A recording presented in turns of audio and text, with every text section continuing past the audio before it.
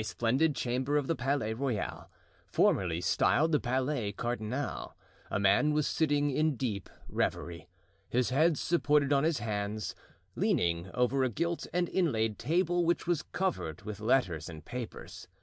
Behind this figure glowed a vast fireplace, alive with leaping flames. Great logs of oak blazed and crackled on the polished brass andirons, whose flicker shone upon the superb habiliments of the lonely tenant of the room, which was illumined grandly by twin candelabra rich with wax lights. Anyone who happened at that moment to contemplate that red simar, the gorgeous robe of office, and the rich lace, or who gazed on that pale brow bent in anxious meditation, might, in the solitude of that apartment, combined with the silence of the antechambers and the measured paces of the guards upon the landing-place, have fancied that the shade of Cardinal Richelieu lingered still in his accustomed haunt. It was, alas, the ghost of former greatness, France enfeebled, the authority of her sovereign contemned, her nobles returning to their former turbulence and insolence, her enemies within her frontiers, all proved the great Richelieu no longer in existence. In truth, that the red simar which occupied the wonted place was his no longer, was still more strikingly obvious from the isolation which seemed, as we have observed, more appropriate to a phantom than a living creature, from the corridors deserted by courtiers and courts crowded with guards, from that spirit of bitter ridicule which, arising from the streets below, penetrated through the very casements of the room, which resounded with the murmurs of a whole city leagued against the minister, as well as from the distant and incessant sounds of guns firing, let off happily, without other end or aim except to show to the guards, the Swiss troops, and the military who surrounded the Palais Royal, that the people were possessed of arms. The shade of Richelieu was Mazarin. Now, Mazarin was alone and defenseless, as he well knew. "Foreigner!" he ejaculated. "Italian! That is their mean yet mighty byword of reproach, the watchword with which they assassinated, hanged, and made away with the Concini. And if I gave them their way, they would assassinate, hang, and make away with me in the same manner, although they have nothing to complain of except a tax or two now and then. Idiots! Ignorant of their real enemies, they do not perceive that it is not the Italian who speaks French badly, but those who can say fine things to them in the purest Parisian accent, who are their real foes. Yes, yes," Mazarin continued, whilst his wonted smile, full of subtlety, lent a strange expression to his pale lips. "Yes, these noises prove to me, indeed, that the destiny of favorites is precarious. But ye shall know I am no ordinary favorite. No, the Earl of Essex, 'tis true, wore a splendid ring, set with diamonds, given him by his royal mistress, whilst I have nothing but a simple circlet of gold, with a cipher on it, and a date.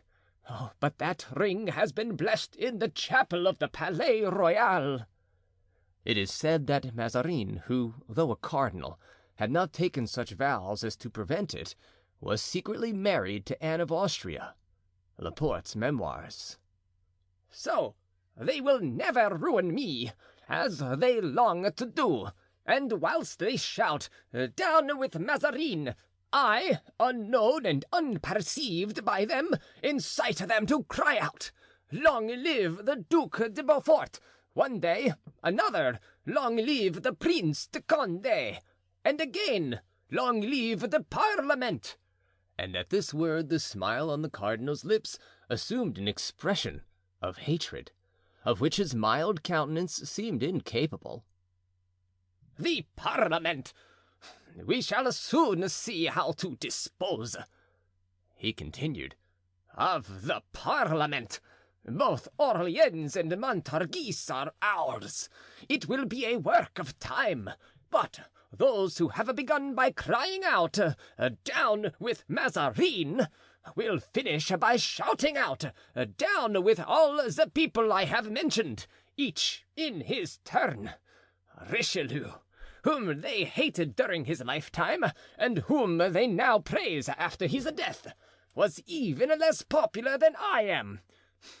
Often he was driven away. Oftener still he had a dread of being sent away. The queen will never banish me, and even were I obliged to yield to the populace, she would yield with me. If I fly, she will fly, and then we shall see how the rebels will get on without either king or queen. Oh, were I not a foreigner! Were I but a Frenchman! Were I but of gentle birth!" The position of the cardinal was indeed critical, and recent events had added to his difficulties. Discontent had long pervaded the lower ranks of society in France, crushed and impoverished by taxation, imposed by Mazarin, whose avarice impelled him to grind them down to the very dust. The people, as the advocate general Talon described it, had nothing left to them except their souls, and as those could not be sold by auction, they began to murmur. Patience had in vain been recommended to them by reports of brilliant victories gained by France. Laurels, however, were not meat and drink, and the people had for some time been in a state of discontent. Had this been all, it might not, perhaps, have greatly signified, for when the lower classes alone complained, the court of France, separated as it was from the poor by the intervening classes of the gentry and the bourgeoisie, seldom listened to their voices. But unluckily, Mazarin had had the imprudence to attack the magistrates, and had sold no less than 12 appointments in the court of requests at a high price. And as the officers of that court paid very dearly for their places, and as the addition of 12 new colleagues would necessarily lower the value of each place, the old functionaries formed a union amongst themselves, and enraged, swore on the Bible not to allow of this addition to their number, but to resist all the persecutions which might ensue, and should any one of them chance to forfeit his post by this resistance, to combine to indemnify him for his loss. Now, the following occurrences had taken place between the two contending parties. On the 7th of January, between 700 and 800 tradesmen had assembled in Paris to discuss a new tax which was to be levied on house property. They deputed 10 of their number to wait upon the Duke of Orleans, who, according to his custom, affected popularity. The duke received them, and they informed him that they were resolved not to pay this tax, even if they were obliged to defend themselves against its collectors by force of arms. They were listened to with great politeness by the duke, who held out hopes of easier measures, promised to speak in their behalf to the queen, and dismissed them with the ordinary expression of royalty, "We will see what we can do." 2 days afterward these same magistrates appeared before the cardinal, and their spokesman addressed Mazarin with so much fearlessness and determination that the minister was astounded, and sent the deputation away with the same answer as it had received from the Duke of Orleans, that he would see what could be done. And in accordance with that intention a council of state was assembled, and the superintendent of finance was summoned. This man, named Emery, was the object of popular detestation. In the first place, because he was superintendent of finance, and every superintendent of finance deserved to be hated. In the second place, because he rather deserved the odium which he had incurred. He was the son of a banker at Lyons named Particelli, who, after becoming a bankrupt, chose to change his name to Emery, and Cardinal Richelieu, having discovered in him great financial aptitude, had introduced him with a strong recommendation to Louis XIII, under his assumed name, in order that he might be appointed to the post he subsequently held. "You surprise me," exclaimed the monarch. "I am rejoiced to hear you speak of Monsieur d'Emery as calculated for a post which requires a man of probity. I was really afraid that you were going to force that villain Particelli upon me." "Sire," replied Richelieu, "rest assured that Particelli, the man to whom your majesty refers, has been hanged." "Ah, So much the better," exclaimed the king. "It is not for nothing that I am styled Louis the Just." And he signed Emery's appointment. This was the same Emery who became eventually superintendent of finance. He was sent for by the ministers, and he came before them pale and trembling, declaring that his son had very nearly been assassinated the day before near the palace. The mob had insulted him on account of the ostentatious luxury of his wife, whose house was hung with red velvet edged with gold fringe. This lady was the daughter of Nicolas de Camus, who arrived in Paris with 20 francs in his pocket, became Secretary of State, and accumulated wealth enough to divide 9 millions of francs among his children, and to keep an income of 40,000 for himself. The fact was that Emery's son had run a great chance of being suffocated, one of the rioters having proposed to squeeze him until he gave up all the gold he had swallowed. Nothing, therefore, was settled that day, as Emery's head was not steady enough for business after such an occurrence. On the next day, Mathieu Molé, the chief president, whose courage at this crisis, says the Cardinal de Retz, was equal to that of the Duc de Beaufort and the Prince de Condé, in other words, of the 2 men who were considered the bravest in France, had been attacked in his turn. The people threatened to hold him responsible for the evils that hung over them, but the chief president had replied with his habitual coolness, without betraying either disturbance or surprise, that should the agitators refuse obedience to the king's wishes, he would have gallows erected in the public squares and proceed at once to hang the most active among them. To which the others had responded that they would be glad to see the gallows erected.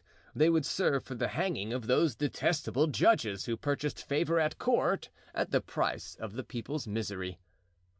Nor was this all.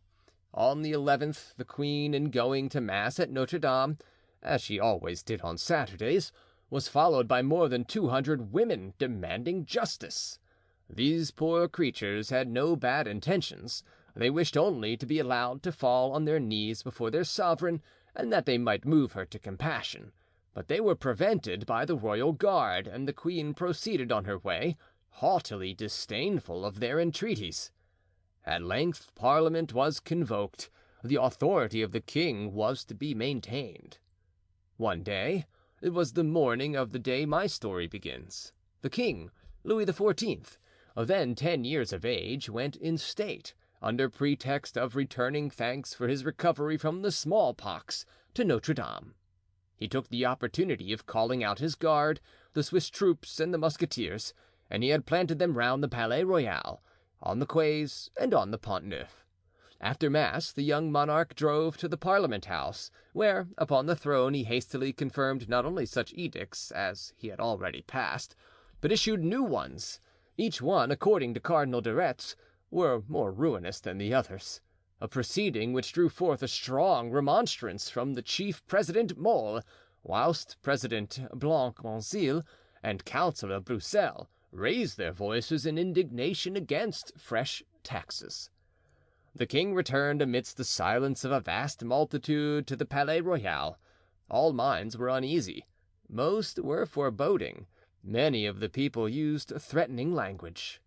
At first, indeed, they were doubtful whether the king's visit to the Parliament had been in order to lighten or increase their burdens, but scarcely was it known that the taxes were to be still further increased, when cries of "Down with Mazarin! Long live Broussel! Long live Blancmesnil!" resounded through the city, for the people had learned that Broussel and Blancmesnil had made speeches in their behalf, and although the eloquence of these deputies had been without avail, it had none the less won for them the people's goodwill. All attempts to disperse the groups collected in the streets or silence their exclamations were in vain. Orders had just been given to the royal guards and the Swiss guards, not only to stand firm, but to send out patrols to the streets of Saint Denis and Saint Martin, where the people thronged and where they were the most vociferous, when the mayor of Paris was announced at the Palais Royal. He was shown in directly. He came to say that if these offensive precautions were not discontinued, in 2 hours Paris would be under arms.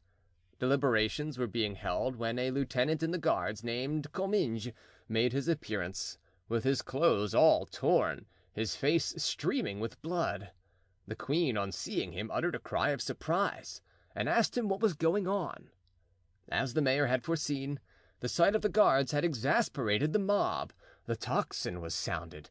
Comminges had arrested one of the ringleaders and had ordered him to be hanged near the cross of Du Trois. But in attempting to execute this command, the soldiery were attacked in the marketplace with stones and halberds. The delinquent had escaped to the Rue de Lombard and rushed into a house. They broke open the doors and searched the dwelling, but in vain. Comminges, wounded by a stone which had struck him on the forehead, had left a picket in the street and returned to the Palais Royal, followed by a menacing crowd, to tell his story. This account confirmed that of the mayor. The authorities were not in a condition to cope with serious revolt. Mazarin endeavored to circulate among the people a report that troops had only been stationed on the quays and on the Pont Neuf on account of the ceremonial of the day, and that they would soon withdraw. In fact, about 4 o'clock they were all concentrated about the Palais Royal, the courts and ground floors of which were filled with musketeers and Swiss guards, and there awaited the outcome of all this disturbance. Such was the state of affairs at the very moment we introduced our readers to the study of Cardinal Mazarin, once that of Cardinal Richelieu. We have seen in what state of mind he listened to the murmurs from below, which even reached him in his seclusion, and to the guns, the firing of which resounded through that room. All at once he raised his head, his brow slightly contracted like that of a man who has formed a resolution. He fixed his eyes upon an enormous clock that was about to strike 10, and taking up a whistle of silver gilt that stood upon the table near him, he shrilled it twice. A door hidden in the tapestry opened noiselessly, and a man in black silently advanced and stood behind the chair on which Mazarin sat. "Bernouin," said the cardinal, not turning around, for having whistled he knew that it was his valet de chambre who was behind him. "What musketeers are now within the palace?" "The Black Musketeers, my lord." "What company?" "Tréville's company." "Is there an officer belonging to this company in the antechamber?" "Lieutenant d'Artagnan." "A man on whom we can depend, I hope?" "Yes, my lord." "Give me a uniform of one of these musketeers and help me to put it on." The valet went out as silently as he had entered and appeared in a few minutes bringing the dress demanded. The cardinal, in deep thought and in silence, began to take off the robes of state he had assumed in order to be present at the sitting of Parliament, and to attire himself in the military coat which he wore with a certain degree of easy grace, owing to his former campaigns in Italy. When he was completely dressed, he said: "Send hither Monsieur d'Artagnan." The valet went out of the room, this time by the center door, but still as silently as before. One might have fancied him an apparition. When he was left alone, the cardinal looked at himself in the glass with a feeling of self-satisfaction. Still young, for he was scarcely 46 years of age, he possessed great elegance of form and was above the middle height. His complexion was brilliant and beautiful, his glance full of expression. His nose, though large, was well proportioned, his forehead broad and majestic. His hair, of a chestnut color, was curled slightly. His beard, which was darker than his hair, was turned carefully with a curling iron, a practice that greatly improved it. After a short time the cardinal arranged his shoulder belt, then looked with great complacency at his hands, which were most elegant, and of which he took the greatest care, and throwing on one side the large kid gloves tried on at first, as belonging to the uniform, he put on others of silk only. At this instant the door opened. "Monsieur d'Artagnan," said the valet de chambre. An officer, as he spoke, entered the apartment. He was a man between 39 and 40 years of age, of medium height, but a very well proportioned figure, with an intellectual and animated physiognomy, his beard black, and his hair turning gray, as often happens when people have found life either too gay or too sad, more especially when they happen to be of a swart complexion. D'Artagnan advanced a few steps into the apartment. How perfectly he remembered his former entrance into that very room! Seeing, however, no one there except a musketeer of his own troop, he fixed his eyes upon the supposed soldier, in whose dress, nevertheless, he recognized at the first glance the cardinal. The lieutenant remained standing in a dignified but respectful posture, such as became a man of good birth, who had in the course of his life been frequently in the society of the highest nobles. The cardinal looked at him with a cunning rather than serious glance, yet he examined his countenance with attention, and after a momentary silence said: "You are Monsieur d'Artagnan?" "I am that individual," replied the officer. Mazarin gazed once more at a countenance full of intelligence, the play of which had been nevertheless subdued by age and experience, and D'Artagnan received the penetrating glance like one who had formerly sustained many a searching look, very different indeed from those which were inquiringly directed on him at that instant. "Sir," resumed the cardinal, "you are to come with me, or rather, I am to go with you." "I am at your command, my lord," returned D'Artagnan. "I wish to visit in person the outposts which surround the Palais Royal. Do you suppose that there is any danger in so doing?" "Danger, my lord!" exclaimed D'Artagnan with a look of astonishment. "What danger?" "I am told that there is a general insurrection." "The uniform of the king's musketeers carries a certain respect with it, and even if that were not the case, I would engage with 4 of my men to put to flight 100 of these clowns." "Did you witness the injury sustained by Comminges?" "Monsieur de Comminges is in the guards and not in the musketeers." "Which means, I suppose, that the musketeers are better soldiers than the guards." The cardinal smiled as he spoke.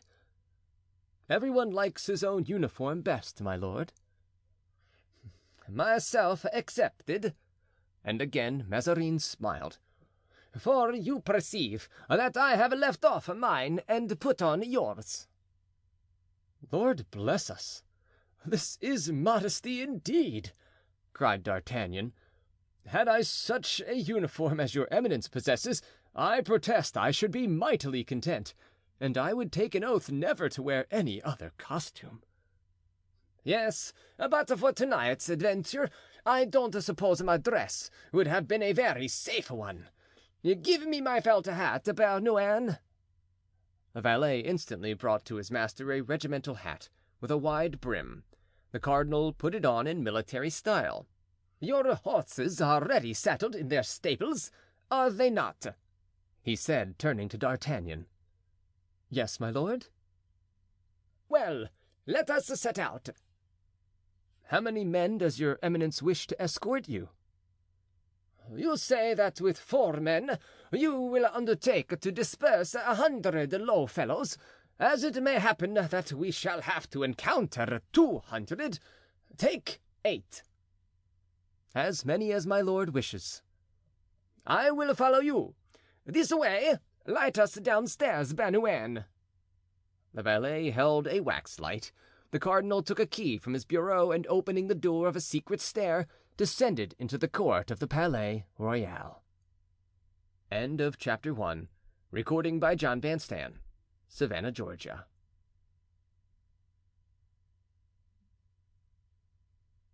A nightly patrol.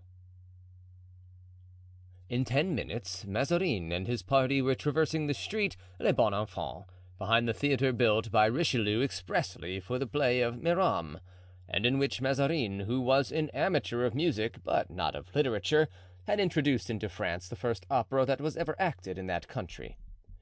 The appearance of the town denoted the greatest agitation.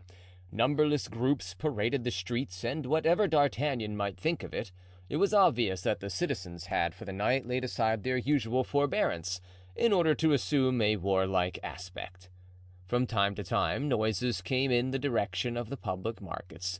The report of firearms was heard near the Rue Saint-Denis, and occasionally church bells began to ring indiscriminately and at the caprice of the populace. D'Artagnan, meantime, pursued his way with the indifference of a man upon whom such acts of folly made no impression. When he approached a group in the middle of the street, he urged his horse upon it without a word of warning, and the members of the group, whether rebels or not, as if they knew with what sort of man they had to deal, at once gave place to the patrol. The cardinal envied that composure which he attributed to the habit of meeting danger, but none the less he conceived for the officer under whose orders he had for the moment placed himself that consideration which even prudence pays to careless courage. On approaching an outpost near the Barriere de Sergent, the sentinel cried out, "Who's there?" And D'Artagnan answered, having first asked the word of the cardinal, "Louis and Rocroy." After which he inquired if Lieutenant Comminges were not the commanding officer at the post. The soldier replied by pointing out to him an officer who was conversing on foot, his hand upon the neck of a horse on which the individual to whom he was talking sat. Here was the officer D'Artagnan was seeking. "Here is Monsieur Comminges," said D'Artagnan, returning to the cardinal. He instantly retired from a feeling of respectful delicacy. It was, however, evident that the cardinal was recognized by both Comminges and the other officers on horseback. "Well done, Guitant!" cried the cardinal to the equestrian. "I see plainly that, notwithstanding the 64 years that have passed over your head, you are still the same man, active and zealous. What were you saying to this youngster?" "My lord," replied Guitant, "I was observing that we live in troublous times, and that today's events are very like those in the days of the League, of which I heard so much in my youth. Are you aware that the mob have even suggested throwing up barricades in the Rue Saint-Denis and the Rue Saint-Antoine?" "And what was Comminges saying to you in reply, my good Guitant?" "My lord," said Comminges, "I answered that to compose a league only one ingredient was wanting, in my opinion an essential one, a Duc de Guise. Moreover, no generation ever does the same thing twice." "No, but they mean to make a Fronde, as they call it," said Guitant. "And what is a Fronde?" inquired Mazarin. "My lord, Fronde is the name the discontented give to their party." "And what is the origin of this name?" "It seems that some days since Councillor Beauchamont remarked at the palace that rebels and agitators reminded him of schoolboys slinging, qui fronde, stones from the moats round Paris, young urchins who run off the moment the constable appears, only to return to their diversion the instant his back is turned. So they have picked up the word, and the insurrectionists are called Frondeurs. And yesterday every article sold was à la Fronde, bread à la Fronde, hats à la Fronde, to say nothing of gloves, pocket handkerchiefs, and fans. But listen!" At that moment a window opened and a man began to sing. "A tempest from the Fronde did blow today. I think 'twill blow Sir Mazarin away." "Insolent wretch!" cried Guitant. "My lord," said Comminges, who, irritated by his wounds, wished for revenge and longed to give back blow for blow, "shall I fire off a ball to punish that jester, and to warn him not to sing so much out of tone in the future?" And as he spoke he put his hand on the holster of his uncle's saddle-bow. "Certainly not, certainly not," exclaimed Mazarin. "Diavolo! My dear friend, you are going to spoil everything. Everything is going on famously. I know the French as well as if I had made them myself. They sing, let them pay the piper. During the League, about which Guitant was speaking just now, the people chanted nothing except the mass, so everything went to destruction. Come, Guitant, come along, and let's see if they keep watch at the 15 as at the Barriere de Sergents." And waving his hand to Comminges, he rejoined D'Artagnan, who instantly put himself at the head of his troop, followed by the cardinal, Guitant, and the rest of the escort. "Just so," muttered Comminges, looking after Mazarin. "True, I forgot. Provided he can get money out of the people, that is all he wants." The street of Saint Honore, when the cardinal and his party passed through it, was crowded by an assemblage who, standing in groups, discussed the edicts of that memorable day. They pitied the young king who was unconsciously ruining his country, and threw all the odium of his proceedings on Mazarin.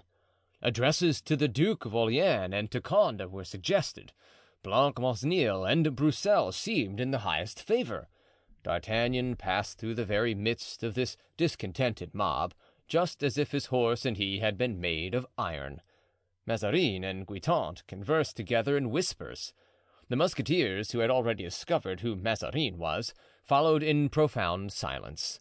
In the street of Saint Thomas de Louvre they stopped at the barrier distinguished by the name of 15 Here Guitant spoke to one of the subalterns, asking how matters were progressing. "Ah, captain," said the officer, "everything is quiet hereabout, if I did not know that something is going on in yonder house." And he pointed to a magnificent hotel situated on the very spot whereon the Vaudeville now stands. "In that hotel? It is the Hotel Rambouillet," cried Guitant. "I really don't know what hotel it is. All I do know is that I observed some suspicious-looking people go in there." "Nonsense!" exclaimed Guitant with a burst of laughter. "Those men must be poets." "Come, Guitant, speak, if you please, respectfully of these gentlemen," said Mazarin. "Don't you know that I was in my youth a poet? I wrote verses in the style of Benserade." "You, my lord?" "Yes, I. Shall I repeat to you some of my verses?" "Just as you please, my lord. I do not understand Italian." "Yes, but you understand French." And Mazarin laid his hand upon Guitant's shoulder. "My good, my brave Guitant, whatsoever command I may give you in that language, in French, whatever I may order you to do, will you not perform it?" "Certainly. I have already answered that question in the affirmative, but that command must come from the queen herself." "Yes, yes." Mazarin bit his lips as he spoke. "I know your devotion to her majesty." "I have been a captain in the queen's guards for 20 years," was the reply. "En route, Monsieur d'Artagnan," said the cardinal. "All goes well in this direction." D'Artagnan, in the meantime, had taken the head of his detachment without a word, and with that ready and profound obedience which marks the character of an old soldier. He led the way toward the hill of Saint Roch. The Rue Richelieu and the Rue Villedot were then, owing to their vicinity to the ramparts, less frequented than any others in that direction, for the town was thinly inhabited thereabout. "Who is in command here?" asked the cardinal. "Villequier," said Guitant. "Diavolo! Speak to him yourself, for ever since you were deputed by me to arrest the Duc de Beaufort, this officer and I have been on bad terms. He laid claim to that honor as captain of the royal guards." "I am aware of that, and I have told him 100 times that he was wrong. The king could not give that order, since at that time he was hardly 4 years old." "Yes, but I could give him the order, I, Guitant, and I preferred to give it to you." Guitant, without reply, rode forward and desired the sentinel to call Monsieur de Villequier. "Ah, so you are here," cried the officer in the tone of ill humor habitual to him. "What the devil are you doing here?" "I wish to know, can you tell me, pray, is anything fresh occurring in this part of the town?" "What do you mean? People cry out, Long live the king, down with Mazarin. That's nothing new. No, we've been used to those acclamations for some time." "And you sing chorus?" replied Guitant, laughing. "Faith, I've half a mind to do it. In my opinion, the people are right, and cheerfully would I give up 5 years of my pay, which I am never paid, by the way, to make the king 5 years older." "Really? And pray, what would come to pass, supposing the king were 5 years older than he is?" "As soon as ever the king comes of age, he will issue his commands himself, and 'tis far pleasanter to obey the grandson of Henry IV than the son of Pater Mazarin. 'Sdeath, I would die willingly for the king, but supposing I happened to be killed on account of Mazarin, as your nephew came near being today, there could be nothing in paradise, however well placed I might be there, that could console me for it." "Well, Monsieur de Villequier," Mazarin interposed, "I shall make it my care the king hears of your loyalty. Come, gentlemen," addressing the troop, "let us return." "Stop!"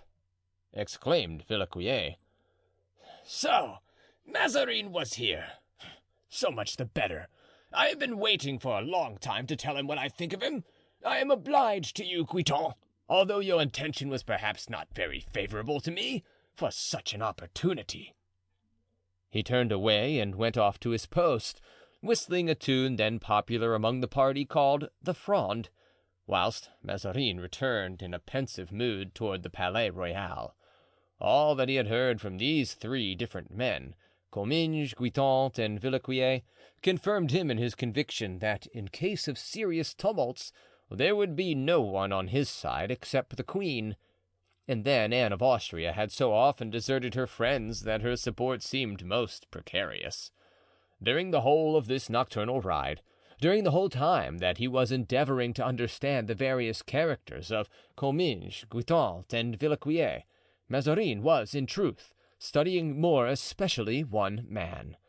This man who had remained immovable as bronze when menaced by the mob, not a muscle of whose face was stirred, either at Mazarin's witticisms or by the jests of the multitude, seemed to the cardinal a peculiar being, who, having participated in past events similar to those occurring now, was calculated to cope with those now on the eve of taking place. The name of D'Artagnan was not altogether new to Mazarin, who, although he did not arrive in France before the year 1634 or 1635, that is to say, about 8 or 9 years after the events which we have related in a preceding narrative, the Three Musketeers, fancied he had heard it pronounced as that of one who was said to be a model of courage, address, and loyalty. Possessed by this idea, the cardinal resolved to know all about D'Artagnan immediately. Of course, he could not inquire from D'Artagnan himself who he was and what had been his career. He remarked, however, in the course of conversation, that the lieutenant of musketeers spoke with a Gascon accent. Now, the Italians and the Gascons are too much alike, and know each other too well ever to trust what any one of them may say of himself. So, in reaching the walls which surrounded the Palais Royal, the cardinal knocked at a little door, and after thanking D'Artagnan and requesting him to wait in the court of the Palais Royal, he made a sign to Guitant to follow him. They both dismounted, consigned their horses to the lackey who had opened the door, and disappeared in the garden. "My dear friend," said the cardinal, leaning as they walked through the garden on his friend's arm, "you told me just now that you had been 20 years in the queen's service." "Yes, it's true, I have," returned Guitant. "Now, my dear Guitant, I have often remarked that in addition to your courage, which is indisputable, and your fidelity, which is invincible, you possess an admirable memory." "You have found that out, have you, my lord? Deuce take it, all the worse for me." "How?" "There is no doubt but that one of the chief accomplishments of a courtier is to know when to forget." "But you, Guitant, are not a courtier. You are a brave soldier, one of the few remaining veterans of the days of Henry IV. Alas, how few today exist!" "Plague on it, my lord! Have you brought me here to get my horoscope out of me?" "No, I only brought you here to ask you," returned Mazarin, smiling, "if you have taken any particular notice of our lieutenant of musketeers." "Monsieur d'Artagnan? I have had no occasion to notice him particularly. He's an old acquaintance. He's a Gascon. De Tréville knows him and esteems him very highly, and de Tréville, as you know, is one of the queen's greatest friends. As a soldier, the man ranks well. He did his whole duty and even more at the siege of Rochelle, as at Suze and Perpignan." "But you know, Guitant, we poor ministers often want men with other qualities besides courage. We want men of talent.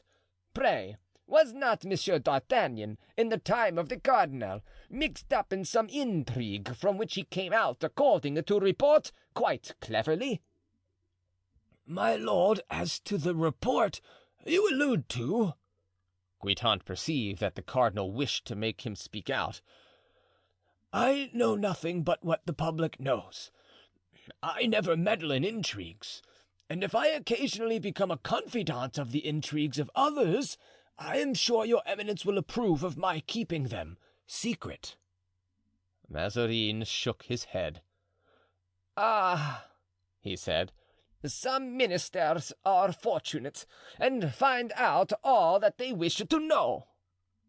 "My lord," replied Guitant, "such ministers do not weigh men in the same balance. They get their information on war from warriors, on intrigues from intriguers. Consult some politician of the period of which you speak, and if you pay well for it, will certainly get to know all you want." "Pardieu," said Mazarin, with a grimace which he always made when spoken to about money. "they will be paid if there is no way of getting out of it." "Does my lord seriously wish me to name anyone who was mixed up in the cabals of that day?" "By Bacchus!" rejoined Mazarin impatiently, "it's about an hour since I asked you for that very thing, wooden head that you are." "There is one man for whom I can answer, if he will speak out." "That's my concern. I will make him speak." "Ah, my lord, 'tis not easy to make people say what they don't wish to let out." "Pooh! With patience one must succeed. Well, this man, who is he?" "The Comte de Rochefort." "The Comte de Rochefort?" "Unfortunately, he has disappeared these 4 or 5 years, and I don't know where he is." "I know, Guitant," said Mazarin. "Well, then, how is it that your eminence complained just now of want of information?" "You think," resumed Mazarin, "that Rochefort—" "He was the Cardinal Richelieu's creature, my lord. I warn you, however, his services will cost you something. The cardinal was lavish to his underlings." "Yes, yes, Guitant," said Mazarin. "Richelieu was a great man, a very great man, but he had that defect. Thanks, Guitant. I shall benefit by your advice this very evening." Here they separated, and bidding adieu to Guitant in the court of the Palais Royal, Mazarin approached an officer who was walking up and down within that enclosure. It was D'Artagnan who was waiting for him. "Come hither," said Mazarin in his softest voice. "I have an order to give you." D'Artagnan bent low, and following the cardinal up the secret staircase, soon found himself in the study whence they had first set out. The cardinal seated himself before his bureau, and taking a sheet of paper wrote some lines upon it, whilst D'Artagnan stood imperturbable, without showing either impatience or curiosity. He was like a soldierly automaton, or rather, like a magnificent marionette. The cardinal folded and sealed his letter. "Monsieur d'Artagnan," he said, "you are to take this dispatch to the Bastille and bring back here the person it concerns. You must take a carriage and an escort, and guard the prisoner with the greatest care." D'Artagnan took the letter, touched his hat with his hand, turned round upon his heel like a drill sergeant, and a moment afterward was heard in his dry and monotonous tone commanding, "4 men and an escort, a carriage and a horse." 5 minutes afterward, the wheels of the carriage and the horse's shoes were heard resounding on the pavement of the courtyard. End of Chapter 2. Recording by John Van Stan, Savannah, Georgia.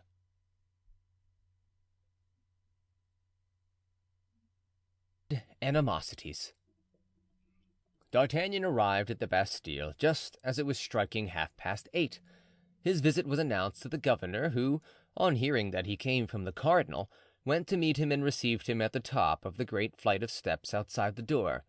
The governor of the Bastille was Monsieur de Tremblay, the brother of the famous Capuchin Joseph, that fearful favorite of Richelieu's who went by the name of the Gray Cardinal. During the period that the Duc de Bassompierre passed in the Bastille, where he remained for 12 long years, when his companions in their dreams of liberty said to each other, "As for me, I shall go out of the prison at such a time, and another at such and such a time," the duke used to answer, "As for me, gentlemen, I shall leave only when Monsieur de Tremblay leaves," meaning that at the death of the Cardinal de Tremblay would certainly lose his place at the Bastille and de Bassompierre regain his at court. His prediction was nearly fulfilled, but in a very different way from that which de Bassompierre supposed, for after the death of Richelieu everything went on, contrary to expectation, in the same way as before, and Bassompierre had little chance of leaving his prison. Monsieur de Tremblay received D'Artagnan with extreme politeness and invited him to sit down with him to supper, of which he was himself about to partake. "I should be delighted to do so," was the reply, "but if I am not mistaken, the words 'in haste' are written on the envelope of the letter which I brought." "You are right," said du Tremblay. "Hello, Major, tell them to order number 25 to come downstairs." The unhappy wretch who entered the Bastille ceased, as he crossed the threshold, to be a man. He became a number. D'Artagnan shuddered at the noise of the keys. He remained on horseback, feeling no inclination to dismount, and sat looking at the bars, at the buttressed windows and the immense walls he had hitherto only seen from the other side of the moat, but by which he had for 20 years been awestruck. A bell resounded. "I must leave you," said du Tremblay. "I am sent for to sign the release of a prisoner, and I shall be happy to meet you again, sir." "May the devil annihilate me if I return thy wish," murmured D'Artagnan, smiling as he pronounced the imprecation. "I declare I feel quite ill after only being 5 minutes in the courtyard. Go to. I would rather die on straw than hoard up 1,000 a year by being governor of the Bastille." He had scarcely finished this soliloquy before the prisoner arrived. On seeing him, D'Artagnan could hardly suppress an exclamation of surprise. The prisoner got into the carriage without seeming to recognize the musketeer. "Gentlemen," thus D'Artagnan addressed the 4 musketeers, "I am ordered to exercise the greatest possible care in guarding the prisoner, and since there are no locks on the carriage, I shall sit beside him. Monsieur de Lillebonne, lead my horse by the bridle, if you please." As he spoke, he dismounted, gave the bridle of his horse to the musketeer, and placing himself by the side of the prisoner, said in a voice perfectly composed, "To the Palais Royal, at full trot." The carriage drove on, and D'Artagnan, availing himself of the darkness in the archway under which they were passing, threw himself into the arms of the prisoner. "Rochefort!" he exclaimed. "You! Is it you indeed? Am I not mistaken?" "D'Artagnan?" cried Rochefort. "Ah, my poor friend," resumed D'Artagnan, "not having seen you for 4 or 5 years, I concluded you were dead." "I'faith," said Rochefort, "there's no great difference, I think, between a dead man and one who has been buried alive. Now, I have been buried alive, or very nearly so." "And for what crime are you imprisoned in the Bastille?" "Do you wish me to speak the truth?" "Yes." "Well, then, I don't know." "Have you no suspicion of me, Rochefort?" "No, on the honor of a gentleman, but I cannot be imprisoned for the reason alleged. It is impossible." "What reason?" asked D'Artagnan. "For stealing." "For stealing? You, Rochefort? You are laughing at me." "I understand. You mean that this demands explanation, do you not?" "I admit it." "Well, this is what actually took place.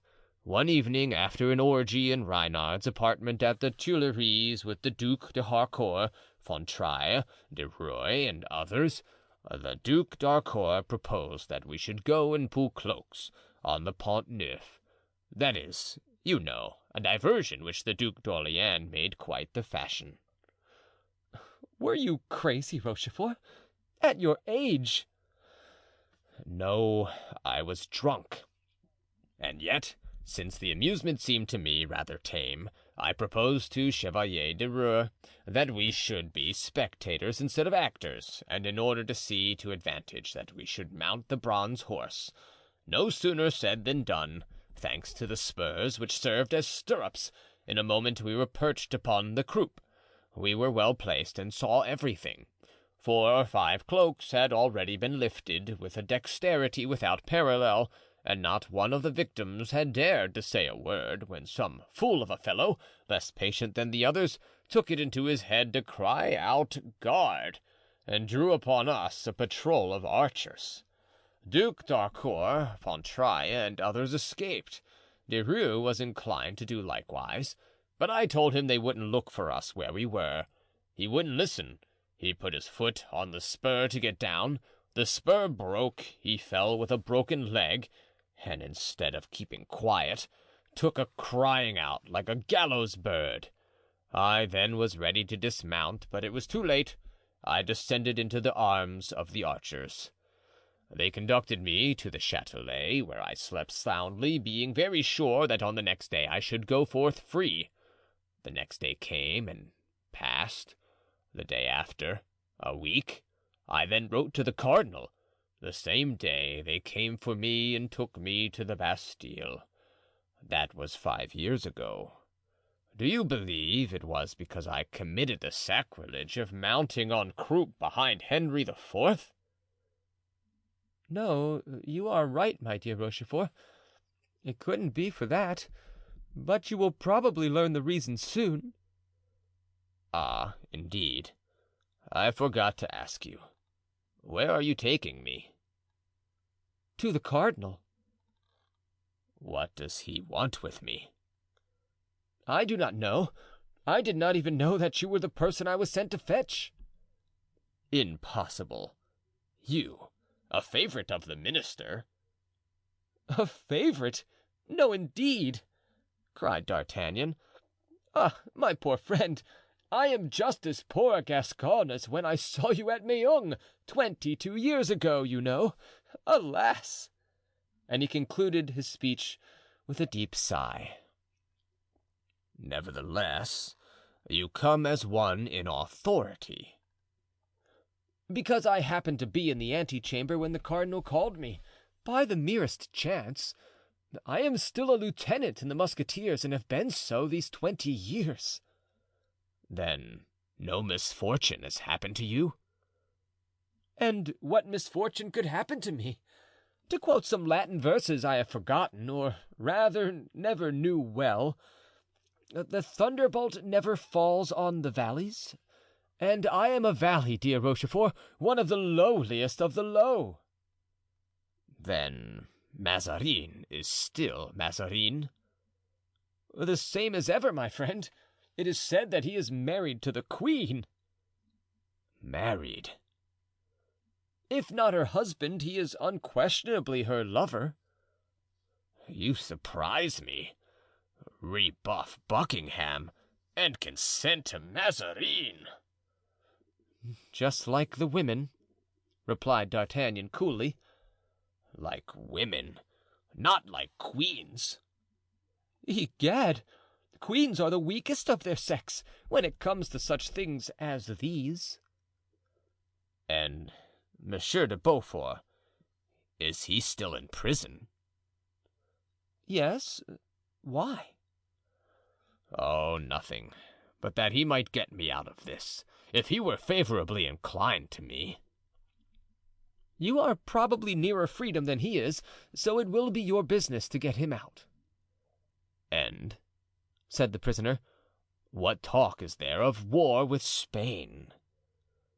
"With Spain, no," answered D'Artagnan, "but Paris." "What do you mean?" cried Rochefort. "Do you hear the guns, pray? The citizens are amusing themselves in the meantime." "And do you really think that anything could be done with these bourgeois?" "Yes, they might do well if they had any leader to unite them in one body." "How miserable not to be free!" "Don't be downcast. Since Mazarin has sent for you, it is because he wants you. I congratulate you. Many a long year has passed since any one has wanted to employ me, so you see in what a situation I am." "Make your complaint known. That's my advice." "Listen, Rochefort, let us make a compact. We are friends, are we not?" "Egad, I bear the traces of our friendship, 3 slits or slashes from your sword." "Well, if you should be restored to favor, don't forget me." "On the honor of a Rochefort, but you must do the like for me." "There's my hand, I promise." "Therefore, whenever you find any opportunity of saying something in my behalf—" "I shall say it. And you?" "I shall do the same. Apropos, are we to speak of your friends also, Athos, Porthos, and Aramis, or have you forgotten them?" "Almost." "What has become of them?" "I don't know. We separated, as you know. They are alive, that's all I can say about them. From time to time I hear of them indirectly, but in what part of the world they are, devil take me if I know. No, on my honor, I have not a friend in the world but you, Rochefort." "And the illustrious? What's the name of the lad whom I made a sergeant in Piedmont's regiment?" "Planchet." "The illustrious Planchet. What has become of him?" "I shouldn't wonder if he were at the head of the mob at this very moment. He married a woman who keeps a confectioner's shop in the Rue de Lombard, for he's a lad who is always fond of sweetmeats. He's now a citizen of Paris. You'll see that queer fellow will be a sheriff before I shall be a captain." "Come, dear D'Artagnan, look up a little. Courage! It is when one is lowest on the wheel of fortune that the merry-go-round wheels and rewards us. This evening your destiny begins to change." "Amen!" exclaimed D'Artagnan, stopping the carriage. "What are you doing?" asked Rochefort. "We are almost there, and I want no one to see me getting out of your carriage. We are supposed not to know each other." "You are right. Adieu." "Au revoir. Remember your promise." In 5 minutes the party entered the courtyard, and D'Artagnan led the prisoner up the great staircase and across the corridor and antechamber. As they stopped at the door of the cardinal's study, D'Artagnan was about to be announced when Rochefort slapped him on his shoulder. "D'Artagnan, let me confess to you what I've been thinking about during the whole of my drive, as I looked out upon the parties of citizens who perpetually crossed our path, and looked at you and your 4 men with fiery eyes." "Speak out," answered D'Artagnan. "I had only to cry out help, for you and your companions to be cut to pieces, and then I should have been free." "Why didn't you do it?" asked the lieutenant. "Come, come," cried Rochefort. "Did we not swear friendship? Ah, had anyone but you been there, I don't say." D'Artagnan bowed. "It is possible that Rochefort has become a better man than I am," he said to himself, and he caused himself to be announced to the minister. "Let Monsieur de Rochefort enter," said Mazarin, eagerly, on hearing their names pronounced. "and beg Monsieur d'Artagnan to wait. I shall have further need of him." These words gave great joy to D'Artagnan. As he had said, it had been a long time since anyone had needed him, and that demand for his services on the part of Mazarin seemed to him an auspicious sign. Rochefort, rendered suspicious and cautious by these words, entered the apartment, where he found Mazarin sitting at the table, dressed in his ordinary garb and as one of the prelates of the church, his costume being similar to that of the abbeys of the day, excepting that his scarf and stockings were violet. As the door was closed, Rochefort cast a glance toward Mazarin, which was answered by one equally furtive from the minister. There was little change in the cardinal, still dressed with sedulous care, his hair well arranged and curled, his person perfumed. He looked, owing to his extreme taste in dress, only half his age. But Rochefort, who had passed 5 years in prison, had become old in the lapse of a few years. The dark locks of this estimable friend of the defunct Cardinal Richelieu were now white. The deep bronze of his complexion had been succeeded by a mortal pallor which betokened debility. As he gazed at him, Mazarin shook his head slightly, as much as to say, "This is a man who does not appear to me fit for much." After a pause, which appeared an age to Rochefort, Mazarin took from a bundle of papers a letter, and showing it to the count, he said, "I find here a letter in which you sue for liberty, Monsieur de Rochefort. You are in prison, then?" Rochefort trembled in every limb at this question. "But I thought," he said, "that your eminence knew that circumstance better than anyone." "I? Oh, no. There is a congestion of prisoners in the Bastille who were cooped up in the time of Monsieur de Richelieu. I don't even know their names." "Yes, but in regard to myself, my lord, it cannot be so, for I was removed from the Châtelet to the Bastille, owing to an order from your eminence." "You think you were?" "I am certain of it." "Huh. Stay, I fancy I remember it. Did you not once refuse to undertake a journey to Brussels for the queen?" Ah!" exclaimed Rochefort. "There is the true reason. Idiot that I am, though I have been trying to find it out for 5 years, I never found it out." "But I do not say it was the cause of your imprisonment. I merely ask you, did you not refuse to go to Brussels for the queen, whilst you had consented to go there to do some services for the late cardinal?" "That is the very reason I refused to go back to Brussels. I was there at a fearful moment. I was sent there to intercept a correspondence between Chalais and the archduke. And even then, when I was discovered, I was nearly torn to pieces. How could I then return to Brussels? I should injure the queen instead of serving her." "Well, since the best motives are liable to misconstruction, the queen saw in your refusal nothing but a refusal, a distinct refusal. She had also much to complain of you during the lifetime of the late cardinal. Yes, Her Majesty the Queen." Rochefort smiled contemptuously. Since I was a faithful servant, my lord, to Cardinal Richelieu during his life, it stands to reason that now, after his death, I should serve you well, in defiance of the whole world."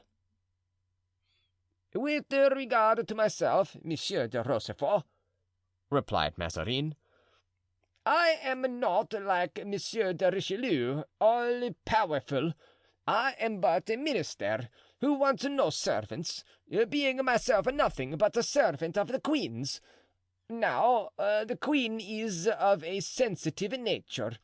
Hearing of your refusal to obey her, she looked upon it as a declaration of war, and as she considers you a man of superior talent and consequently dangerous, she desired me to make sure of you. That is the reason of your being shut up in the Bastille. But your release can be managed. You are one of those men who can comprehend certain matters, and having understood them, can act with energy." "Such was Cardinal Richelieu's opinion, my lord." "The cardinal," interrupted Mazarin, "was a great politician, and therein shown his vast superiority over me. I am a straightforward, simple man. That's my great disadvantage. I am of a frankness of character, quite French." Rochefort bit his lips in order to prevent a smile. "Now to the point. I want friends. I want faithful servants. When I say I want, I mean the queen wants them. I do nothing without her commands. Pray understand that, not like Monsieur de Richelieu, who went on just as he pleased, so I shall never be a great man as he was, but to compensate for that, I shall be a good man, Monsieur de Rochefort, and I hope to prove it to you." Rochefort knew well the tones of that soft voice, in which sounded sometimes a sort of gentle lisp, like the hissing of young vipers. "I am disposed to believe your eminence," he replied, "though I have but little evidence of that good nature of which your eminence speaks. Do not forget that I have been 5 years in the Bastille, and that no medium of viewing things is so deceptive as the grating of a prison." "Ah, Monsieur de Rochefort, have I not told you already that I had nothing to do with that? The queen, cannot you make allowances for the pettishness of a queen and a princess? But that has passed away as suddenly as it came, and is forgotten." "I can easily suppose, sir, that Her Majesty has forgotten it amid the fetes and the courtiers of the Palais Royal. But I, who have passed those years in the Bastille—" "Ah, mon Dieu! My dear Monsieur de Rochefort, do you absolutely think that the Palais Royal is the abode of gaiety? No, we have had great annoyances there. As for me, I play my game squarely, fairly, and above board, as I always do. Let us come to some conclusion. Are you one of us, Monsieur de Rochefort?" "I am very desirous of being so, my lord, but I am totally in the dark about everything. In the Bastille one talks politics only with soldiers and jailers, and you have not an idea, my lord, how little is known of what is going on by people of that sort. I am of Monsieur de Bassompierre's party. He is still one of the 17 peers of France." "He is dead, sir. A great loss. His devotion to the queen was boundless. Men of loyalty are scarce." "I think so, forsooth," said Rochefort. "And when you find any of them, you march them off to the Bastille. However, there are plenty in the world, but you don't look in the right direction for them, my lord." "Indeed? Explain to me. Ah, my dear Monsieur de Rochefort, how much you must have learned during your intimacy with the late cardinal. Ah, he was a great man." Will your eminence be angry if I read you a lesson? I? Never. You know you may say anything to me. I try to be beloved, not feared. Well, there is on the wall of my cell, scratched with a nail, a proverb which says, like master, like servant. Pray, what does that mean? It means that Monsieur de Richelieu was able to find trusty servants, dozens and dozens of them. He? The point aimed at by every poniard? Richelieu, who passed his life in warding off blows which were forever aimed at him? But he did ward them off, said de Rochefort. And the reason was that though he had bitter enemies, he possessed also true friends. I have known persons, he continued, for he thought he might avail himself of the opportunity of speaking of D'Artagnan, who by their sagacity and address have deceived the penetration of Cardinal Richelieu, who by their valor have got the better of his guards and spies, persons without money, without support, without credit, yet who have preserved to the crowned head its crown, and made the cardinal crave pardon. But those men you speak of, said Mazarin, smiling inwardly on seeing Rochefort approach the point to which he was leading him. Those men were not devoted to the cardinal, for they contended against him. No, in that case they would have met with more fitting reward. They had the misfortune to be devoted to that very queen for whom just now you were seeking servants. But how is it that you know so much of these matters? I know them because the men of whom I speak were at that time my enemies, because they fought against me, because I did them all the harm I could and they returned it to the best of their ability, because one of them, with whom I had most to do, gave me a pretty sword thrust now about 7 years ago, the third that I received from the same hand. It closed an old account.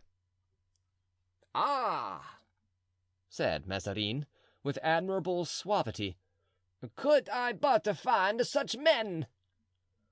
My lord, there has stood for 6 years at your very door a man such as I describe, and during those 6 years he has been unappreciated and unemployed by you.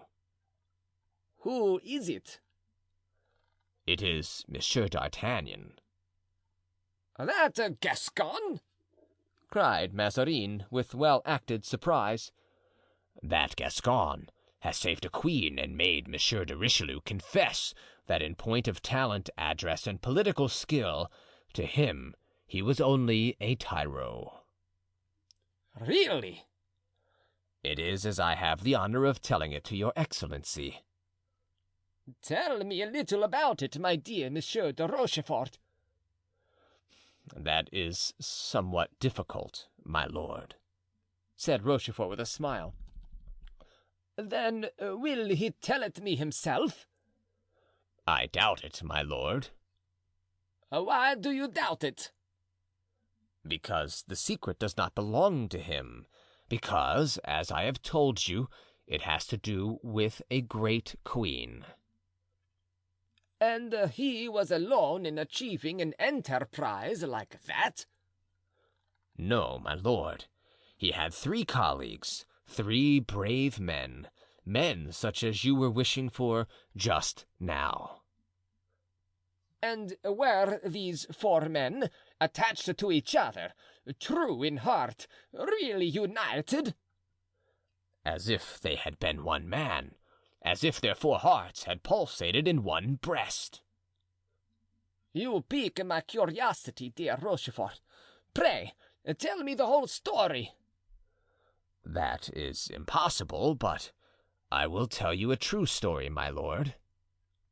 Pray, do so. I delight in stories, cried the cardinal. Listen, then, returned Rochefort as he spoke, endeavoring to read in that subtle countenance the cardinal's motive. "Once upon a time there lived a queen, a powerful monarch, who reigned over one of the greatest kingdoms of the universe, and a minister, and this minister wished much to injure the queen, whom once he had loved too well. Do not try, my lord. You cannot guess who it is.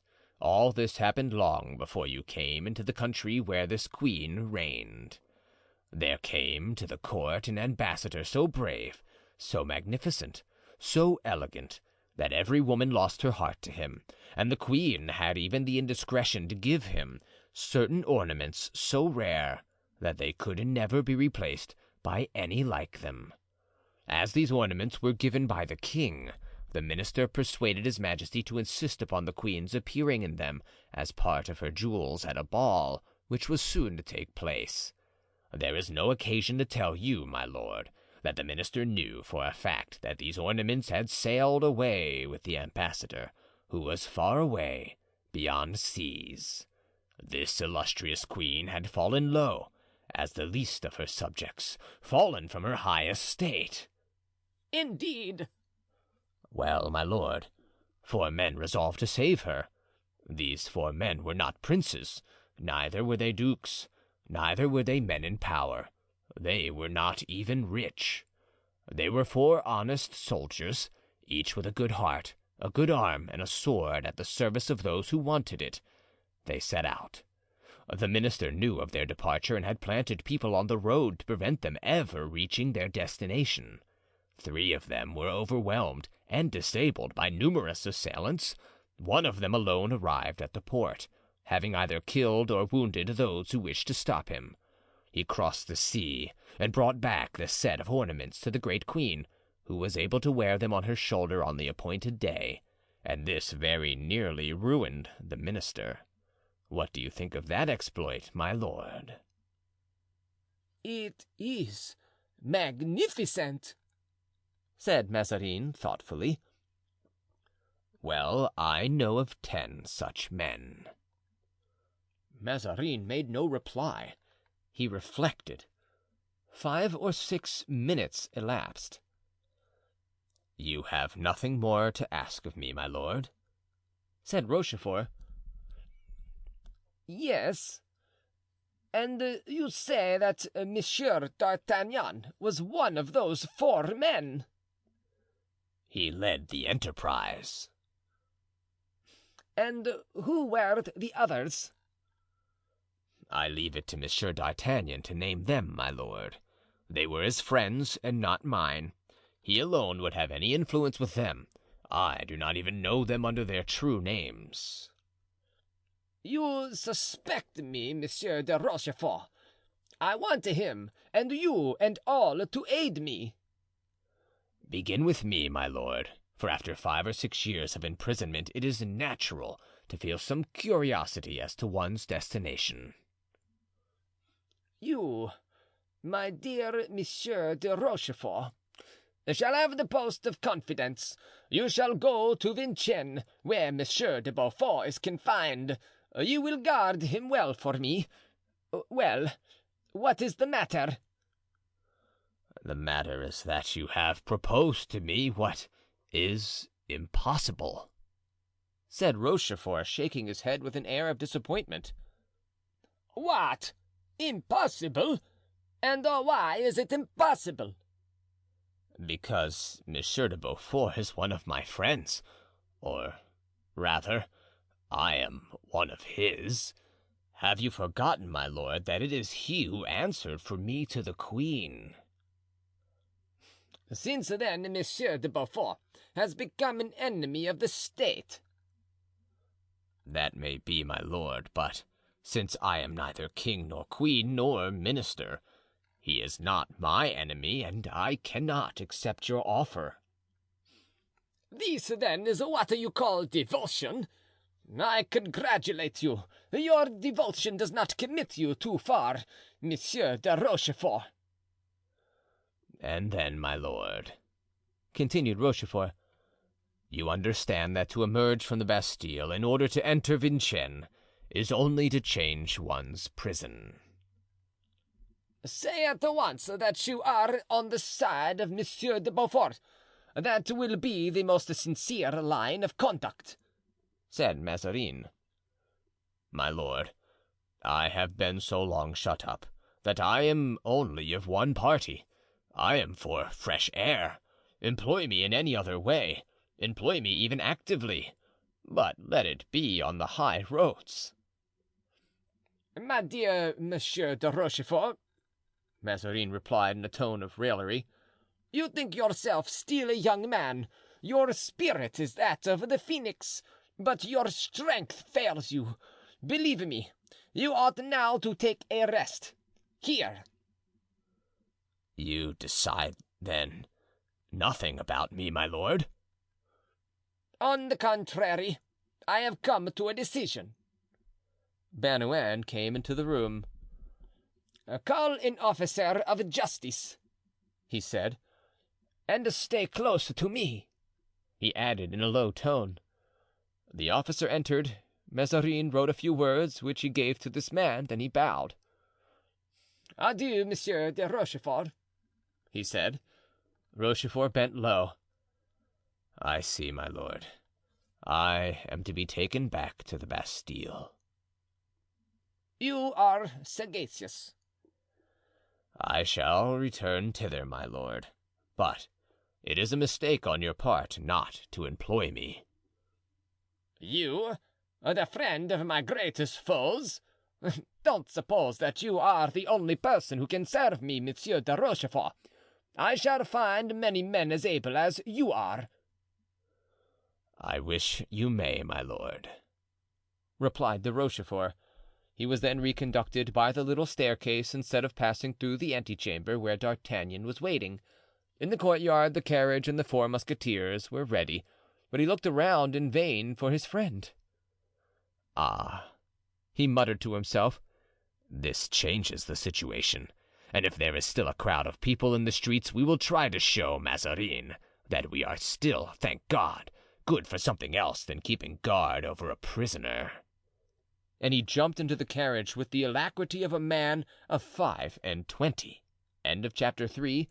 Recording by John Van Stan, Savannah, Georgia. Of Austria at the age of 46. When left alone with Bernouin, Mazarin was for some minutes lost in thought. He had gained much information, but not enough. Mazarin was a cheat at the card table. This is a detail preserved to us by Brienne. He called it using his advantages. He now determined not to begin the game with D'Artagnan till he knew completely all his adversary's cards. "My lord, have you any commands?"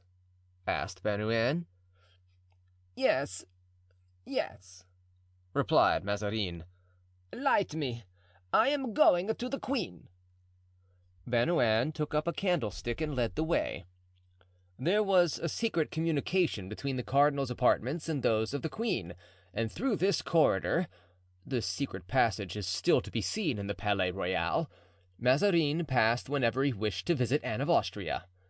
In the bedroom in which this passage ended, Bernouin encountered Madame de Beauvais, like himself entrusted with the secret of these subterranean love affairs, and Madame de Beauvais undertook to prepare Anne of Austria, who was in her oratory with the young king Louis XIV, to receive the cardinal. Anne, reclining in a large easy-chair, her head supported by her hand, her elbow resting on a table, was looking at her son, who was turning over the leaves of a large book filled with pictures. This celebrated woman fully understood the art of being dull with dignity. It was her practice to pass hours either in her oratory or in her room without either reading or praying.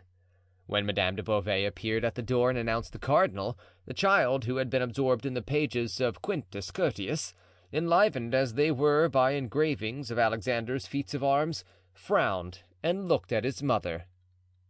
"Why," he said, "does he enter without first asking for an audience?" Anne colored slightly. "The prime minister," she said, "is obliged in these unsettled days to inform the queen of all that is happening from time to time, without exciting the curiosity or remarks of the court." "But Richelieu never came in this manner," said the pertinacious boy. "How can you remember what Monsieur de Richelieu did? You were too young to know about such things." "I do not remember what he did, but I have inquired and I have been told all about it."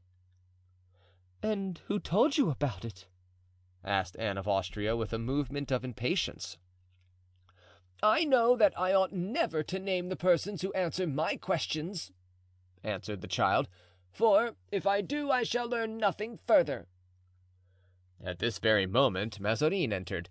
The king rose immediately, took his book, closed it, and went to lay it down on the table, near which he continued standing in order that Mazarin might be obliged to stand also. Mazarin contemplated these proceedings with a thoughtful glance. They explained what had occurred that evening. He bowed respectfully to the king, who gave him a somewhat cavalier reception, but a look from his mother reproved him for the hatred which from his infancy Louis XIV had entertained toward Mazarin, and he endeavored to receive the minister's homage with civility. Anne of Austria sought to read in Mazarin's face the occasion of this unexpected visit, since the cardinal usually came to her apartment only after everyone had retired. The minister made a slight sign with his head, whereupon the queen said to Madame Beauvais, "It is time for the king to go to bed. Call Laporte." The queen had several times already told her son that he ought to go to bed, and several times Louis had coaxingly insisted on staying where he was, but now he made no reply, but turned pale and bit his lips with anger. In a few minutes Laporte came into the room. The child went directly to him without kissing his mother. "Well, Louis," said Anne, "why do you not kiss me?" "I thought you were angry with me, madame. You sent me away." "I do not send you away, but you have had the smallpox, and I am afraid that sitting up late may tire you." "You had no fears of my being tired when you ordered me to go to the palace today to pass the odious decrees which have raised the people to rebellion." "Sire," interposed Laporte, in order to turn the subject, "to whom does your majesty wish me to give the candle?" "To anyone, Laporte," the child said, and then added in a loud voice, "to anyone except Mancini." Now Mancini was a nephew of Mazarin's, and was as much hated by Louis as the cardinal himself, although placed near his person by the minister. And the king went out of the room without either embracing his mother or even bowing to the cardinal. "Good," said Mazarin. "I am glad to see that his majesty has been brought up with a hatred of dissimulation." "Why do you say that?" asked the queen, almost timidly. "Why, it seems to me that the way in which he left us needs no explanation. Besides, his majesty takes no pains to conceal how little affection he has for me. That, however, does not hinder me from being entirely devoted to his service, as I am to that of your majesty." "I ask your pardon for him, cardinal," said the queen. "He is a child, not yet able to understand his obligations to you." The cardinal smiled. "But," continued the queen, "you have doubtless come for some important purpose. What is it, then?" Mazarin sank into a chair with the deepest melancholy painted on his countenance.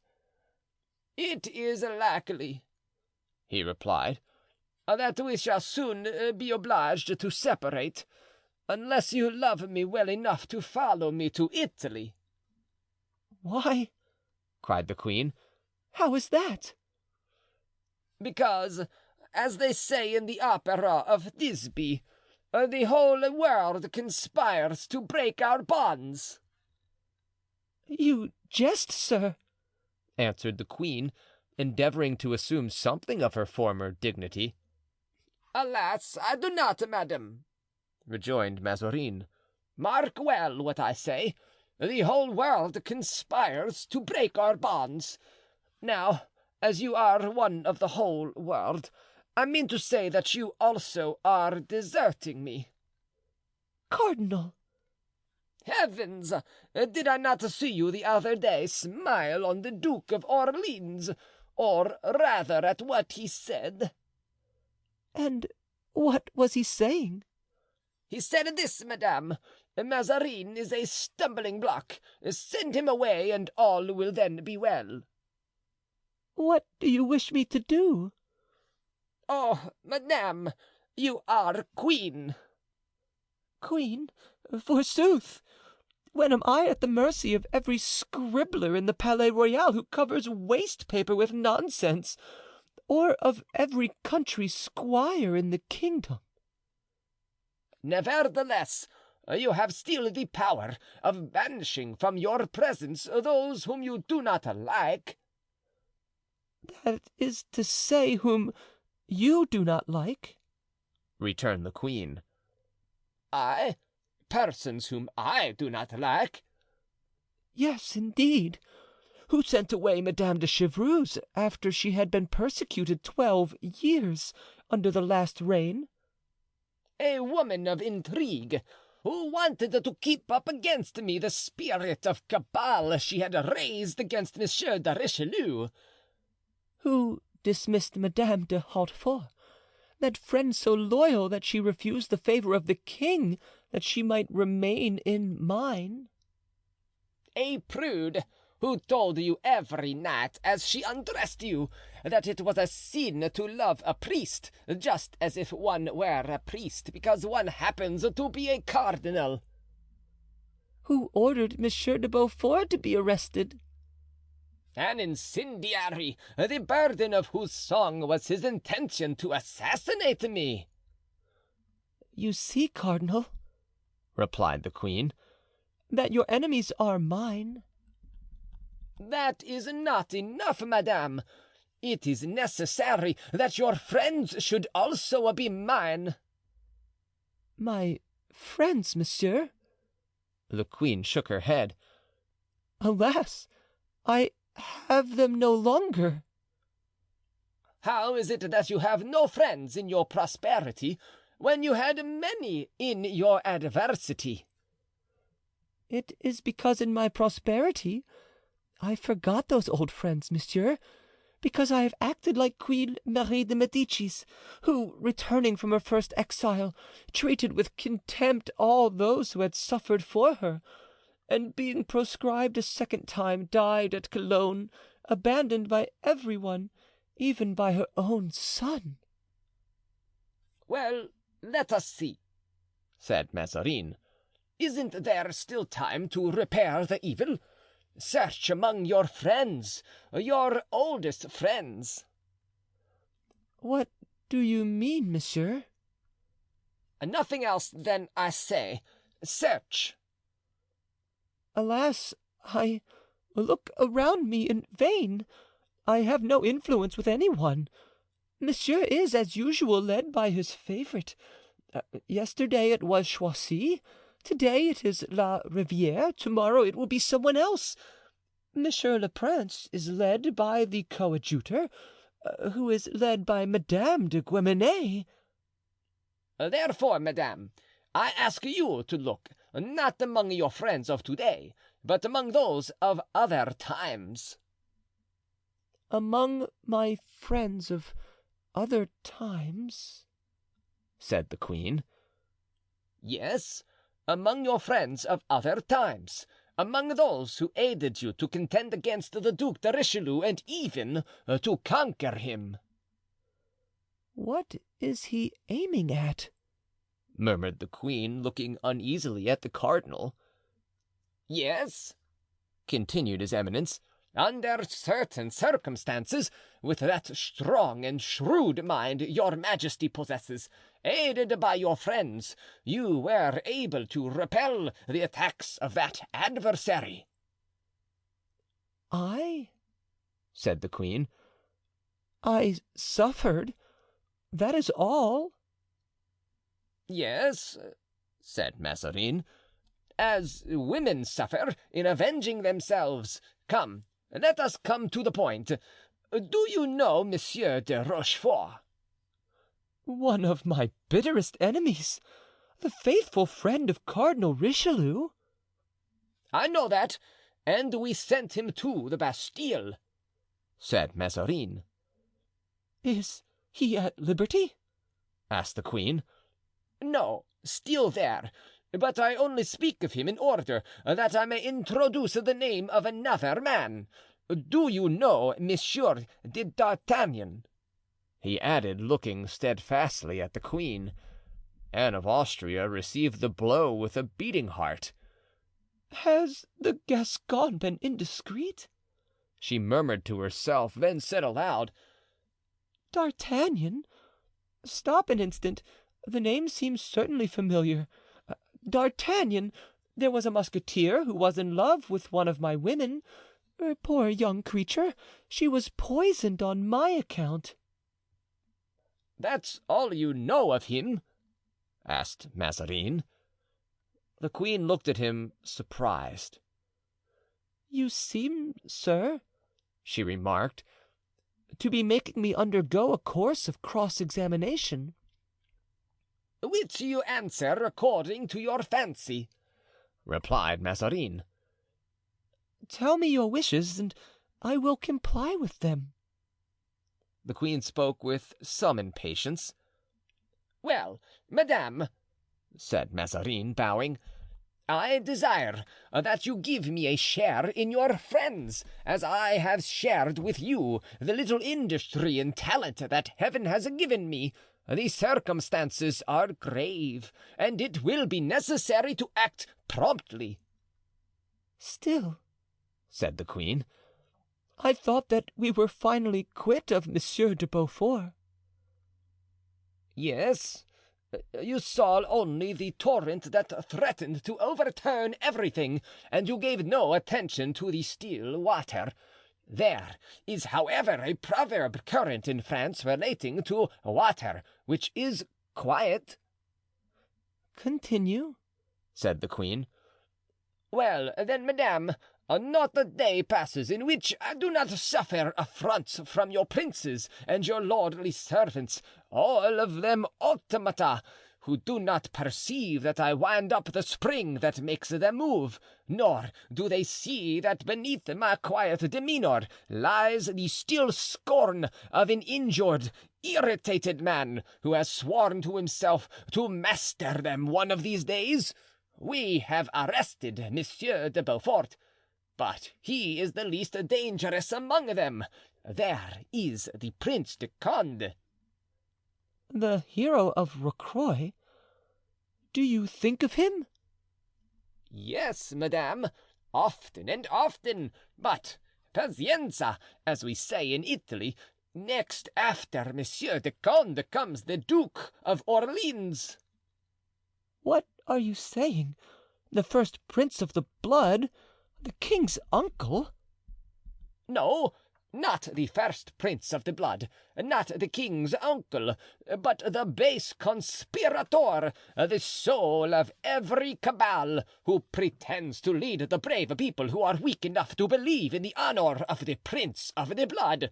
Not the prince nearest to the throne, not the king's uncle, I repeat, but the murderer of Chalais, of Montmorency, and of Cinq-Mars, who is playing now the same game he played long ago, and who thinks that he will win the game because he has a new adversary, instead of a man who threatened, a man who smiles. But he is mistaken. I shall not leave so near the queen that source of discord with which the deceased cardinal so often caused the anger of the king to rage above the boiling point." Anne blushed and buried her face in her hands. "What am I to do?" she said, bowed down beneath the voice of her tyrant.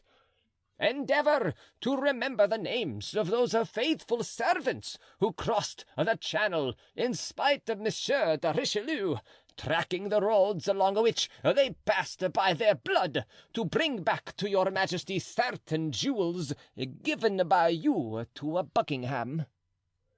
Anne arose full of majesty, and as if touched by a spring, and looking at the cardinal with the haughty dignity which in the days of her youth had made her so powerful. "You are insulting me!" she said. "I wish," continued Mazarin, finishing, as it were, the speech this sudden movement of the queen had cut. "I wish, in fact, that you should now do for your husband what you formerly did for your lover." "Again that accusation!" cried the queen. "I thought that calumny was stifled or extinct. You have spared me till now, but since you speak of it once for all, I tell you—" "Madame, I do not ask you to tell me," said Mazarin, astounded by this returning courage. "I will tell you all," replied Anne. "Listen.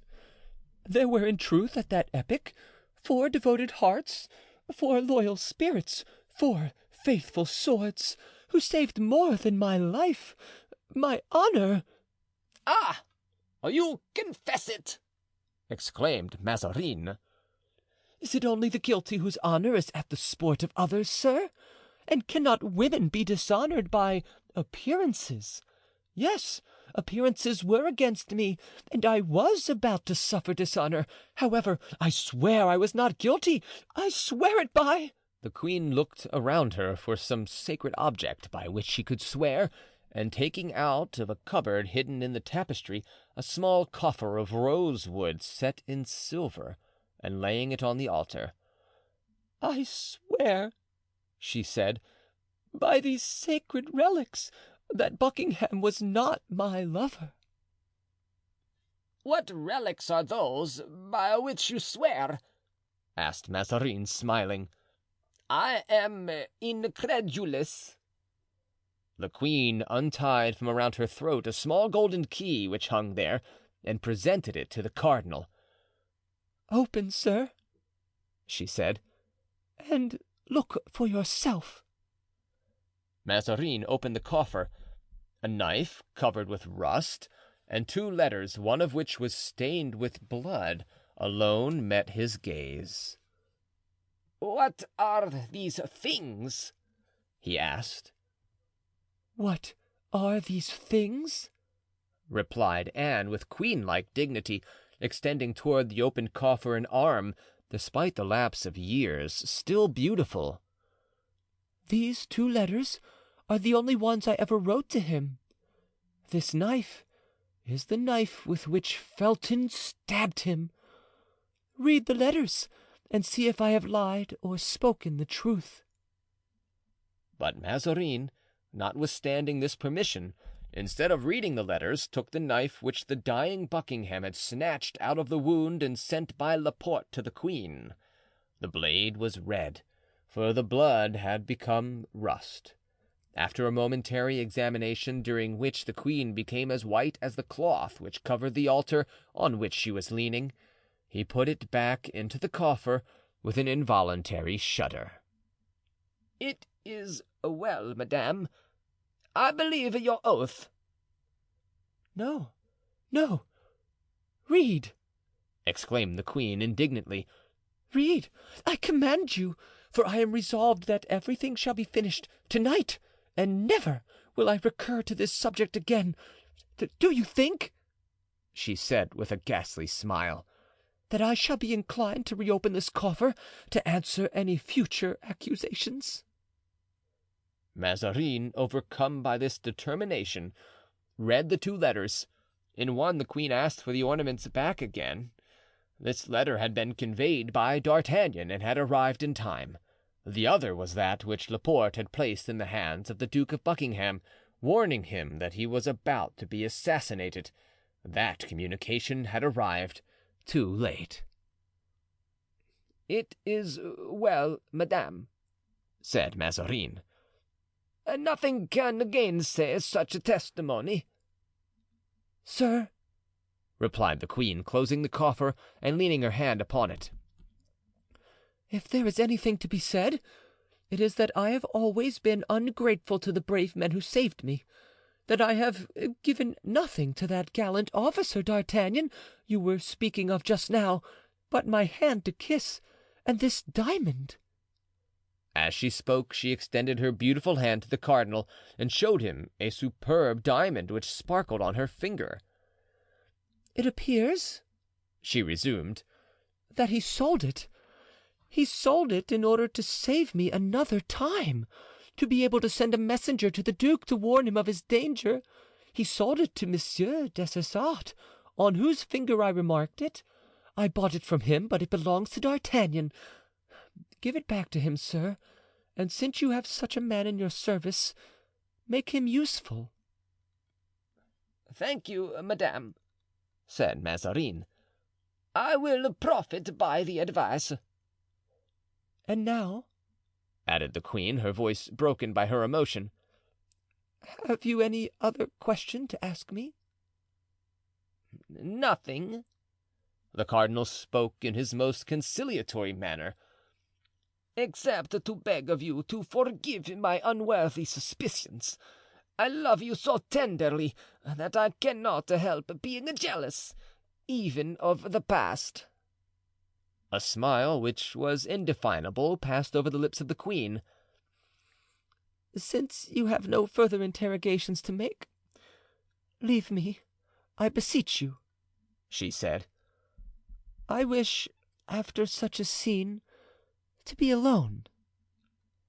Mazarin bent low before her.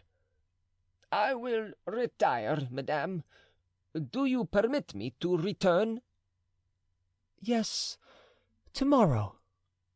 The cardinal took the queen's hand and pressed it with an air of gallantry to his lips. Scarcely had he left her when the queen went into her son's room and inquired from Laporte if the king was in bed. Laporte pointed to the child, who was asleep. Anne ascended the steps side of the bed and softly kissed the placid forehead of her son. Then she retired as silently as she had come, merely saying to Laporte, "Try, my dear Laporte, to make the king more courteous to Monsieur le Cardinal, to whom both he and I are under such important obligations." Chapter 4. Recording by John Van Stan. Savannah, Georgia. The Gascon and the Italian. Meanwhile, the cardinal returned to his own room, and after asking Bernouin, who stood at the door, whether anything had occurred during his absence, and being answered in the negative, he desired that he might be left alone. When he was alone, he opened the door of the corridor and then that of the antechamber. There D'Artagnan was asleep upon a bench. The cardinal went up to him and touched his shoulder. D'Artagnan started, awakened himself, and as he awoke stood up exactly like a soldier under arms. "Here I am," said he. "Who calls me?" "I," said Mazarin, with his most smiling expression. "I ask pardon of your eminence," said D'Artagnan, "but I was so fatigued." "Don't ask my pardon, monsieur," said Mazarin, "for you fatigued yourself in my service." D'Artagnan admired Mazarin's gracious manner. "Ah," said he between his teeth, "is there truth in the proverb that fortune comes while one sleeps?" "Follow me, monsieur," said Mazarin. "Come, come," murmured D'Artagnan. "Rochefort has kept his promise, but where in the devil is he?" And he searched the cabinet even to the smallest recesses, but there was no sign of Rochefort. "Monsieur D'Artagnan," said the cardinal, sitting down on a fauteuil, "you have always seemed to me to be a brave and honorable man." "Possibly," thought D'Artagnan, "but he has taken a long time to let me know his thoughts." Nevertheless, he bowed to the very ground in gratitude for Mazarin's compliment. "Well," continued Mazarin, "the time has come to put to use your talents and your valor." There was a sudden gleam of joy in the officer's eyes, which vanished immediately, for he knew nothing of Mazarin's purpose. "Order, my lord," he said. "I am ready to obey your eminence."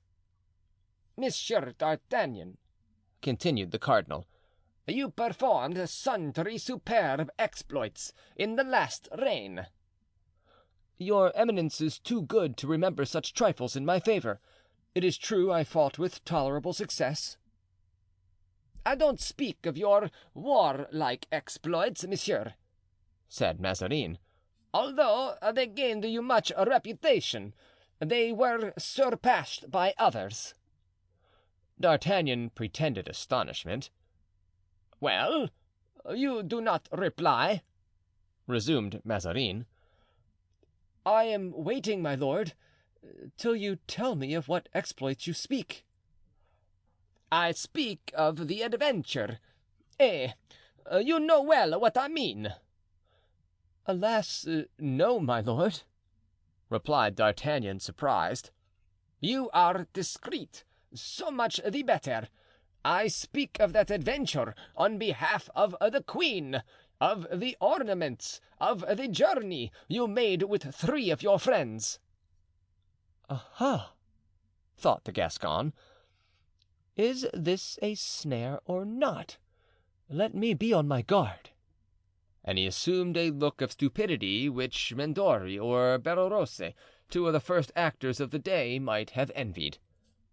"Bravo!" cried Mazarin. "They told me that you were the man I wanted. Come, let us see what you will do for me." "Everything that your eminence may please to command me," was the reply. "You will do for me what you have done for the queen?" "Certainly," D'Artagnan said to himself. "He wishes to make me speak out.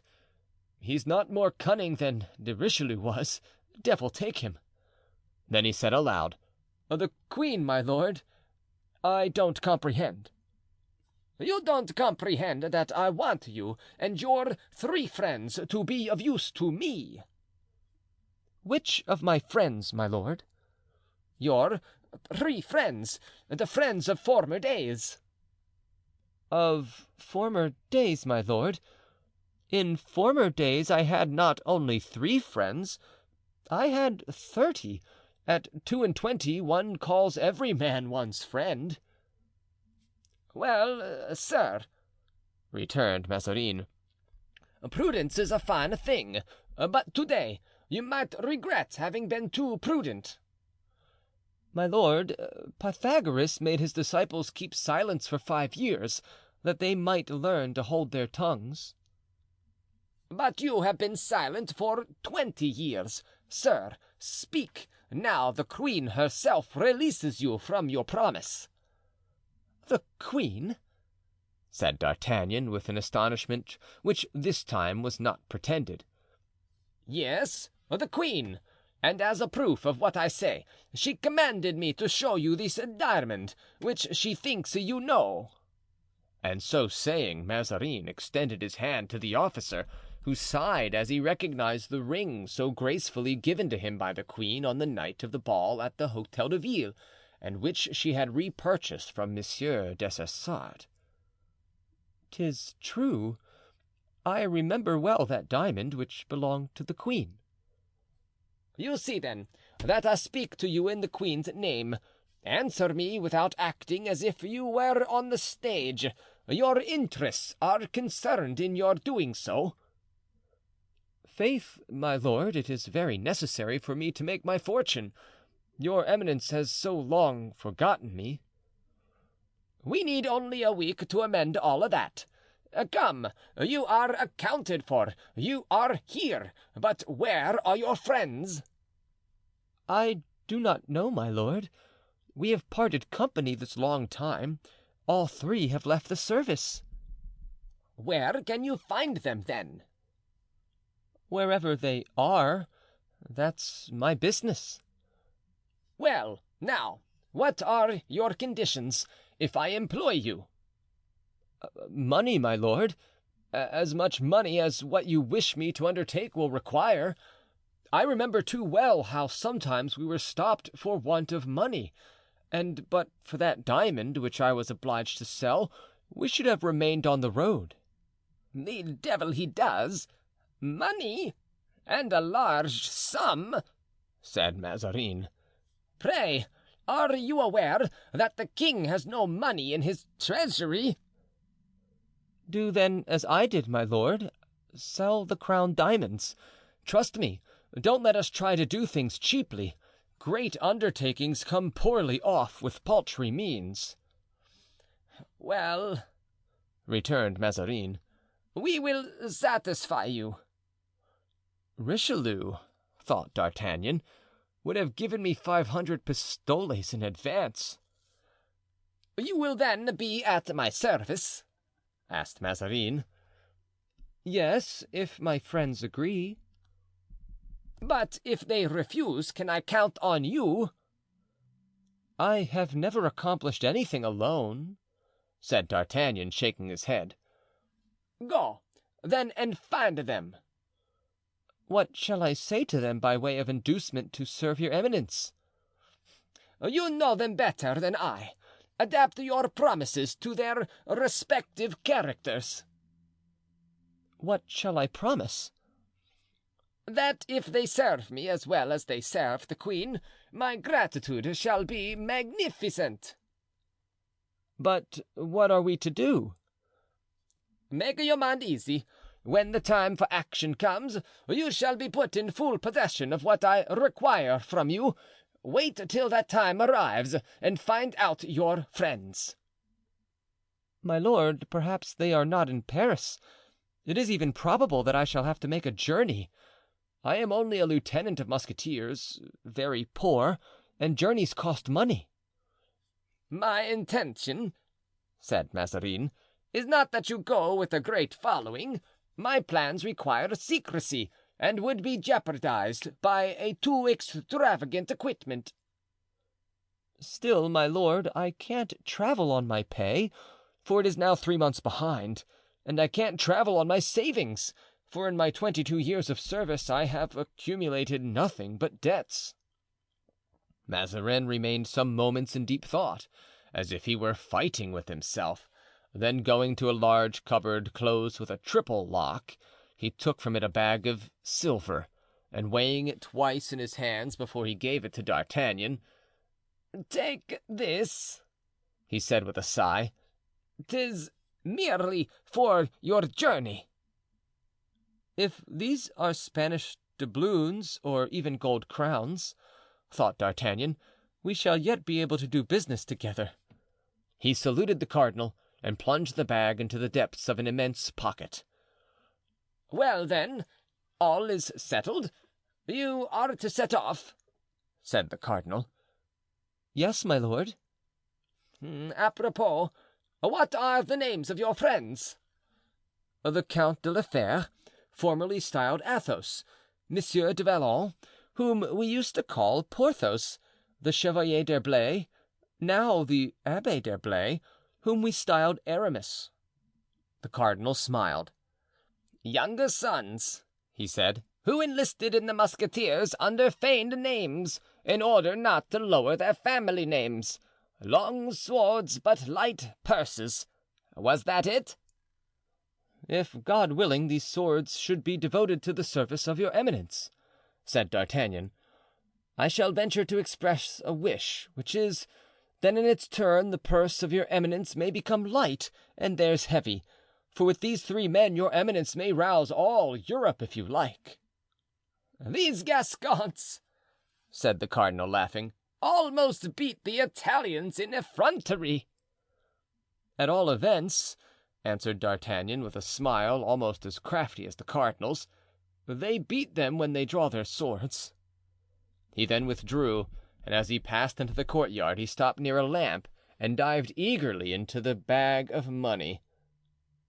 "Crown pieces only! Silver pieces! I suspected it. Ah, Mazarin, Mazarin, thou hast no confidence in me. So much the worse for thee, for harm may come of it." Meanwhile the cardinal was rubbing his hands in great satisfaction. 100 pistoles! 100 pistoles! For 100 pistoles I have discovered a secret for which Richelieu would have paid 20,000 crowns, without reckoning the value of that diamond. He cast a complacent look at the ring, which he had kept, instead of restoring to D'Artagnan. "Which is worth at least 10,000 francs." He returned to his room and after depositing the ring in a casket filled with brilliants of every sort, for the cardinal was a connoisseur in precious stones, he called to Bernouin to undress him, regardless of the noises of gunfire that, though it was now near midnight, continued to resound through Paris. In the meantime, D'Artagnan took his way toward the Rue Tiquetonne, where he lived at the Hotel de la Chevrette. We will explain in a few words how D'Artagnan had been led to choose that place of residence. End of chapter 5. Recording by John Van Stan, Savannah, Georgia.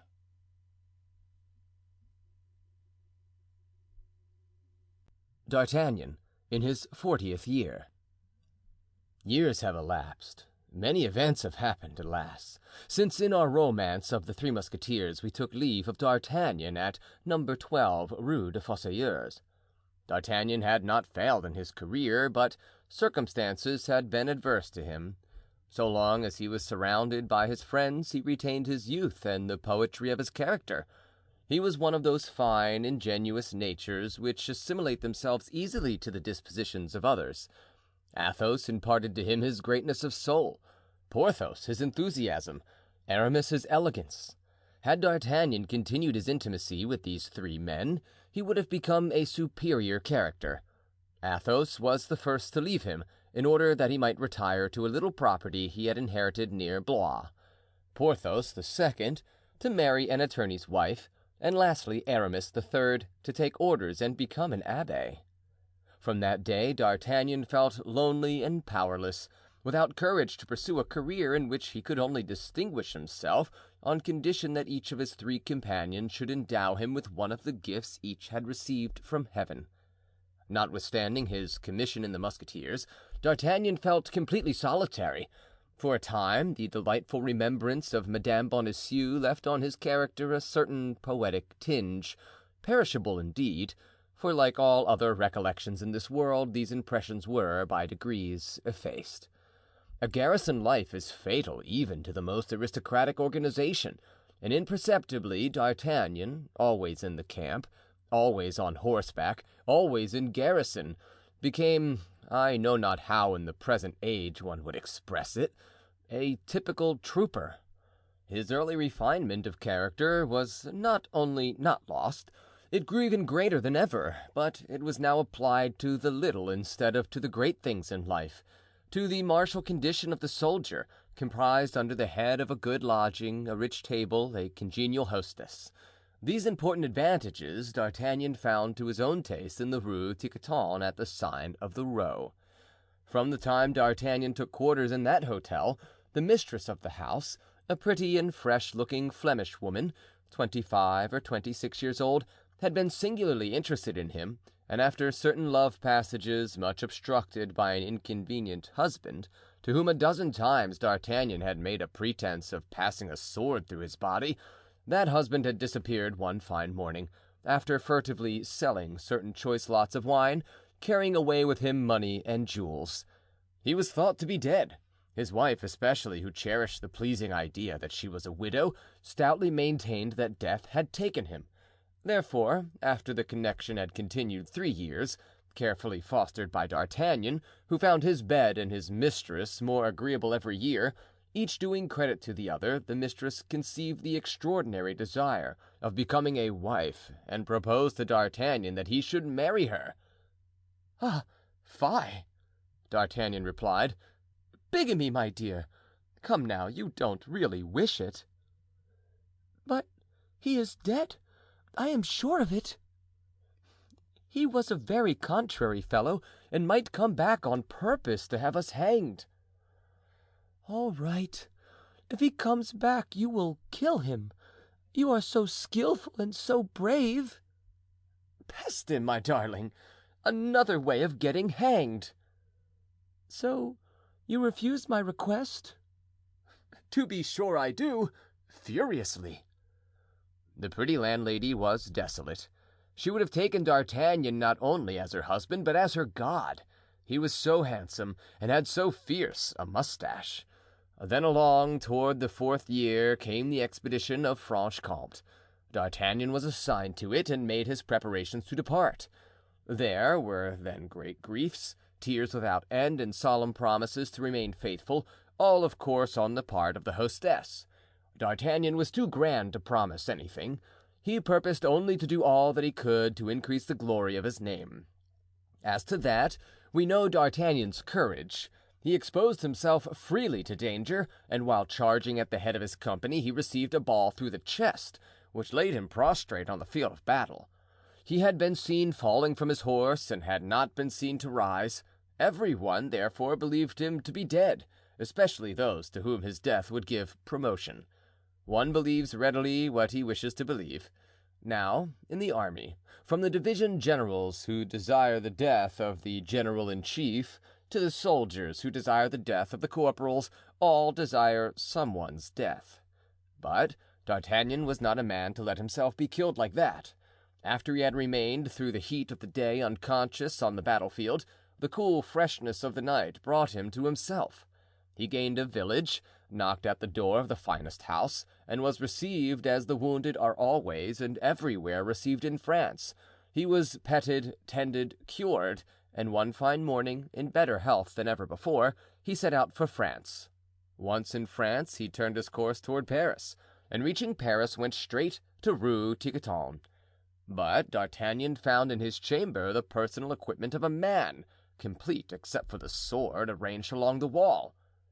"He has returned," said he. "So much the worse, and so much the better." It need not be said that D'Artagnan was still thinking of the husband. He made inquiries and discovered that the servants were new and that the mistress had gone for a walk. "Alone?" asked D'Artagnan. "With monsieur." "Monsieur has returned, then?"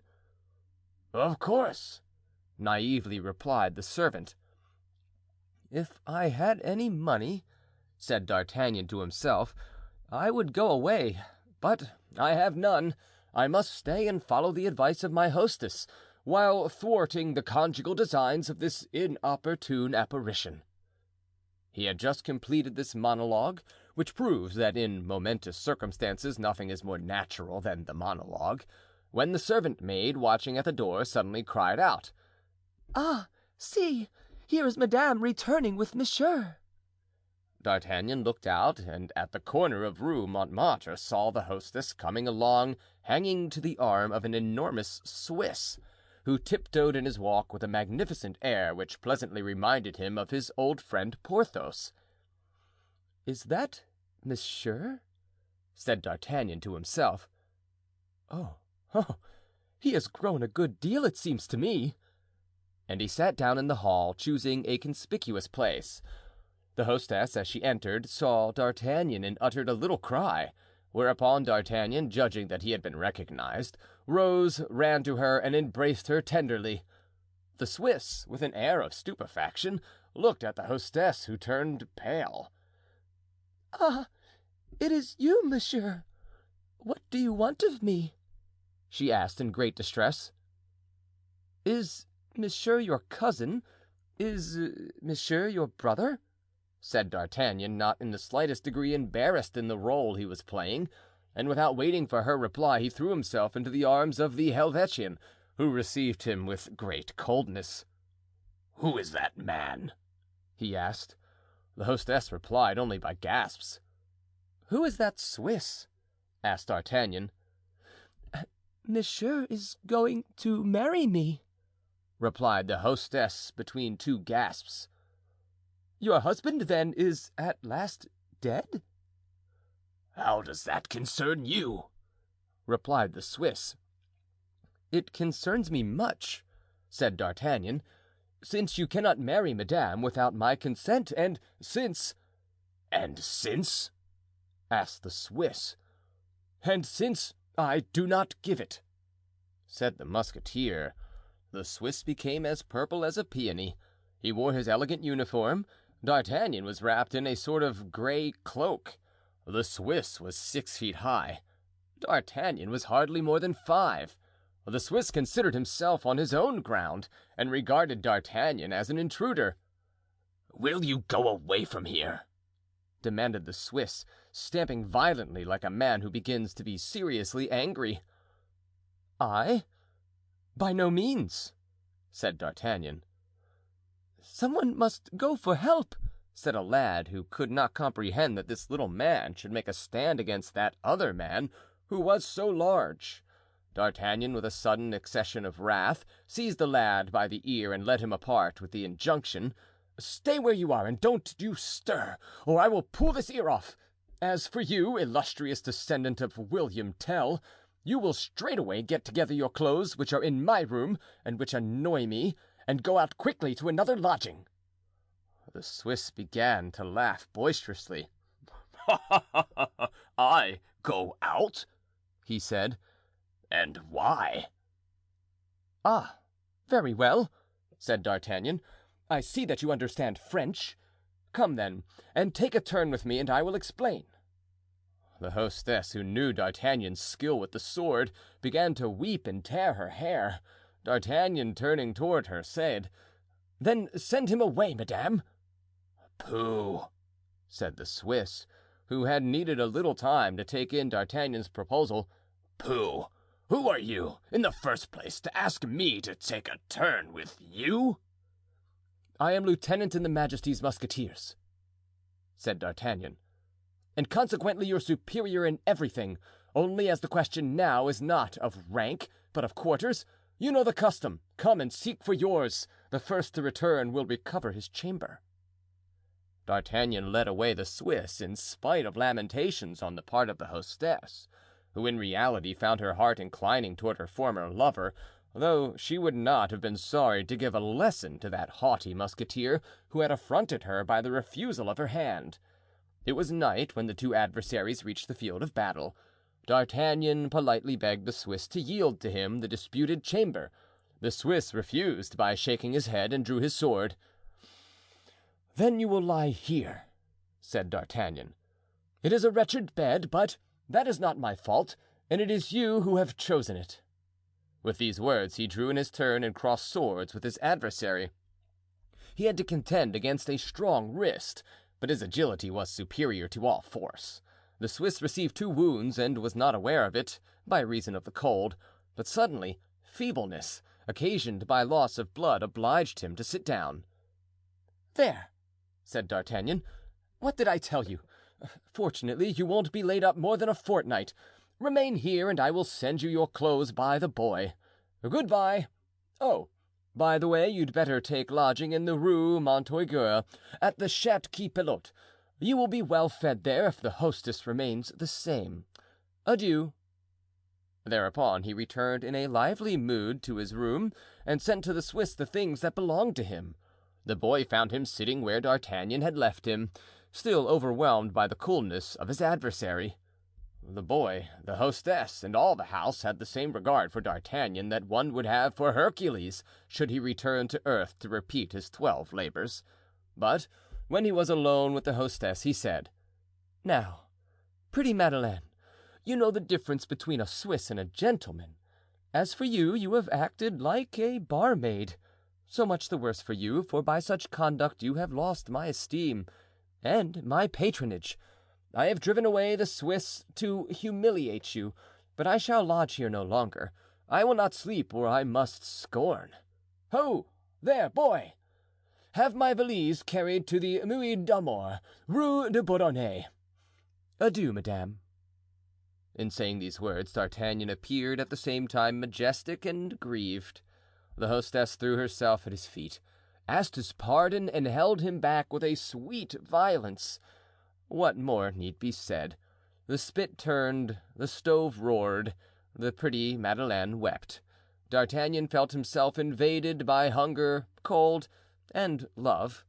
He pardoned, and having pardoned, he remained. And this explains how D'Artagnan had quarters in the Rue Tiquetonne at the Hotel de la Chevrette.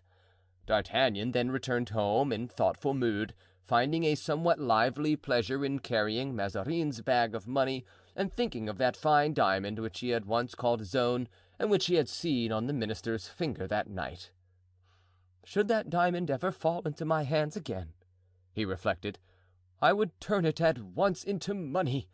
I would buy with the proceeds certain lands around my father's chateau, which is a pretty place, well enough, but with no land to it at all, except a garden about the size of the Cemetery des Innocents.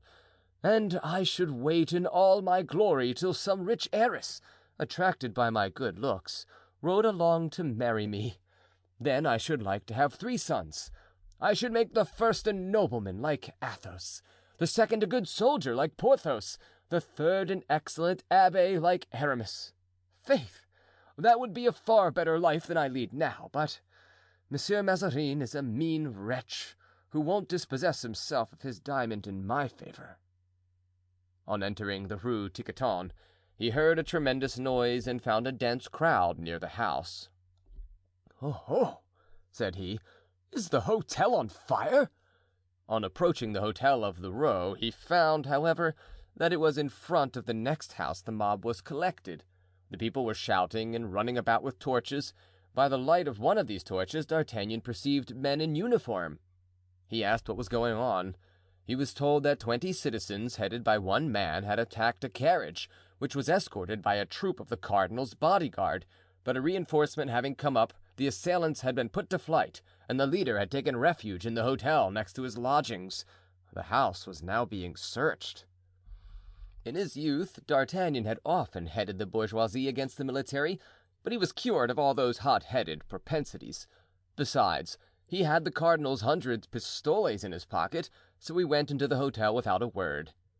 There he found Madeleine, alarmed for his safety and anxious to tell him all the events of the evening, but he cut her short by ordering her to put his supper in his room and give him with it a bottle of good Burgundy. He took his key and candle and went upstairs to his bedroom. He had been contented, for the convenience of the house, to lodge in the 4th story, and truth obliges us even to confess that his chamber was just above the gutter and below the roof. His first care on entering it was to lock up in an old bureau with a new lock his bag of money, and then as soon as supper was ready he sent away the waiter who brought it up and sat down to table. Not to reflect on what had passed, one might fancy. No, D'Artagnan considered that things are never well done when they are not reserved to their proper time. He was hungry, he supped, he went to bed. Neither was he one of those who think that the necessary silence of the night brings counsel with it. In the night he slept, but in the morning, refreshed and calm, he was inspired with his clearest views of everything. It was long since he had any reason for his morning's inspiration, but he always slept all night long. At daybreak he awoke and took a turn around his room. "In '43," he said, "just before the death of the late cardinal, I received a letter from Athos. Where was I then? Let me see. Oh, at the siege of Besancon. I was in the trenches. He told me, let me think, what was it? That he was living on a small estate, but where? I was just reading the name of the place when the wind blew my letter away. I suppose to the Spaniards. There's no use in thinking any more about Athos. Let me see. With regard to Porthos, I received a letter from him too. He invited me to a hunting party on his property in the month of September, 1646. Unluckily, as I was then in Béarn, on account of my father's death, the letter followed me there. I had left Béarn when it arrived, and I never received it until the month of April, 1647. And as the invitation was for September, 1646, I couldn't accept it. Let me look for this letter. It must be with my title deeds." D'Artagnan opened an old casket which stood in a corner of the room, and which was full of parchments referring to an estate during a period of 200 years lost to his family. He uttered an exclamation of delight, for the large handwriting of Porthos was discernible, and underneath some lines traced by his worthy spouse. D'Artagnan eagerly searched for the heading of this letter. It was dated from the Château du Vallon. Porthos had forgotten that any other address was necessary. In his pride, he fancied that every one must know the Château du Vallon. "Devil take the vain fellow," said D'Artagnan. "However, I had better find him out first, since he can't want money. Athos must have become an idiot by this time from drinking. Aramis must have worn himself to a shadow of his former self by constant genuflection." He cast his eyes again on the letter. There was a postscript. "I write by the same courier, to our worthy friend Aramis in his convent." In his convent? What convent? There are about 200 in Paris and 3,000 in France. And then, perhaps, on entering the convent, he changed his name. Ah! If I were but learned in theology, I should recollect what it was he used to dispute about with the curate of Montdidier and the superior of the Jesuits when we were at Crèvecoeur. I should know what doctrine he leans to, and I should glean from that what saint he has adopted as his patron. Well, suppose I go back to the cardinal and ask him for a passport into all the convents one can find, even into the nunneries.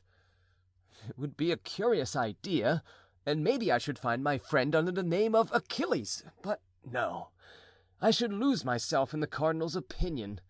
Great people only thank you for doing the impossible. What's possible, they say, they can effect themselves, and they are right. But let us wait a little and reflect.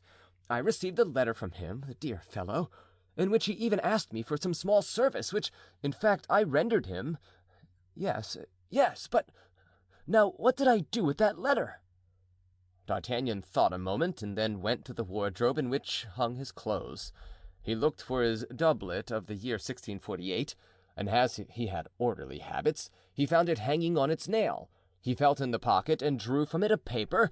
It was the letter of Aramis. "Monsieur d'Artagnan, you know that I have had a quarrel with a certain gentleman who has given me an appointment for this evening in the Place Royale. As I am of the church, and the affair might injure me if I should share it with any other than a sure friend like you, I write to beg that you will serve me as a second. You will enter by the Rue Neuve Sainte-Catherine. Under the second lamp on the right you will find your adversary. I shall be with mine under the third. Wholly yours, Aramis." D'Artagnan tried to recall his remembrances. He had gone to the rendezvous and encountered there the adversary indicated, whose name he had never known, and had given him a pretty sword stroke on the arm, then had gone toward Aramis, who at the same time came to meet him, having already finished his affair. "It is over," Aramis had said. "I think I have killed the insolent fellow, but, dear friend, if you ever need me, you know that I am entirely devoted to you." Thereupon Aramis had given him a clasp of the hand and had disappeared under the arcades. So, then, he no more knew where Aramis was than where Athos and Porthos were, and the affair was becoming a matter of great perplexity. When he fancied he heard a pane of glass break in his room window, he thought directly of his bag and rushed from the inner room where he was sleeping. He was not mistaken. As he entered his bedroom, a man was getting in by the window. "Ah, you scoundrel!" cried D'Artagnan, taking the man for a thief and seizing his sword. "Sir," cried the man, "in the name of Heaven, put your sword back into the sheath and don't kill me unheard. I am no thief, but an honest citizen, well off in the world, with a house of my own. My name is— But surely you are Monsieur d'Artagnan?" "And thou, Planchet?" cried the lieutenant. "At your service, sir," said Planchet, overwhelmed with joy. "If I were still capable of serving you." "Perhaps so," replied D'Artagnan. "But why the devil dost thou run about the tops of houses at 7 o'clock in the morning, in the month of January?" "Sir," said Planchet, "you must know, but perhaps you ought not to know." "Tell us what," returned D'Artagnan, "but first put a napkin against the window and draw the curtains." "Sir," said the prudent Planchet, "in the first place, are you on good terms with Monsieur de Rochefort?" "Perfectly. One of my dearest friends." "Ah, so much the better." "But what does de Rochefort to do with this manner you have of invading my room?" "Ah, sir, I must first tell you that Monsieur de Rochefort is—" Planchet hesitated. "Egad, I know where he is," said D'Artagnan. "He's in the Bastille." "That is to say, he was there," replied Planchet. But in returning thither last night, when fortunately you did not accompany him as his carriage was crossing the Rue de la Ferronnerie, his guards insulted the people, who began to abuse them. The prisoner thought this a good opportunity for escape. He called out his name and cried for help. I was there. I heard the name of Rochefort. I remembered him well. I said in a loud voice that he was a prisoner, a friend of the Duc de Beaufort, who called for help. The people were infuriated. They stopped the horses and cut the escort to pieces, whilst I opened the doors of the carriage, and Monsieur de Rochefort jumped out and soon was lost amongst the crowd. At this moment a patrol passed by. I was obliged to sound a retreat toward the Rue Tiquetonne. I was pursued and took refuge in the house next to this, where I have been concealed between two mattresses. This morning I ventured to run along the gutters and—" "Well," interrupted D'Artagnan, "I am delighted that De Rochefort is free, but as for thee, if thou shouldst fall into the hands of the king's servants, they will hang thee without mercy. Nevertheless, I promise thee thou shalt be hidden here, though I risk by concealing thee neither more nor less than my lieutenancy, if it was found out that I gave one rebel an asylum." "Ah, sir, you know well I would risk my life for you." "Thou mayst add that thou hast risked it, Planchet. I have not forgotten all I owe thee.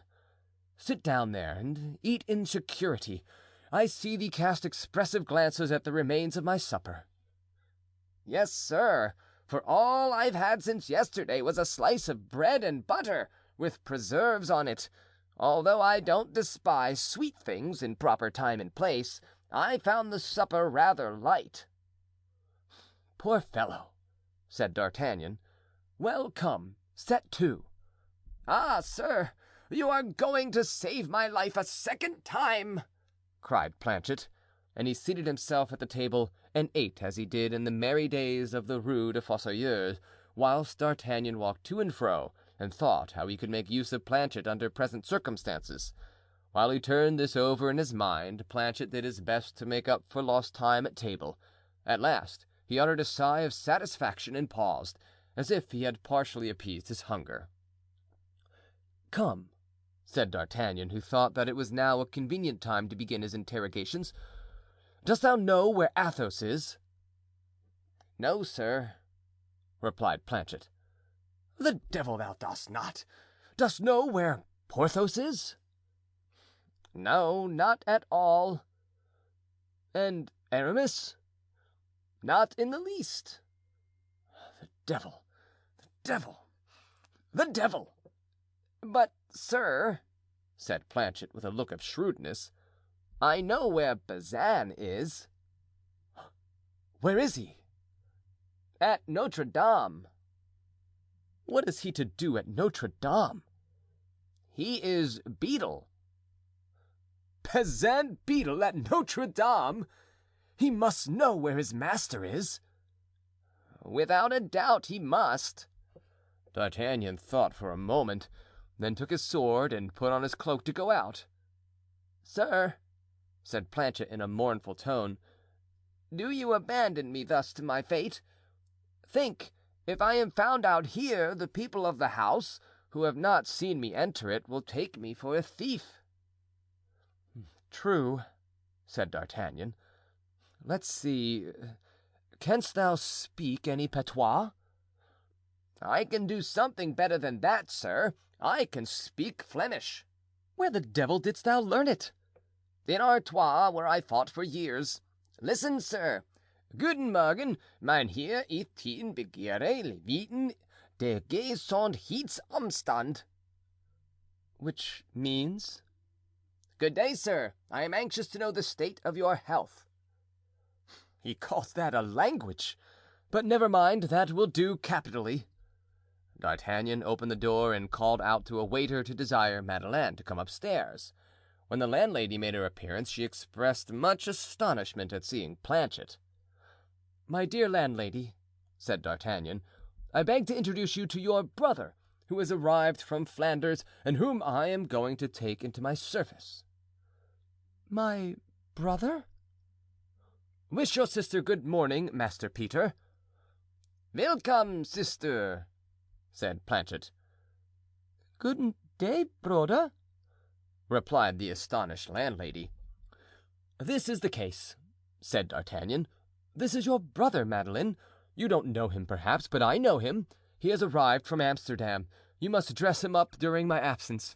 When I return, which will be in about an hour, you must offer him to me as a servant, and upon your recommendation, though he doesn't speak a word of French, I take him into my service. You understand?" "That is to say, I guess your wishes, and that is all that's necessary." "You are a precious creature, my pretty hostess, and I am much obliged to you." The next moment D'Artagnan was on his way to Notre Dame. End of chapter 6. Recording by John Van Stan, Savannah, Georgia.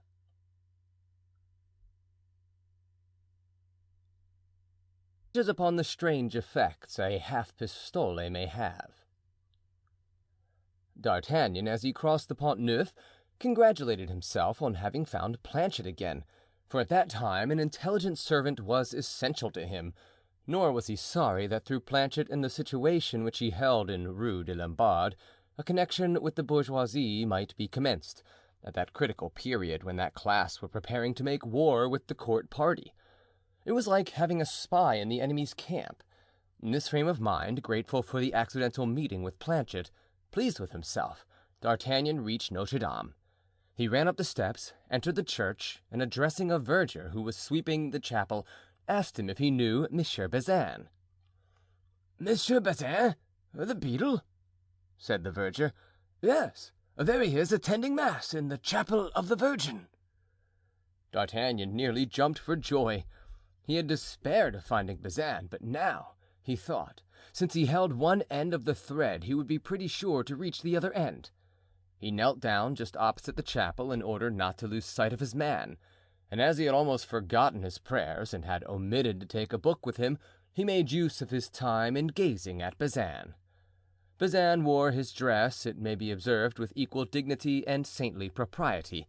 It was not difficult to understand that he had gained the crown of his ambition, and that the silver-mounted wand he brandished was in his eyes as honorable a distinction as the marshal's baton which Condé threw, or did not throw, into the enemy's line of battle at Freiburg. His person had undergone a change, analogous to the change in his dress. His figure had grown rotund and, as it were, canonical. The striking points of his face were effaced. He had still a nose, but his cheeks, fattened out, each took a portion of it unto themselves. His chin had joined his throat. His eyes were swelled up with the puffiness of his cheeks. His hair, cut straight in holy guise, covered his forehead as far as his eyebrows.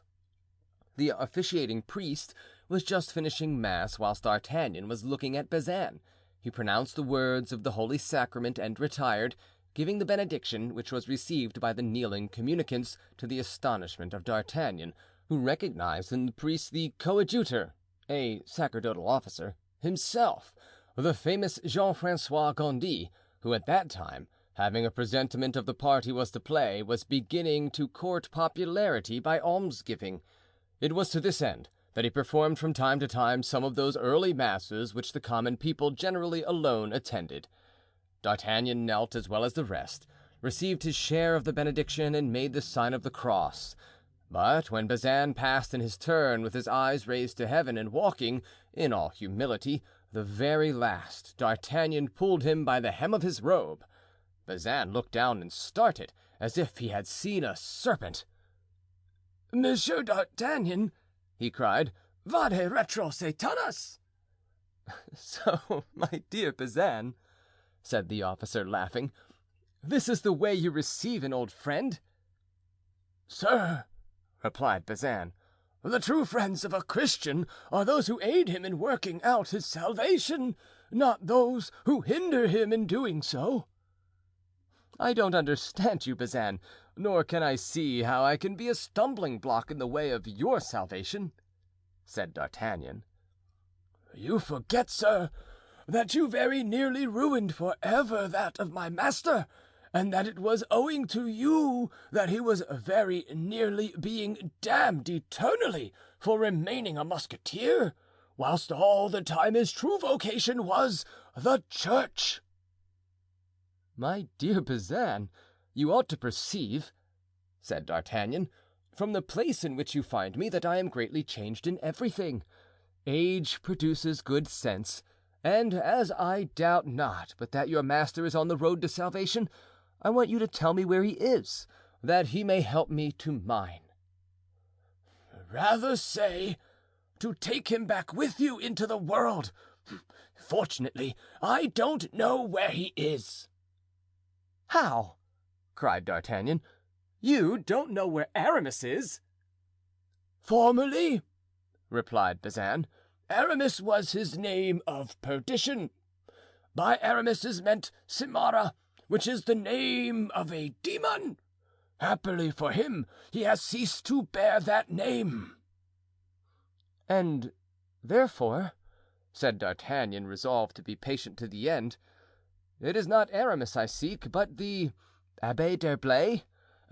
Come, my dear Bazin, tell me where he is." "Didn't you hear me tell you, Monsieur d'Artagnan, that I don't know where he is?" "Yes, certainly, but to that I answer that it is impossible." "It is nevertheless the truth, monsieur, the pure truth, the truth of the good God."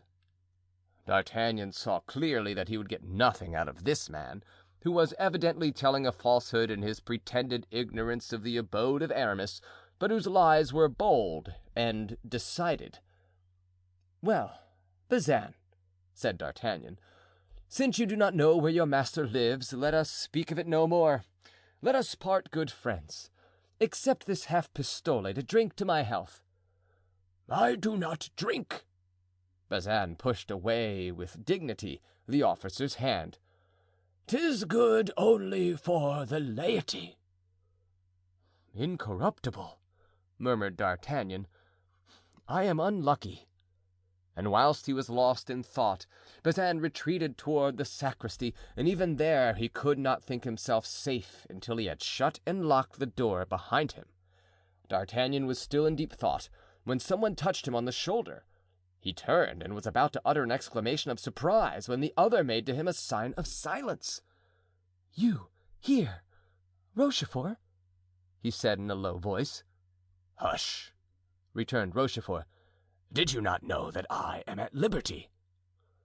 "I knew it from the fountainhead, from Planchet. And what brought you here?" "I came to thank God for my happy deliverance," said Rochefort. "And nothing more? I suppose that is not all." "To take my orders from the coadjutor and to see if we cannot wake up Mazarin a little." "A bad plan. You'll be shut up again in the Bastille." "Oh, as to that, I shall take care, I assure you. The air, the fresh, free air is so good. Besides," and Rochefort drew a deep breath as he spoke, "I am going into the country to make a tour." "Stop!" cried D'Artagnan. "I too am going." "And if I may without impertinence ask, where are you going?" "To seek my friends." "What friends?" "Those that you asked about yesterday." "Athos, Porthos, and Aramis? You are looking for them?" "Yes." "On honor?" "What then is there surprising in that?" "Nothing. Queer, though. And in whose behalf are you looking for them?" "You are in no doubt on that score." "That is true." "Unfortunately, I have no idea where they are." "And you have no way to get news of them? Wait a week, and I myself will give you some." "A week is too long. I must find them within 3 days." 3 days are a short time, and France is large." "No matter. You know the word must. With that word great things are done."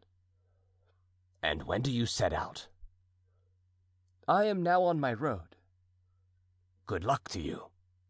"And to you, a good journey." "Perhaps we shall meet on our road." "That is not probable." "Who knows? Chance is so capricious. Adieu, till we meet again. Apropos, should Mazarin speak to you about me, tell him that I should have requested you to acquaint him that in a short time he will see whether I am, as he says, too old for action."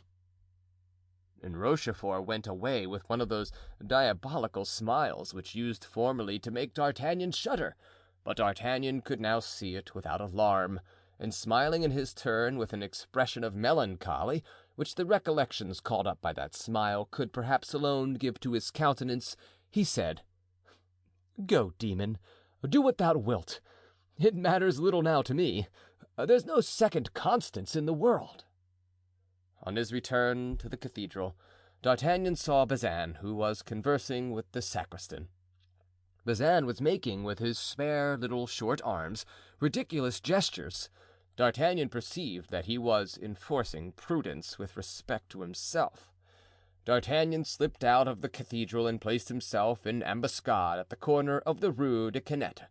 It was impossible that Bazin should go out of the cathedral without his seeing him. In 5 minutes Bazin made his appearance, looking in every direction to see if he were observed, but he saw no one. Calmed by appearances, he ventured to walk on through the Rue Notre Dame.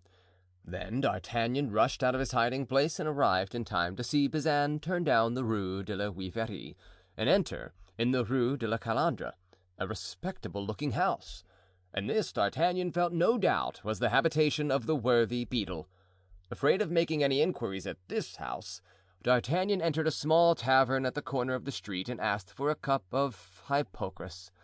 This beverage required a good half-hour to prepare, and D'Artagnan had time, therefore, to watch Bazin unsuspected. He perceived in the tavern a pert boy between 12 and 15 years of age, whom he fancied he had seen not 20 minutes before under the guise of a chorister. He questioned him, and as the boy had no interest in deceiving, D'Artagnan learned that he exercised from 6 o'clock in the morning until 9 the office of chorister, and from 9 o'clock till midnight that of a waiter in the tavern. Whilst he was talking to this lad, a horse was brought to the door of Bazin's house. It was saddled and bridled. Almost immediately Bazin came downstairs. "Look," said the boy, "there's our beadle, who is going on a journey." "And where is he going?" asked D'Artagnan. "Forsooth, I don't know." "Half a pistole, if you can find out," said D'Artagnan. "For me?" cried the boy, his eyes sparkling with joy. "If I can find out where Bazin is going, that is not difficult. You are not joking, are you?"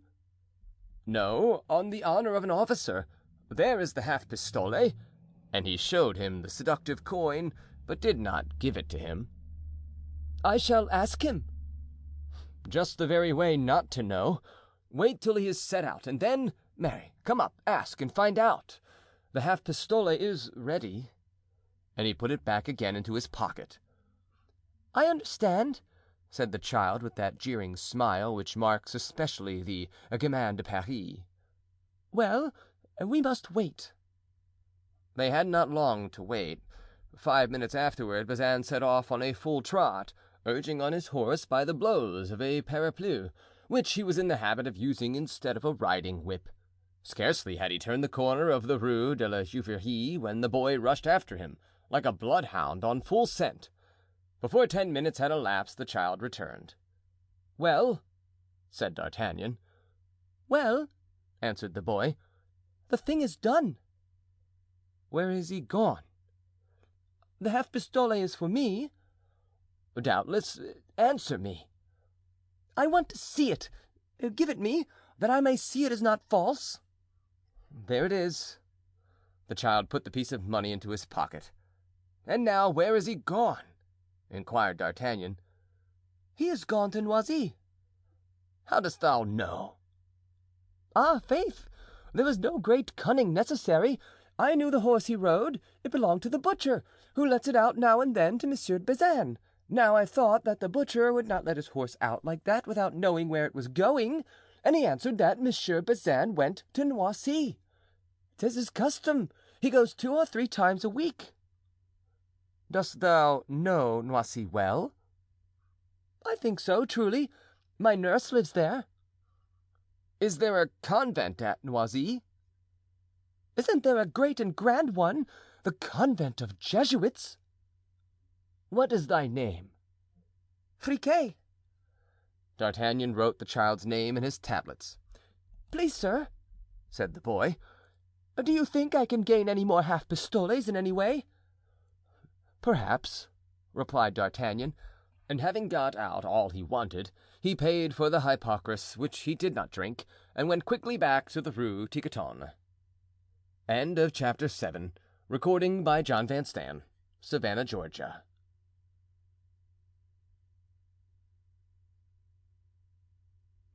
Going a distance to discover Aramis. On entering the hotel, D'Artagnan saw a man sitting in a corner by the fire. It was Planchet, but so completely transformed, thanks to the old clothes that the departing husband had left behind, that D'Artagnan himself could hardly recognize him. Madeleine introduced him in the presence of all the servants. Planchet addressed the officer with a fine Flemish phrase. The officer replied in words that belonged to no language at all, and the bargain was concluded. Madeleine's brother entered D'Artagnan's service. The plan adopted by D'Artagnan was soon perfected. He resolved not to reach Noisy in the day, for fear of being recognized. He had therefore plenty of time before him, for Noisy is only 3 or 4 leagues from Paris, on the road to Meaux. He began his day by breakfasting substantially, a bad beginning when one wants to employ the head, but an excellent precaution when one wants to work the body. And about 2 o'clock he had his 2 horses saddled, and followed by Planchet, he quitted Paris by the Barriere de la Villette. A most active search was still prosecuted in the house near the Hotel de la Chevrette for the discovery of Planchet. At about 1.5 leagues from the city, D'Artagnan, finding that in his impatience he had set out too soon, stopped to give the horses breathing time. The inn was full of disreputable-looking people who seemed as if they were on the point of commencing some nightly expedition. A man wrapped in a cloak appeared at the door, but seeing a stranger he beckoned to his companions, and 2 men who were drinking in the inn went out to speak to him. D'Artagnan, on his side, went up to the landlady, praised her wine, which was a horrible production from the country of Montreuil, and heard from her that there were only 2 houses of importance in the village. One of these belonged to the Archbishop of Paris, and was at that time the abode of his niece, the Duchess of Longueville. The other was a convent of Jesuits, and was the property, a by no means unusual circumstance, of these worthy fathers. At 4 o'clock D'Artagnan recommenced his journey. He proceeded slowly and in deep reverie. Planchet also was lost in thought, but the subject of their reflections was not the same. One word which their landlady had pronounced had given a particular turn to D'Artagnan's deliberations. This was the name of Madame de Longueville. That name was indeed one to inspire imagination and produce thought. Madame de Longueville was one of the highest ladies in the realm. She was also one of the greatest beauties at court. She had formerly been suspected of an intimacy of too tender a nature with Coligny, who, for her sake, had been killed in a duel in the Place Royale by the Duc de Guise. She was now connected by bonds of a political nature with the Prince de Marsillac, the eldest son of the old Duc de Rochefoucauld, whom she was trying to inspire with an enmity toward the Duc de Condé, her brother-in-law, whom she now hated mortally. D'Artagnan thought of all these matters. He remembered how at the Louvre he had often seen, as she passed by him in the full radiance of her dazzling charms, the beautiful Madame de Longueville. He thought of Aramis, who, without possessing any greater advantages than himself, had formerly been the lover of Madame de Chevreuse, who had been to a former court what Madame de Longueville was in that day, and he wondered how it was that there should be in the world people who succeed in every wish, some in ambition, others in love, whilst others, either from chance or from ill luck, or from some natural defect or impediment, remain halfway upon the road toward fulfillment of their hopes and expectations. He was confessing to himself that he belonged to the latter unhappy class, when Planchet approached and said, I will lay a wager, your honor, that you and I are thinking of the same thing." "I doubt it, Planchet," replied D'Artagnan.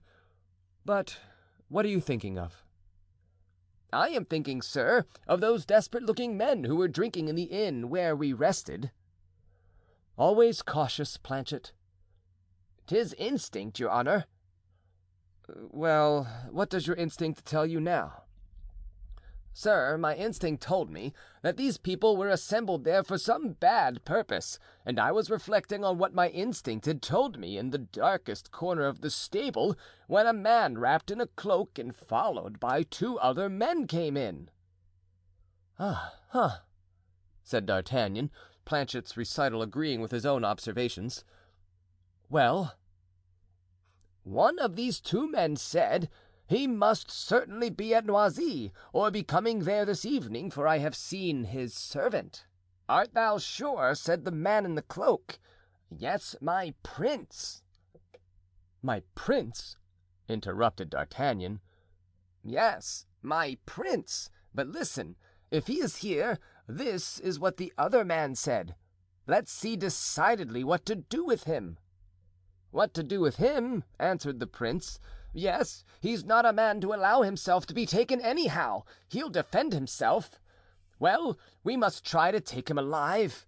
Have you cords to bind him with and a gag to stop his mouth?" "We have. Remember that he will most likely be disguised as a horseman." Yes, my lord, don't be uneasy. Besides, I shall be there. You will assure us that justice." Yes, I answer for that, the prince said. "Well, then, we'll do our best." Having said that, they went out of the stable.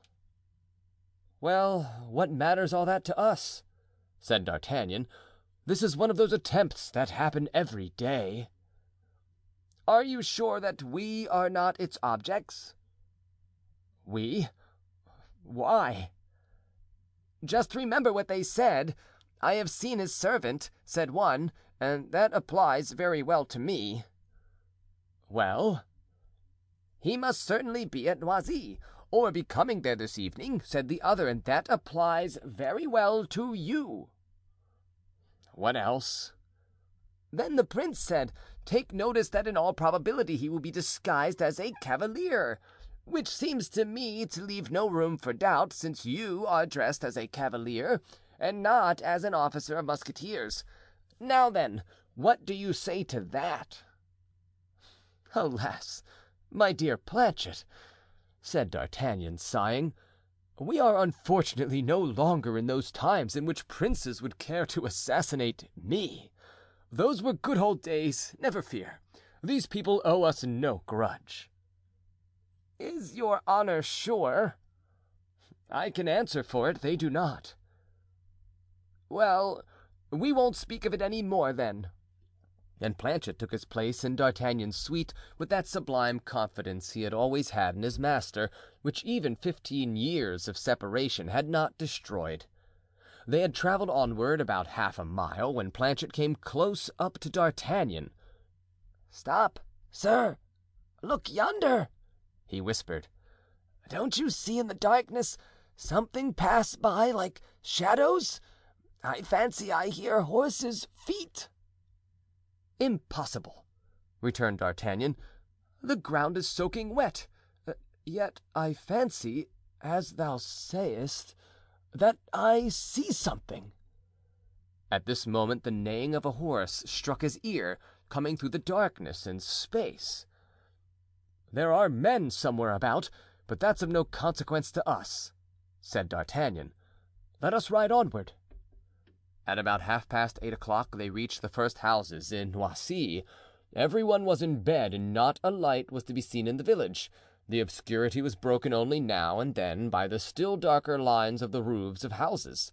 Here and there a dog barked behind a door, or an affrighted cat fled precipitately from the midst of the pavement to take refuge behind a pile of faggots, from which retreat her eyes would shine like peridores. These were the only living creatures that seemed to inhabit the village. Toward the middle of the town, commanding the principal open space, rose a dark mass. separated from the rest of the world by 2 lanes and overshadowed in the front by enormous lime trees. D'Artagnan looked attentively at the building. "This," he said to Planchet, "must be the archbishop's chateau, the abode of the fair Madame de Longueville. But the convent, where is that?" "The convent, your honor, is at the other end of the village. I know it well." "Well, then, Planchet, gallop up to it whilst I tighten my horse's girth, and come back and tell me if there is a light in any of the Jesuits' windows." In about 5 minutes Planchet returned. "Sir," he said, "there is one window of the convent lighted up." "Huh! If I were a Frondeur," said D'Artagnan, "I should knock here and should be sure of a good supper. If I were a monk, I should knock yonder and should have a good supper there too. Whereas 'tis very possible that between the castle and convent we shall sleep on hard beds, dying with hunger and thirst." "Yes," added Planchet, "like the famous ass of Buridan. Shall I knock?" "Hush!" replied D'Artagnan. "The light no longer burns in yonder window." "Do you hear nothing?" whispered Planchet. "What is that noise?" There came a sound like a whirlwind. At the same time 2 troops of horsemen, each composed of 10 men, sallied forth from each of the lanes which encompassed the house and surrounded D'Artagnan and Planchet. "Heyday!" cried D'Artagnan, drawing his sword and taking refuge behind his horse. "Are you not mistaken? Is it really for us that you mean your attack?" "Here he is! We have him!" cried the horsemen, rushing on D'Artagnan with naked swords. "Don't let him escape," said a loud voice. "No, my lord, be assured we shall not." D'Artagnan thought it was now time for him to join in the conversation. "Hello, gentlemen!" he called out in his Gascon accent. "What do you want? What do you demand?"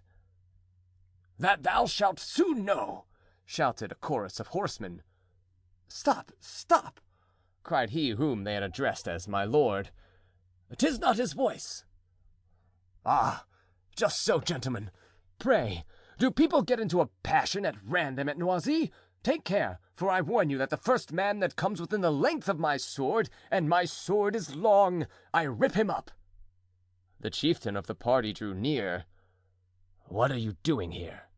he asked in a lofty tone, as that of one accustomed to command.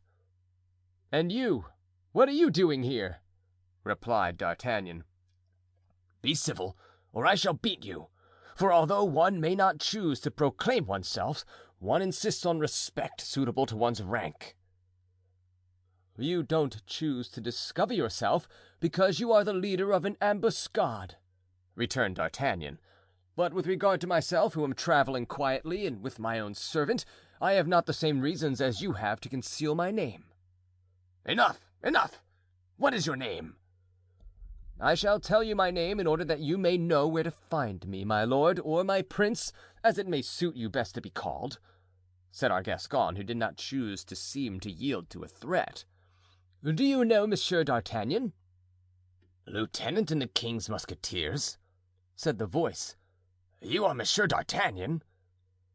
"I am." "Then you come here to defend him?" "Him? Whom?" "The man we are seeking." "It seems," said D'Artagnan, "that whilst I thought I was coming to Noisy, I have entered, without suspecting it, into the kingdom of mysteries." "Come," replied the same lofty tone. "Answer. Are you waiting for him underneath these windows? Did you come to Noisy to defend him?" "I am waiting for no one," replied D'Artagnan, who was beginning to get angry. "I propose to defend no one but myself, and I shall defend myself vigorously, I give you warning."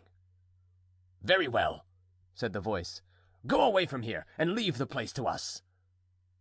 "Go away from here?" said D'Artagnan, whose purposes were in conflict with that order. "That is not so easy, since I am on the point of falling, and my horse too, through fatigue, unless indeed you are disposed to offer me a supper and a bed in the neighborhood." "Rascal!" "Eh, monsieur," said D'Artagnan, "I beg you will have a care what you say, for if you utter another word like that, be you marquis, duke, prince, or king, I will thrust it down your throat. Do you hear?" "Well, well," rejoined the leader, "there's no doubt 'tis a Gascon who is speaking, and therefore not the man we are looking for. Our blow has failed for tonight. Let us withdraw. We shall meet again, Master D'Artagnan," continued the leader, raising his voice. "Yes, but never with the same advantages," said D'Artagnan in a tone of raillery, "for when you meet me again, you will perhaps be alone, and there will be daylight." very good," said the voice. "En route, gentlemen." And the troop, grumbling angrily, disappeared in the darkness and took the road to Paris. D'Artagnan and Planchet remained for some moments still on the defensive. Then, as the noise of the horsemen became more and more distant, they sheathed their swords. "Thou seest, simpleton," said D'Artagnan to his servant, "that they wished no harm to us." "But to whom, then?" "In faith, I neither know nor care. What I do care for now is to make my way into the Jesuits' convent. So to horse, and let us knock at their door. Happen what will, the devil take them, they can't eat us." And he mounted his horse. Planchet had just done the same when an unexpected weight fell upon the back of the horses, which sank down. "Hey, your honor!" cried Planchet, "I've a man behind me." D'Artagnan turned around and plainly saw two human forms on Planchet's horse. "'Tis then the devil that pursues!" he cried, drawing his sword and preparing to attack the new foe. "No, no, dear D'Artagnan," said the figure. "'Tis not the devil, 'tis Aramis. Gallop fast, Planchet, and when you come to the end of the village, turn swiftly to the left." And Planchet, with Aramis behind him, set off at a full gallop, followed by D'Artagnan, who began to think he was in the merry maze of some fantastic dream. End of Chapter 8. Recording by John Van Stan, Savannah, Georgia.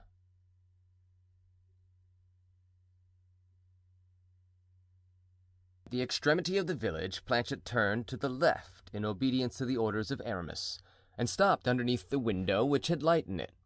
Aramis alighted and clapped his hands 3 times. Immediately the window was opened and a ladder of rope was let down from it. "My friend," said Aramis, "if you like to ascend, I shall be delighted to receive you." "Ah," said D'Artagnan, "is that the way you return to your apartment?" "After 9 at night, pardieu," said Aramis. "The rule of the convent is very severe." "Pardon me, my dear friend," said D'Artagnan, "I think you said pardieu." "Do you think so?" said Aramis, smiling. "It is possible. You have no idea, my dear fellow, how one acquires bad habits in these cursed convents, or what evil ways all these men of the church have, with whom I am obliged to live. But will you not go up?" "Pass on before me, I beg of you." "As the late cardinal used to say to the late king, only to show you the way, sire." And Aramis ascended the ladder quickly and reached the window in an instant. D'Artagnan followed, but less nimbly, showing plainly that this mode of ascent was not one to which he was accustomed. "I beg your pardon," said Aramis, noticing his awkwardness.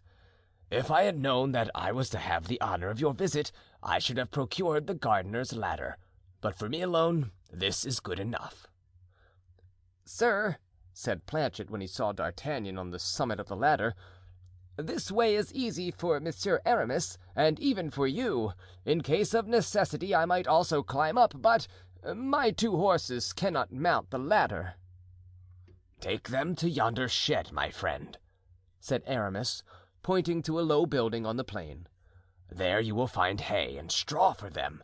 Then come back here and clap your hands 3 times, and we will give you wine and food. Marry, forsooth, people don't die of hunger here." And Aramis, drawing in the ladder, closed the window. D'Artagnan then looked around attentively. Never was there an apartment at the same time more warlike and more elegant. At each corner were arranged trophies.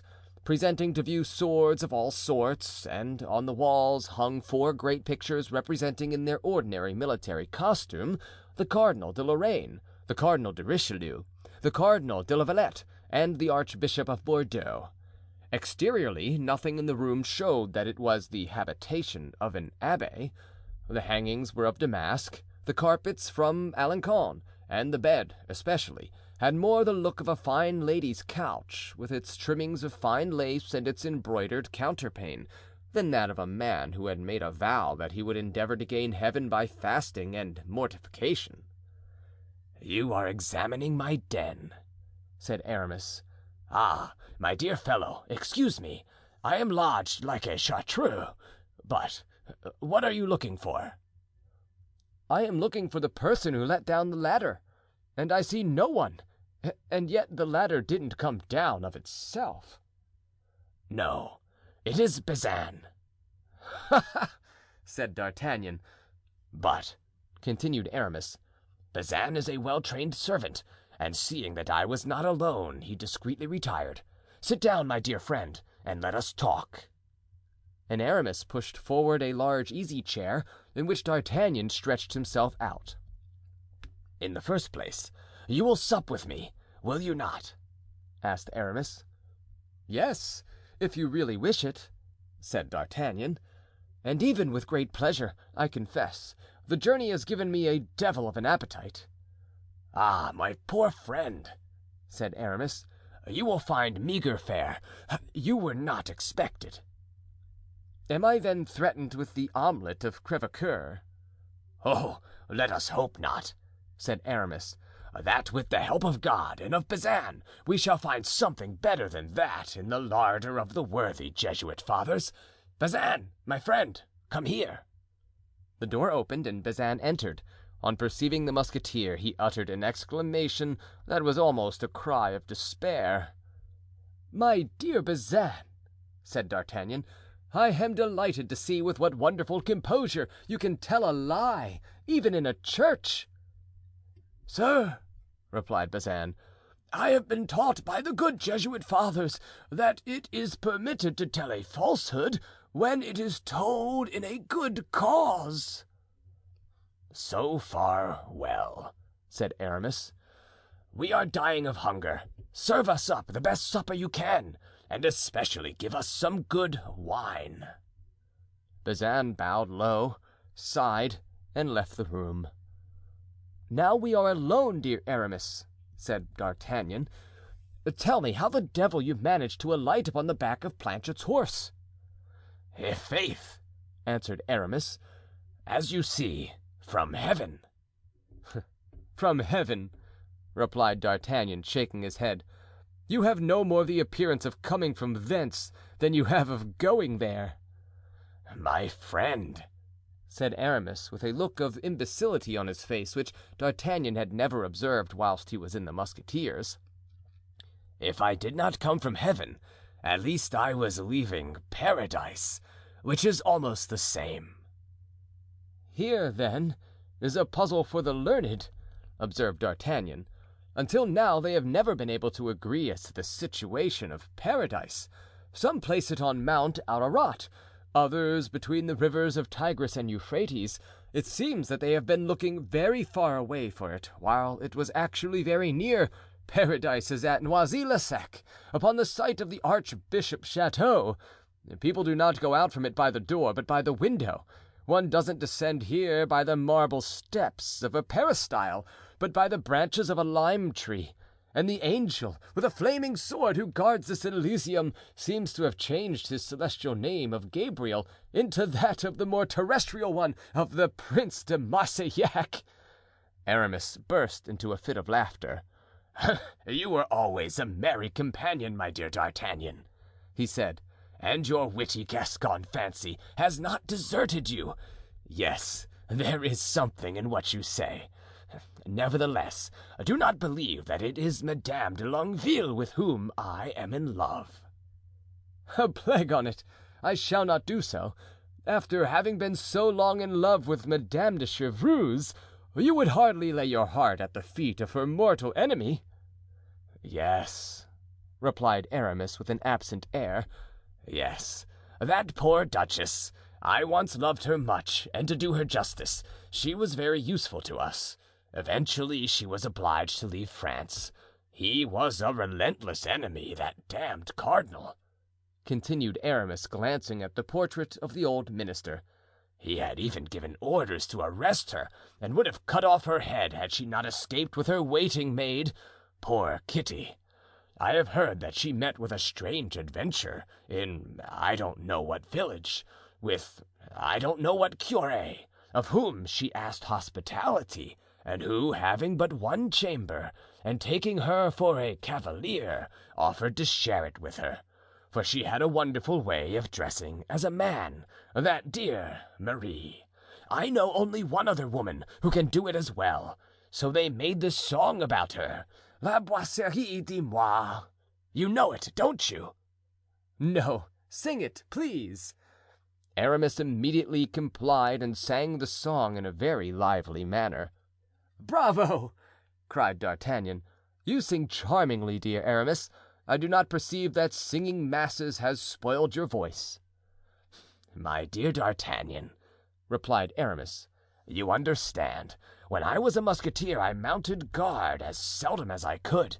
Now, when I am an abbé, I say as few masses as I can. But to return to our duchess." "Which, the Duchess de Chevreuse or the Duchess de Longueville?" "Have I not already told you that there is nothing between me and the Duchess de Longueville? Little flirtations, perhaps, and that's all. No, I spoke of the Duchess de Chevreuse. Did you see her after her return from Brussels, after the king's death?" "Yes, she is still beautiful." "Yes," said Aramis, "I saw her also at that time. I gave her good advice, by which she did not profit. I ventured to tell her that Mazarin was the lover of Anne of Austria. She wouldn't believe me, saying that she knew Anne of Austria, who was too proud to love such a worthless coxcomb. After that she plunged into the cabal headed by the Duke of Beaufort, and the coxcomb arrested de Beaufort and banished Madame de Chevreuse." "You know," resumed D'Artagnan, "that she has had to leave to return to France." "Yes, she has come back and is going to commit some fresh folly or another." "Oh, but this time perhaps she will follow your advice." "Oh, this time," returned Aramis, "I haven't seen her. She is much changed." "In that respect, unlike you, my dear Aramis, for you are still the same. You have still your beautiful dark hair, still your elegant figure, still your feminine hands, which are admirably suited to a prelate." "Yes," replied Aramis, "I am extremely careful of my appearance. Do you know that I am growing old? I am nearly 37. "Mind, Aramis," D'Artagnan smiled as he spoke, "since we are together again, let us agree on one point. What age shall we be in future?" "How?" "Formerly I was your junior by 2 or 3 years, and if I am not mistaken, I am turned 40 years old." "Indeed? Then 'tis I who am mistaken, for you have always been a good chronologist. By your reckoning I must be 43 at least, or the devil I am. Don't let it out at the Hotel Rambouillet; it would ruin me," replied the abbé. "Don't be afraid," said D'Artagnan. "I never go there." "Why, what in the world," cried Aramis, "is that animal Bazin doing? Bazin, hurry up there, you rascal! We are mad with hunger and thirst." Bazin entered at that moment, carrying a bottle in each hand. "At last," said Aramis, "we are ready, are we?" "Yes, monsieur, quite ready," said Bazin, "but it took me some time to bring up all the—" "Because you always think you have on your shoulders your beadle's robe, and spend all your time reading your breviary. But I give you warning that if in polishing your chapel utensils you forget how to brighten up my sword, I will make a great fire of your blessed images, and will see that you are roasted in it." Bazin, scandalized, made a sign of the cross with the bottle in his hand. D'Artagnan, more surprised than ever at the tone and manners of the Abbé Herblay, which contrasted so strongly with those of the musketeer Aramis, remained staring with wide open eyes in the face of his friend. Bazin quickly covered the table with a damask cloth and arranged upon it so many things, gilded, perfumed, appetizing, that D'Artagnan was quite overcome. "But you expected someone, then?" asked the officer. "Oh," said Aramis, "I always try to be prepared. And then I knew you were seeking me." "From whom?" "From Master Bazin, to be sure. He took you for the devil, my dear fellow, and hastened to warn me of the danger that threatened my soul if I should meet again a companion so wicked as an officer of the musketeers." "Oh, monsieur," said Bazin, clasping his hands supplicatingly. "Come, no hypocrisy. You know that I don't like it. You will do much better to open the window and let down some bread, a chicken, and a bottle of wine to your friend Planchet, who has been this last hour killing himself, clapping his hands." Planchet, in fact, had bedded and fed his horses, and then, coming back under the window, had repeated 2 or 3 times the signal agreed upon. Bazin obeyed, fastened to the end of a cord the 3 articles designated, and let them down to Planchet, who then went satisfied to his shed. "Now to supper," said Aramis. The 2 friends sat down, and Aramis began to cut up fowls, partridges, and hams with admirable skill. "The deuce!" cried D'Artagnan. "Do you live in this way always?" "Yes, pretty well. The coadjutor has given me dispensations from fasting on the jours maigres on account of my health. Then I have engaged as my cook the cook who lived with La Forlorne. You know the man I mean, the friend of the cardinal, and the famous epicure, whose grace after dinner used to be, good Lord, do me the favor to cause me to digest what I have eaten." "Nevertheless, he died of indigestion, in spite of his grace," said D'Artagnan. "What can you expect?" replied Aramis in a tone of resignation. "Every man that's born must fulfill his destiny." "If it be not an indelicate question," resumed D'Artagnan, "have you grown rich?"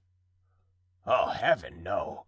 I make about 12,000 francs a year, without counting a little benefice of 1,000 crowns the prince gave me." "And how do you make your 12,000 francs? By your poems?" "No, I have given up poetry, except now and then to write a drinking song, some gay sonnet or some innocent epigram. I compose sermons, my friend." "What? Sermons? Do you preach them?" "No, I sell them to those of my cloth who wish to become great orators." "Ha, indeed! And you have not been tempted by the hopes of reputation yourself?" "I should, my dear D'Artagnan, have been so, but nature said no. When I am in the pulpit, if by chance a pretty woman looks at me, I look at her again. If she smiles, I smile too. Then I speak at random. Instead of preaching about the torments of hell, I talk of the joys of paradise. An event took place in the church of St. Louis Marais. A gentleman laughed in my face. I stopped short to tell him that he was a fool. The congregation went out to get stones to stone me with, but whilst they were away I found means to conciliate the priests who were present, so that my foe was pelted instead of me. 'Tis true that he came the next morning to my house, thinking that he had to do with an abbé like all other abbés." "And what was the end of the affair?" "We met in the Place Royale. Egad, you know about it." "Was I not your second?" cried D'Artagnan. "You were. You know how I settled the matter." "Did he die?" "I don't know, but at all events I gave him absolution in articulo mortis. 'Tis enough to kill the body without killing the soul." Bazin made a despairing sign, which meant that while perhaps he approved the moral, he altogether disapproved the tone in which it was uttered. "Bazin, my friend," said Aramis, "you don't seem to be aware that I can see you in that mirror, and you forget that once for all I have forbidden all signs of approbation or disapprobation.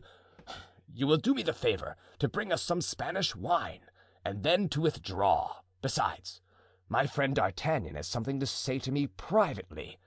Have you not, D'Artagnan?" D'Artagnan nodded his head, and Bazin retired after placing on the table the Spanish wine. The two friends, left alone, remained silent, face to face. Aramis seemed to await a comfortable digestion, D'Artagnan to be preparing his exordium. Each of them, when the other was not looking, hazarded a sly glance. It was Aramis who broke the silence. "What are you thinking of, D'Artagnan?" he began.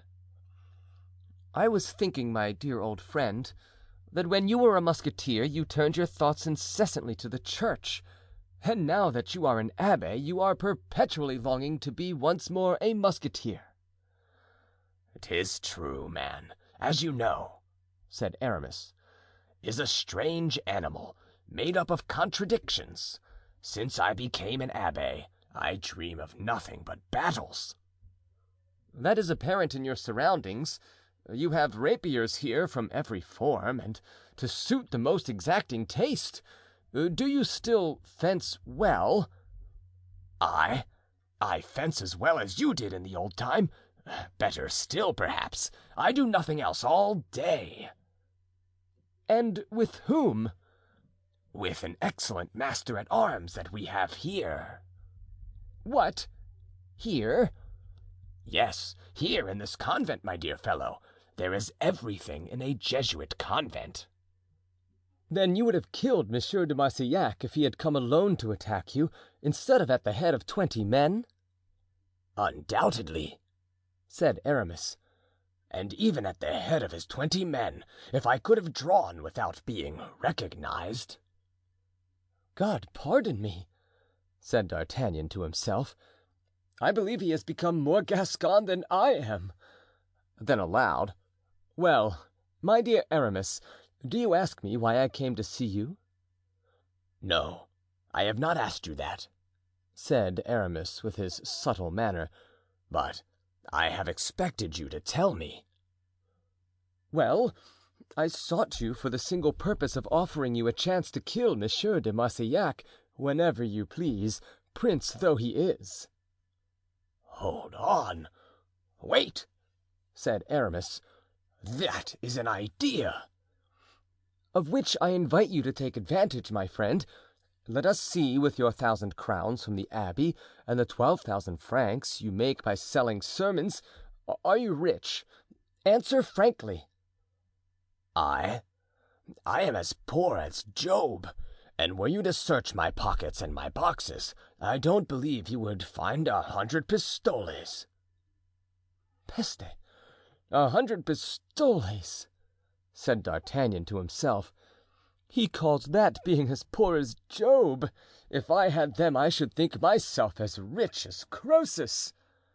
Then aloud, "Are you ambitious?" "As Enceladus." "Well, my friend, I bring you the means of becoming rich, powerful, and free to do whatever you wish." The shadow of a cloud passed over Aramis's face as quickly as that which in August passes over the field of grain, but quick as it was, it did not escape D'Artagnan's observation. "Speak on," said Aramis. "One question first. Do you take any interest in politics?" A gleam of light shone in Aramis's eyes, as brief as the shadow that had passed over his face, but not so brief but that it was seen by D'Artagnan. "No," Aramis replied. "Then proposals from any quarter will be agreeable to you, since for the moment you have no master but God?" "It is possible." "Have you, my dear Aramis, thought sometimes of those happy days of youth we passed laughing, drinking, and fighting each other for play?" "Certainly, and more than once regretted them. It was indeed a glorious time. Well, those splendidly wild days may chance to come again. I am commissioned to find out my companions, and I began by you, who were the very soul of our society." Aramis bowed, rather with respect than pleasure at the compliment. "To meddle in politics," he exclaimed in a languid voice, leaning back in his easy-chair. "Ah, dear D'Artagnan, see how regularly I live and how easy I am here. We have experienced the ingratitude of the great, as you well know." "'Tis true," replied D'Artagnan, "yet the great sometimes repent of their ingratitude." "In that case it would be quite another thing. Come, let's be merciful to every sinner. Besides, you are right in another respect, which is in thinking that if we were to meddle in politics, there could not be a better time than the present." "How can you know that? You who never interest yourself in politics." "Ah, without caring about them myself, I live among those who are much occupied in them.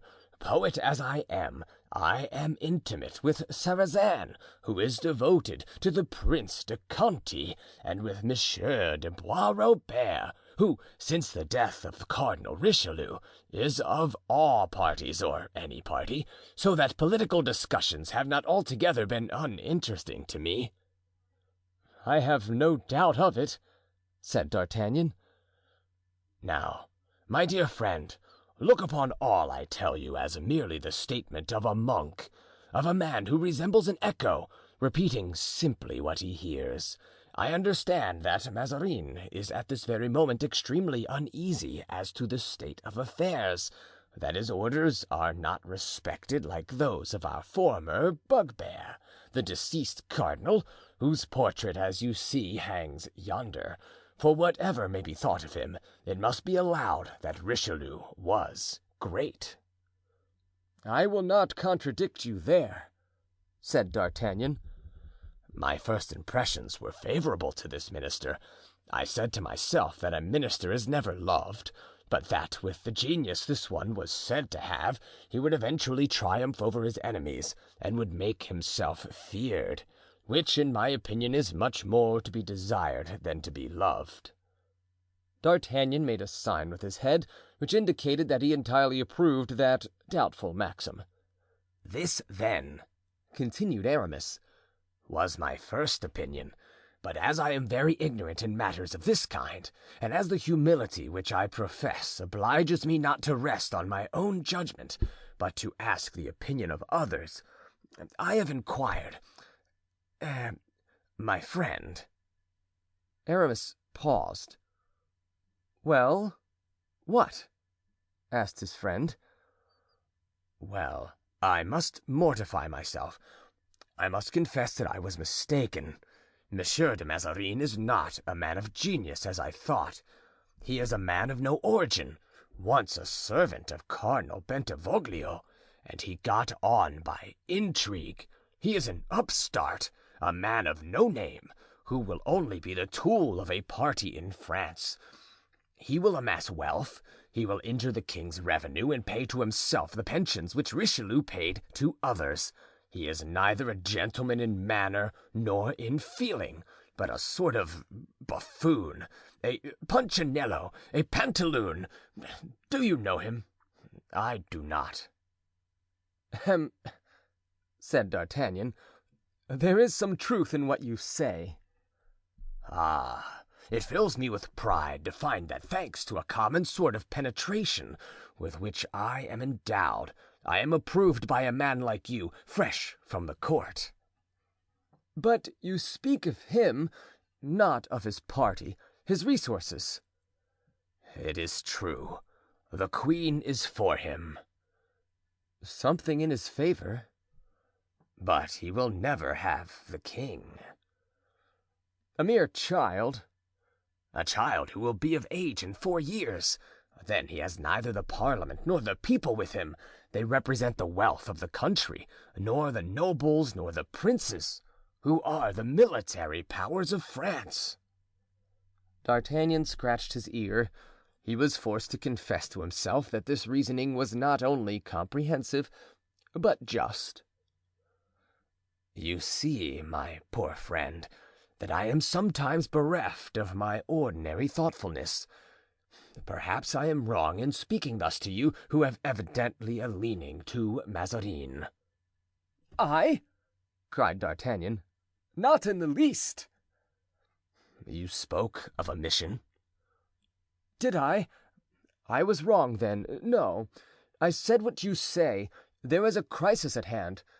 Well, let's fly the feather before the wind. Let us join with that side to which the wind will carry it, and resume our adventurous life.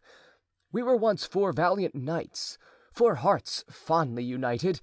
Let us unite again, not our hearts, which have never been severed, but our courage and our fortunes. Here's a good opportunity for getting something better than a diamond." "You are right, D'Artagnan. I held a similar project, but as I had not, nor ever shall have, your fruitful, vigorous imagination, the idea was suggested to me. Everyone nowadays wants auxiliaries. Propositions have been made to me, and I confess to you frankly that the coadjutor has made me speak out." "Monsieur de Gondy? The cardinal's enemy?" "No, the king's friend," said Aramis. "The king's friend. You understand. Well, it is a question of serving the king, the gentleman's duty." "But the king is with Mazarin." "He is, but not willingly, in appearance, not heart, and that is exactly the snare the king's enemies are preparing for the poor child." "Ah, but this is indeed civil war which you propose to me, dear Aramis." "War for the king." "Yet the king will be at the head of the army on Mazarin's side." "But his heart will be in the army commanded by the Duc de Beaufort." "Monsieur de Beaufort? He is at Vincennes." "Did I say Monsieur de Beaufort?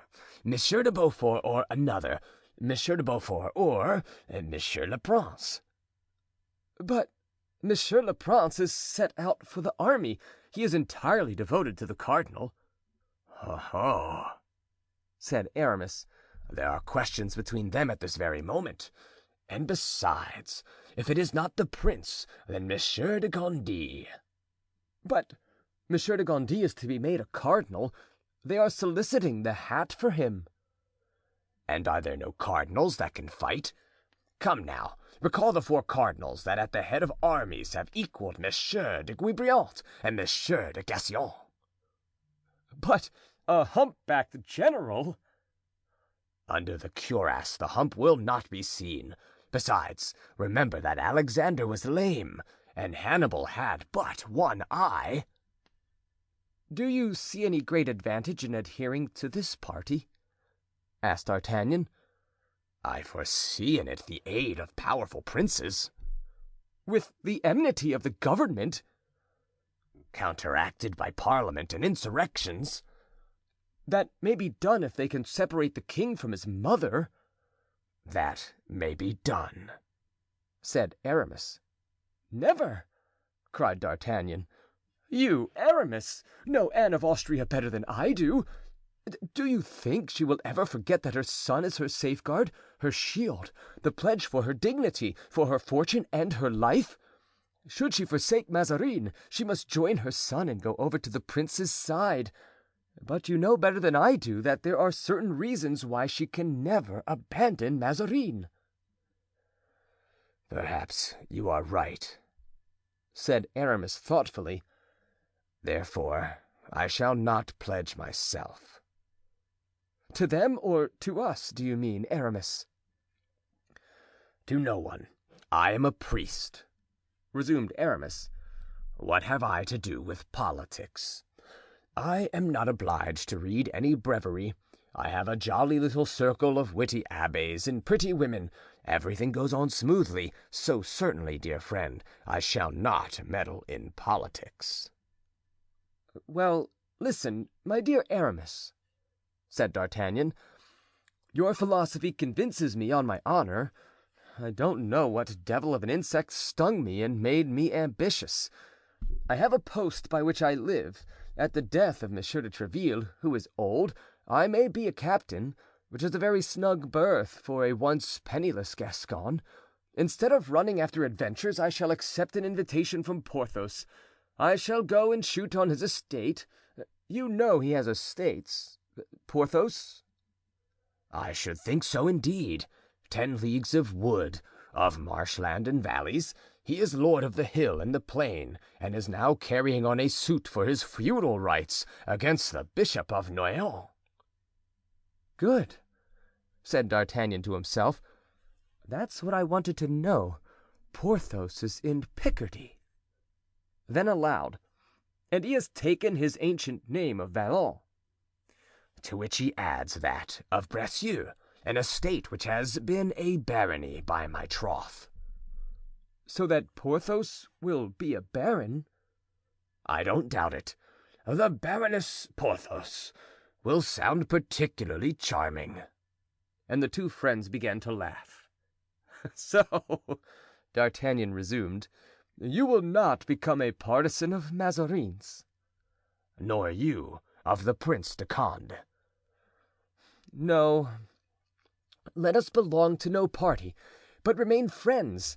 Let us be neither cardinalists nor Frondists." "Adieu, then." And D'Artagnan poured out a glass of wine. "To old times," he said. "Yes," returned Aramis.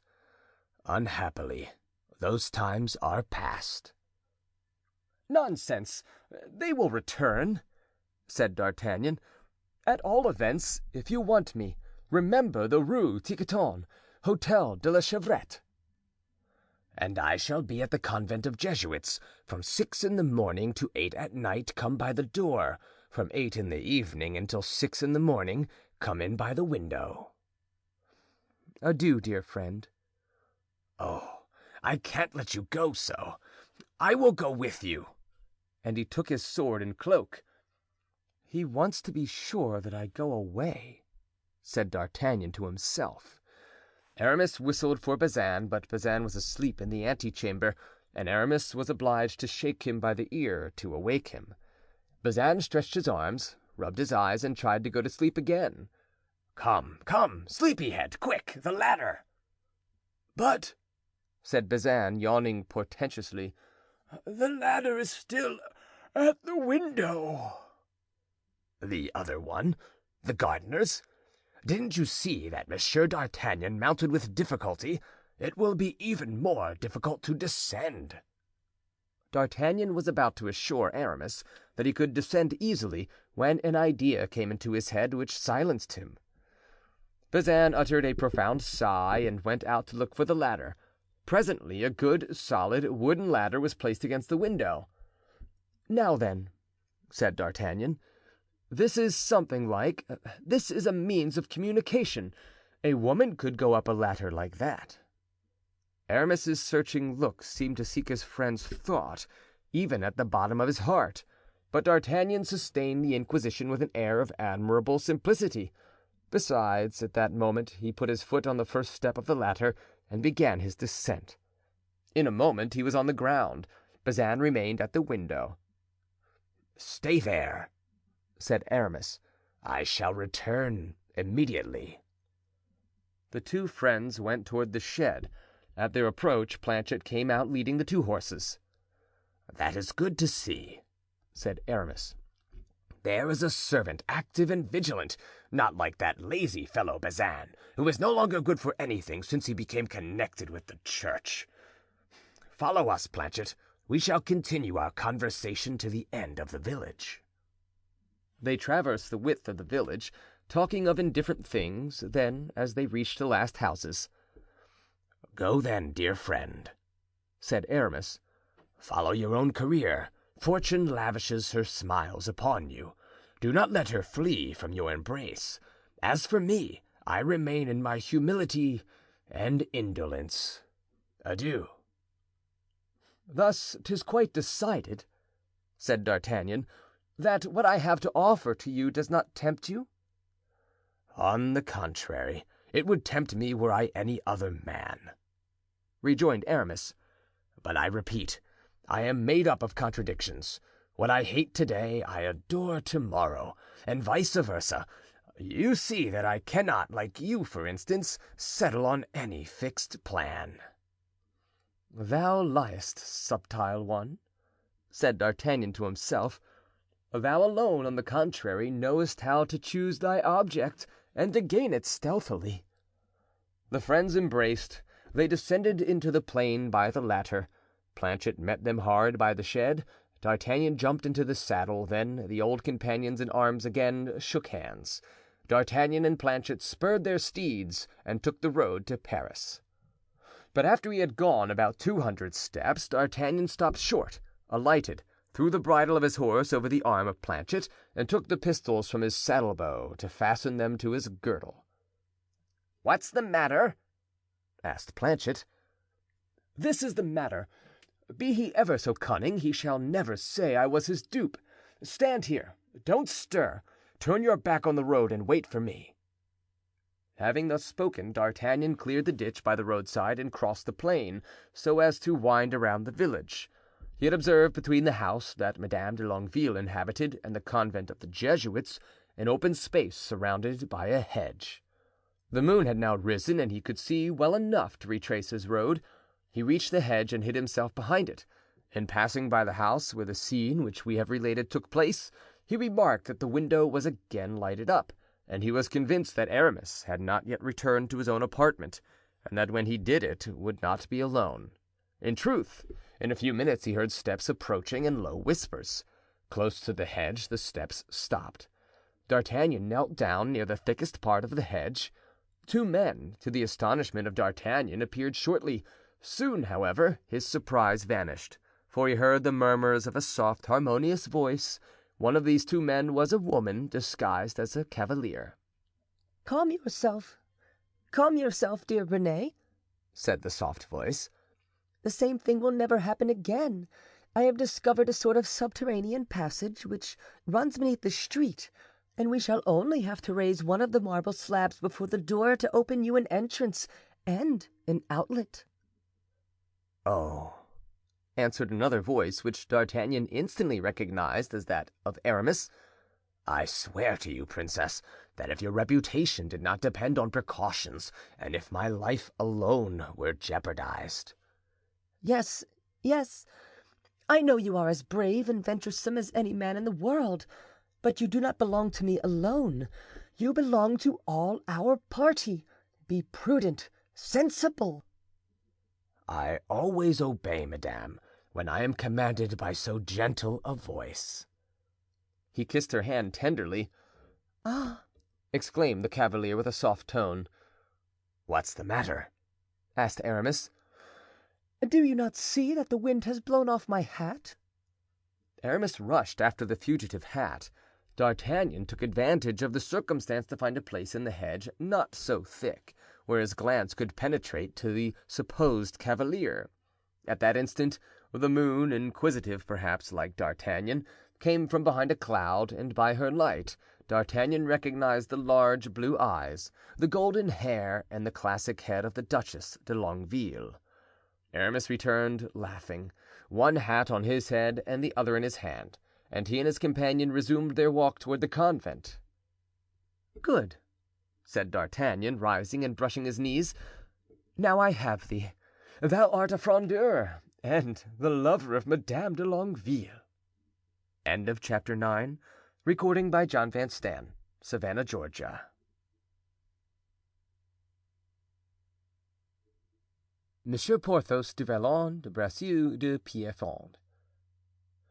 Thanks to what Aramis had told him, D'Artagnan, who knew already that Porthos called himself Du Vallon, was now aware that he styled himself from his estate de Bracieux, and that he was, on account of this estate, engaged in a lawsuit with the Bishop of Noyon.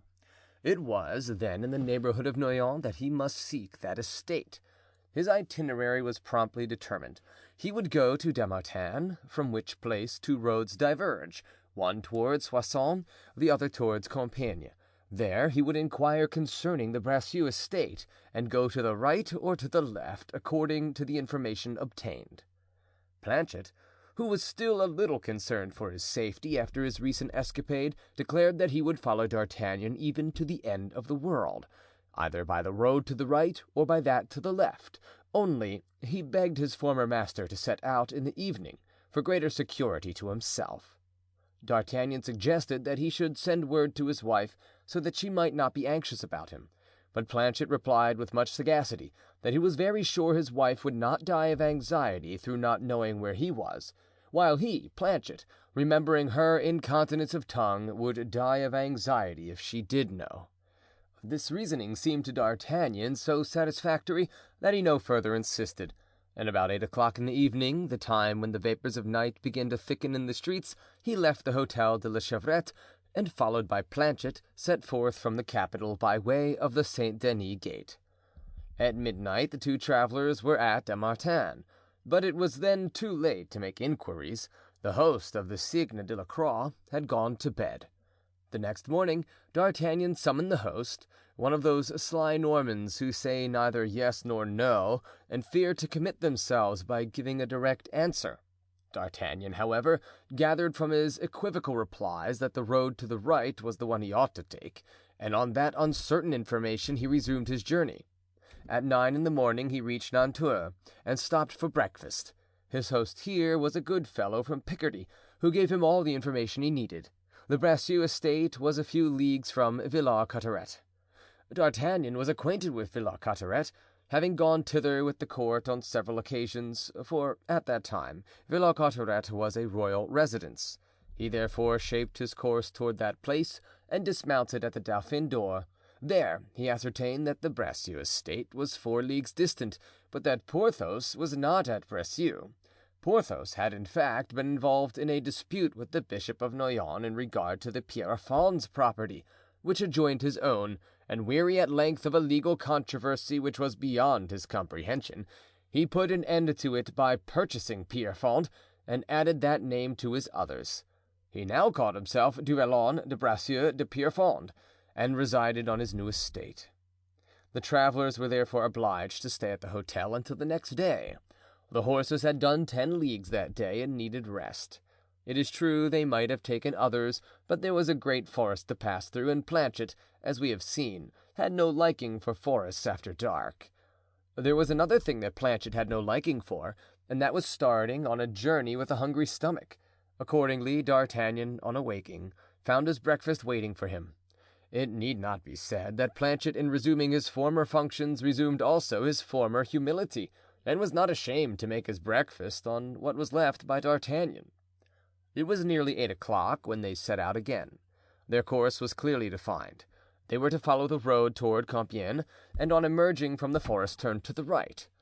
The morning was beautiful, and in this early springtime the birds sang on the trees, and the sunbeams shone through the misty glades like curtains of golden gauze. In other parts of the forest the light could scarcely penetrate through the foliage, and the stems of 2 old oak trees, the refuge of the squirrel, startled by the travelers, were in deep shadow. There came up from all nature in the dawn of a day perfume of herbs, flowers, and leaves, which delighted the heart. D'Artagnan, sick of the closeness of Paris, thought that when a man had 3 names of his different estates joined one to another, he ought to be very happy in such a paradise. Then he shook his head, saying, "If I were Porthos and D'Artagnan came to make me such a proposition as I am going to make him, I know what I should say to it." As to Planchet, he thought of little or nothing, but was happy as a hunting hound in his old master's company. At the extremity of the wood D'Artagnan perceived the road that had been described to him, and at the end of the road he saw the towers of an immense feudal castle. "Oh," he said, "I fancied this castle belonged to the ancient branch of Orleans. Could Porthos have negotiated for it with the Duc de Longueville?" "Faith!" exclaimed Planchet, "here's land in good condition. If it belongs to Monsieur Porthos, I wish him joy." "Zounds!" cried D'Artagnan, "don't call him Porthos, nor even Vallon. Call him de Bracieux or de Pierrefonds, thou wilt knell out damnation to my mission otherwise." As he approached the castle which had first attracted his eye, D'Artagnan was convinced that it could not be there that his friend dwelt. The towers, though solid and as if built yesterday, were open and broken. One might have fancied that some giant had cleaved them with blows from a hatchet.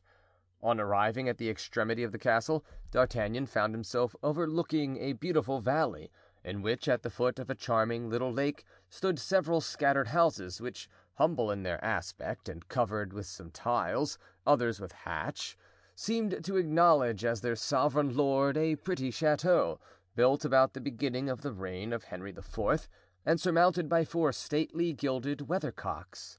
D'Artagnan no longer doubted that this was Porthos's pleasant dwelling-place.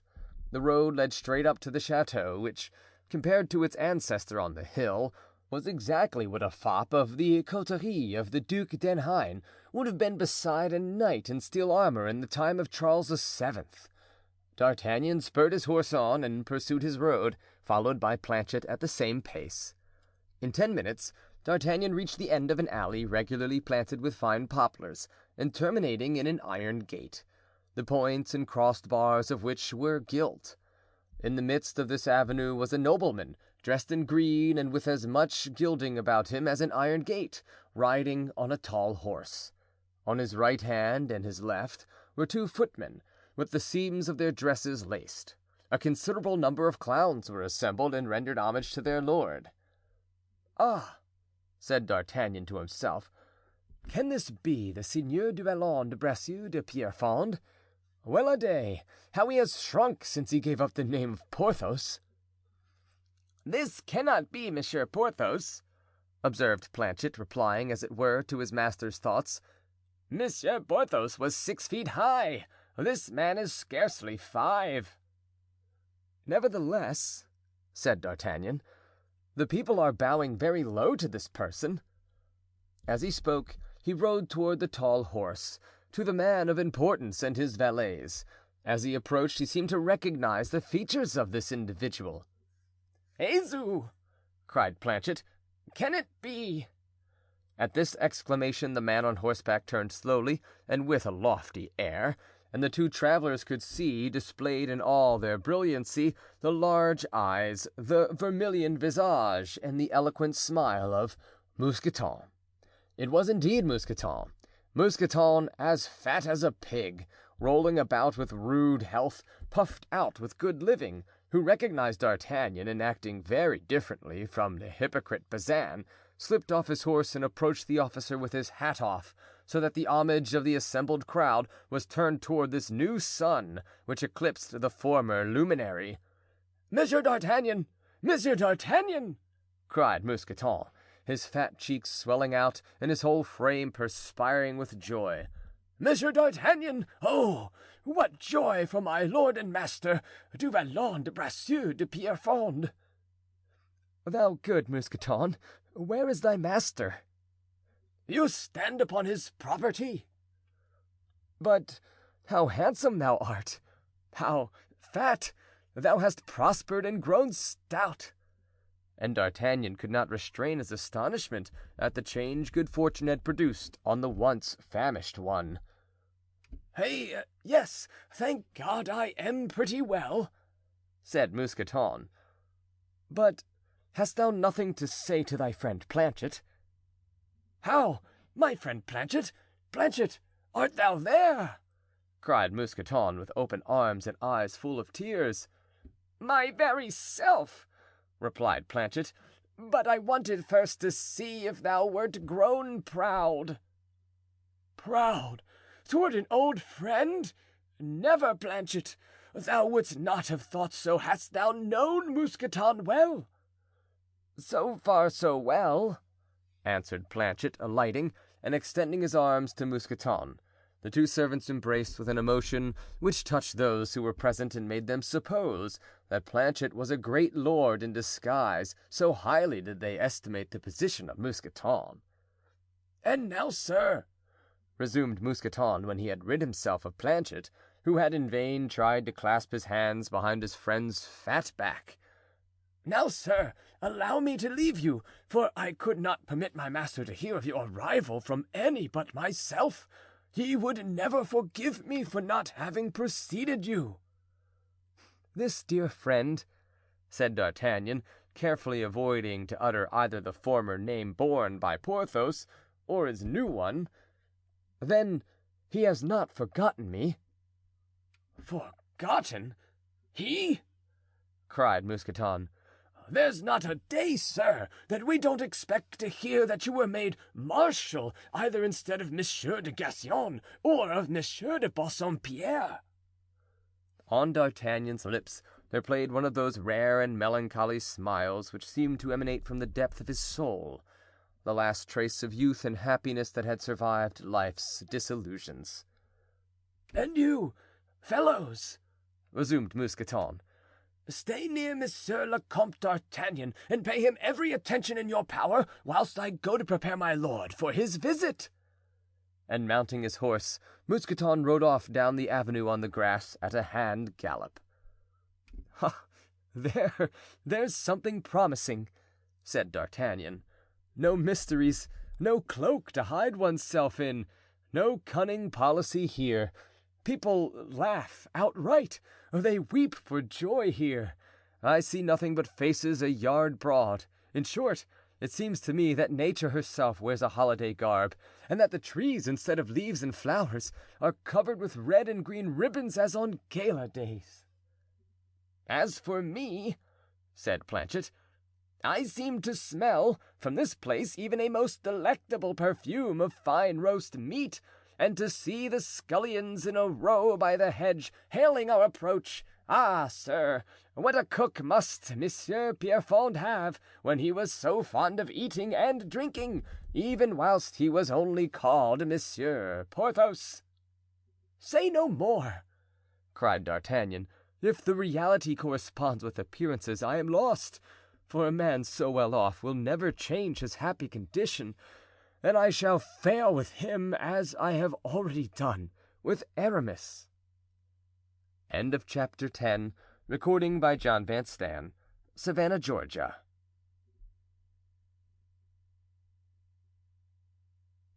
Does not necessarily produce happiness. D'Artagnan passed through the iron gate and arrived in front of the chateau. He alighted as he saw a species of giant on the steps. Let us do justice to D'Artagnan.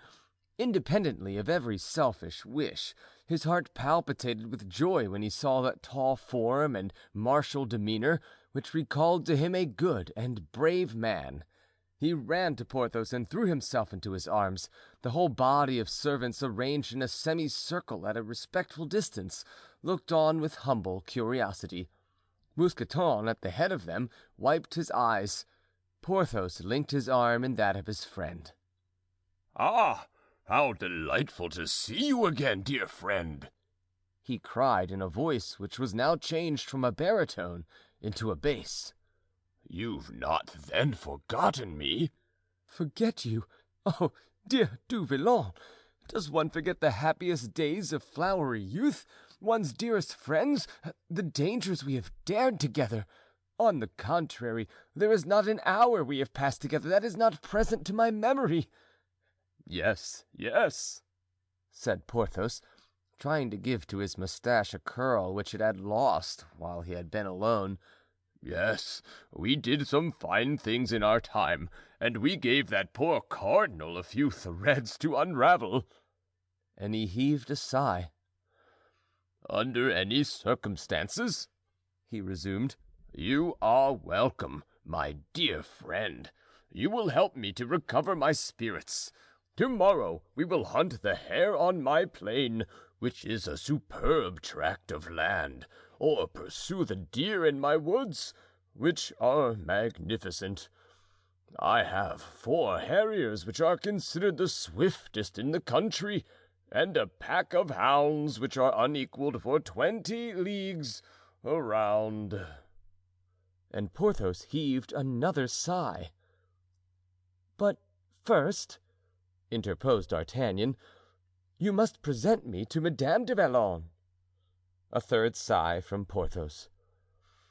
I lost Madame de Vallon 2 years ago," he said, "and you find me still in affliction on that account. That was the reason why I left my Chateau de Vallon near Corbeil and came to my estate Bracieux. Poor Madame de Vallon! Her temper was uncertain, but she came at last to accustom herself to my little ways and understand my little wishes." "So you are free now, and rich?" "Alas!" groaned Porthos, "I am a widower and have 40,000 francs a year. Let us go to breakfast." "I shall be happy to do so. The morning air has made me hungry." "Yes," said Porthos, "my air is excellent." They went into the chateau. There was nothing but gilding, high and low.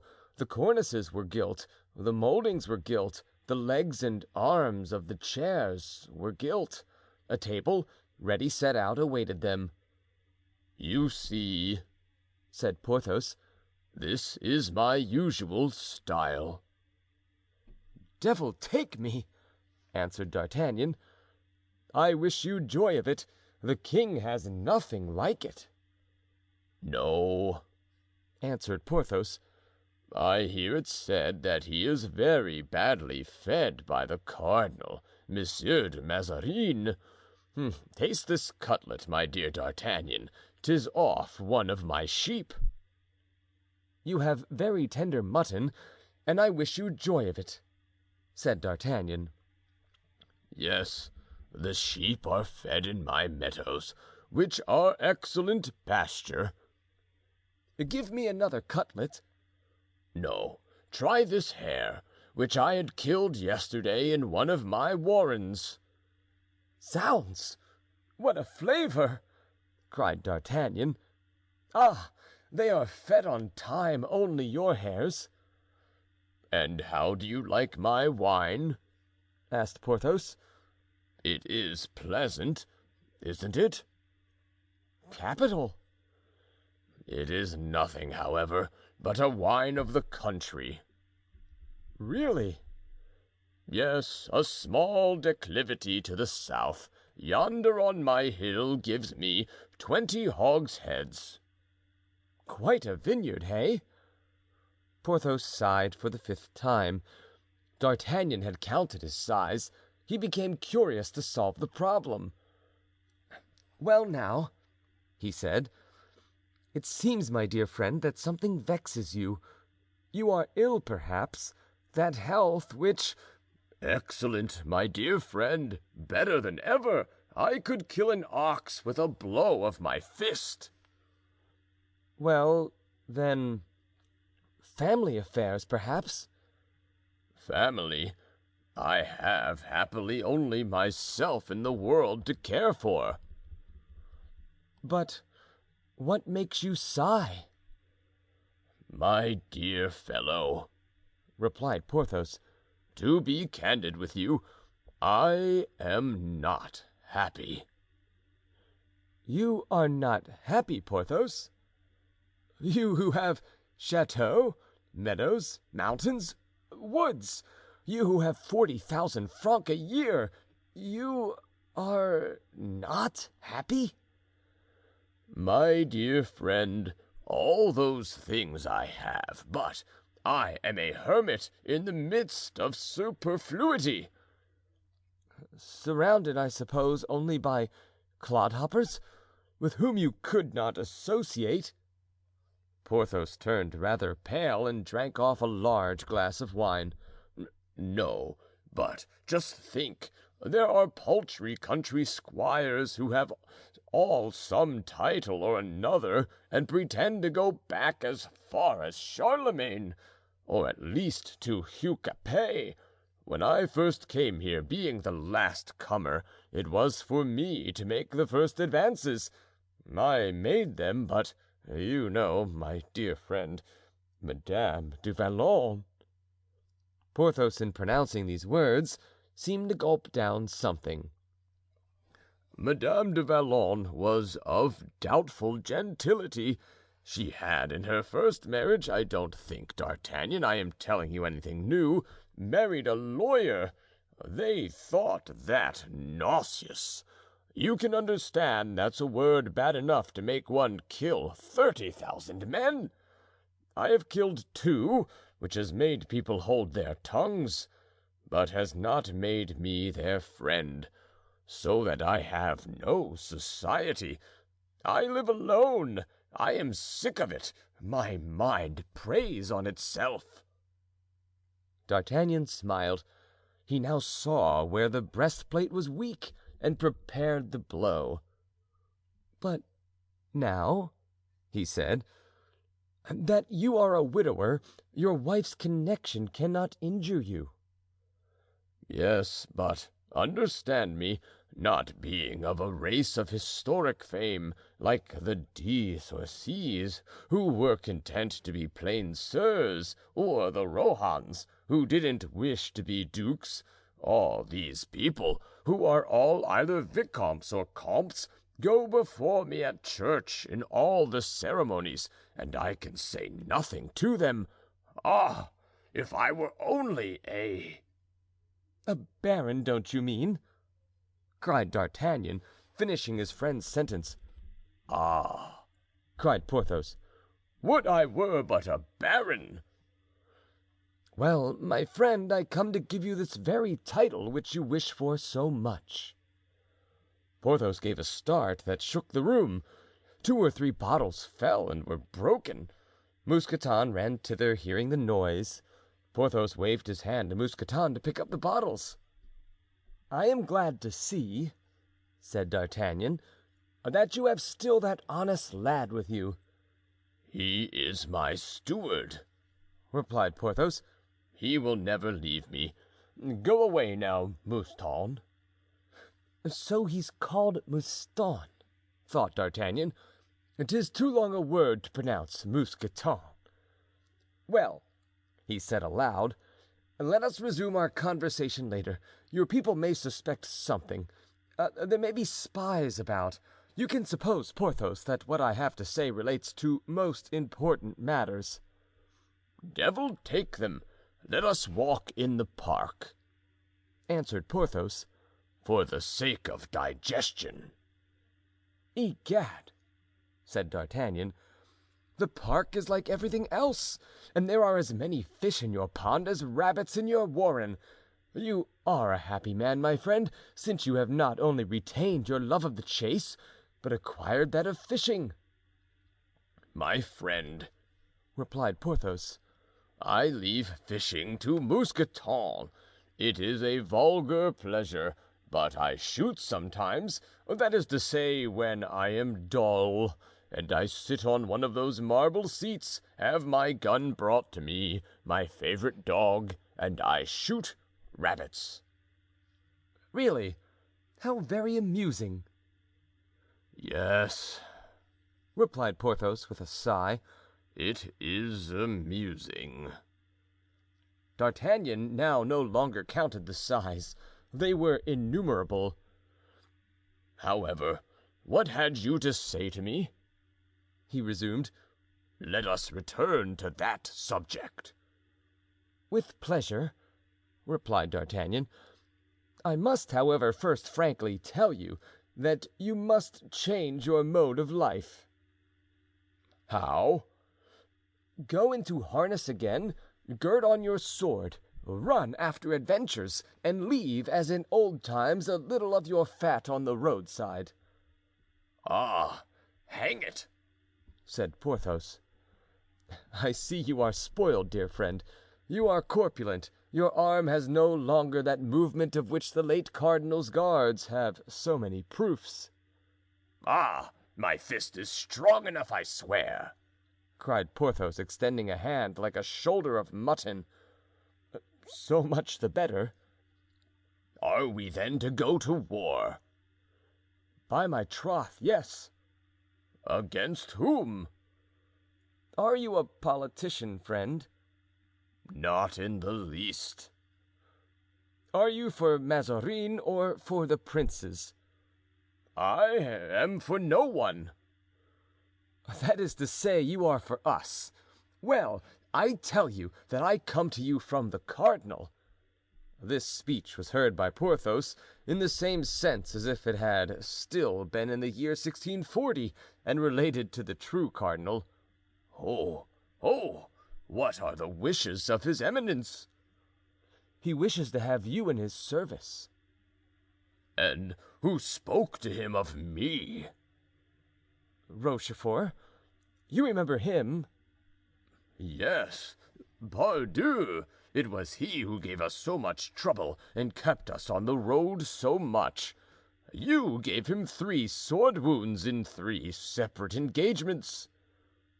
"But you know he is now our friend." "No, I didn't know that. So he cherishes no resentment." "You are mistaken, Porthos," said D'Artagnan. "It is I who cherish no resentment." Porthos didn't understand any too clearly, but then we know that understanding was not his strong point. "You say, then," he continued, "that the Count de Rochefort spoke of me to the cardinal?" "Yes, and the queen, too." "The queen, do you say?" "To inspire us with confidence, she has even placed in Mazarin's hand that famous diamond. You remember all about it, that I once sold to Monsieur des Essarts, and of which I don't know how she has regained possession." "But it seems to me," said Porthos, "that she would have done much better if she had given it back to you." "So I think," replied D'Artagnan, "but kings and queens are strange beings and have odd fancies. Nevertheless, since they are the ones who have riches and honors, we are devoted to them." "Yes, we are devoted to them," repeated Porthos. "And you, to whom are you devoted now?" "To the king, the queen, and to the cardinal. Moreover, I have answered for your devotion also." "And you say that you have made certain conditions on my behalf?" "Magnificent, my dear fellow, magnificent! In the first place, you have plenty of money, haven't you? A 40,000-franc income, I think you said." Porthos began to be suspicious. "Hey, my friend," said he, "one never has too much money. Madame de Vallon left things in much disorder.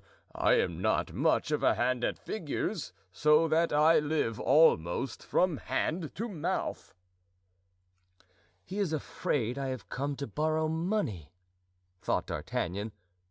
"Ah, my friend," said he, "it is all the better if you are in difficulties." "How is it all the better?" "Yes, for his eminence will give you all that you want: land, money, and titles." "Ah, ah, ah!" said Porthos, opening his eyes at that last word. "Under the other cardinal," continued D'Artagnan, "we didn't know enough to make our profits. This, however, doesn't concern you with your 40,000-franc income, the happiest man in the world, it seems to me." Porthos sighed. "At the same time," continued D'Artagnan, "notwithstanding your 40,000 francs a year, and perhaps even for the very reason that you have 40,000 francs a year, it seems to me that a little coronet would do well on your carriage, hey?" "Yes, indeed," said Porthos. "Well, my dear friend, win it. It is at the point of your sword. We shall not interfere with each other. Your object is title, mine money. If I can get enough to rebuild D'Artagnan, which my ancestors, impoverished by the Crusades, allowed to fall into ruins, and to buy 30 acres of land about it, that is all I wish. I shall retire and die tranquilly, at home." "For my part," said Porthos, I desire to be made a baron." "You shall be one." "And have you not seen any of our other friends?" "Yes, I have seen Aramis." "And what does he wish? To be a bishop?" "Aramis," answered D'Artagnan, who did not wish to undeceive Porthos, "Aramis' fancy has become a monk and a Jesuit, and lives like a bear. My offers did not arouse him, did not even tempt him." "So much the worse. He was a clever man. And Athos?" "I have not yet seen him. Do you know where I shall find him?" "Near Blois. He is called Bragelonne. Only imagine, my dear friend, Athos, who was of as high birth as the emperor, and who inherits one estate which gives him the title of Comte. What is he to do with all those dignities? The Comte de la Fère, Comte de Bragelonne." "And he has no children with all these titles?" "Ah," said Porthos, "I have heard that he had adopted a young man who resembles him greatly." "What, Athos? Our Athos, who was as virtuous as Scipio? Have you seen him?" "No." "Well, I shall see him tomorrow and tell him about you, but I'm afraid, entre nous, that his liking for wine has aged and degraded him." "Yes, he used to drink a great deal," replied Porthos. "And then he was older than any of us," added D'Artagnan. "Some years only. His gravity made him look older than he was." "Well, then, if we can get Athos, all will be well. If we cannot, we will do without him. We two are worth a dozen." "Yes," said Porthos, smiling at the remembrance of his former exploits, "but we four, all together, would be equal to 36, more especially as you say the work will not be child's play. Will it last long?" "By Our Lady, 2 or 3 years, perhaps." "So much the better," cried Porthos. "You have no idea, my friend, how my bones ache since I came here. Sometimes on a Sunday I take a ride in the fields and on the property of my neighbors, in order to pick up a nice little quarrel which I am really in want of, but nothing happens. Either they respect or they fear me, which is more likely, but they let me trample down the clover with my dogs, insult and obstruct everyone, and I come back still more weary and low-spirited. That's all. At any rate, tell me, there's more chance of fighting in Paris, is there not?" "In that respect, my dear friend, it's delightful. No more edicts, no more of the cardinal's guards, no more de Jussacs, nor other bloodhounds. Egad, underneath a lamp in an inn, anywhere, they ask, 'Are you one of the Fronde?' They unsheath, and that's all that is said. The Duc de Guise killed Monsieur de Coligny in the Place Royale, and nothing was said of it." "Oh, things go on gaily, then," said Porthos. "Besides which, in a short time," resumed D'Artagnan, "we shall have set battles, cannonades, conflagrations, and there will be great variety." "Well, then, I decide." "I have your word, then?" "Yes, 'tis given. I shall fight heart and soul for Mazarin, but—" "But?" "But he must make me a baron." "Zounds!" said D'Artagnan, "that's settled already. I will be responsible for the barony." On this promise being given, Porthos, who had never doubted his friend's assurance, turned back with him toward the castle. Chapter 11. Recording by John Van Stan. Savannah, Georgia.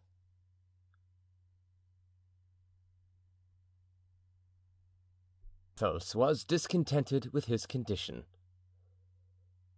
As they returned toward the castle, D'Artagnan thought of the miseries of poor human nature, always dissatisfied with what it has, ever desirous of what it has not. In the position of Porthos, D'Artagnan would have been perfectly happy, and to make Porthos contented there was wanting, what? 5 letters to put before his 3 names, a tiny coronet to paint upon the panels of his carriage. I shall pass all my life, thought D'Artagnan, in seeking for a man who was really contented with his lot. Whilst making this reflection, chance seemed, as it were, to give him the lie direct. When Porthos had left him to give some orders, he saw Mousqueton approaching. The face of the steward, despite one slight shade of care, light as a summer cloud, seemed a physiognomy of absolute felicity. "Here is what I am looking for," thought D'Artagnan. "But, alas! the poor fellow does not know the purpose for which I am here." He then made a sign for Mousqueton to come to him. "Sir," said the servant, "I have a favor to ask of you." "Speak out, my friend." "I am afraid to do so. Perhaps you will think, sir, that prosperity has spoiled me." "Art thou happy, friend?" asked D'Artagnan. "As happy as possible, and yet, sir, you may make me even happier than I am." "Well, speak, if it depends on me." "Oh, sir, it depends on you only." "I listen. I am waiting to hear." "Sir, the favor I have to ask of you is not to call me Mousqueton, but Mouston. Since I have had the honor of being my lord's steward, I have taken the last name as more dignified and calculated to make my inferiors respect me. You, sir, know how necessary subordination is in any large establishment of servants." D'Artagnan smiled. Porthos wanted to lengthen out his names, Mousqueton to cut his short. "Well, my dear Mouston," he said, "rest satisfied. I will call thee Mouston, and if it makes thee happy, I will not tutoyer you any longer." "Oh!" cried Mousqueton, reddening with joy. "If you do me, sir, such honor, I shall be grateful all my life. It is too much to ask." "Alas!" thought D'Artagnan, "it is very little to offset the unexpected tribulations I am bringing to this poor devil, who has so warmly welcomed me." "Will monsieur remain long with us?" asked Mousqueton with a serene and glowing countenance. "I go to-morrow, my friend," replied D'Artagnan. "Ah, monsieur," said Mousqueton, "then you have come here only to awaken our regrets." "I fear that is true," said D'Artagnan in a low voice. D'Artagnan was secretly touched with remorse, not at inducing Porthos to enter into schemes in which his life and fortune would be in jeopardy, for Porthos, in the title of baron, had his object and reward, but poor Mousqueton, whose only wish was to be called Mouston. Was it not cruel to snatch him from the delightful state of peace and plenty in which he was? He was thinking of these matters when Porthos summoned him to dinner. "What, to dinner?" said D'Artagnan. "What time is it, then?" Why, it is after 1 o'clock." "Your home is a paradise, Porthos. One takes no note of time.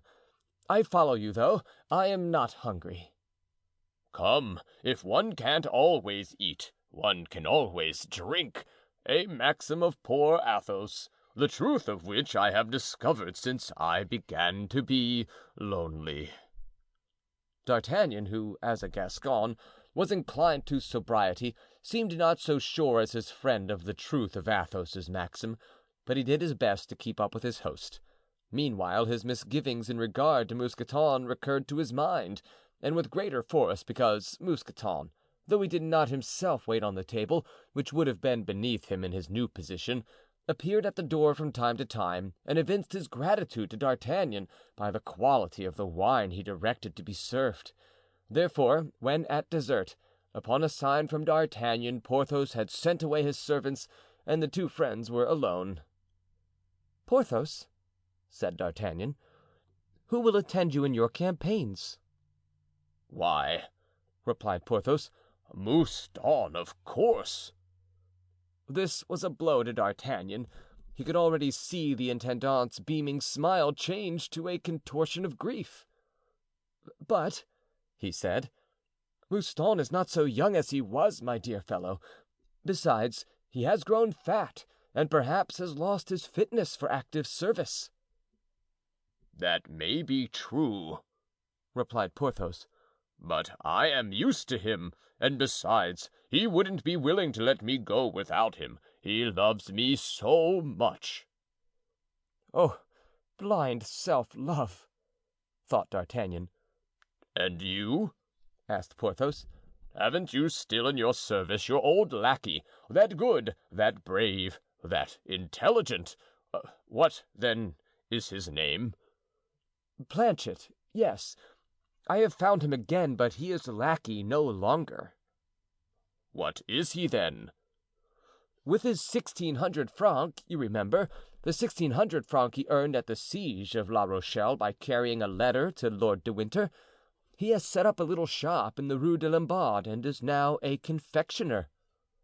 "Ah, he is a confectioner in the Rue de Lombards. How does it happen, then, that he is in your service?" "He has been guilty of certain escapades and fears he may be disturbed." And the musketeer narrated to his friend Planchet's adventure.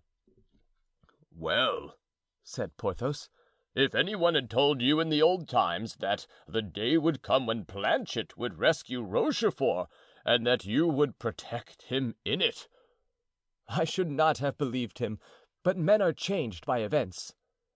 "There is nothing truer than that," said Porthos. "But what does not change, or changes for the better, is wine. Taste of this. It is a Spanish wine which our friend Athos thought much of." At that moment the steward came in to consult his master upon the proceedings of the next day, and also with regard to the shooting party which had been proposed. "Tell me, Mouston," said Porthos, "are my arms in good condition?" "Your arms, my lord?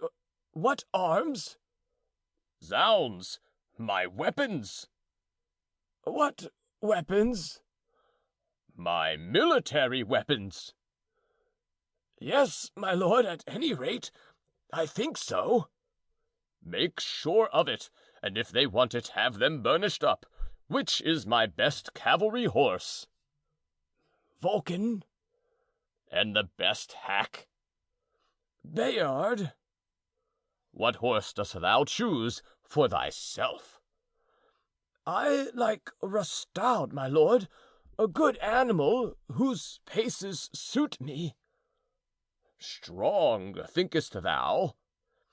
"Half Norman, half Mecklenburger. It will go night and day." "That will do for us. See to the horses. Polish up or make someone else polish my arms. Then take pistols with thee and a hunting knife." "Are we then going to travel, my lord?" asked Mousqueton, rather uneasy. "Something better still, Mouston." "An expedition, sir?" asked the steward, whose roses began to change into lilies. "We are going to return to the service, Mouston," replied Porthos, still trying to restore his mustache to the military curl it had long lost. "Into the service? The king's service?" Mousqueton trembled. Even his fat, smooth cheeks shook as he spoke, and he looked at D'Artagnan with an air of reproach. He staggered, and his voice was almost choked. "Yes and no. We shall serve in a campaign, seek out all sorts of adventures, return, in short, to our former life." These last words fell on Mousqueton like a thunderbolt. It was those very terrible old days that made the present so excessively delightful, and the blow was so great he rushed out, overcome, and forgot to shut the door. The two friends remained alone to speak of the future and to build castles in the air. The good wine which Mousqueton had placed before them traced out in glowing drops to D'Artagnan a fine perspective, shining with quadruples and pistoles, and showed to Porthos a blue ribbon and a ducal mantle. They were, in fact, asleep on the table when the servants came to light them to their bed. Mousqueton was, however, somewhat consoled by D'Artagnan, who the next day told him that in all probability war would always be carried on in the heart of Paris and within reach of the Chateau de Vallon, which was near Corbeil, or Bracieux, which was near Melun, and of Pierrefonds, which was between Compiegne and Villars-Cotterêts. "But formerly, it appears," began Mousqueton timidly. "Oh," said D'Artagnan, "we don't now make war as we did formerly. Today it's a sort of diplomatic arrangement. Ask Planchet." Mousqueton inquired, therefore, the state of the case of his old friend, who confirmed the statement of D'Artagnan. "But," he added, "in this war prisoners stand a chance of being hung." "The deuce they do," said Mousqueton. "I think I should like the siege of Rochelle better than this war, then." Porthos, meantime, asked D'Artagnan to give him his instructions how to proceed on his journey. 4 days," replied his friend, "are necessary to reach Blois, 1 day to rest there, 3 or 4 days to return to Paris. Set out, therefore, in a week, with your suite, and go to the Hotel de la Chevrette, Rue Tiquetonne, and there await me." "That's agreed," said Porthos. "As to myself, I shall go around to see Athos, for though I don't think his aid worth much, one must with one's friends observe all due politeness," said D'Artagnan. The friends then took leave of each other on the very border of the estate of Pierrefonds, to which Porthos escorted his friend. "At least," D'Artagnan said to himself as he took the road to Villars-Cotterêts, "at least I shall not be alone in my undertaking. That devil Porthos is a man of prodigious strength. Still, if Athos joins us, well, we shall be 3 of us to laugh at Aramis, that little coxcomb with his too good luck." At Villars-Cotterêts he wrote to the cardinal: "My lord, I have already 1 man to offer to your eminence, and he is well worth 20 men. I am just setting out for Blois. The Comte de la Fère inhabits the castle of Bragelonne in the environs of that city." Chapter 12. Recording by John Van Stan, Savannah, Georgia.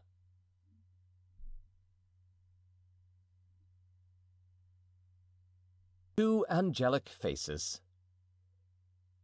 The road was long, but the horses upon which D'Artagnan and Planchet rode had been refreshed in the well-supplied stables of the Lord of Bracieux. The master and servant rode side by side, conversing as they went, for D'Artagnan had by degrees thrown off the master and Planchet had entirely ceased to assume the manners of a servant. He had been raised by circumstances to the rank of a confidant to his master. It was many years since D'Artagnan had opened his heart to any one. It happened, however, that these 2 men, on meeting again, assimilated perfectly. Planchet was in truth no vulgar companion in these new adventures.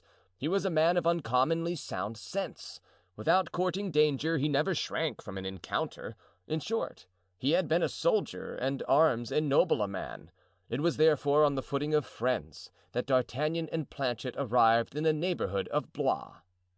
Going along, D'Artagnan, shaking his head, said: "I know that my going to Athos is useless and absurd, but still I owe this courtesy to my old friend, a man who had in him material for the most noble and generous of characters." "Oh, Monsieur Athos was a noble gentleman," said Planchet, "was he not? Scattering money round about him as heaven sprinkles rain. Do you remember, sir, that duel with the Englishman in the enclosure des Carmes? Ah, how lofty, how magnificent Monsieur Athos was that day, when he said to his adversary, 'You have insisted on knowing my name, sir. So much the worse for you, since I shall be obliged to kill you.' I was near him, those were his exact words, when he stabbed his foe as he said he would, and his adversary fell without saying, 'Oh, 'tis a noble gentleman, Monsieur Athos.'" "Yes, true as gospel," said D'Artagnan, "but one single fault has swallowed up all these fine qualities." "I remember well," said Planchet. "He was fond of drinking. In truth, he drank, but not as other men drink. One seemed, as he raised the wine to his lips, to hear him say, 'Come, juice of the grape, and chase away my sorrows.' And how he used to break the stem of a glass or the neck of a bottle! There was no one like him for that." "And now," replied D'Artagnan, "behold the sad spectacle that awaits us. This noble gentleman with his lofty glance, this handsome cavalier, so brilliant in feats of arms that every one was surprised that he held in his hand a sword only instead of a baton of command. Alas! we shall find him changed into a broken down old man, with garnet nose and eyes that slobber. We shall find him extended on some lawn, whence he will look at us with a languid eye and peradventure will not recognize us. God knows, Planchet, that I should fly from a sight so sad if I did not wish to show my respect for the illustrious shadow of what was once the Comte de la Fere, whom we loved so much." Planchet shook his head and said nothing. It was evident that he shared his master's apprehensions. "And then," resumed D'Artagnan, "to this decrepitude is probably added poverty, for he must have neglected the little that he had, and the dirty scoundrel Grimaud, more taciturn than ever and still more drunken than his master. Stay, Planchet, it breaks my heart to merely think of it." "I fancy myself there, and that I see him staggering and hear him stammering," said Planchet in a piteous tone. "But at all events we shall soon know the real state of things, for I imagine that those lofty walls, now turning ruby in the sun, are the walls of Blois." "Probably. And those steeples, pointed and sculptured, that we catch a glimpse of yonder, are similar to those that I have heard described at Chambord." At this moment, one of those heavy wagons, drawn by bullocks, which carry the wood cut in the fine forests of the country to the ports of the Loire, came out of a by-road full of ruts and turned on that which the two horsemen were following. A man carrying a long switch with a nail at the end of it, with which he urged on his slow team, was walking with the cart. "Ho, friend!" cried Planchet. "What's your pleasure, gentlemen?" replied the peasant with a purity of accent peculiar to the people of that district, and which might have put to shame the cultured denizens of the Sorbonne and the Rue de l'Université. "We are looking for the house of Monsieur de la Fere," said D'Artagnan. The peasant took off his hat on hearing this revered name. "Gentlemen," he said, "the wood that I am cutting is his. I cut it in his copse and I am taking it to the chateau." D'Artagnan determined not to question this man. He did not wish to hear from another what he had himself said to Planchet. "The chateau," he said to himself. "What chateau? Ah, I understand. Athos is not a man to be thwarted. He, like Porthos, has obliged his peasantry to call him my lord, and to dignify his pettifogging place by the name of chateau. He had a heavy hand, dear old Athos, after drinking." D'Artagnan, after asking the man the right way, continued his route, agitated in spite of himself at the idea of seeing once more that singular man whom he had so truly loved and who had contributed so much by advice and example to his education as a gentleman. He checked by degrees the speed of his horse and went on, his head drooping as if in deep thought. Soon as the road turned, the Chateau de la Valliere appeared in view. Then, a quarter of a mile beyond, a white house, encircled in sycamores, was visible at the farther end of a group of trees, which spring had powdered with a snow of flowers. On beholding this house, D'Artagnan, calm as he was in general, felt an unusual disturbance within his heart. So powerful during the whole course of life are the recollections of youth. He proceeded, nevertheless, and came opposite to an iron gate, ornamented in the taste of the period. Through the gate was seen kitchen gardens, carefully attended to, a spacious courtyard, in which neighed several horses held by valets in various liveries, and a carriage drawn by two horses of the country. "We are mistaken," said D'Artagnan. "This cannot be the establishment of Athos. Good heavens! Suppose he is dead, and that this property now belongs to someone who bears his name. Alight, Planchet, and inquire, for I confess that I have scarcely courage to do so." Planchet alighted. "Thou must add," said D'Artagnan, "that a gentleman who is passing by wishes to have the honor of paying his respects to the Comte de la Fere, and if thou art satisfied with what thou hearest, then mention my name." Planchet, leading his horse by the bridle, drew near to the gate and rang the bell, and immediately a servant man with white hair and of erect stature, notwithstanding his age, presented himself. "Does Monsieur le Comte de la Fere live here?" asked Planchet. "Yes, monsieur, it is here he lives," the servant replied to Planchet, who was not in livery. "A nobleman retired from service, is he not?" "Yes." "And who had a lackey named Grimaud?" persisted Planchet, who had prudently considered that he couldn't have too much information. "Monsieur Grimaud is absent from the chateau for the time being," said the servitor, who, little used as he was to such inquiries, began to examine Planchet from head to foot. "Then," cried Planchet joyously, "I see well that it is the same Comte de la Fere whom we seek. Be good enough to open to me, for I wish to announce to Monsieur le Comte that my master, one of his friends, is here and wishes to greet him." "Why didn't you say so?" said the servitor, opening the gate. "But where is your master?" "He is following me." The servitor opened the gate and walked before Planchet, who made a sign to D'Artagnan. The latter, his heart palpitating more than ever, entered the courtyard without dismounting. Whilst Planchet was standing on the steps before the house, he heard a voice say, "Well, where is this gentleman, and why do they not bring him here?" This voice, the sound of which reached D'Artagnan, reawakened in his heart 1,000 sentiments, 1,000 recollections that he had forgotten. He vaulted hastily from his horse, whilst Planchet, with a smile on his lips, advanced toward the master of the house. "But I know you, my lad," said Athos, appearing on the threshold. "Oh, yes, Monsieur le Comte, you know me and I know you. I am Planchet, Planchet, whom you know well." But the honest servant could say no more, so much was he overcome by this unexpected interview. "What, Planchet, is Monsieur d'Artagnan here?" "Here I am, my friend, dear Athos," cried D'Artagnan, in a faltering voice and almost staggering from agitation. At these words a visible emotion was expressed on the beautiful countenance and calm features of Athos. He rushed toward D'Artagnan with eyes fixed upon him and clasped him in his arms. D'Artagnan, equally moved, pressed him also closely to him, whilst tears stood in his eyes. Athos then took him by the hand and led him into the drawing room, where there were several people. Everyone arose. "I present to you," he said, "Monsieur le Chevalier d'Artagnan, lieutenant of the Majesty's Musketeers, a devoted friend, and one of the most excellent, brave gentlemen that I have ever known."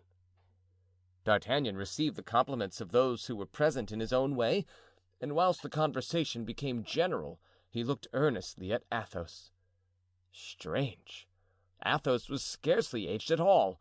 His fine eyes, no longer surrounded by that dark line which nights of dissipation pencil too infallibly, seemed larger, more liquid than ever. His face, a little elongated, had gained in calm dignity what it had lost in feverish excitement. His hand, always wonderfully beautiful and strong, was set off by a ruffle of lace, like certain hands by Titian and Van Dyck. He was less stiff than formerly. His long, dark hair, softly powdered here and there with silver tendrils, fell elegantly over his shoulders in wavy curls. His voice was still youthful, as if belonging to a Hercules of 25, and his magnificent teeth, which he had preserved white and sound, gave an indescribable charm to his smile. Meanwhile, the guests, seeing that the two friends were longing to be alone, prepared to depart, when a noise of dogs barking resounded through the courtyard, and many persons said at the same moment, "Ah, 'tis Raoul who is come home." Athos, as the name of Raoul was pronounced, looked inquisitively at D'Artagnan, in order to see if any curiosity was painted on his face. But D'Artagnan was still in confusion and turned around almost mechanically when a fine young man of 15 years of age, dressed simply but in perfect taste, entered the room, raising as he came his hat adorned with a long plume of scarlet feathers. Nevertheless, D'Artagnan was struck by the appearance of this new personage. It seemed to explain to him the change in Athos. A resemblance between the boy and the man explained the mystery of this regenerated existence. He remained listening and gazing. "Here you are, home again, Raoul," said the comte. "Yes, sir," replied the youth with deep respect, "and I have performed the commission that you gave me." "But what's the matter, Raoul?" said Athos very anxiously. "You are pale and agitated." "Sir," replied the young man, "it is on account of an accident which has happened to our little neighbor." "To Mademoiselle de la Valliere?" asked Athos quickly. "What is it?" cried many persons present. "She was walking with her nurse, Marceline, in the place where the woodman cut the wood. When passing on horseback, I stopped. She saw me also, and in trying to jump from the end of a pile of wood on which she had mounted, the poor child fell and was not able to rise again. I fear that she has badly sprained her ankle." "Oh, heavens!" cried Athos. "And her mother, Madame de Saint Remy, have they told her of it?" "No, sir. Madame de Saint Remy is at Blois with the Duchess of Orleans. I am afraid that what was first done was unskillful, if not worse than useless. I am come, sir, to ask your advice." "Send directly to Blois, Raoul, or rather, take horse and ride immediately yourself." Raoul bowed. "But where is Louise?" asked the comte. "I have brought her here, sir, and I have deposited her in charge of Charlotte, who, till better advice comes, has bathed the foot in cold well water." The guests now all took leave of Athos, excepting the old Duc de Barbe, who was an old friend of the family of La Valliere, went to see little Louise and offered to take her to Blois in his carriage. "You are right, sir," said Athos. "She will be the sooner with her mother. As for you, Raoul, I am sure it is your fault, some giddiness or folly." "No, sir, I assure you," muttered Raoul, "it is not." "Oh, no, no, I declare it is not," cried the young girl, while Raoul turned pale at the idea of his being perhaps the cause of her disaster. "Nevertheless, Raoul, you must go to Blois. You must make your excuses and mine to Madame de Saint Remy." The youth looked pleased. He again took in his strong arms the little girl, whose pretty golden head and smiling face rested on his shoulder, and placed her gently in the carriage. Then jumping on his horse with the elegance of a first-rate esquire, after bowing to Athos and D'Artagnan, he went off close by the door of the carriage, on somebody inside of which his eyes were riveted. Chapter 13. Recording by John Van Stan. Savannah, Georgia.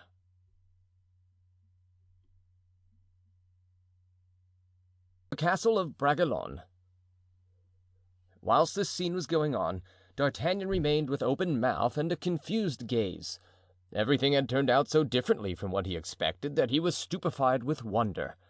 Athos, who had been observing him and guessing his thoughts, took his arm and led him into the garden. "Whilst supper is being prepared," he said, smiling, "you will not, my friend, be sorry to have the mystery which so puzzles you cleared up." "True, monsieur le comte," replied D'Artagnan, who felt that by degrees Athos was resuming that great influence which his aristocracy had over him. Athos smiled. "First and foremost, dear D'Artagnan, we have no title such as count here. When I call you chevalier, it is in presenting you to my guests, that they may know who you are. But to you, D'Artagnan, I am, I hope, still dear Athos, your comrade, your friend. Do you intend to stand on ceremony because you are less attached to me than you were?" "Oh, God forbid!" "Then let us be as we used to be. Let us be open with each other. You are surprised at what you see here?" "Extremely." "But, above all things, I am a marvel to you." "I confess it." I am still young, am I not? Should you not have known me again, in spite of my 48 years of age?" "On the contrary, I do not find you the same person at all." "I understand," cried Athos with a gentle blush.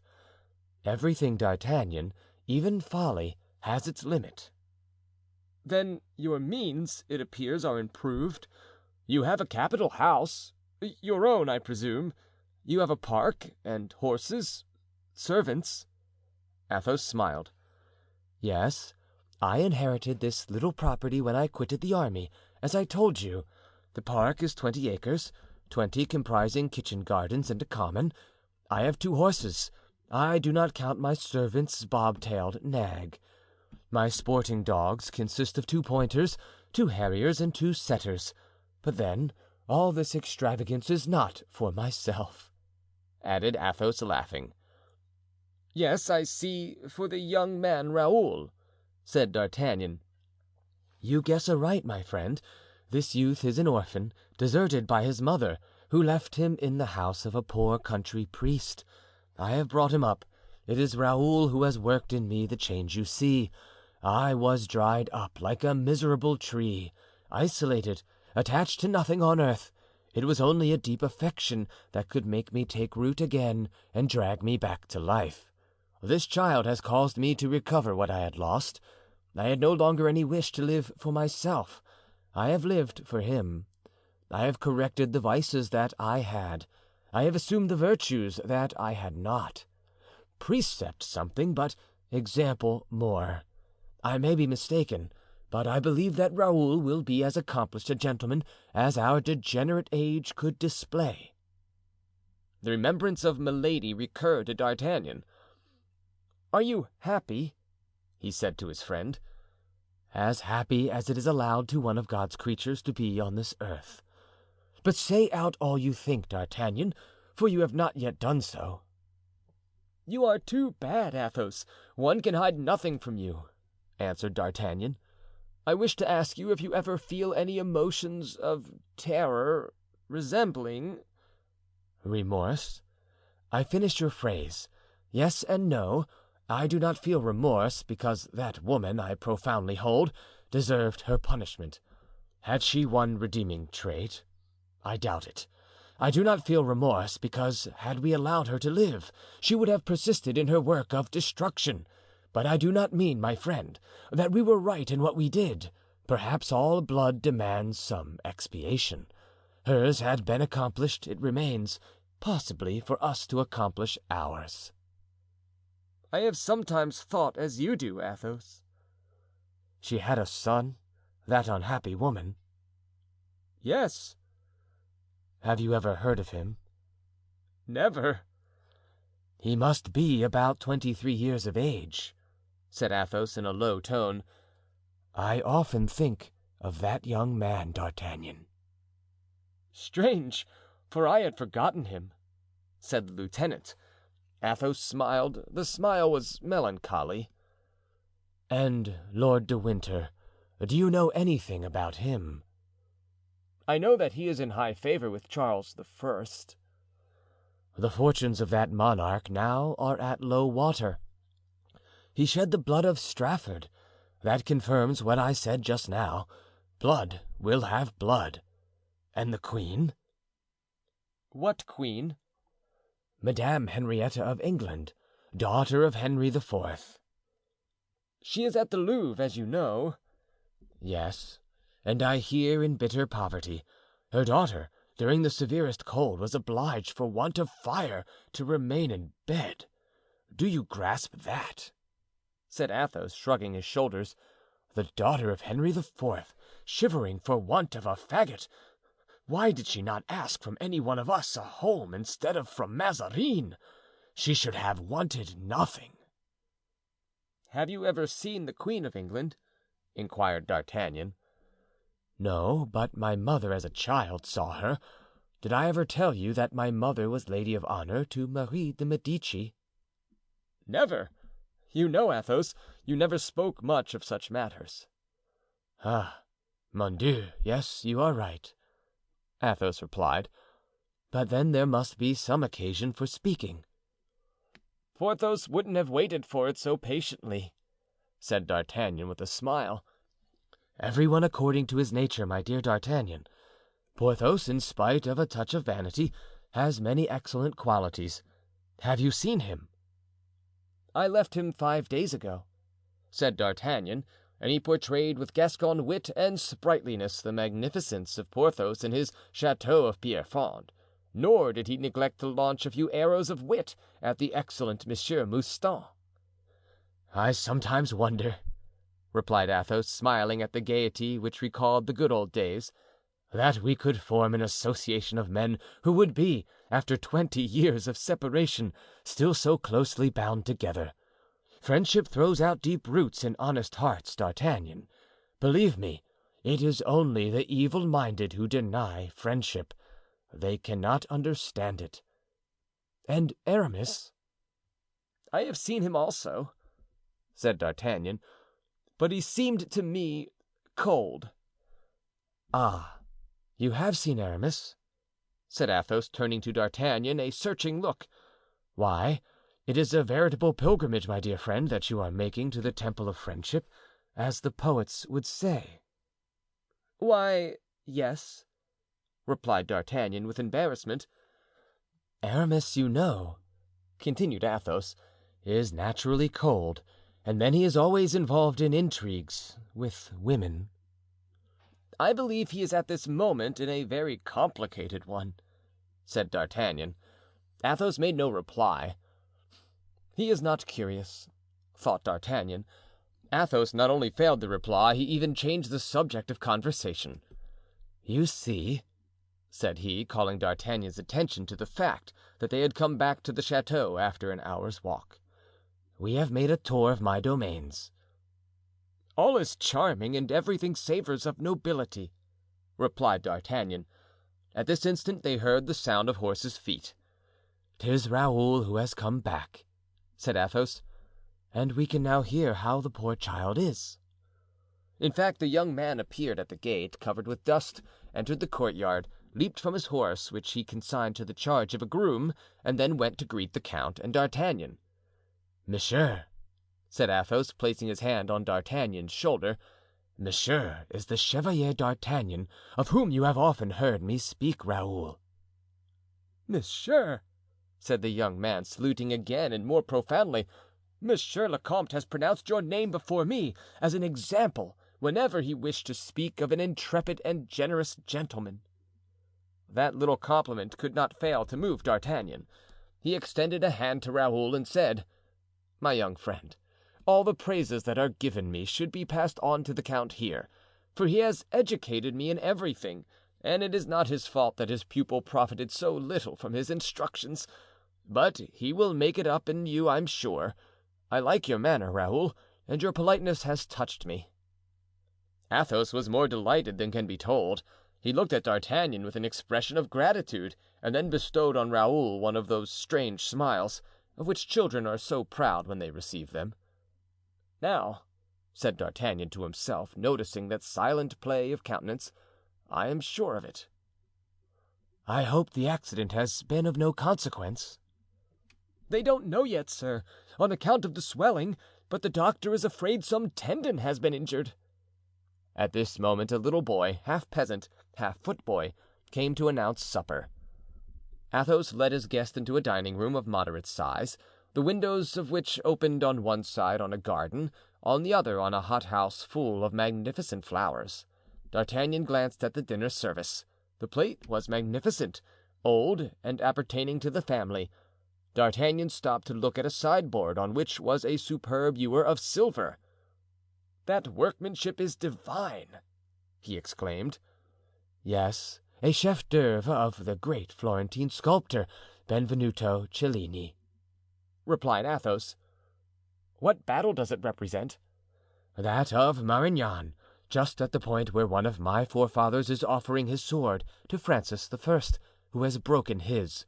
It was on that occasion that my ancestor, Enguerrand de la Fère, was made a Knight of the Order of Saint Michael, besides which the king, 15 years afterward, gave him also this ewer and a sword which you may have seen formerly in my house, also a lovely specimen of workmanship. Men were giants in those times," said Athos. "Now we are pygmies in comparison. Let us sit down to supper. Call Charles," he added, addressing the boy who waited. "My good Charles, I particularly recommend to your care Planchet, the laquais of Monsieur d'Artagnan. He likes good wine. Now you have the key of the cellar. He has slept a long time on a hard bed, so he won't object to a soft one. Take every care of him, I beg you." Charles bowed and retired. "You think of everything," said D'Artagnan, "and I thank you for Planchet, my dear Athos." Raoul started on hearing this name and looked at the count to be quite sure that it was he whom the lieutenant thus addressed. "That name sounds strange to you," said Athos, smiling. "It was my nom de guerre when Monsieur d'Artagnan, 2 other gallant friends, and myself performed some feats of arms at the siege of La Rochelle, under the deceased cardinal and Monsieur de Bassompierre. My friend is still so kind as to address me by that old and well-beloved appellation, which makes my heart glad when I hear it." "'Tis an illustrious name," said the lieutenant, "and had one day triumphal honors paid to it." "What do you mean, sir?" inquired Raoul. "You have not forgotten Saint Gervais, Athos, and the napkin which was converted into a banner?" And then he related to Raoul the story of the bastion, and Raoul fancied he was listening to one of those deeds of arms belonging to days of chivalry so gloriously recounted by Tasso and Ariosto. "D'Artagnan does not tell you, Raoul," said Athos in his turn, "that he was reckoned one of the finest swordsmen of his time, a knuckle of iron, a wrist of steel, a sure eye, and a glance of fire. That's what his adversary met with. He was 18, only 3 years older than you are, Raoul, when I saw him set to work, pitted against tried men." "And did Monsieur d'Artagnan come off the conqueror?" asked the young man with glistening eye. "I killed 1 man, if I recollect rightly," replied D'Artagnan with a look of inquiry directed at Athos. "Another I disarmed or wounded, I don't remember which." "Wounded," said Athos. "It was a phenomenon of skill." The young man would willingly have prolonged this conversation far into the night, but Athos pointed out to him that his guest must need repose. D'Artagnan would fain have declared that he was not fatigued, but Athos insisted on his retiring to his chamber, conducted thither by Raoul. Chapter 14. Recording by John Van Stan. Savannah, Georgia.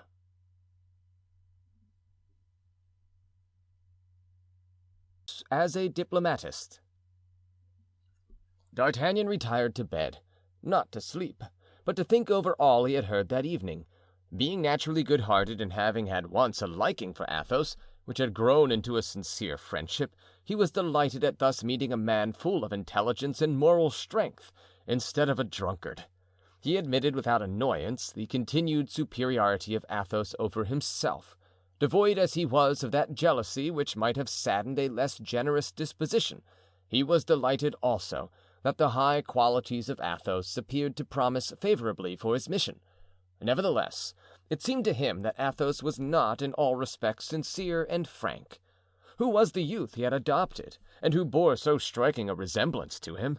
What could explain Athos having re-entered the world and the extreme sobriety he had observed at table? The absence of Grimaud, whose name had never once been uttered by Athos, gave D'Artagnan uneasiness. It was evident either that he no longer possessed the confidence of his friend, or that Athos was bound by some invisible chain, or that he had been forewarned of the lieutenant's visit. He could not help thinking of Monsieur Rochefort, whom he had seen in Notre Dame. Could de Rochefort have forestalled him with Athos? Again, the moderate fortune which Athos possessed, concealed as it was, so skillfully, seemed to show a regard for appearances and to betray a latent ambition which might be easily aroused. The clear and vigorous intellect of Athos would render him more open to conviction than a less able man would be. He would enter into the minister's schemes with the more ardor because his natural activity would be doubled by necessity.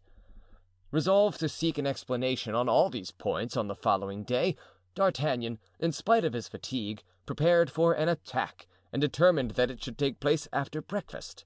He determined to cultivate the goodwill of the youth Raoul, and either whilst fencing with him or when out shooting, to extract from his simplicity some information which would connect the Athos of old times with the Athos of the present.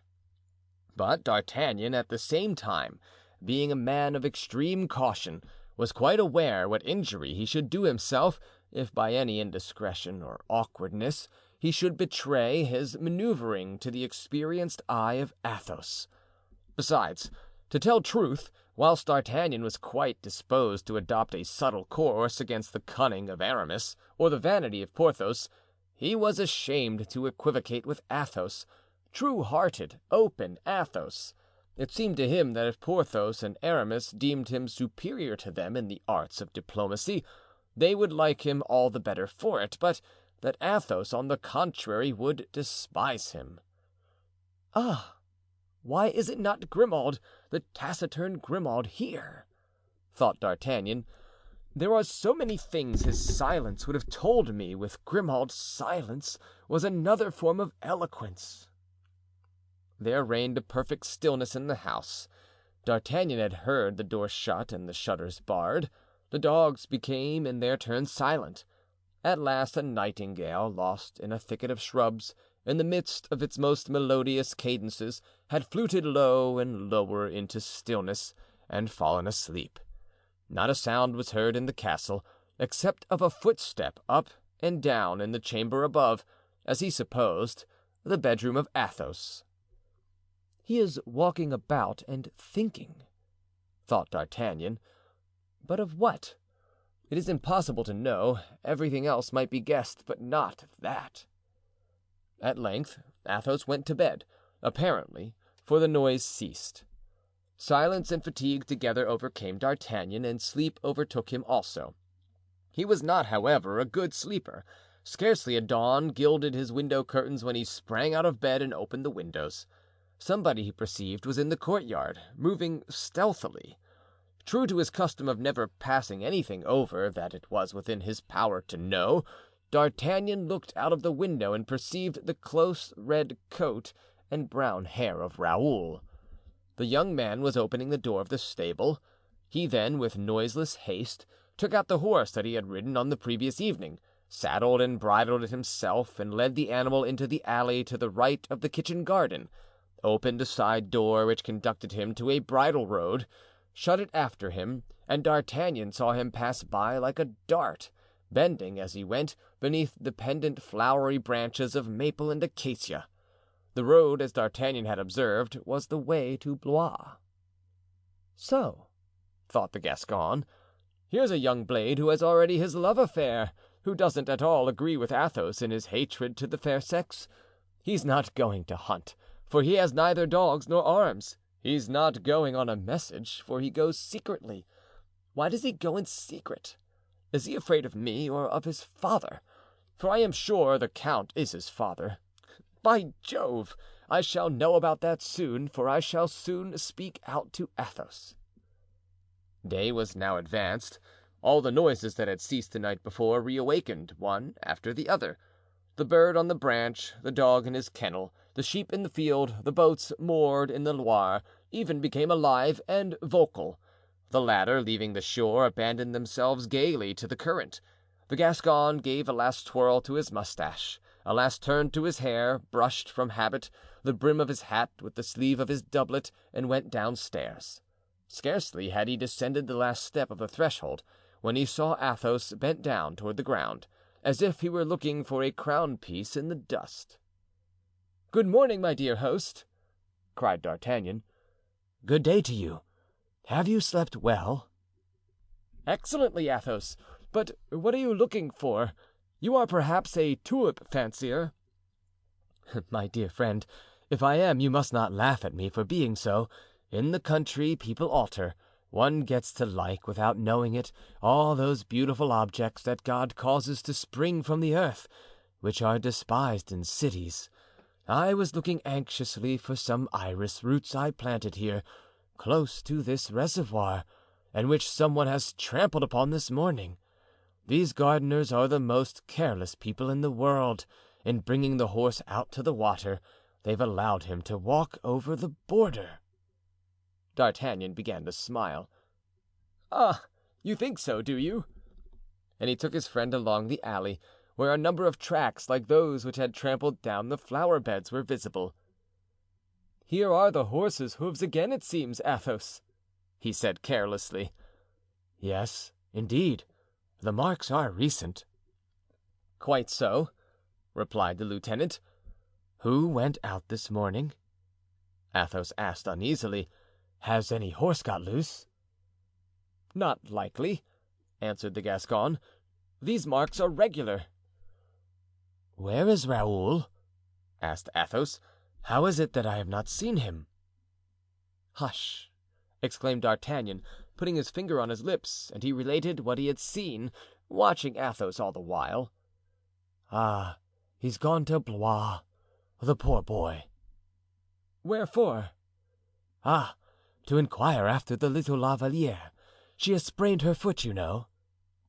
"You think he has?" "I am sure of it," said Athos. "Don't you see that Raoul is in love?" "Indeed!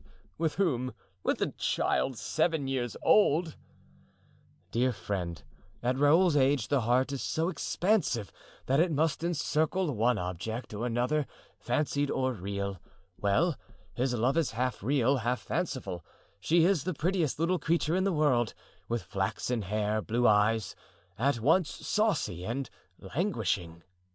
"But what say you to Raoul's fancy?" "Nothing. I laugh at Raoul, but this first desire of the heart is imperious.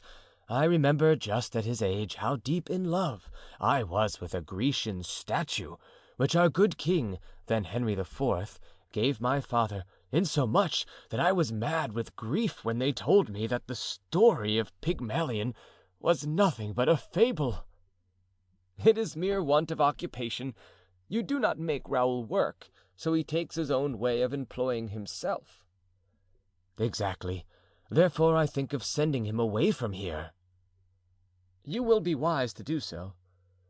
"No doubt of it, but it will break his heart. So long as 3 or 4 years ago he used to adorn and adore his little idol, whom he will some day fall in love with in right earnest, if he remains here. The parents of little La Valliere have for a long time perceived and been amused at it. Now they begin to look concerned." "Nonsense! However, Raoul must be diverted from this fancy. Send him away, or you will never make a man of him." "I think I shall send him to Paris." "So," thought D'Artagnan, and it seemed to him that the moment for attack had arrived. "Suppose," he said, "we roughly chalk out a career for this young man.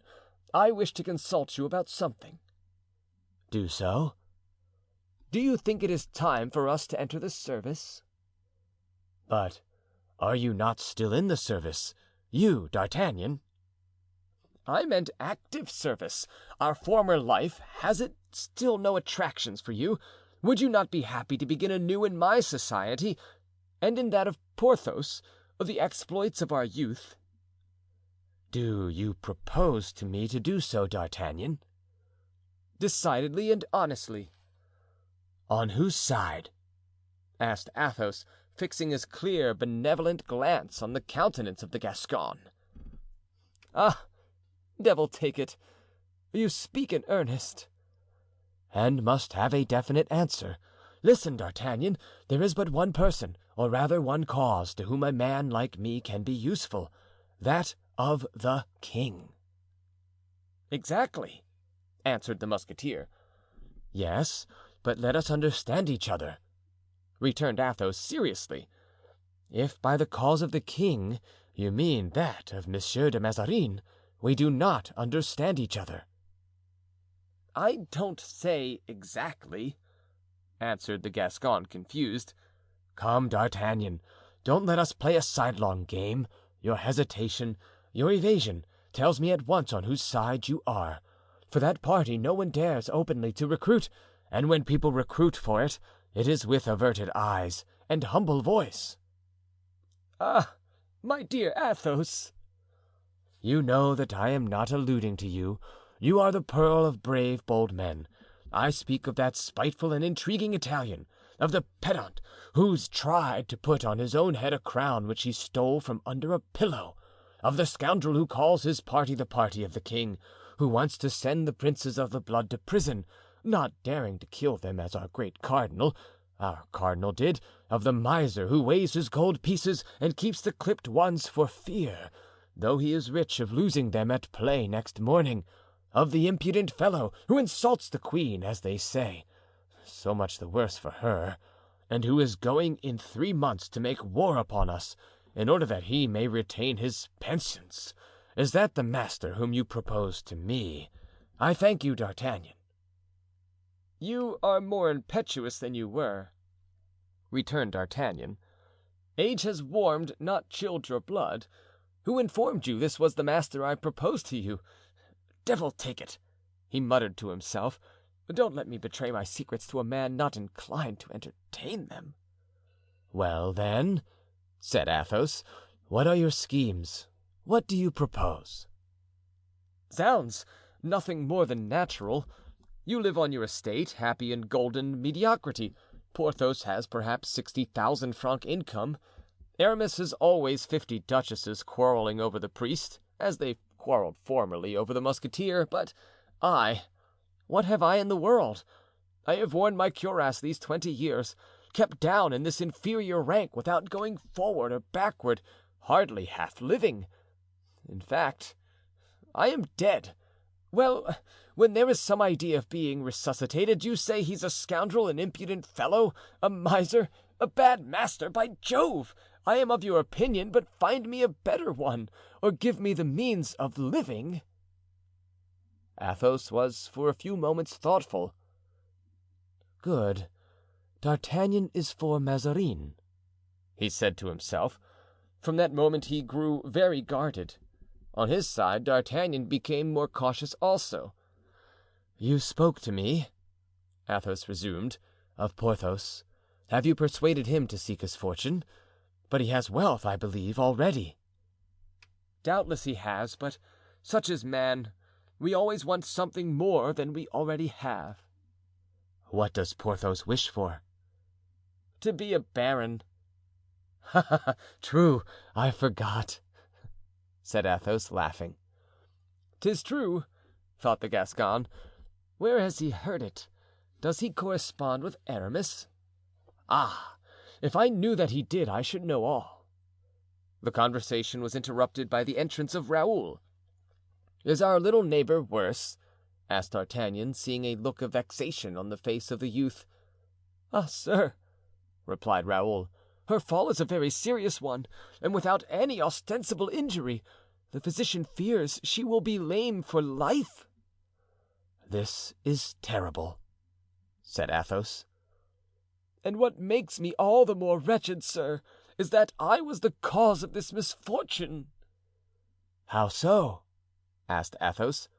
"It was to run to meet me that she leapt from that pile of wood." "There's only one remedy, dear Raoul, that is to marry her as a compensation," remarked D'Artagnan. "Ah, sir," answered Raoul, "you joke about a real misfortune.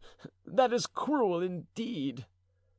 The good understanding between the two friends was not in the least altered by the morning's skirmish. They breakfasted with a good appetite, looking now and then at poor Raoul, who with moist eyes and a full heart scarcely ate at all. After breakfast 2 letters arrived for Athos, who read them with profound attention, whilst D'Artagnan could not restrain himself from jumping up several times on seeing him read these epistles, in one of which, there being at the time a very strong light, he perceived the fine writing of Aramis. The other was in a feminine hand, long and crossed. "Come," said D'Artagnan to Raoul, seeing that Athos wished to be alone, "come, let us take a turn in the fencing gallery. That will amuse you." And they both went into a low room where there were foils, gloves, masks, breastplates, and all the accessories for a fencing match. In a quarter of an hour Athos joined them, and at the same moment Charles brought in a letter for D'Artagnan, which a messenger had just desired might be instantly delivered. It was now Athos's turn to take a sly look. D'Artagnan read the letter with apparent calmness and said, shaking his head: "See, dear friend, what is to belong to the army. Faith, you are indeed right not to return to it. Monsieur de Tréville is ill, so my company can't do without me. There, my leave is at an end." "Do you return to Paris?" asked Athos quickly. "Egad, yes. But why don't you come there also?" Athos colored a little and answered, "Should I go, I shall be delighted to see you there." "Hello, Planchet!" cried the Gascon from the door. "We must set out in 10 minutes. Give the horses some hay." Then turning to Athos, he added, "I seem to miss something here. I am really sorry to go away without having seen Grimaud." "Grimaud?" replied Athos. "I'm surprised you have never so much as asked after him. I have lent him to a friend." "Who will understand the signs he makes," returned D'Artagnan. "I hope so." The friends embraced cordially. D'Artagnan pressed Raoul's hand. "Will you not come with me?" he said. "I shall pass by Blois." Raoul turned toward Athos, who showed him by a secret sign that he did not wish him to go. "No, monsieur," replied the young man, "I will remain with Monsieur le Comte." "Adieu, then, to both my good friends," said D'Artagnan. "May God preserve you, as we used to say when we said goodbye to each other in the late cardinal's time." Athos waved his hand, Raoul bowed, and D'Artagnan and Planchet set out. The count followed them with his eyes, his hands resting on the shoulders of the youth, whose height was almost equal to his own. But as soon as they were out of sight, he said, "Raoul, we set out tonight for Paris." "Huh?" cried the young man, turning pale. "You may go and offer your adieu and mine to Madame de Saint Remy. I shall wait for you here till 7." The young man bent low, with an expression of sorrow and gratitude mingled, and retired in order to saddle his horse. As to D'Artagnan, scarcely on his side was he out of sight when he drew from his pocket a letter, which he read over again. "Return immediately to Paris. J.M." "The epistle is laconic," said D'Artagnan, "and if there had not been a postscript, probably I should not have understood it. But happily there is a postscript." And he read that welcome postscript which made him forget the abruptness of the letter. "P.S. Go to the king's treasurer at Blois. Tell him your name and show him this letter.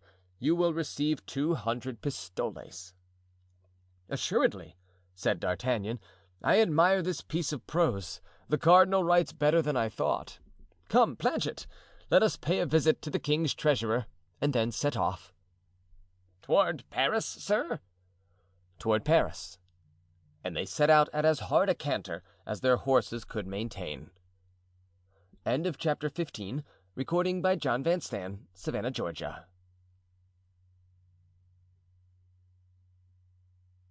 The Duc de Beaufort. The circumstances that had hastened the return of D'Artagnan to Paris were as follows.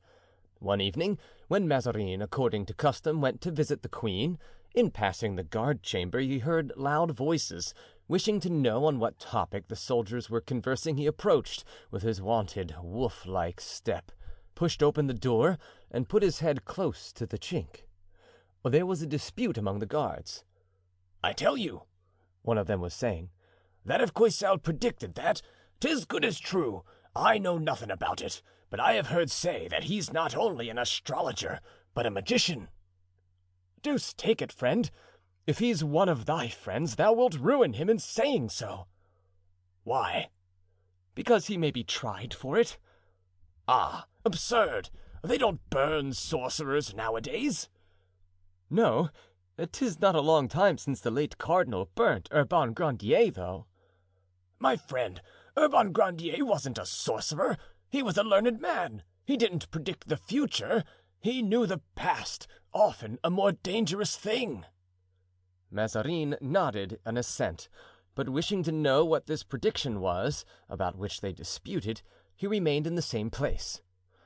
"I don't say," resumed the guard, that Coysel is not a sorcerer, but I say that if his prophecy gets wind, it's a sure way to prevent its coming true." "How so?" "Why, in this way. If Coysel says loud enough for the cardinal to hear him, on such or such a day such a prisoner will escape. 'Tis plain that the cardinal will take measures of precaution, and that the prisoner will not escape." "Good Lord!" said another guard, who might have been thought asleep on a bench, but who had lost not a syllable of the conversation. "Do you suppose that men can escape their destiny? If it is written yonder in heaven that the Duc de Beaufort is to escape, he will escape, and all the precautions of the cardinal will not prevent it." Mazarin started. He was an Italian, and therefore superstitious. He walked straight into the midst of the guards, who on seeing him were silent. "What were you saying?" he asked with his flattering manner. "That Monsieur de Beaufort has escaped, were you not?" "Oh, no, my lord," said the incredulous soldier. "He's well guarded now. We only said he would escape." "Who said so?" "Repeat your story, Saint Laurent," replied the man, turning to the originator of the tale. "My lord," said the guard, "I have simply mentioned the prophecy I heard from a man named Coysel, who believes that, be he ever so closely watched and guarded, the Duc de Beaufort will escape before Whitsuntide." "Coysel is a madman," returned the cardinal. "No," replied the soldier, tenacious in his credulity. "He has foretold many things which have come to pass. For instance, that the queen would have a son, that Monsieur Coligny would be killed in a duel with the Duc de Guise, and finally that the coadjutor would be made cardinal. Well, the queen has not only one son, but two. Then Monsieur de Coligny was killed, and—" "Yes," said Mazarin. "but the coadjutor is not yet made cardinal." "No, my lord, but he will be," answered the guard. Mazarin made a grimace, as if he meant to say, "But he does not wear the cardinal's cap." Then he added, "So, my friend, it's your opinion that Monsieur de Beaufort will escape?" "That's my idea, my lord, and if your eminence were to offer to make me at this moment governor of the castle of Vincennes, I should refuse it. After Whitsuntide it would be another thing." There is nothing so convincing as a firm conviction. It has its own effect upon the most incredulous, and far from being incredulous, Mazarin was superstitious. He went away thoughtful and anxious, and returned to his own room, where he summoned Bernouin and desired him to fetch thither in the morning the special guard he had placed over Monsieur de Beaufort, and to awaken him whenever he should arrive. The guard had, in fact, touched the cardinal in the tenderest point. During the whole 5 years in which the Duc de Beaufort had been in prison, not a day had passed in which the cardinal had not felt a secret dread of his escape. It was not possible, as he knew well, to confine for the whole of his life the grandson of Henry IV, especially when this young prince was scarcely 30 years of age. But, however, and whensoever he did escape, what hatred he must cherish against him to whom he owed his long imprisonment, who had taken him rich, brave, glorious, beloved by women, feared by men, to cut off his life's best, happiest years, for it is not life, it is merely existence in prison. Meantime, Mazarin redoubled his surveillance over the duke, but like the miser in the fable, he could not sleep for thinking of his treasure. Often he awoke in the night, suddenly dreaming that he had been robbed of Monsieur de Beaufort. Then he inquired about him and had the vexation of hearing that the prisoner played, drank, sang, but whilst playing, drinking, singing, he often stopped short to vow that Mazarin should pay dear for all the amusements he had forced him to enter into at Vincennes. So much did this one idea haunt the cardinal even in his sleep, that when at 7 in the morning Bernouin came to arouse him, his first words were, "Well, what's the matter? Has Monsieur de Beaufort escaped from Vincennes?" I don't think so, my lord, said Bernouin. But you will hear about him, for La Ramee is here and awaits the commands of your eminence. Tell him to come in, said Mazarin, arranging his pillows so that he might receive the visitor sitting up in bed. The officer entered, a large fat man with an open physiognomy. His air of perfect serenity made Mazarin uneasy. "Approach, sir," said the cardinal. The officer obeyed. "Do you know what they are saying here?" "No, your eminence." "Well, they say that Monsieur de Beaufort is going to escape from Vincennes, if he has not done so already." The officer's face expressed complete stupefaction. He opened at once his little eyes and his great mouth to inhale better the joke his eminence deigned to address to him, and ended by a burst of laughter, so violent that his great limbs shook in hilarity as they would have done in an egg. "Escape, my lord, escape? Your eminence does not know, then, where Monsieur de Beaufort is?" "Yes, I do, sir. In the donjon of Vincennes." "Yes, sir, in a room, the walls of which are 7 feet thick, with grated windows, each bar as thick as my arm." "Sir," replied Mazarin, "with perseverance one may penetrate through a wall. With a watch spring one may saw through an iron bar." "Then my lord does not know that there are 8 guards about him, 4 in his chamber, 4 in the antechamber, and that they never leave him." "But he leaves his room. He plays at tennis at the Mall." "Sir, those amusements are allowed, but if your eminence wishes it, we will discontinue the permission." "Oh, no, no!"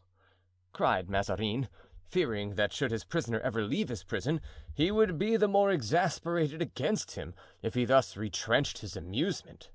He then asked with whom he played.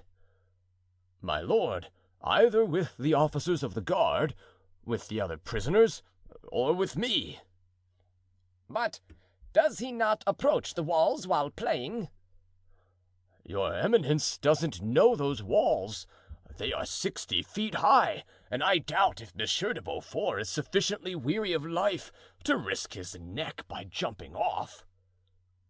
"Hum," said the cardinal, beginning to feel more comfortable. "You mean to say, then, my dear Monsieur la Ramee—" "That unless Monsieur de Beaufort can contrive to metamorphose himself into a little bird, I will continue answerable for him." "Take care, you assert a great deal," said Mazarin. "Monsieur de Beaufort told the guards who took him to Vincennes that he had often thought what he should do in case he were put into a prison, and that he found that 40 ways of escaping." "My lord, if among these 40 there had been one good way, he would have been out long ago." "Come, come, not such a fool as I fancied," thought Mazarin. "Besides, my lord, you must remember that Monsieur de Chavigny is governor of Vincennes," continued La Ramee, "and that Monsieur de Chavigny is not friendly to Monsieur de Beaufort." "Yes, but Monsieur de Chavigny is sometimes absent." "When he is absent, I am there." "But when you leave him, for instance?" "Oh, when I leave him, I place in my stead a bold fellow who aspires to be his majesty's special guard. I promise you he keeps a good watch over the prisoner. During the 3 weeks that he has been with me, I have only had to reproach him with one thing: being too severe with the prisoners." "And who is this Cerberus?" "A certain Monsieur Grimaud, my lord." "And what was he before he went to Vincennes?"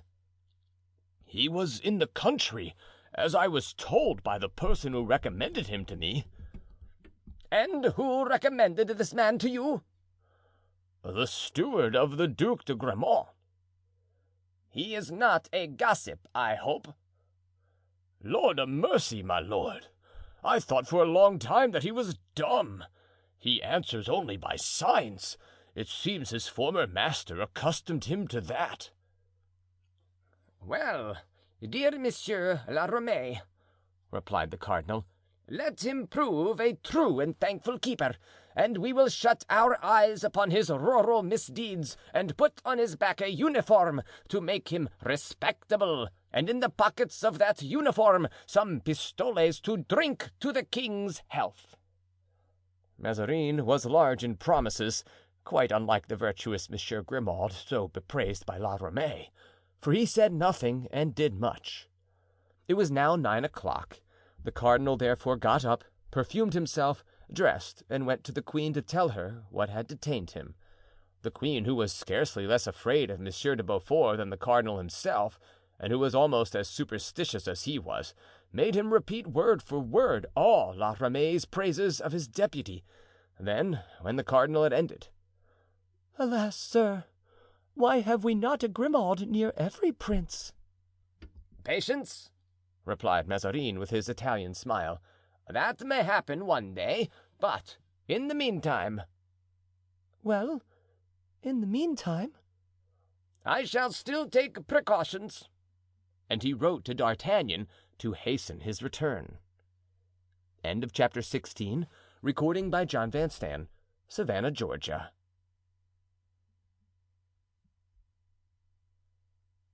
Duc de Beaufort amused his leisure hours in the donjon of Vincennes.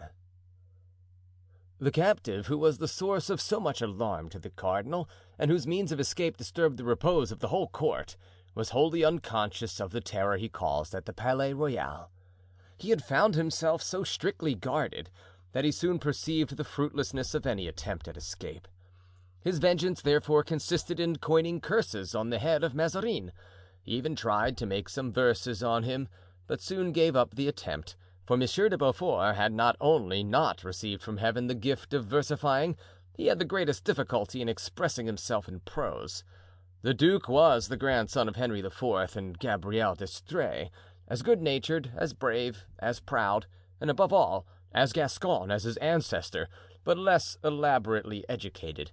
After having been for some time after the death of Louis XIII, the favorite, the confidant, the first man, in short, at court, he had been obliged to yield his place to Mazarin, and so became the second in influence and favor, and eventually, as he was stupid enough to be vexed at this change of position, the queen had him arrested and sent to Vincennes in charge of Guitant, who made his appearance in these pages in the beginning of this history, and whom we shall see again. It is understood, of course, that when we say the queen, Mazarin is meant. During the 5 years of this seclusion, which would have improved and matured the intellect of any other man, Monsieur de Beaufort, had he not affected to brave the cardinal, despise princes, and walk alone without adherents or disciples, would either have regained his liberty or made partisans. But these considerations never occurred to the duke, and every day the cardinal received fresh accounts of him which were as unpleasant as possible to the minister. After having failed in poetry, Monsieur de Beaufort tried drawing. He drew portraits with a piece of coal of the cardinal, and as his talents had not enabled him to produce a very good likeness, he wrote under the picture that there might be little doubt regarding the original, "Portrait of the illustrious coxcomb Mazarin." Monsieur de Chavigny, the governor of Vincennes, waited upon the duke to request that he would amuse himself in some other way, or that at all events, if he drew likenesses, he would not put mottos underneath them. The next day the prisoner's room was full of pictures and mottos. Monsieur de Beaufort, in common with many other prisoners, was bent upon doing things that were prohibited, and the only resource the governor had was, one day, when the duke was playing at tennis, to efface all these drawings, consisting chiefly of profiles.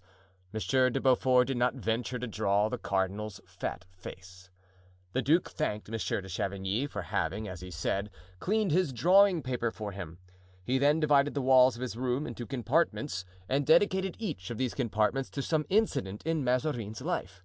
In one was depicted the illustrious coxcomb receiving a shower of blows from Cardinal Bentivoglio, whose servant he had been. Another, the illustrious Mazarin, acting the part of Ignatius Loyola in a tragedy of that name. A third, the illustrious Mazarin, stealing the portfolio of prime minister from Monsieur de Chavigny, who had expected to have it. A fourth, the illustrious coxcomb Mazarin, refusing to give Laporte, the young king's valet, clean sheets, and saving that, quote, it was quite enough for the King of France to have clean sheets every 3 months. The governor, of course, thought proper to threaten his prisoner that if he did not give up drawing such pictures, he should be obliged to deprive him of all the means of amusing himself in that manner. To this, Monsieur de Beaufort replied that since every opportunity of distinguishing himself in arms was taken from him, he wished to make himself celebrated in the arts. Since he could not be a Bayard, he would become a Raphael or a Michelangelo. Nevertheless, one day when Monsieur de Beaufort was walking in the meadow, his fire was put out, his charcoal all removed, taken away, and thus his means of drawing utterly destroyed. The poor duke swore, fell into a rage, yelled, and declared that they wished to starve him to death, as they had starved the Marechal Ornano and the Grand Prior of Vendôme. But he refused to promise that he would not make any more drawings, and remained without any fire in the room all the winter. His next act was to purchase a dog from one of his keepers. With this animal, which he called Pistache, he was often shut up for hours alone, superintending, as everyone supposed, its education. At last, when Pistache was sufficiently well trained, Monsieur de Beaufort invited the governor and officers of Vincennes to attend a representation which he was going to have in his apartment. The party assembled. The room was lighted with wax lights, and the prisoner, with a bit of plaster he had taken out of the wall of his room, had traced a long white line representing a cord on the floor. Pistache, on a signal from his master, placed himself on this line, raised himself on his hind paws, and holding in his front paws a wand, with which clothes used to be beaten, he began to dance upon the line with as many contortions as a rope dancer. Having been several times up and down it, he gave the wand back to his master and began without hesitation to perform the same evolutions over again. The intelligent creature was received with loud applause. The first part of the entertainment being concluded, Pistache was desired to say what o'clock it was. He was showed Monsieur de Chavigny's watch. It was then 6:30. The dog raised and dropped its paw 6 times. The 7th, he let it remain upraised. Nothing could be better done. A sundial could not have shown the hour with greater precision. Then the question was put to him who was the best jailer in all the prisons in France. The dog performed 3 evolutions around the circle and laid himself, with the deepest respect, at the feet of Monsieur de Chavigny, who at first seemed inclined to like the joke and laughed long and loud, but a frown succeeded and he bit his lips with vexation. Then the duke put to Pistache this difficult question: who was the greatest thief in the world? Pistache went again around the circle, but stopped at no one, and at last went to the door and began to scratch and bark. "See, gentlemen," said Monsieur de Beaufort, "this wonderful animal, not finding here what I ask for, seeks it out of doors. You shall, however, have his answer. Pistache, my friend, come here. Is not the greatest thief in the world Monsieur, the king's secretary, Le Camus, who came to Paris with 20 francs in his pocket, and who now possesses 10 millions?" The dog shook his head. "Then it is not," resumed the duke, "the superintendent Emery, who gave his son, when he was married, 300,000 francs and a house, compared to which the Tuileries are a heap of ruins and the Louvre a paltry building?" The dog again shook his head as if to say, "No." "Then," said the prisoner, "let's think who it can be. Can it possibly be the illustrious coxcomb Mazarin de Piscina, eh?" Pistache made violent signs that it was, by raising and lowering his head 8 or 10 times successively. "Gentlemen, you see," said the duke to those present, who dared not even smile, "that it is the illustrious coxcomb who is the greatest thief in the world, at least according to Pistache. Let us go on to another of his exercises. Gentlemen." There was a profound silence in the room when the duke again addressed them. Do you not remember the Duc de Guise taught all the dogs in Paris to jump for Mademoiselle de Pons, whom he styled the fairest of the fair? Pistache is going to show you how superior he is to all other dogs. Monsieur de Chavigny, be so good as to lend me your cane." Monsieur de Chavigny handed his cane to Monsieur de Beaufort. Monsieur de Beaufort placed it horizontally at the height of 1 foot. "Now, Pistache, my good dog, jump the height of this cane for Madame de Montbazon." "But," interposed Monsieur de Chavigny, "it seems to me that Pistache is only doing what other dogs have done when they jumped for Mademoiselle de Pons." "Stop," said the duke. "Pistache, jump for the queen." And he raised his cane 6 inches higher. The dog sprang, and in spite of the height, jumped lightly over it. "And now," said the duke, raising it still 6 inches higher, "jump for the king." The dog obeyed and jumped quickly over the cane. "Now then," said the duke, and as he spoke, lowered the cane almost level with the ground. "Pistache, my friend, jump for the illustrious coxcomb Mazarin de Piscina." The dog turned his back to the cane. "What?" asked the duke. "What do you mean?" And he gave him the cane again, first making a semicircle from the head to the tail of Pistache. "Jump, then, Monsieur Pistache." But Pistache, as at first, turned round on his legs and stood with his back to the cane. Monsieur de Beaufort made the experiment a third time, but by this time Pistache's patience was exhausted. He threw himself furiously upon the cane, wrested it from the hands of the prince, and broke it with his teeth. Monsieur de Beaufort took the pieces out of his mouth and presented them with great formality to Monsieur de Chavigny, saying that for that evening the entertainment was ended, but in 3 months it should be repeated, when Pistache would have learned a few new tricks. 3 days afterward Pistache was found dead, poisoned.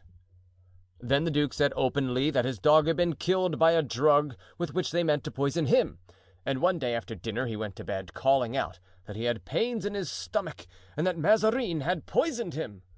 This fresh impertinence reached the ears of the cardinal and alarmed him greatly. The donjon of Vincennes was considered very unhealthy, and Madame de Rambouillet had said that the room in which the Marechal Ornano and the Grand Prior de Vendôme had died was worth its weight in arsenic, a bon mot which had great success. So it was ordered the prisoner was henceforth to eat nothing that had not previously been tasted, and La Ramee was in consequence placed near him as taster. Every kind of revenge was practiced upon the duke by the governor in return for the insults of the innocent Pistache. De Chavigny, who, according to report, was a son of Richelieu's, and had been a creature of the late cardinal's, understood tyranny. He took from the duke all the steel knives and silver forks, and replaced them with silver knives and wooden forks, pretending that as he had been informed that the duke was to pass all his life at Vincennes, he was afraid of his prisoner attempting suicide. A fortnight afterward, the duke, going to the tennis court, found 2 rows of trees about the size of his little finger, planted by the roadside. He asked what they were for, and was told that they were to shade him from the sun on some future day. One morning the gardener went to him and told him, as if to please him, that he was going to plant a bed of asparagus for his especial use. Now, since, as everyone knows, asparagus takes 4 years in coming to perfection, this civility infuriated Monsieur de Beaufort. At last his patience was exhausted.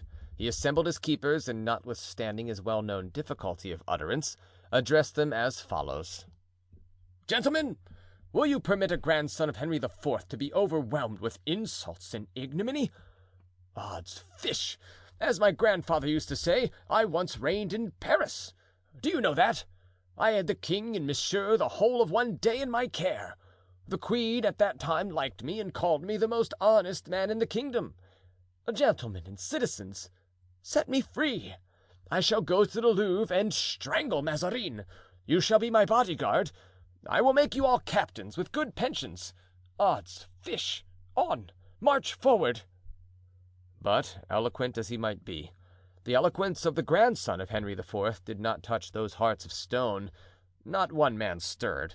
so Monsieur de Beaufort was obliged to be satisfied with calling them all kinds of rascals underneath the sun. Sometimes, when Monsieur de Chavigny paid him a visit, the duke used to ask him what he should think if he saw an army of Parisians, all fully armed, appear at Vincennes to deliver him from prison. "My lord," answered de Chavigny with a low bow, "I have on the ramparts 20 pieces of artillery, and in my casements 30,000 guns. I should bombard the troops till not one grain of gunpowder was unexploded." "Yes, but after you had fired off your 30,000 guns, they would take the donjon. The donjon being taken, I should be obliged to let them hang you, at which I should be most unhappy, certainly." And in his turn the duke bowed low to Monsieur de Chavigny. "For myself, on the other hand, my lord," returned the governor, "when the first rebel should pass the threshold of my postern doors, I should be obliged to kill you with my own hand, since you were confided peculiarly to my care, and as I am obliged to give you up, dead or alive." And once more he bowed low before his highness. These bittersweet pleasantries lasted 10 minutes, sometimes longer, but always finished thus. Monsieur de Chavigny, turning toward the door, used to call out, "Hello, La Ramee!" La Ramee came into the room. "La Ramee, I recommend Monsieur le Duc to you particularly.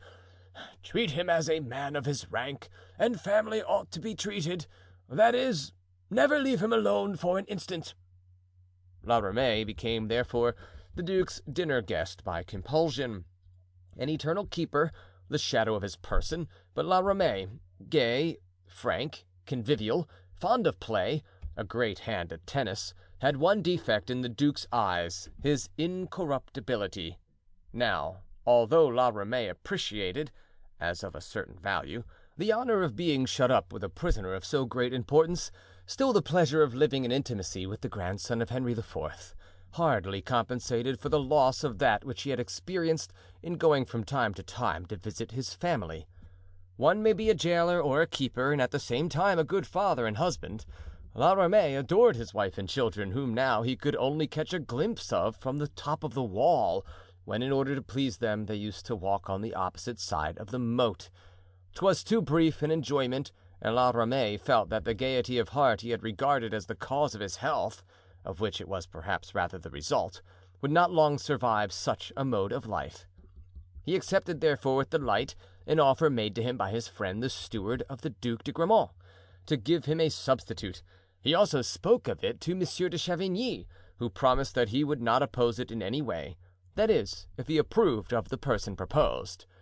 We consider it useless to draw a physical or moral portrait of Grimaud, if, as we hope, our readers have not wholly forgotten the first part of this work. They must have preserved a clear idea of that estimable individual, who is wholly unchanged, except that he is 20 years older, an advance in life that has made him only more silent, although since the change that had been working in himself, Athos had given Grimaud permission to speak.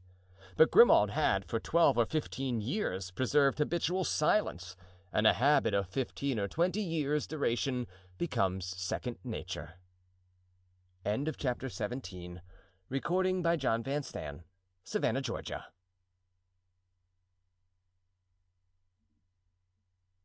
Grimaud begins his functions.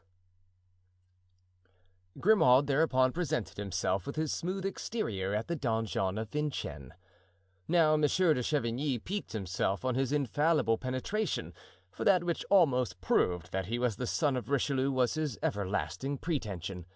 He examined attentively the countenance of the applicant for place, and fancied that the contracted eyebrows, thin lips, hooked nose, and prominent cheekbones of Grimaud were favorable signs.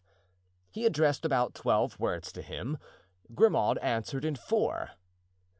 "Here's a promising fellow, and it is I who have found out his merits," said Monsieur de Chavigny. "Go," he added, "and make yourself agreeable to Monsieur La Ramee, and tell him that you suit me in all respects."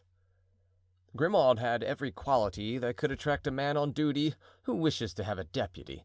So, after 1,000 questions, which met with only a word in reply, La Ramee, fascinated by this sobriety in speech, rubbed his hands and engaged Grimaud. "My orders?" asked Grimaud. "They are these: never to leave the prisoner alone, to keep away from him every pointed or cutting instrument, and to prevent his conversing any length of time with the keepers." "Those are all?" asked Grimaud. "All now," replied La Ramee. "Good," answered Grimaud, and he went right to the prisoner. The duke was in the act of combing his beard, which he had allowed to grow, as well as his hair, in order to reproach Mazarin with his wretched appearance and condition; but having some days previously seen from the top of the donjon Madame de Montbazon pass in her carriage, and still cherishing an affection for that beautiful woman, he did not wish to be to her what he wished to be to Mazarin, and in the hope of seeing her again, had asked for a leaden comb, which was allowed him. The comb was to be a leaden one because his beard, like that of most fair people, was rather red; he therefore dyed it thus whilst combing it. As Grimaud entered he saw this comb on the tea-table. He took it up, and as he took it he made a low bow. The duke looked at this strange figure with surprise. The figure put the comb in its pocket. "Oh, hey, what's that?" cried the duke. "Who is this creature?" Grimaud did not answer, but bowed a second time. "Art thou dumb?" cried the duke.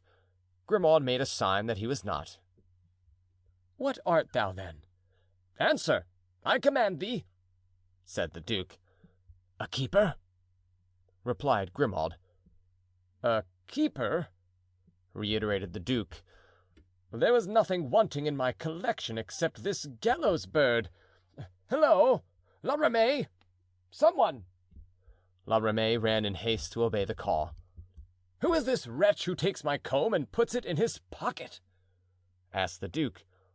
"One of your guards, my prince, a man of talent and merit, whom you will like, as I and Monsieur de Chavigny do, I am sure." "Why does he take my comb?" "Why do you take my lord's comb?" asked La Ramee. Grimaud drew the comb from his pocket and passing his fingers over the largest teeth, pronounced this one word: "Pointed." "True," said La Ramee. "What does the animal say?" asked the duke. "That the king has forbidden your lordship to have any pointed instrument." "Are you mad, La Ramee? You yourself gave me this comb." "I was very wrong, my lord, for in giving it to you I acted in opposition to my orders." The duke looked furiously at Grimaud. "I perceive that this creature will be my particular aversion," he muttered. Grimaud, nevertheless, was resolved for certain reasons not at once to come to a full rupture with the prisoner. He wanted to inspire, not a sudden repugnance, but a good, sound, steady hatred. He retired, therefore, and gave place to 4 guards, who, having breakfasted, could attend on the prisoner. A fresh practical joke now occurred to the duke. He had asked for crawfish for his breakfast on the following morning. He intended to pass the day in making a small gallows and hang one of the finest of these fish in the middle of his room, the red color evidently conveying an allusion to the cardinal, so that he might have the pleasure of hanging Mazarin in effigy without being accused of having hung anything more significant than a crawfish. The day was employed in preparations for the execution. Every one grows childish in prison, but the character of Monsieur de Beaufort was particularly disposed to become so. In the course of his morning's walk he collected 2 or 3 small branches from a tree and found a small piece of broken glass, a discovery that quite delighted him. When he came home he formed his handkerchief into a loop. Nothing of all this escaped Grimaud, but La Ramee looked on with the curiosity of a father who thinks that he may perhaps get a cheap idea concerning a new toy for his children. The guards looked on it with indifference. When everything was ready, the gallows hung in the middle of the room, the loop made, and when the duke had cast a glance upon the plate of crawfish in order to select the finest specimen among them, he looked around for his piece of glass. It had disappeared. "Who has taken my piece of glass?" asked the duke, frowning. Grimaud made a sign to denote that he had done so. "What, thou again? Why didst thou take it?" "Yes, why?" asked La Ramee. Grimaud, who held the piece of glass in his hand, said, "Sharp." "True, my lord," exclaimed La Ramee. "Ah, deuce take it, we have a precious fellow here." "Monsieur Grimaud," said the duke, "for your sake, I beg of you, never come within the reach of my fist." "Hush, hush!" cried La Ramee. "Give me your gibbet, my lord. I will shape it out for you with my knife." And he took the gibbet and shaped it out as neatly as possible. "That's it," said the duke. "Now make me a little hole in the floor whilst I go and fetch the culprit." La Ramee knelt down and made a hole in the floor. Meanwhile the duke hung the crawfish up by a thread. Then he placed the gibbet in the middle of the room, bursting with laughter. La Ramee laughed also, and the guards laughed in chorus. Grimaud, however, did not even smile. He approached La Ramee and showing him the crawfish hung up by the thread, "Cardinal," he said. "Hung by the order of his highness the Duc de Beaufort!" cried the prisoner, laughing violently. "And by Master Jacques Chrysostome La Ramee, the king's commissioner!" La Ramee uttered a cry of horror and rushed toward the gibbet, which he broke at once and threw the pieces out of the window. He was going to throw the crawfish out also, when Grimaud snatched it from his hands. "Good to eat," he said, and put it in his pocket. This scene so enchanted the duke that at the moment he forgave Grimaud for his part in it, but on reflection he hated him more and more, being convinced he had some evil motive for his conduct. But the story of the crab made a great noise through the interior of the donjon and even outside. Monsieur de Chavigny, who at heart detested the cardinal, took pains to tell the story to 2 or 3 friends, who put it into immediate circulation. The prisoner happened to remark among the guards one man with a very good countenance, and he favored this man the more as Grimaud became the more and more odious to him. One morning he took this man on one side and had succeeded in speaking to him, when Grimaud entered and seeing what was going on, approached the duke respectfully, but took the guard by the arm. "Go away," he said. The guard obeyed. "You are insupportable!" cried the duke. "I shall beat you." Grimaud bowed. "I will break every bone in your body!" cried the duke. Grimaud bowed, but stepped back. "Mr. Spy!" cried the duke, more and more enraged. "I will strangle you with my own hands!" And he extended his hands toward Grimaud, who merely thrust the guard out and shut the door behind him. At the same time he felt the duke's arms on his shoulders like 2 iron claws, but instead of calling out or defending himself, he placed his forefinger on his lips and said in a low tone, "Hush," smiling as he uttered the word. A gesture, a smile, and a word from Grimaud all at once were so unusual that his highness stopped short, astounded. Grimaud took advantage of that instant to draw from his vest a charming little note with an aristocratic seal, and presented it to the duke without a word. The duke, more and more bewildered, let Grimaud loose and took the note. "From Madame de Montbazon?" he cried. Grimaud nodded assent. The duke tore open the note, passed his hands over his eyes, for he was dazzled and confused, and read: "My dear duke, you may entirely confide in the brave lad who will give you this note. He has consented to enter the service of your keeper and to shut himself up at Vincennes with you, in order to prepare and assist your escape, which we are contriving. The moment of your deliverance is at hand. Have patience and courage, and remember that in spite of time and absence, all your friends continue to cherish you, the sentiments they have so long professed and truly entertained. Yours wholly and most affectionately, Marie de Montbazon. P.S. I sign my full name, for I should be vain if I could suppose that after 5 years of absence you would remember my initials." The poor duke became perfectly giddy. What for 5 years he had been wanting, a faithful servant, a friend, a helping hand, seemed to have fallen from heaven just when he expected it the least. "Oh, dearest Marie, she thinks of me then, after 5 years of separation! Heavens, there is constancy!" Then turning to Grimaud, he said, "And thou, My brave fellow, thou consentest thus to aid me?" Grimaud signified his assent. "And you have come here with that purpose?" Grimaud repeated the sign. "And I was ready to strangle you!" cried the duke. Grimaud smiled. "Wait, then," said the duke, fumbling in his pocket. "Wait," he continued, renewing his fruitless search.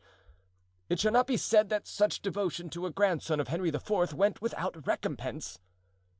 The duke's endeavors evinced the best intention in the world, but one of the precautions taken at Vincennes was that of allowing prisoners to keep no money. Whereupon Grimaud, observing the duke's disappointment, drew from his pocket a purse filled with gold and handed it to him. "Here is what you are looking for," he said. The duke opened the purse and wanted to empty it into Grimaud's hands, but Grimaud shook his head. "Thank you, monseigneur," he said, drawing back. "I am paid." The duke went from one surprise to another. He held out his hand. Grimaud drew near and kissed it respectfully. The grand manner of Athos had left its mark on Grimaud. "What shall we do? And when? And how to proceed?" "It is now 11," answered Grimaud.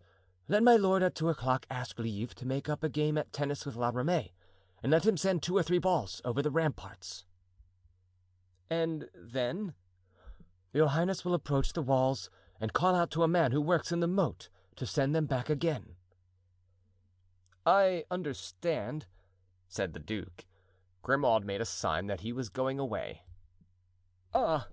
cried the duke, "will you not accept any money from me?" "I wish my lord would make me one promise." "What? Speak." "'Tis this: when we escape together, that I shall go everywhere and be always first, for if my lord should be overtaken and caught, there's every chance of his being brought back to prison, whereas if I am caught, the least that can befall me is to be hung." "True. On my honor as a gentleman, it shall be as thou dost suggest." "Now," resumed Grimaud, "I've only one more thing to ask: that your highness will continue to detest me."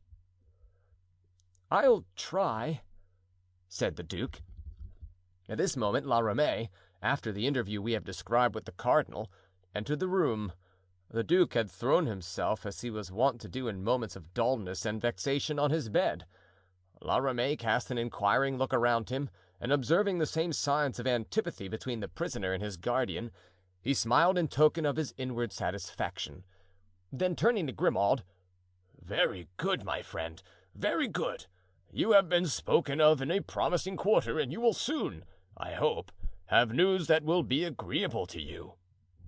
Grimaud saluted in his politest manner and withdrew, as was his custom on the entrance of his superior. "Well, my lord," said La Ramee, with his rude laugh, "you still set yourself against this poor fellow." "So 'tis you, La Ramee, in faith? 'Tis time you come back again. I threw myself on the bed and turned my nose to the wall that I mightn't break my promise and strangle Grimaud." "I doubt, however," said La Ramee, in sprightly allusion to the silence of his subordinate, "if he has said anything disagreeable to your highness." "Pardieu, you are right. A mute from the East. I swear it was time for you to come back, La Ramee, and I was eager to see you again." "Monseigneur is too good," said La Ramee, flattered by the compliment. "Yes," continued the duke, "really, I feel bored to-day beyond the power of description." "Then let us have a match in the tennis court," exclaimed La Ramee. "If you wish it." "I am at your service, my lord." "I protest, my dear La Ramee," said the duke, "that you are a charming fellow and that I would stay forever at Vincennes to have the pleasure of your society." "My lord," replied La Ramee, "I think if it depended on the cardinal, your wishes would be fulfilled." "What do you mean? Have you seen him lately?" "He sent for me to-day." "Really? To speak to you about me?" "Of what else do you imagine he would speak to me? Really, my lord, you are his nightmare." The duke smiled with bitterness. "Ha, La Ramee, if you would but accept my offers, I would make your fortune." "How? You would no sooner have left prison than your goods would be confiscated." "I shall no sooner be out of prison than I shall be master of Paris." "Pshaw, pshaw! I cannot hear such things said as that. This is a fine conversation with an officer of the king. I see, my lord, I shall be obliged to fetch a second Grimaud." "Very well, let us say no more about it. So you and the cardinal have been talking about me? La Ramee, some day when he sends for you, you must let me put on your clothes. I will go in your stead. I will strangle him, and upon my honor, if that is made a condition, I will return to prison." "Monseigneur, I see well that I must call Grimaud." "Well, I am wrong. And what did the cuistre or pettifogger say about me?" "I admit the word, monseigneur, because it rhymes with minister. What did he say to me? He told me to watch you." "And why so? Why watch me?" asked the duke uneasily. "Because an astrologer had predicted that you would escape." "Ha! An astrologer predicted that?" said the duke, starting in spite of himself. "Oh, mon Dieu! Yes. Those imbeciles of magicians can only imagine things to torment honest people." "And what did you reply to his most illustrious eminence?" "That if the astrologer in question made almanacs, I would advise him not to buy one." "Why not?" "Because before you could escape, you would have to be turned into a bird." "Unfortunately, that is true. Let us go and have a game at tennis, La Ramee." "My lord, I beg your highness's pardon, but I must beg for half an hour's leave of absence." "Why?" "Because Monseigneur Mazarin is a prouder man than his highness, though not of such high birth. He forgot to ask me to breakfast." "Well, shall I send for some breakfast here?" "No, my lord. I must tell you that the confectioner who lived opposite the castle, Daddy Marteau, as they called him—" "Well?" "Well, he sold his business a week ago to a confectioner from Paris. An invalid ordered country air for his health." "Well, what have I to do with that?" "Why, my good lord, this man, your highness, when he saw me stop before his shop, where he has a display of things which would make your mouth water, my lord, asked me to get him the custom of the prisoners in the donjon. 'I bought,' said he, 'the business of my predecessor on the strength of his assurance that he supplied the castle. Whereas, on my honor, Monsieur de Chavigny, though I've been here a week, has not ordered so much as a tartlet.' But I then replied, 'Probably Monsieur de Chavigny is afraid your pastry is not good.' My pastry not good? Well, Monsieur La Ramee, you shall judge of it yourself, and at once. 'I cannot,' I replied. 'It is absolutely necessary for me to return to the chateau.' 'Very well,' said he, 'go and attend to your affairs, since you seem to be in a hurry, but come back in half an hour.' 'In half an hour?' 'Yes. Have you breakfasted?' 'Faith, no.' 'Well, here is a pâté that will be ready for you, with a bottle of old Burgundy. So you see, my lord, since I am hungry, I would, with your highness's leave." And La Ramee bent low. "Go then, animal," said the duke. "But remember, I only allow you half an hour." "May I promise your custom to the successor of Father Marteau, my lord?" "Yes, if he does not put mushrooms in his pies. Thou knowest that mushrooms from the wood of Vincennes are fatal to my family."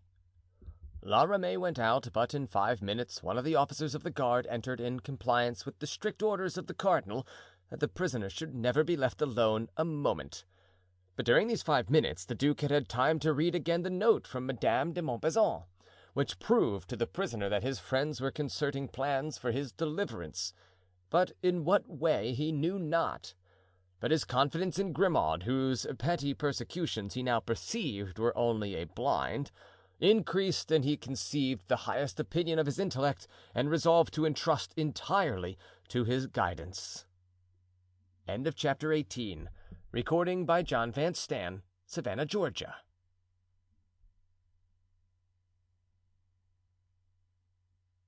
made by the successor of Father Marteau are described. In half an hour La Ramee returned, full of glee, like most men who have eaten, and more especially drank to their heart's content. The pâtés were excellent, the wine delicious. The weather was fine, and the game at tennis took place in the open air. At 2 o'clock the tennis balls began, according to Grimaud's directions, to take the direction of the moat, much to the joy of La Ramee, who marked 15 whenever the duke sent a ball into the moat, and very soon balls were wanting, so many had gone over.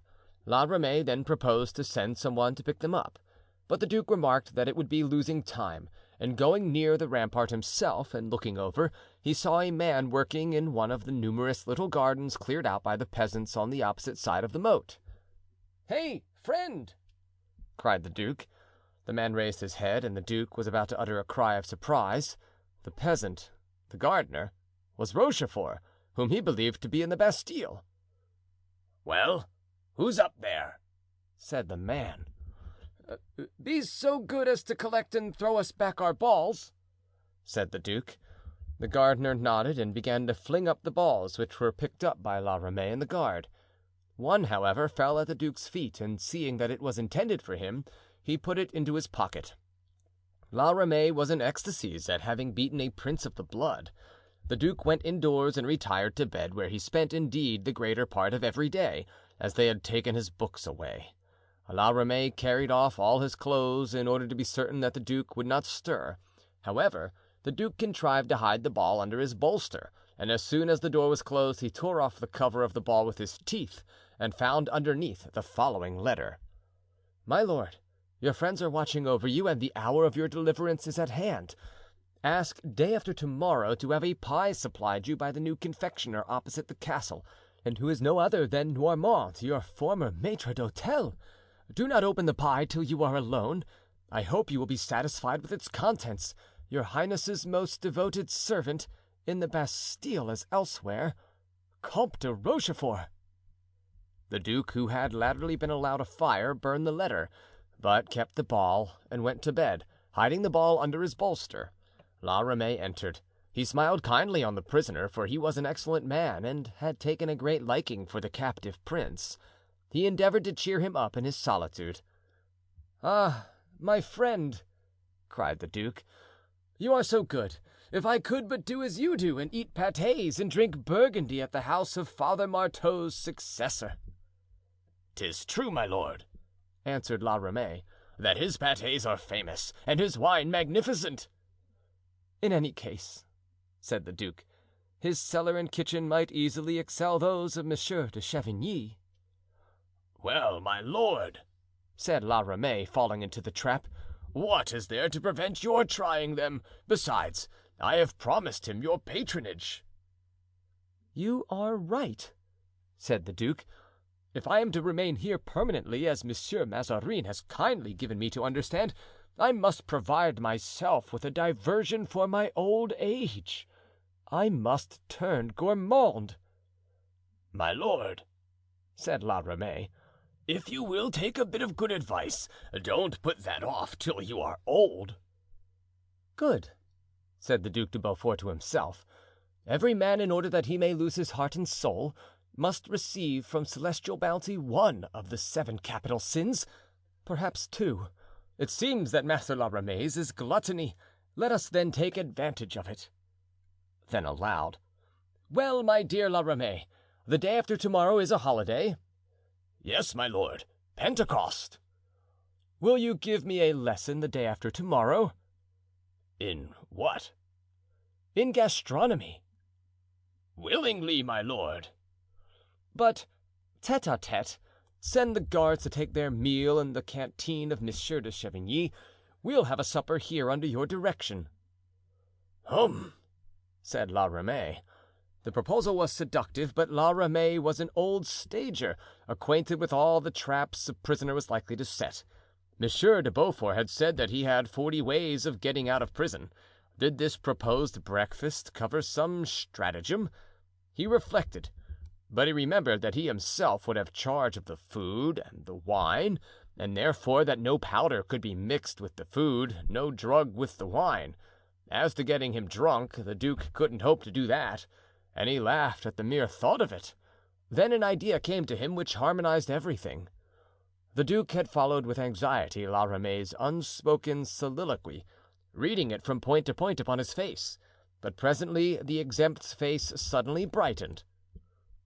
"Well?" he asked. "That will do, will it not?" "Yes, my lord, on one condition." "What?"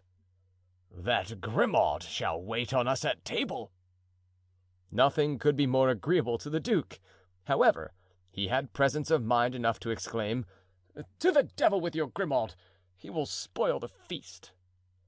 "And I will direct him to stand behind your chair, and since he doesn't speak, your highness will neither see nor hear him, and with a little effort can imagine him 100 miles away." "Do you know, my friend, I find one thing very evident in all this. You distrust me." "My lord, the day after tomorrow is Pentecost." "Well, what is Pentecost to me? Are you afraid that the Holy Spirit will come as a tongue of fire to open the doors of my prison?" "No, my lord, but I have already told you what that damned magician predicted." "And what was it?" "That the day of Pentecost would not pass without your highness being out of Vincennes." "You believe in sorcerers, then, you fool!" I mind them no more than that." And he snapped his fingers. "But it is my lord Giulio who cares about them. As an Italian, he is superstitious." The duke shrugged his shoulders. "Well, then," with well-acted good humor, "I allow Grimaud, but no one else. You must manage it all. Order whatever you like for supper. The only thing I specify is one of those pies. And tell the confectioner that I will promise him my custom if he excels this time in his pies, not only now, but when I leave my prison." "Then you think you will some day leave it?" said La Ramee. "The devil!" replied the prince. "Surely at the death of Mazarin. I am 15 years younger than he is. At Vincennes, 'tis true, one lives faster." "My lord," replied La Ramee, "my lord." "Or dies sooner, for it comes to the same thing." La Ramee was going out. He stopped, however, at the door for an instant. "Whom does your highness wish me to send to you?" "Anyone except Grimaud." "The officer of the guard, then, with his chessboard?" "Yes." 5 minutes afterward the officer entered, and the duke seemed to be immersed in the sublime combinations of chess. A strange thing is the mind, and it is wonderful what revolutions may be wrought in it by a sign, a word, a hope. The duke had been 5 years in prison, and now to him, looking back upon them, those 5 years, which had passed so slowly, seemed not so long a time as were the 2 days, the 48 hours, which still parted him from the time fixed for his escape. Besides, there was one thing that engaged his most anxious thought. In what way was the escape to be effected? They had told him to hope for it, but had not told him what was to be hidden in the mysterious pate, and what friends awaited him without. He had friends, then, after 5 years in prison. If that were so, he was indeed a highly favored prince. He forgot that besides his friends of his own sex, a woman, strange to say, had remembered him. It is true that she had not perhaps been scrupulously faithful to him, but she had remembered him. That was something. So the duke had more than enough to think about. Accordingly, he fared at chess as he had fared at tennis. He made blunder upon blunder, and the officer with whom he played found him easy game. But his successive defeats did service to the duke in one way. They killed time for him till 8 o'clock in the evening, then would come night, and with night, sleep. So at least the duke believed, but sleep is a capricious fairy, and it is precisely when one invokes her presence that she is most likely to keep him waiting. The duke waited until midnight, turning on his mattress like St. Lawrence on his gridiron. Finally he slept. But at daybreak he awoke. Wild dreams had disturbed his repose. He dreamed that he was endowed with wings. He wished to fly away. For a time these wings supported him, but when he reached a certain height, this new aid failed him. His wings were broken, and he seemed to sink into a bottomless abyss, whence he awoke, bathed in perspiration and nearly as much overcome as if he had really fallen. He fell asleep again, and another vision appeared. He was in a subterranean passage by which he was to leave Vincennes. Grimaud was walking before him with a lantern. By degrees the passage narrowed, yet the duke continued his course. At last it became so narrow that the fugitive tried in vain to proceed. The sides of the wall seemed to close in, even to press against him. He made fruitless efforts to go on. It was impossible.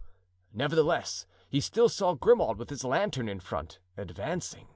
He wished to call out to him, but could not utter a word. Then, at the other extremity, he heard the footsteps of those who were pursuing him. These steps came fast. He was discovered. All hope of flight was gone. Still the walls seemed to be closing on him. They appeared to be in concert with his enemies. At last he heard the voice of La Ramee. La Ramee took his hand and laughed aloud. He was captured again, and conducted to the low and vaulted chamber in which Ornano, Puylaurens, and his uncle had died. Their 3 graves were there, rising above the ground, and a 4th was also there, yawning for its ghastly tenant.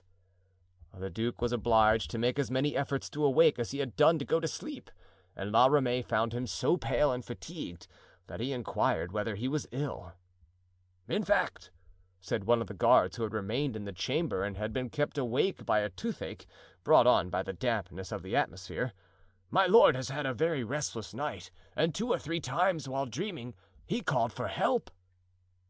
"What is the matter with your highness?" asked La Ramee.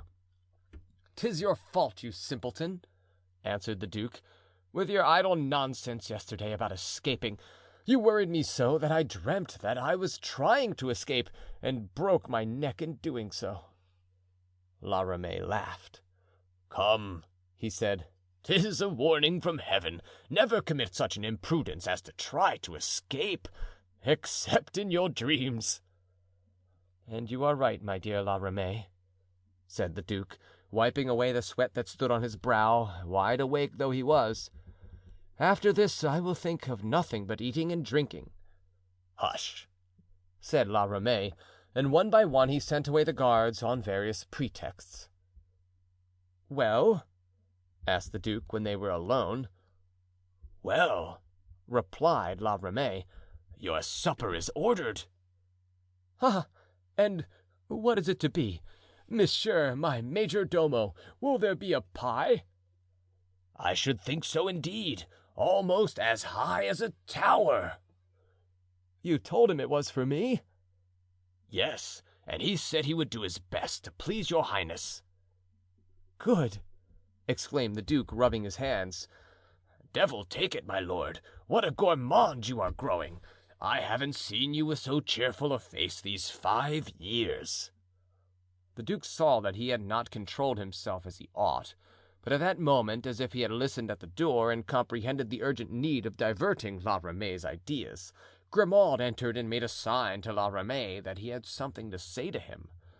La Ramee drew near to Grimaud, who spoke to him in a low voice. The duke, meanwhile, recovered his self-control. "I have already forbidden that man," he said, "to come in here without my permission." "You must pardon him, my lord," said La Ramee, "for I directed him to come." "And why did you so direct when you know that he displeases me?" "My lord will remember that it was agreed between us that he should wait upon us at that famous supper. My lord has forgotten the supper." "No, but I have forgotten Monsieur Grimaud." "My lord understands that there can be no supper unless he is allowed to be present." "Go on, then. Have it your own way." "Come here, my lad," said La Ramee, "and hear what I have to say." Grimaud approached with a very sullen expression on his face. La Ramee continued: "My lord has done me the honor to invite me to a supper to-morrow, en tete-a-tete." Grimaud made a sign which meant that he didn't see what that had to do with him. "Yes, yes," said La Ramee, "the matter concerns you, for you will have the honor to serve us, and besides, however good an appetite we may have, and however great our thirst, there will be something left on the plates and in the bottles. and that something will be yours." Grimaud bowed in thanks. "And now," said La Ramee, "I must ask your highness's pardon, but it seems that Monsieur de Chavigny is to be away for a few days, and he has sent me word that he has certain directions to give me before his departure." The duke tried to exchange a glance with Grimaud, but there was no glance in Grimaud's eyes. "Go, then," said the duke, "and return as soon as possible." "Does your highness wish to take revenge for the game of tennis yesterday?" Grimaud intimated by a scarcely perceptible nod that he should consent. "Yes," said the duke, "but take care, my dear La Ramee, for I propose to beat you badly." La Ramee went out. Grimaud looked after him, and when the door was closed he drew out of his pocket a pencil and a sheet of paper. "Write, my lord," he said. "And what?" Grimaud dictated. "All is ready for tomorrow evening. Keep watch from 7 to 9. Have 2 riding horses ready. We shall descend by the first window in the gallery." "What next?" "Sign your name, my lord." The duke signed. "Now, my lord, give me, if you have not lost it, the ball, that which contained the letter." The duke took it from under his pillow and gave it to Grimaud. Grimaud gave a grim smile. "Well?" asked the duke. "Well, my lord, I sew up the paper in the ball, and you, in your game of tennis, will send the ball into the ditch." "But will it not be lost?" "Oh, no. There will be someone at hand to pick it up." "A gardener?" Grimaud nodded. "The same as yesterday?" Another nod on the part of Grimaud. "The Count de Rochefort?" Grimaud nodded the third time. "Come now," said the duke, "give some particulars of the plan for our escape." "That is forbidden me," said Grimaud, "until the last moment." "Who will be waiting for me beyond the ditch?" "I know nothing about it, my lord." "But at least, if you don't want to see me turn crazy, tell me what that famous pate will contain." 2 poniards, a knotted rope, and a poire d'angoisse." This poire d'angoisse was a famous gag in the form of a pear, which being thrust into the mouth, by the aid of a spring, dilated, so as to distend the jaws to their greatest width. "Yes, I understand." "My lord observes that there will be enough to go around." "We shall take to ourselves the poniards and the rope," replied the duke. "And make La Ramee eat the pear," answered Grimaud. "My dear Grimaud, thou speakest seldom, but when thou dost, one must do thee justice. Thy words are words of gold." Chapter 19. Recording by John Van Stan, Savannah, Georgia.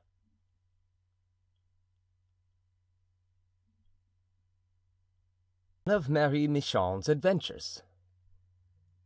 Whilst these projects were being formed by the Duc de Beaufort and Grimaud, the Comte de la Fère and the Vicomte de Bragelonne were entering Paris by the Rue de Faubourg Saint-Marcel. They stopped at the sign of the Fox, in the Rue de Vieux Colombier, a tavern known for many years by Athos, and asked for 2 bedrooms. "You must dress yourself, Raoul," said Athos. "I am going to present you to someone." "Today, monsieur?"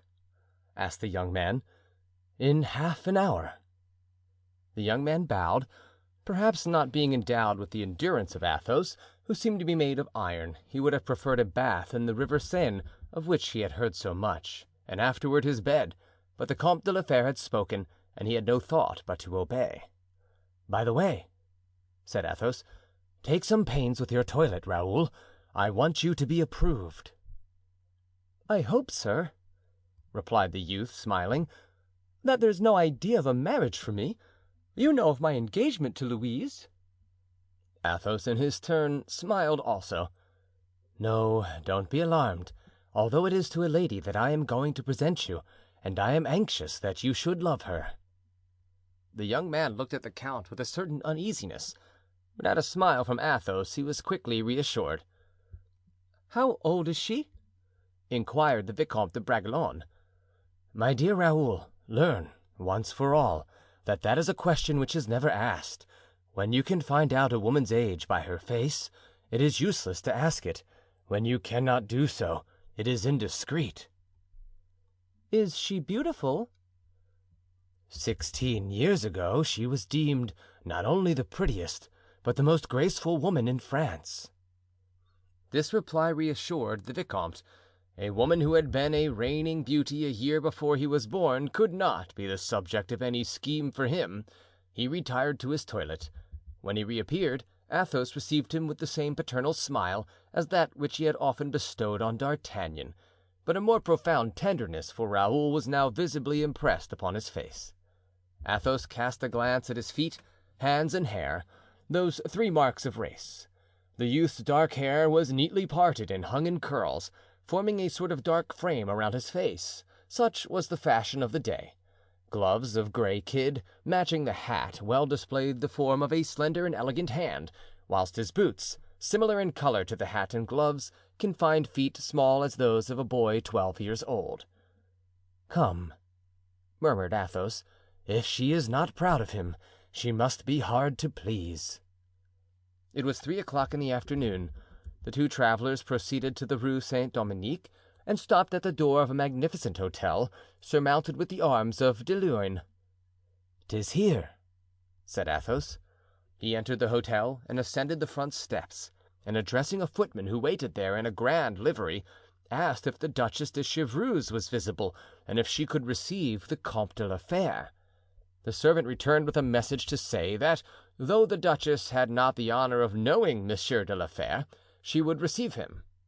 Athos followed the footman, who led him through a long succession of apartments, and paused at length before a closed door. Athos made a sign to the Vicomte de Bragelonne to remain where he was. The footman opened the door and announced Monsieur le Comte de la Fère. Madame de Chevreuse, whose name appears so often in our story, The Three Musketeers, without her actually having appeared in any scene, was still a beautiful woman. Although about 44 or 45 years old, she might have passed for 35. She still had her rich, fair hair, her large, animated, intelligent eyes, so often opened by intrigue, so often closed by the blindness of love. She had still her nymph-like form, so that when her back was turned she still was not unlike the girl who had jumped with Anne of Austria over the moat of the Tuileries in 1563. In all other respects, she was the same mad creature who threw over her amours such an air of originality as to make them proverbial for eccentricity in her family. She was in a little boudoir, hung with blue damask, adorned by red flowers, with a foliage of gold, looking upon a garden, and reclined upon a sofa, her head supported on the rich tapestry which covered it. She held a book in her hand, and her arm was supported by a cushion. At the footman's announcement she raised herself a little and peeped out with some curiosity. Athos appeared. He was dressed in violet-tinted velvet, trimmed with silk of the same color. His shoulder knots were of burnished silver, his mantle had no gold nor embroidery on it, a simple plume of violet feathers adorned his hat. His boots were of black leather, and at his girdle hung that sword with a magnificent hilt that Porthos had so often admired in the Rue Feron. Splendid lace adorned the falling collar of his shirt, and lace fell also over the top of his boots. In his whole person he bore such an impress of high degree that Madame de Chevreuse half rose from her seat when she saw him and made him a sign to sit down near her. Athos bowed and obeyed. The footman was withdrawing, but Athos stopped him by a sign. "Madame," he said to the duchess, "I have had the boldness to present myself at your hotel without being known to you. It has succeeded since you deigned to receive me. I have now the boldness to ask you for an interview of half an hour." "I grant it, monsieur," said Madame de Chevreuse with her most gracious smile. "But that is not all, madame. Oh, I am very presuming, I am aware. The interview for which I ask is of us two alone, and I very earnestly wish that it may not be interrupted." "I am not at home to anyone," said the Duchess de Chevreuse to the footman. "You may go." The footman went out.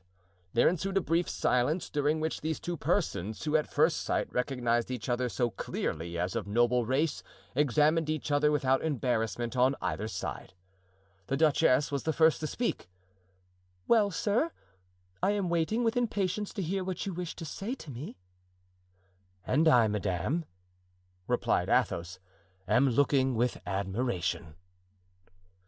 "Sir," said Madame de Chevreuse, "you must excuse me, but I long to know to whom I am talking. You belong to the court, doubtless, yet I have never seen you at court.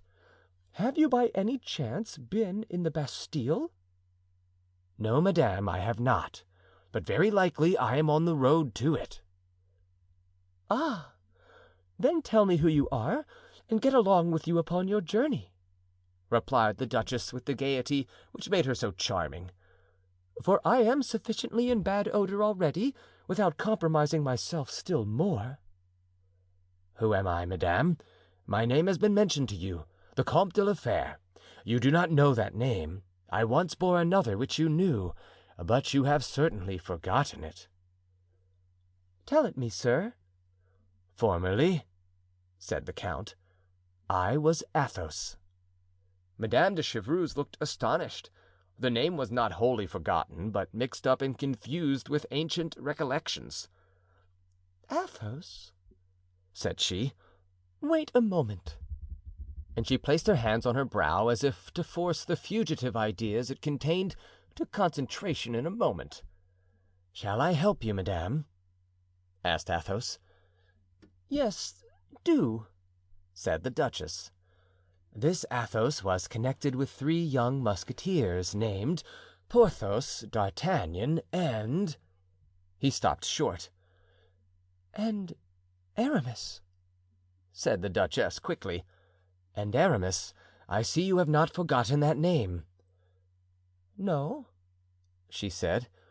"Poor Aramis, a charming man, elegant, discreet, and a writer of poetical verses.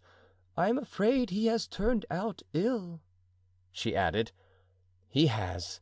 He is an abbé." "Ah, what a misfortune!" exclaimed the duchess, playing carelessly with her fan.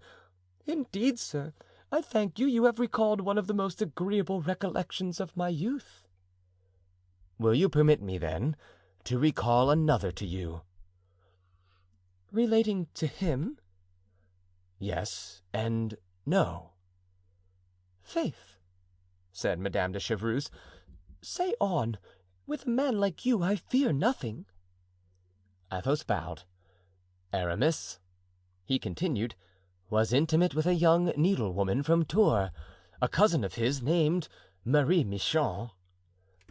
"Ah, I knew her," cried the duchess. "It was to her we wrote from the siege of Rochelle to warn her of a plot against the Duke of Buckingham." "Exactly so. Will you allow me to speak to you of her?" "If," replied the duchess with a meaning look, "you do not say too much against her." "I should be ungrateful," said Athos, "and I regard ingratitude not as a fault or a crime, but as a vice, which is much worse." "You ungrateful to Marie Michon, monsieur?" said Madame de Chevreuse, trying to read in Athos's eyes. "But how can that be? You never knew her." "Eh, madame, who knows?" said Athos. "There is a popular proverb to the effect that it is only mountains that never meet, and popular proverbs contain sometimes a wonderful amount of truth." "Oh, go on, monsieur, go on," said Madame de Chevreuse eagerly. "You can't imagine how much this conversation interests me." "You encourage me," said Athos. "I will continue, then. That cousin of Aramis, that Marie Michon, that needlewoman, notwithstanding her low condition, had acquaintances in the highest rank. She called the grandest ladies of the court her friend, and the queen, proud as she is in her double character as Austrian and as Spaniard, called her her sister." "Alas!" said Madame de Chevreuse, with a slight sigh and a little movement of her eyebrows that was peculiarly her own. "Since that time everything has changed." And the queen had reason for her affection, for Marie was devoted to her, devoted to that degree that she served her as medium of intercourse with her brother, the King of Spain. "Which," interrupted the duchess, "is now brought up against her as a great crime." "And therefore," continued Athos, "the cardinal, the true cardinal, the other one, determined one fine morning to arrest poor Marie Michon and send her to the Chateau de Loches. Fortunately, the affair was not managed so secretly but that it became known to the queen. The case had been provided for. If Marie Michon should be threatened with any danger, the queen was to send her a prayer book bound in green velvet." "That is true, monsieur. You are well informed." One morning the green book was brought to her by the Prince de Marsillac. There was no time to lose. Happily, Marie and a follower of hers named Kitty could disguise themselves admirably in men's clothes. The prince procured for Marie Michon the dress of a cavalier and for Kitty that of a lackey. He sent them two excellent horses, and the fugitives went out hastily from Tours, shaping their course towards Spain, trembling at the least noise, following unfrequented roads, and asking for hospitality when they found themselves where there was no inn. "Why, really, it was all exactly as you say," cried Madame de Chevreuse, clapping her hands. "It would indeed be strange if——" She checked herself. "If I should follow the two fugitives to the end of their journey?" said Athos. "No, madame, I will not thus waste your time. We will accompany them only to a little village in Limousin, lying between Toul and Angoulême, a little village called Roche-l'Abeille." Madame de Chevreuse uttered a cry of surprise and looked at Athos with an expression of astonishment that made the old musketeer smile. "Wait, madame," continued Athos. "What remains for me to tell you is even more strange than what I have narrated." "Monsieur," said Madame de Chevreuse, "I believe you are a sorcerer. I am prepared for anything, but really, no matter. Go on." The journey of that day had been long and wearing. It was a cold day, the 11th of October. There was no inn or chateau in the village, and the homes of the peasants were poor and unattractive. Marie Michon was a very aristocratic person. Like her sister the queen, she had been accustomed to pleasing perfumes and fine linen.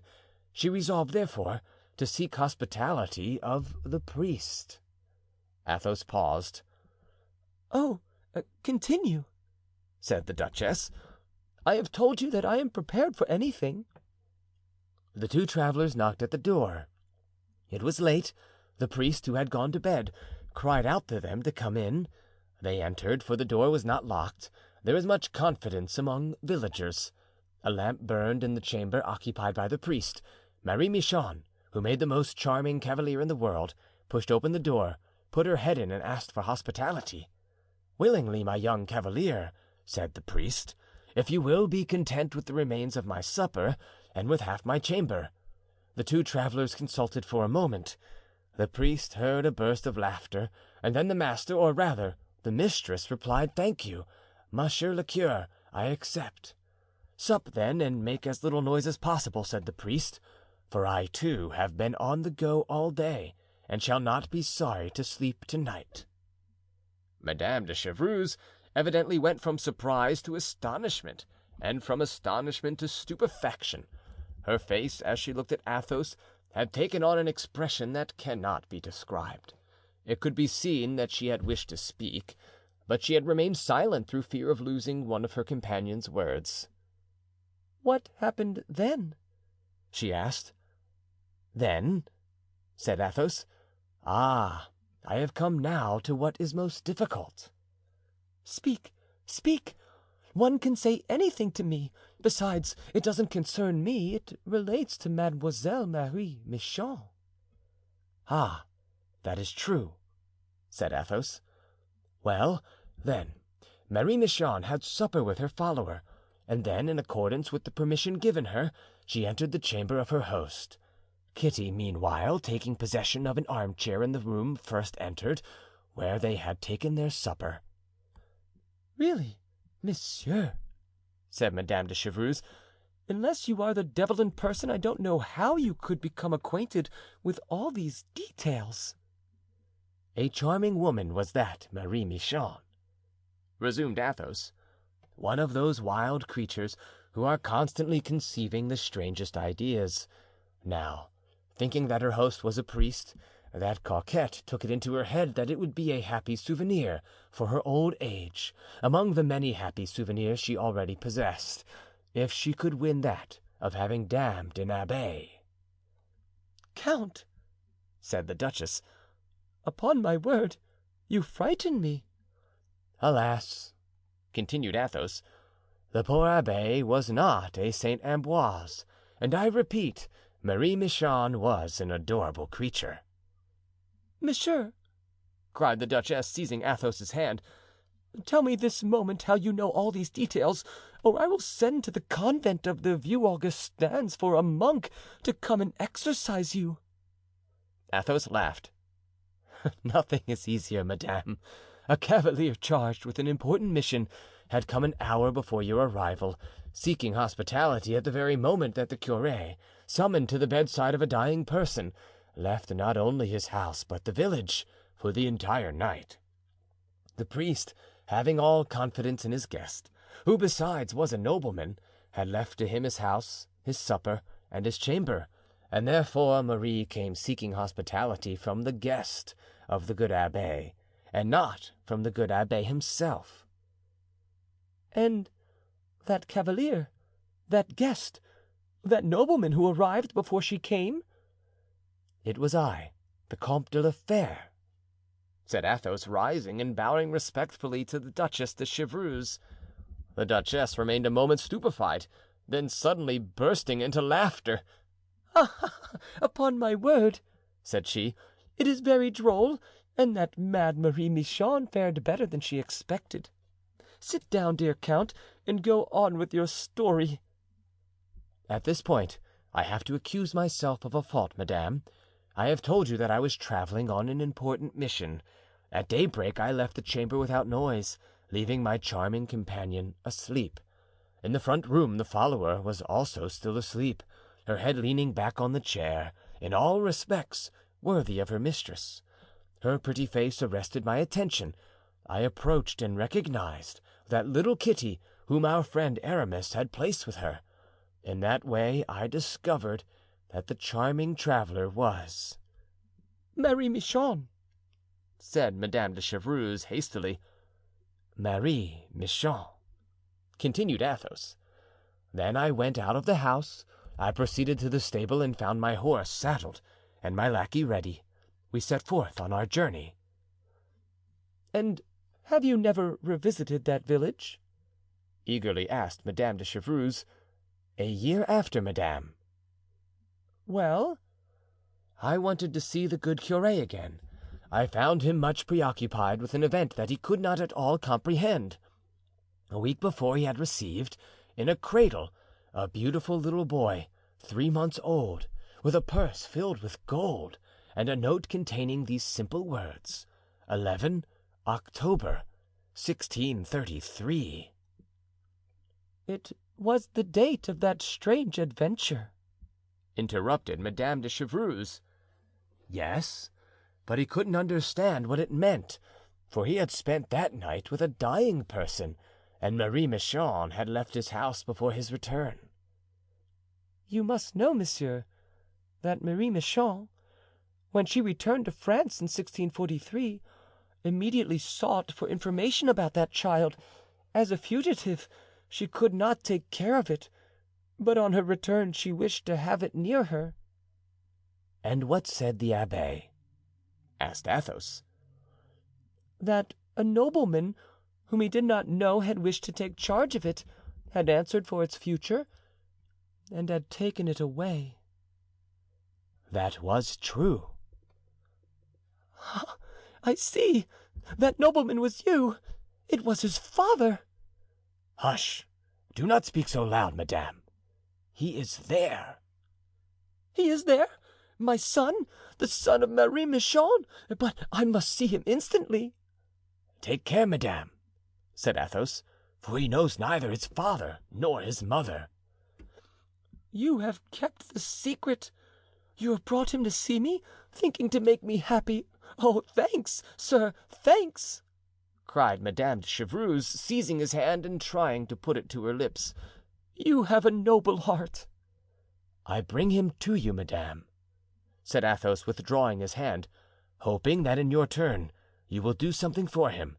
Till now I have watched over his education, and I have made him, I hope, an accomplished gentleman, but I am now obliged to return to the dangerous and wandering life of party faction. Tomorrow I plunge into an adventurous affair in which I may be killed. Then it will devolve on you to push him on in that world where he is called on to occupy a place." "Rest assured," cried the duchess, "I shall do what I can. I have but little influence now, but all that I have shall most assuredly be his. As to his title and fortune—" "As to that, madame, I have made over to him the estate of Bragelonne, my inheritance, which will give him 10,000 francs a year and the title of vicomte." "Upon my soul, monsieur," said the duchess, "you are a true nobleman. But I am eager to see our young vicomte. Where is he?" "There in the salon. I will have him come in if you really wish it." Athos moved toward the door. The duchess held him back. "Is he handsome?" she asked. Athos smiled. "He resembles his mother." So he opened the door and beckoned the young man in. The duchess could not restrain a cry of joy on seeing so handsome a young cavalier, so far surpassing all that her maternal pride had been able to conceive. "Vicomte, come here," said Athos. "The duchess permits you to kiss her hand." The youth approached with his charming smile and his head bare, and kneeling down, kissed the hand of the Duchesse de Chevreuse. "Sir," he said, turning to Athos, "was it not in compassion to my timidity that you told me that this lady was the Duchesse de Chevreuse? And is she not the queen?" "No, vicomte," said Madame de Chevreuse, taking his hand and making him sit near her, while she looked at him with eyes sparkling with pleasure. "No, unhappily I am not the queen. If I were, I should do for you at once the most that you deserve. But let us see, whatever I may be," she added, hardly restraining herself from kissing that pure brow, "let us see what profession you wish to follow." Athos, standing, looked at them both with indescribable pleasure.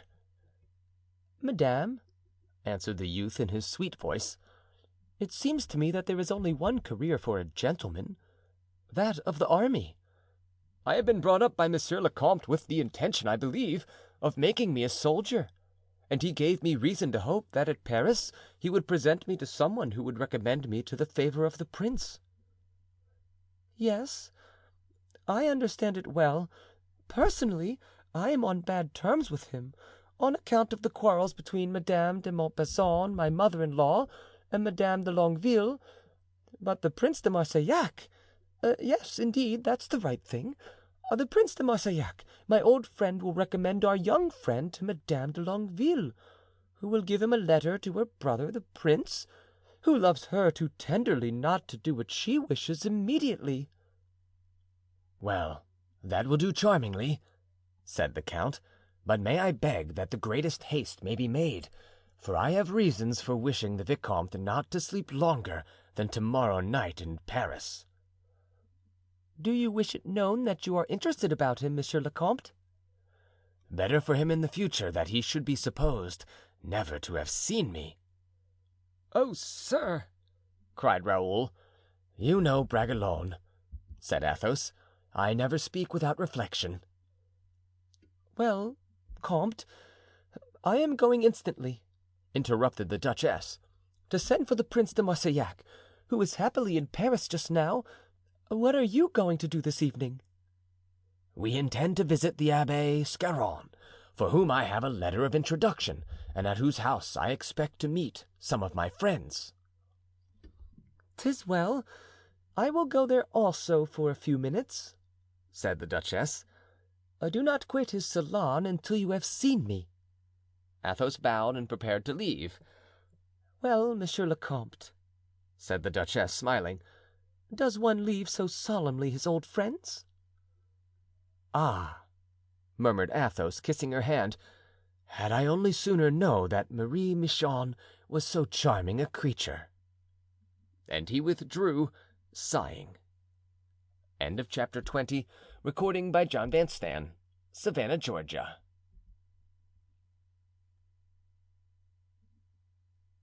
The Abbé Scarron.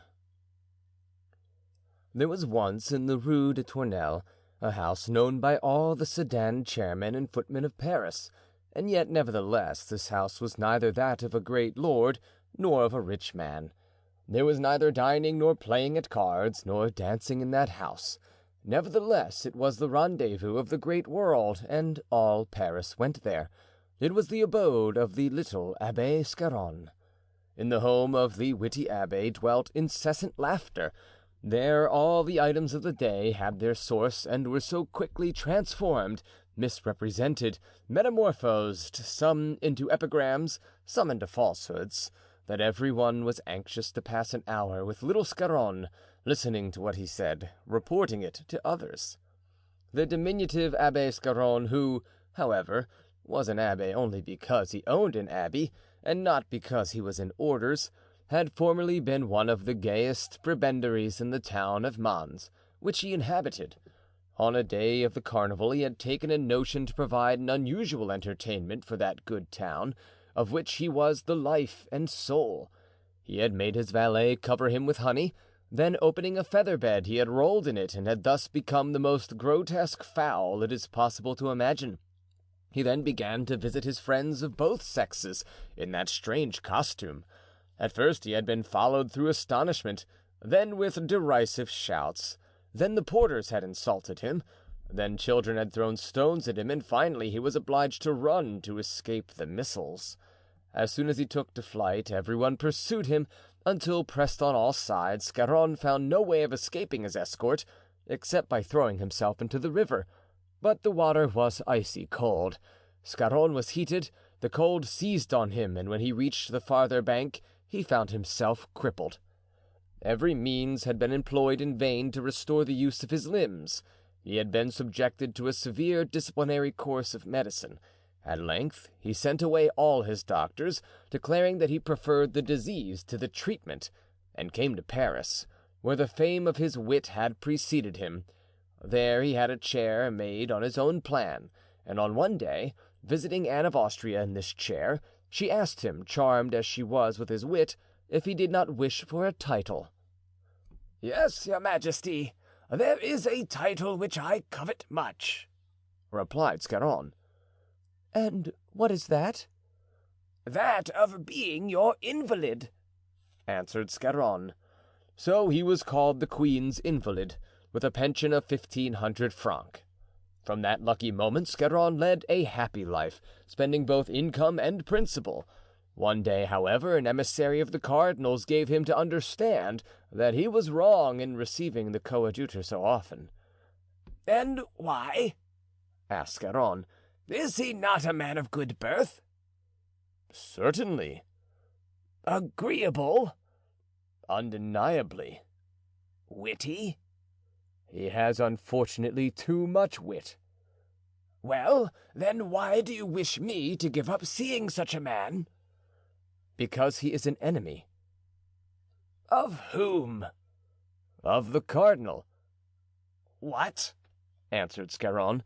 "I continue to receive Monsieur Gilles Despreaux, who thinks ill of me, and you wish me to give up seeing the coadjutor because he thinks ill of another man?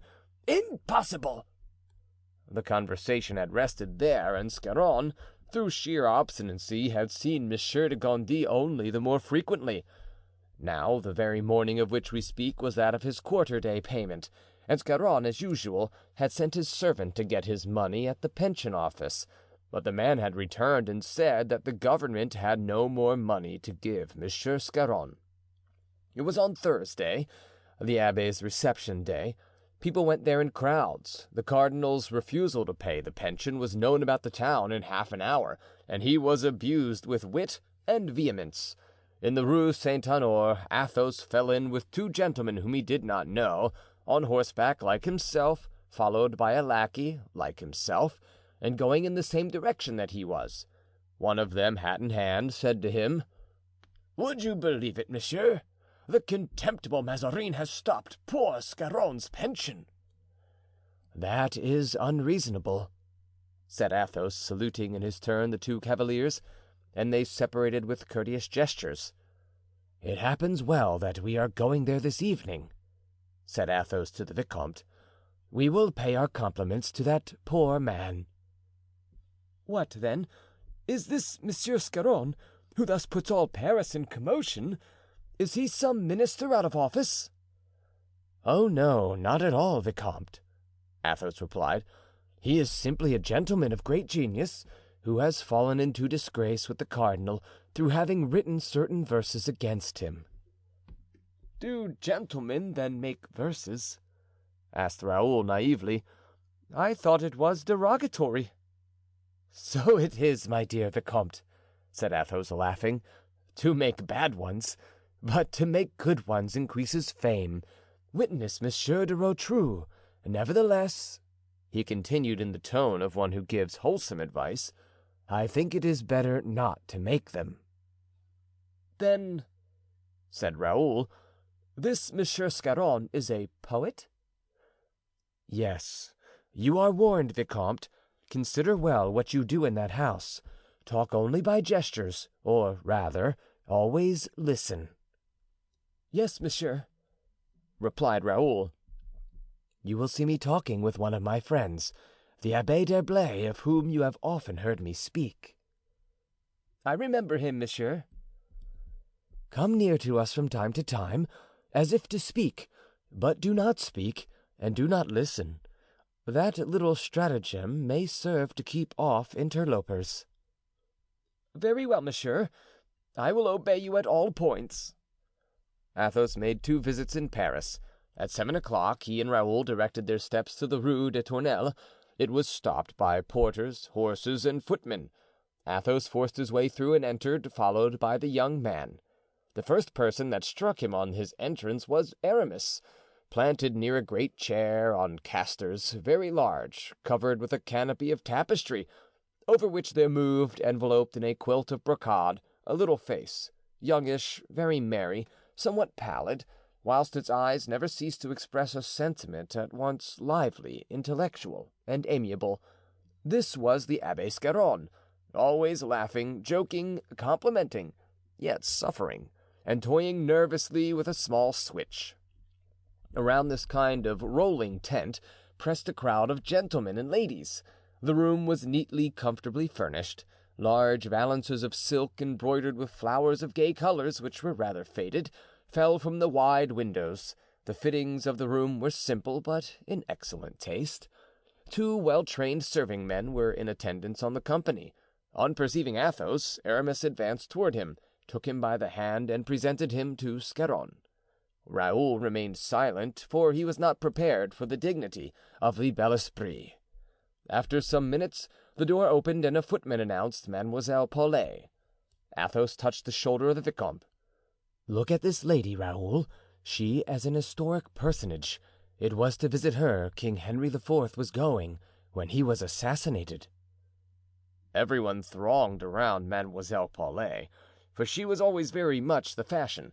She was a tall woman with a slender figure and a forest of golden curls, such as Raphael was fond of and Titian has painted all his Magdalenes with. This fawn-colored hair, or perhaps the sort of ascendancy which she had over other women, gave her the name of La Lionne. Mademoiselle Paulet took her accustomed seat, but before sitting down she cast in all her queen-like grandeur a look around the room, and her eyes rested on Raoul. Athos smiled. "Mademoiselle Paulet has observed you, vicomte. Go and bow to her. Don't try to appear anything but what you are, a true country youth, on no account speak to her of Henry IV. "When shall we two walk together?" Athos then said to Aramis. "Presently. There are not a sufficient number of people here yet. We shall be remarked." At this moment the door opened and in walked the coadjutor. At this name everyone looked around, for his was already a very celebrated name. Athos did the same. He knew the Abbé de Gondy only by report. He saw a little dark man, ill-made and awkward with his hands in everything, except drawing a sword and firing a pistol, with something haughty and contemptuous in his face. Scarron turned around toward him and came to meet him in his chair. "Well," said the coadjutor on seeing him, "you are in disgrace, then, Abbé?" This was the orthodox phrase. It had been said that evening 100 times, and Scarron was at his 100th bon mot on the subject. He was very nearly at the end of his humoristic tether, but one despairing effort saved him. "Monsieur the Cardinal Mazarin has been so kind as to think of me," he said. "But how can you continue to receive us?" asked the coadjutor. "If your income is lessened, I shall be obliged to make you a canon of Notre Dame." "Oh, no," cried Scarron, "I should compromise you too much." "Perhaps you have resources of which we are ignorant?" "I shall borrow from the queen." "But her majesty has no property," interposed Aramis. At this moment the door opened and Madame de Chevreuse was announced. Every one arose. Scarron turned his chair toward the door. Raoul blushed. Athos made a sign to Aramis, who went and hid himself in the enclosure of a window. In the midst of all the compliments that awaited her on her entrance, the duchess seemed to be looking for someone. At last she found out Raoul, and her eyes sparkled. She perceived Athos and became thoughtful. She saw Aramis in the seclusion of the window and gave a start of surprise behind her fan. "Apropos," she said, as if to drive away thoughts that pursued her in spite of herself, "how is poor Voiture? Do you know Scarron?" "What, is Monsieur Voiture ill?" inquired a gentleman who had spoken to Athos in the Rue Saint-Honore. "What is the matter with him?" "He was acting, but forgot to take the precaution to have a change of linen ready after the performance," said the coadjutor. "So he took cold and is about to die." "Is he then so ill, dear Voiture?" asked Aramis, half hidden by the window curtain. "Die?" cried Mademoiselle Paulet bitterly. "He? Why, he is surrounded by sultanas like a Turk. Madame de Saintot has hastened to him with broth. La Renaudot warms his sheets. The Marquis de Rambouillet sends him his sons." "You don't like him, my dear Parthenie?" said Scarron. "What an injustice, my dear invalid! I hate him so little that I should be delighted to order masses for the repose of his soul." "You are not called Leon for nothing," observed Madame de Chevreuse. "Your teeth are terrible." "You are unjust to a great poet, it seems to me," Raoul ventured to say. "A great poet? Come, one may easily see, Vicomte, that you are lately from the provinces and have never so much as seen him. A great poet! He is scarcely 5 feet high." "Bravo, bravo!" cried a tall man with an enormous mustache and a long rapier. "Bravo, fair Paulet! It is high time to put little Voiture in his right place. For my part, I always thought his poetry detestable, and I think I know something about poetry." "Who is this officer?" inquired Raoul of Athos. "Who is speaking?" "Monsieur de Scudery, the author of Clelie and of Le Grand Cyrus, which were composed partly by him and partly by his sister, who is now talking to that pretty person yonder near Monsieur Scarron." Raoul turned and saw 2 faces just arrived. One was perfectly charming, delicate, pensive, shaded by beautiful dark hair, and eyes soft as velvet, like those lovely flowers, the heart's ease, in which shine out the golden petals. The other, of mature age, seemed to have the former one under her charge, and was cold, dry, and yellow, the true type of duenna or a devotee.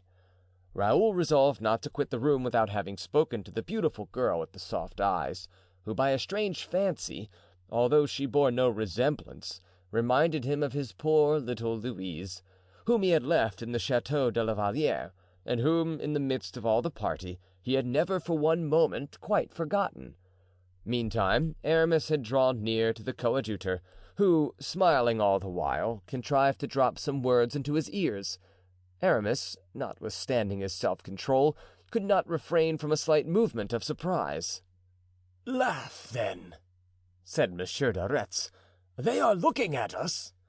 And leaving Aramis, he went to talk with Madame de Chevreuse, who was in the midst of a large group. Aramis affected a laugh to divert the attention of certain curious listeners, and perceiving that Athos had betaken himself to the embrasure of a window and remained there, he proceeded to join him, throwing out a few words carelessly as he moved through the room.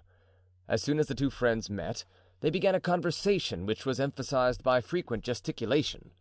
Raoul then approached them as Athos had directed him to do. "'Tis a rondeau by Monsieur Voiture that Monsieur l'Abbé is repeating to me," said Athos in a loud voice, "and I confess I think it incomparable."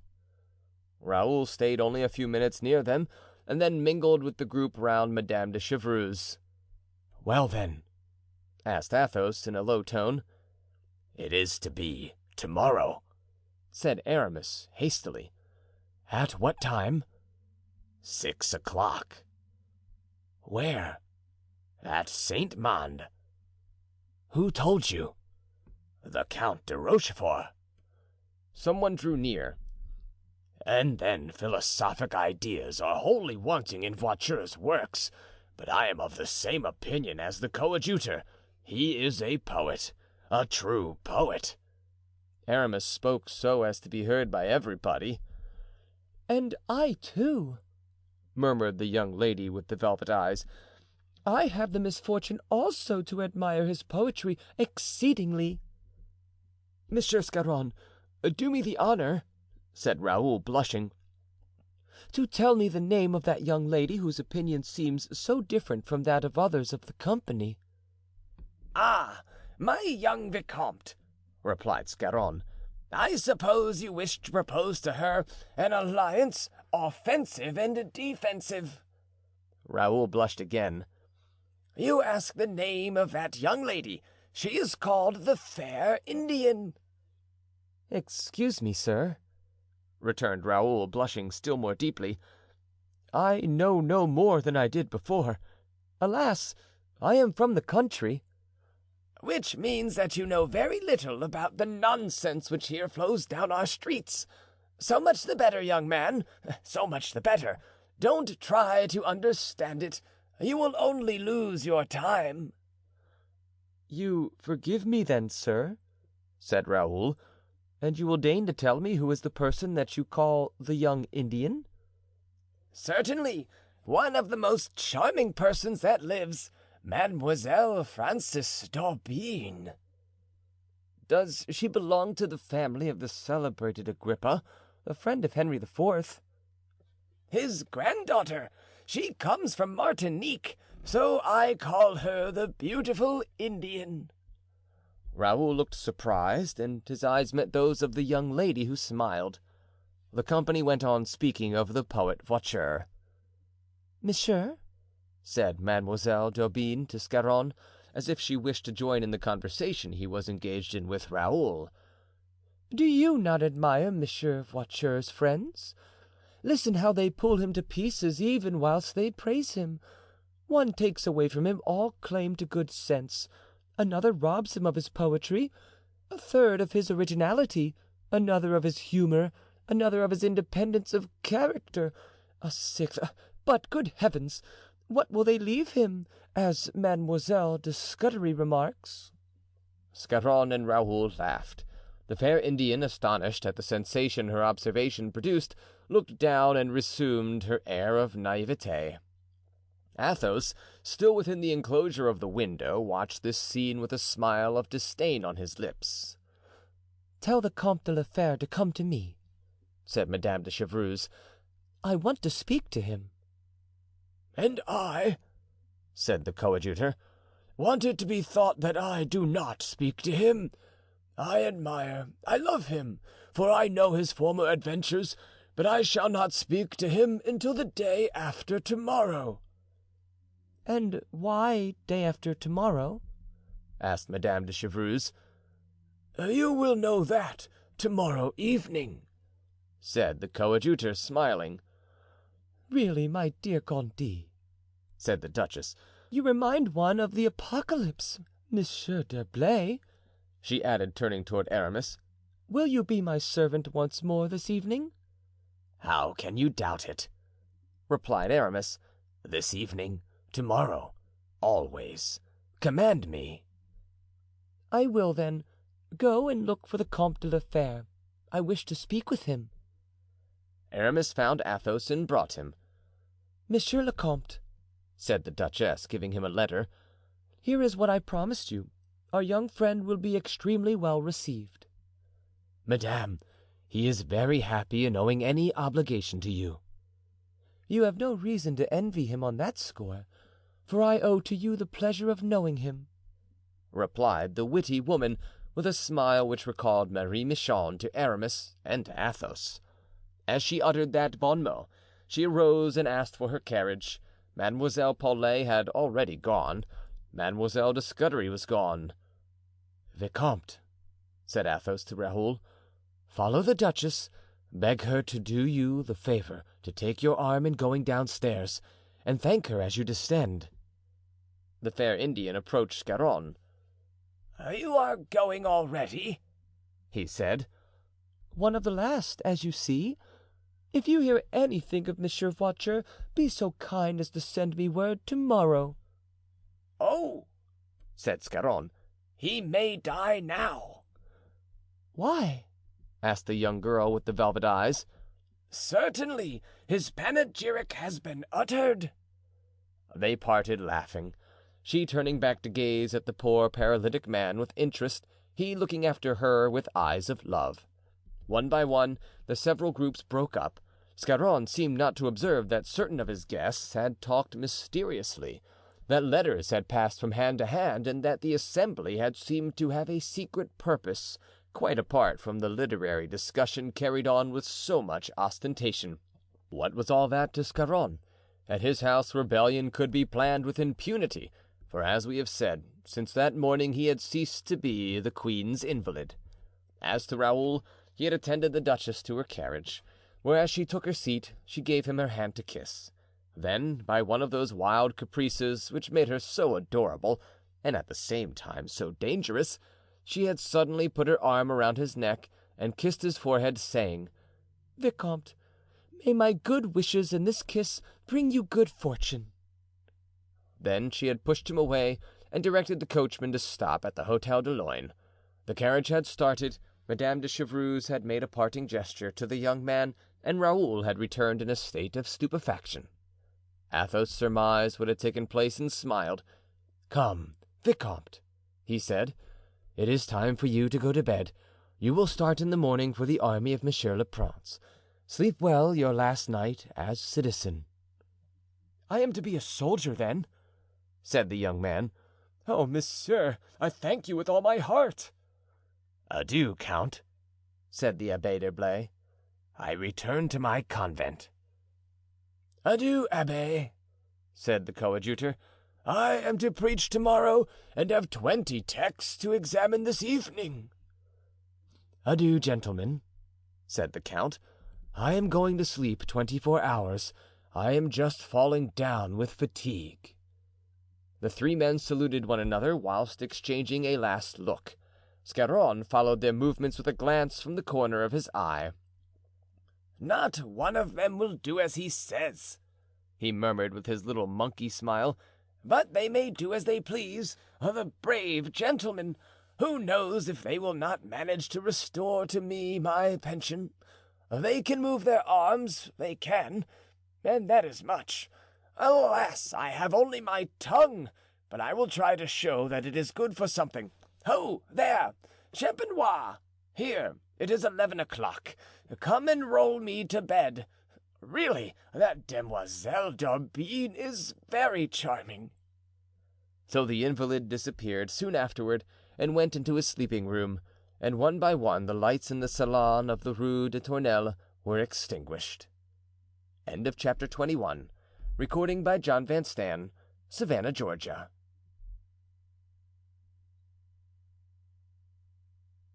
Denis. The day had begun to break when Athos rose and dressed himself. It was plain by a paleness still greater than usual, and by those traces which loss of sleep leaves on the face, that he must have passed almost the whole of the night without sleeping. Contrary to the custom of a man so firm and decided, there was this morning in his personal appearance something tardy and irresolute. He was occupied with the preparations for Raoul's departure, and was seeking to gain time. In the first place, he himself furbished a sword, which he drew from its perfumed leather sheath. He examined it to see if its hilt was well guarded, and if the blade was firmly attached to the hilt. Then he placed at the bottom of the valise belonging to the young man a small bag of louis, called Olivain, the lackey who had followed him from Blois, and made him pack the valise under his own eyes, watchful to see that everything should be put in which might be useful to a young man entering on his first campaign. At length, after occupying about an hour in these preparations, he opened the door of the room in which the vicomte slept and entered. The sun, already high, penetrated into the room through the window, the curtains of which Raoul had neglected to close on the previous evening. He was still sleeping, his head gracefully reposing on his arm. Athos approached and hung over the youth in an attitude full of tender melancholy. He looked long on this young man, whose smiling mouth and half-closed eyes bespoke soft dreams and lightest slumber, as if his guardian angel watched over him with solicitude and affection. By degrees, Athos gave himself up to the charms of his reverie in the proximity of youth, so pure, so fresh. His own youth seemed to reappear, bringing with it all those savory remembrances which are like perfumes more than thoughts. Between the past and the present was an ineffable abyss. But imagination has the wings of an angel of light and travels safely through or over the seas where we have almost been shipwrecked, the darkness in which our illusions are lost, the precipice whence our happiness has been hurled and swallowed up. He remembered that all the first part of his life had been embittered by a woman, and he thought with alarm of the influence love might assume over so fine and at the same time so vigorous an organization as that of Raoul. In recalling all he had been through, he foresaw all that Raoul might suffer, and the expression of the deep and tender compassion which throbbed in his heart was pictured in the moist eye with which he gazed on the young man. At this moment Raoul awoke, without a cloud on his face, without weariness or lassitude. His eyes were fixed on those of Athos, and perhaps he comprehended all that passed in the heart of the man who was awaiting his awakening as a lover awaits the awakening of his mistress, for his glance, in return, had all the tenderness of love. "You are there, sir?" he said respectfully. "Yes, Raoul," replied the count. "And you did not awaken me?" "I wish to leave you still to enjoy some moments of sleep, my child. You must be fatigued from yesterday." "Oh, sir, how good you are!" Athos smiled. "How do you feel this morning?" he inquired. "Perfectly well, quite rested, sir." "You are still growing," Athos continued, with that charming and paternal interest felt by a grown man for a youth. "Oh, sir, I beg your pardon," exclaimed Raoul, ashamed of so much attention. "In an instant I shall be dressed." Athos then called Olivain.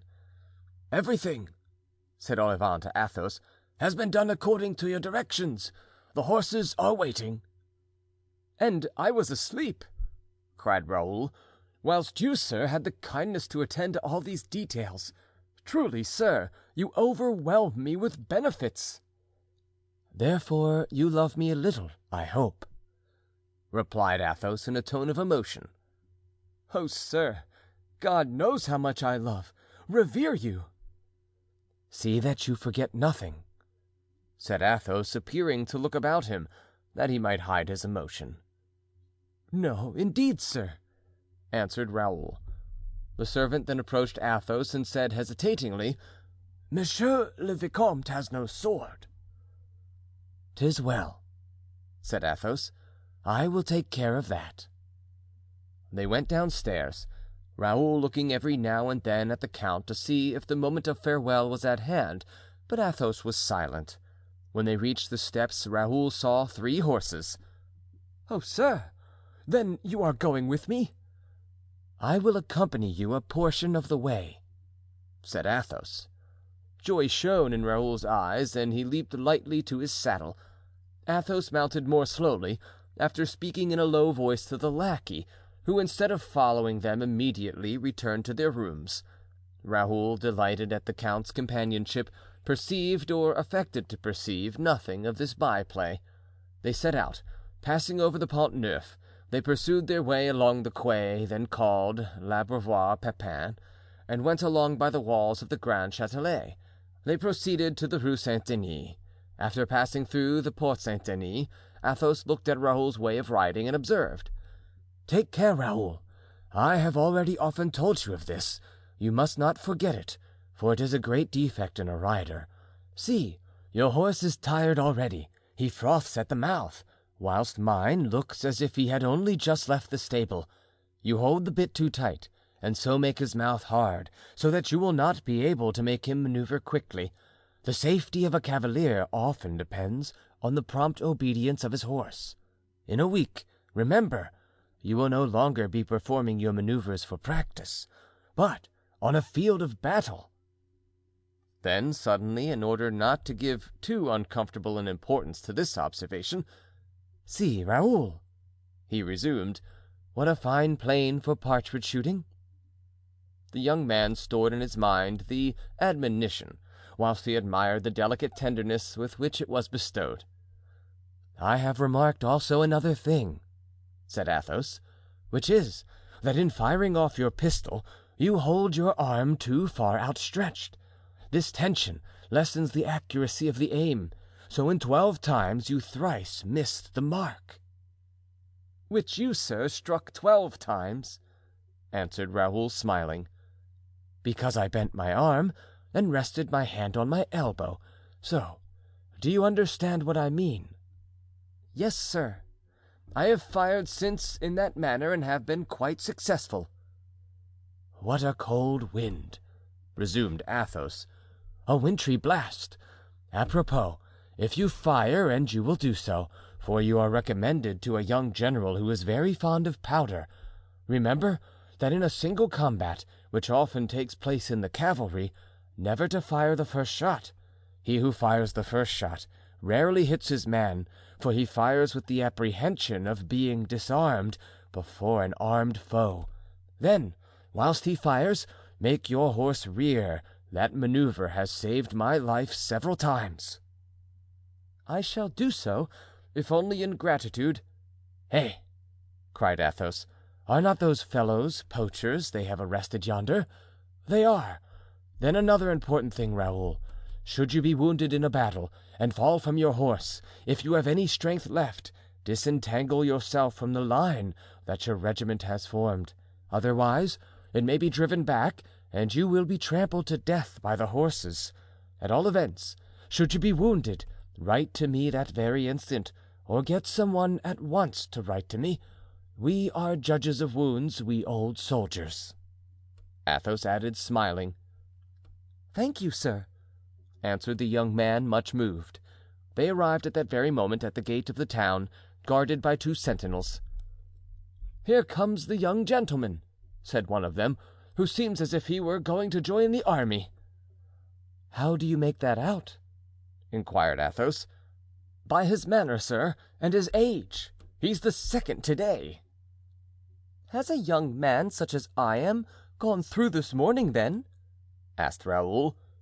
"Faith, yes, with a haughty presence, a fine equipage, such as the son of a noble house would have." "He will be my companion on the journey, sir," cried Raoul.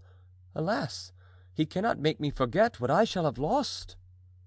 Thus talking, they traversed the streets, full of people on account of the fete, and arrived opposite the old cathedral where first mass was going on. "Let us alight, Raoul," said Athos. "Olivain, take care of our horses, and give me my sword." The two gentlemen then went into the church. Athos gave Raoul some of the holy water. A love as tender as that of a lover for his mistress dwells, undoubtedly, in some paternal hearts toward a son. Athos said a word to one of the vergers, who bowed and proceeded toward the basement. "Come, Raoul," he said, "let us follow this man." The verger opened the iron grating that guarded the royal tombs, and stood on the topmost step, whilst Athos and Raoul descended. The sepulchral depths of the descent were dimly lighted by a silver lamp on the lowest step, and just below this lamp there was laid, wrapped in a flowing mantle of violet velvet, worked with fleur-de-lis of gold, a catafalque resting on trestles of oak. The young man, prepared for the scene by the state of his own feelings, which were mournful, and by the majesty of the cathedral which he had passed through, descended in a slow and solemn manner, and stood with head uncovered before these mortal spoils of the last king, who was not to be placed by the side of his forefathers until his successor should take his place there, and who appeared to abide on that spot, that he might thus address human pride, so sure to be exalted by the glories of a throne. "Dust of the earth, here I await thee." There was profound silence. Then Athos raised his hand and pointing to the coffin, "This temporary sepulture is," he said, "that of a man who was of feeble mind, yet one whose reign was full of great events, because over this king watched the spirit of another man, even as his lamp keeps vigil over this coffin and illumines it. He whose intellect was thus supreme, Raoul, was the actual sovereign; the other, nothing but a phantom to whom he lent a soul. And yet, so powerful is majesty among us, this man has not even the honor of a tomb at the feet of him in whose service his life was worn away.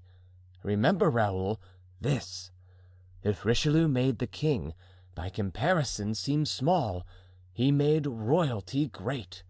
The palace of the Louvre contains two things: the king, who must die, and royalty, which never dies.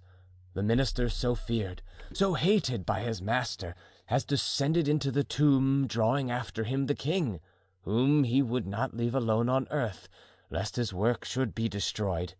So blind were his contemporaries that they regarded the cardinal's death as a deliverance, and I, even I, opposed the designs of the great man who held the destinies of France within the hollow of his hand.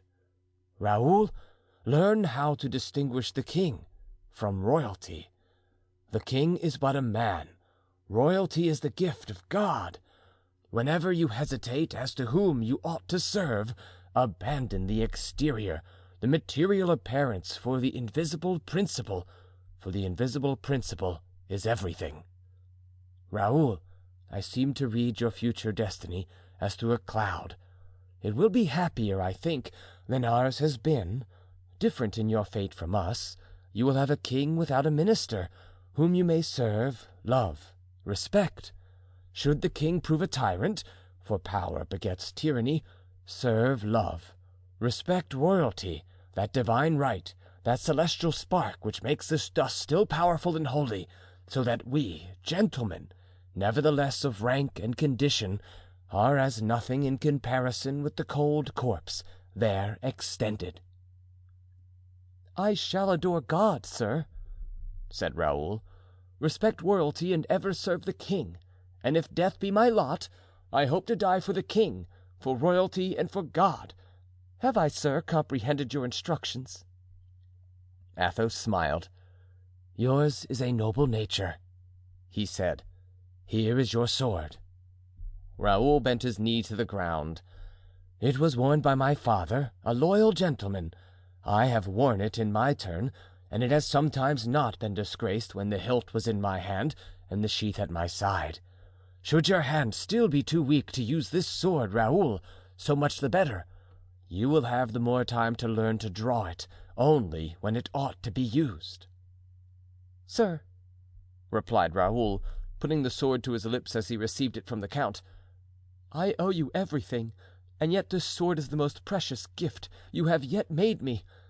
I will wear it, I swear to you, as a grateful man should do." "'Tis well.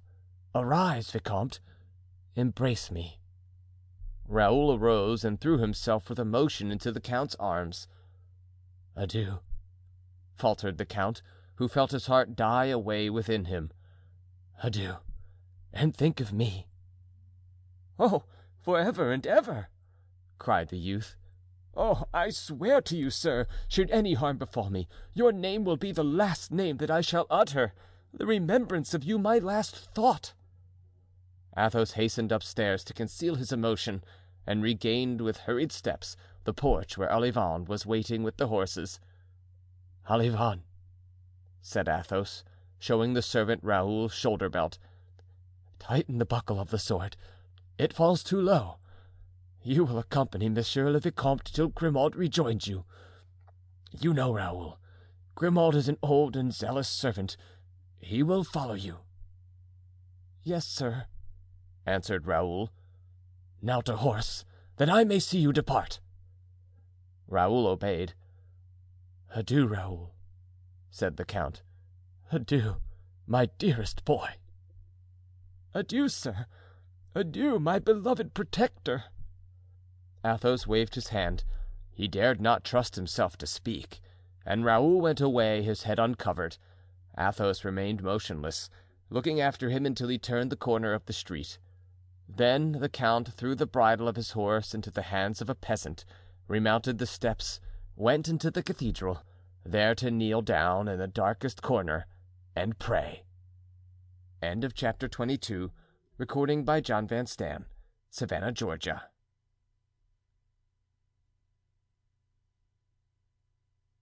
One of the 40 methods of escape of the Duc de Beaufort.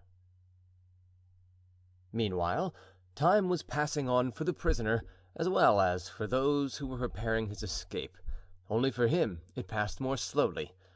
Unlike other men who enter with ardor upon a perilous resolution and grow cold as the moment of execution approaches, the Duc de Beaufort, whose buoyant courage had become a proverb, seemed to push time before him and sought most eagerly to hasten the hour of action. In his escape alone, apart from his plans for the future, which, it must be admitted, were for the present sufficiently vague and uncertain, there was a beginning of vengeance which filled his heart. In the first place, his escape would be a serious misfortune to Monsieur de Chavigny, whom he hated for the petty persecutions he owed to him. It would be a still worse affair for Mazarin, whom he execrated for the greater offenses he had committed. It may be observed that there was a proper proportion in his sentiments toward the governor of the prison and the minister, toward the subordinate and the master. Then Monsieur de Beaufort, who was so familiar with the interior of the Palais Royal, though he did not know the relations existing between the queen and the cardinal, pictured to himself in his prison all that dramatic excitement which would ensue when the rumor should run from the minister's cabinet to the chamber of Anne of Austria. "Monsieur de Beaufort has escaped." While saying that to himself, Monsieur de Beaufort smiled pleasantly and imagined himself already outside, breathing the air of the plains and the forest, pressing a strong horse between his knees and crying out in a loud voice, "I am free!" It is true that on coming to himself he found that he was still within 4 walls. He saw La Ramee twirling his thumbs 10 feet from him, and his guards laughing and drinking in the antechamber. The only thing that was pleasant to him in that odious tableau, such is the instability of the human mind, was the sullen face of Grimaud, for whom he had at first conceived such a hatred, and who now was all his hope. Grimaud seemed to him an Antinous. It is needless to say that this transformation was visible only to the prisoner's feverish imagination. Grimaud was still the same, and therefore he retained the entire confidence of his superior, La Ramee, who now relied upon him more than he did upon himself; for, as we have said, La Ramee felt at the bottom of his heart a certain weakness for Monsieur de Beaufort. And so the good La Ramee made a festivity of the little supper with his prisoner. He had but one fault: he was a gourmand. He had found the pâtés good, the wine excellent. Now the successor of Père Marteau had promised him a pâté of pheasant instead of a pâté of fowl, and Chambertin wine instead of Macon. All this set off by the presence of that excellent prince, who was so good-natured, who invented so droll tricks against Monsieur de Chavigny and so fine jokes against Mazarin, made for La Ramee the approaching Pentecost one of the 4 great feasts of the year. He therefore looked forward to 6 o'clock with as much impatience as the duke himself. Since daybreak, La Ramee had been occupied with the preparations, and trusting no one but himself, he had visited personally the successor of Père Marteau. The latter had surpassed himself.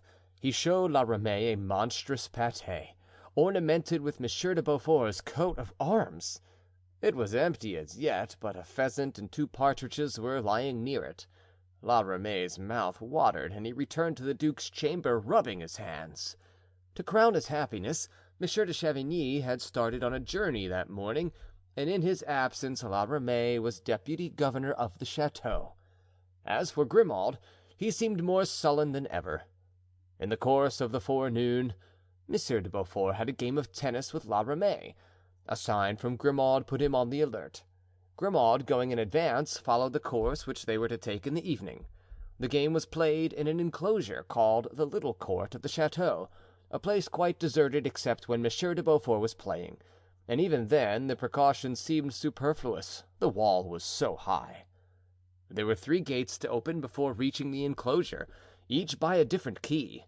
When they arrived, Grimaud went carelessly and sat down by a loophole in the wall, letting his legs dangle outside. It was evident that there the rope ladder was to be attached. This maneuver, transparent to the Duc de Beaufort, was quite unintelligible to La Ramee. The game at tennis, which upon a sign from Grimaud Monsieur de Beaufort had consented to play, began in the afternoon. The duke was in full strength and beat La Ramee completely. 4 of the guards, who were constantly near the prisoner, assisted in picking up the tennis balls. When the game was over, the duke, laughing at La Ramee for his bad play, offered these men 2 louis d'or to go and drink his health with their 4 other comrades. The guards asked permission of La Ramee, who gave it to them, but not till the evening, however. Until then he had business, and the prisoner was not to be left alone. 6 o'clock came, and although they were not to sit down to table until 7 o'clock, dinner was ready and served up. Upon a sideboard appeared the colossal pie, with the duke's arms on it, and seemingly cooked to a turn, as far as one could judge by the golden color which illuminated the crust. The rest of the dinner was to come. Everyone was impatient. La Ramee to sit down to table, the guards to go and drink, the duke to escape. Grimaud alone was calm as ever. One might have fancied that Athos had educated him with the express forethought of such a great event. There were moments when, looking at Grimaud, the duke asked himself if he was not dreaming, and if that marble figure was really at his service, and would grow animated when the moment came for action. La Ramee sent away the guards, desiring them to drink to the duke's health, and as soon as they were gone, shut all the doors, put the keys in his pocket, and showed the table to the prince with an air that signified, "Whenever my lord pleases." The prince looked at Grimaud.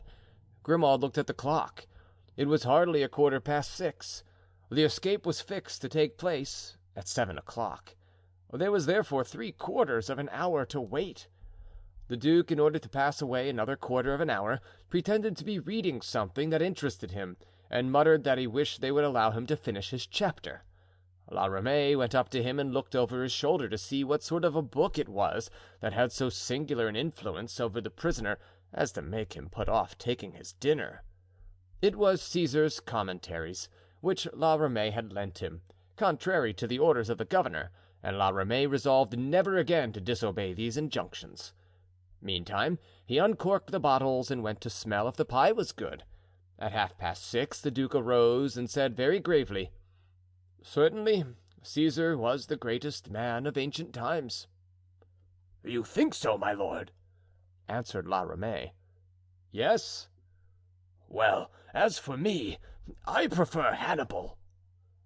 "And why, pray, Master La Ramee?" asked the duke. "Because he left no commentaries." replied La Ramee with his coarse laugh. The duke vouchsafed no reply, but sitting down at the table made a sign that La Ramee should seat himself opposite. There is nothing so expressive as the face of an epicure who finds himself before a well-spread table. So La Ramee, when receiving his plate of soup from Grimaud, presented a type of perfect bliss. The duke smiled. "Zounds," he said, "I don't suppose there is a more contented man at this moment in all the kingdom than yourself." "You are right, my lord duke," answered the officer.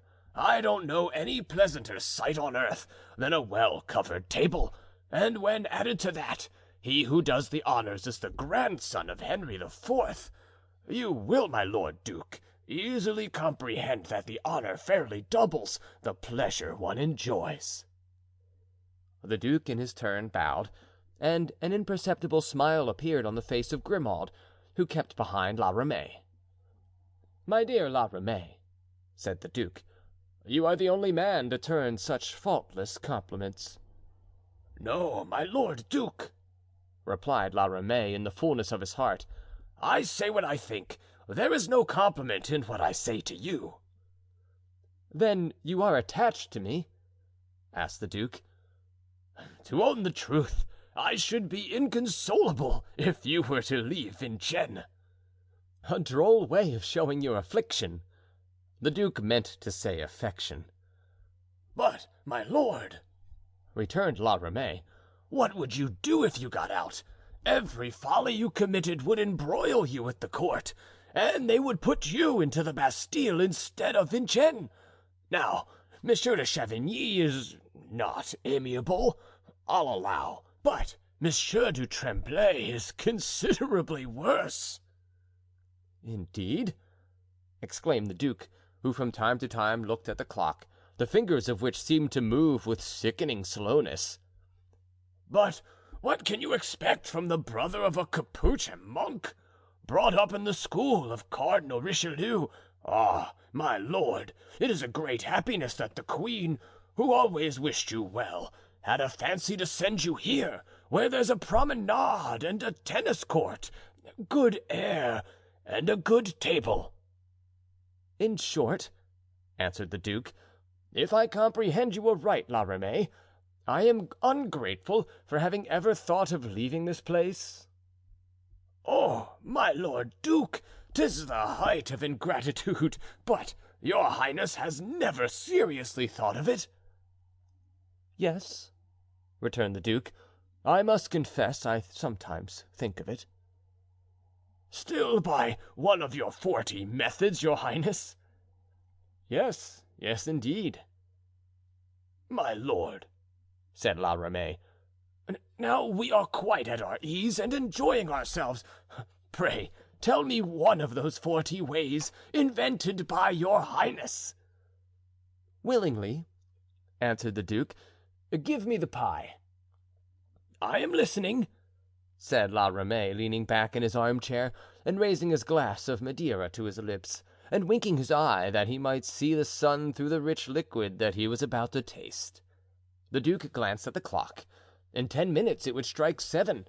Grimaud placed the pie before the duke, who took a knife with a silver blade to raise the upper crust. But La Ramee, who was afraid of any harm happening to this fine work of art, passed his knife, which had an iron blade, to the duke. "Thank you, La Ramee," said the prisoner. "Well, my lord, this famous invention of yours?" "Must I tell you," replied the duke, "on what I most reckon and what I determine to try first?" "Yes, that's the thing, my lord," cried his custodian gaily. "Well, I should hope in the first instance to have for keeper an honest fellow like you." "And you have me, my lord. Well?" "Having then a keeper like La Ramee, I should try also to have introduced him by some friend or other, a man who would be devoted to me, who would assist me in my flight." "Come, come," said La Ramee, "that's not a bad idea." "Capital, isn't it? For instance, the former serving man of some brave gentleman, an enemy himself to Mazarin, as every gentleman ought to be." "Hush! Don't let us talk politics, my lord." "Then my keeper would begin to trust this man and to depend upon him, and I should have news from those without the prison walls." Yes, but how can the news be brought to you?" "Nothing easier. In a game of tennis, for example." "In a game of tennis?" asked La Ramee, giving more serious attention to the duke's words. "Yes, see, I send a ball into the moat. A man is there who picks it up. The ball contains a letter. Instead of returning the ball to me when I call for it from the top of the wall, he throws me another. That other ball contains a letter. Thus we have exchanged ideas, and no one has seen us do it." "The devil it does! The devil it does!" said La Ramee, scratching his head. "Oh, you are in the wrong to tell me that, my lord. I shall have to watch the men who pick up the balls." The duke smiled. "But," resumed La Ramee, "that is only a way of corresponding." "And that is a great deal, it seems to me." "But not enough." "Pardon me, for instance, I say to my friends, 'Be on a certain day, on a certain hour, at the other side of the moat with 2 horses.'" "Well, what then?"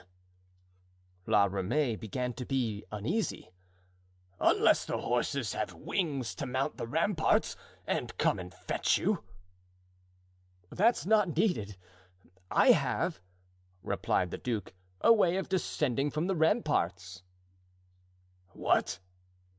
"A rope ladder." "Yes, but," answered La Ramee, trying to laugh, "a ladder of ropes can't be sent around a ball like a letter." "No, but it may be sent in something else." "In something else? In something else? In what?" "In a pate, for example." "In a pate?" said La Ramee. "Yes, let us suppose one thing," replied the duke. "Let us suppose, for instance, that my maitre d'hotel, Noirmont, has purchased the shop of Père Marteau." "Well?" said La Ramee, shuddering. "Well, La Ramee, who is a gourmand, sees his pâtés, thinks them more attractive than those of Père Marteau, and proposes to me that I shall try them. I consent on condition that La Ramee tries them with me. That we may be more at our ease, La Ramee removes the guards, keeping only Grimaud to wait on us. Grimaud is the man whom a friend has sent to second me in everything.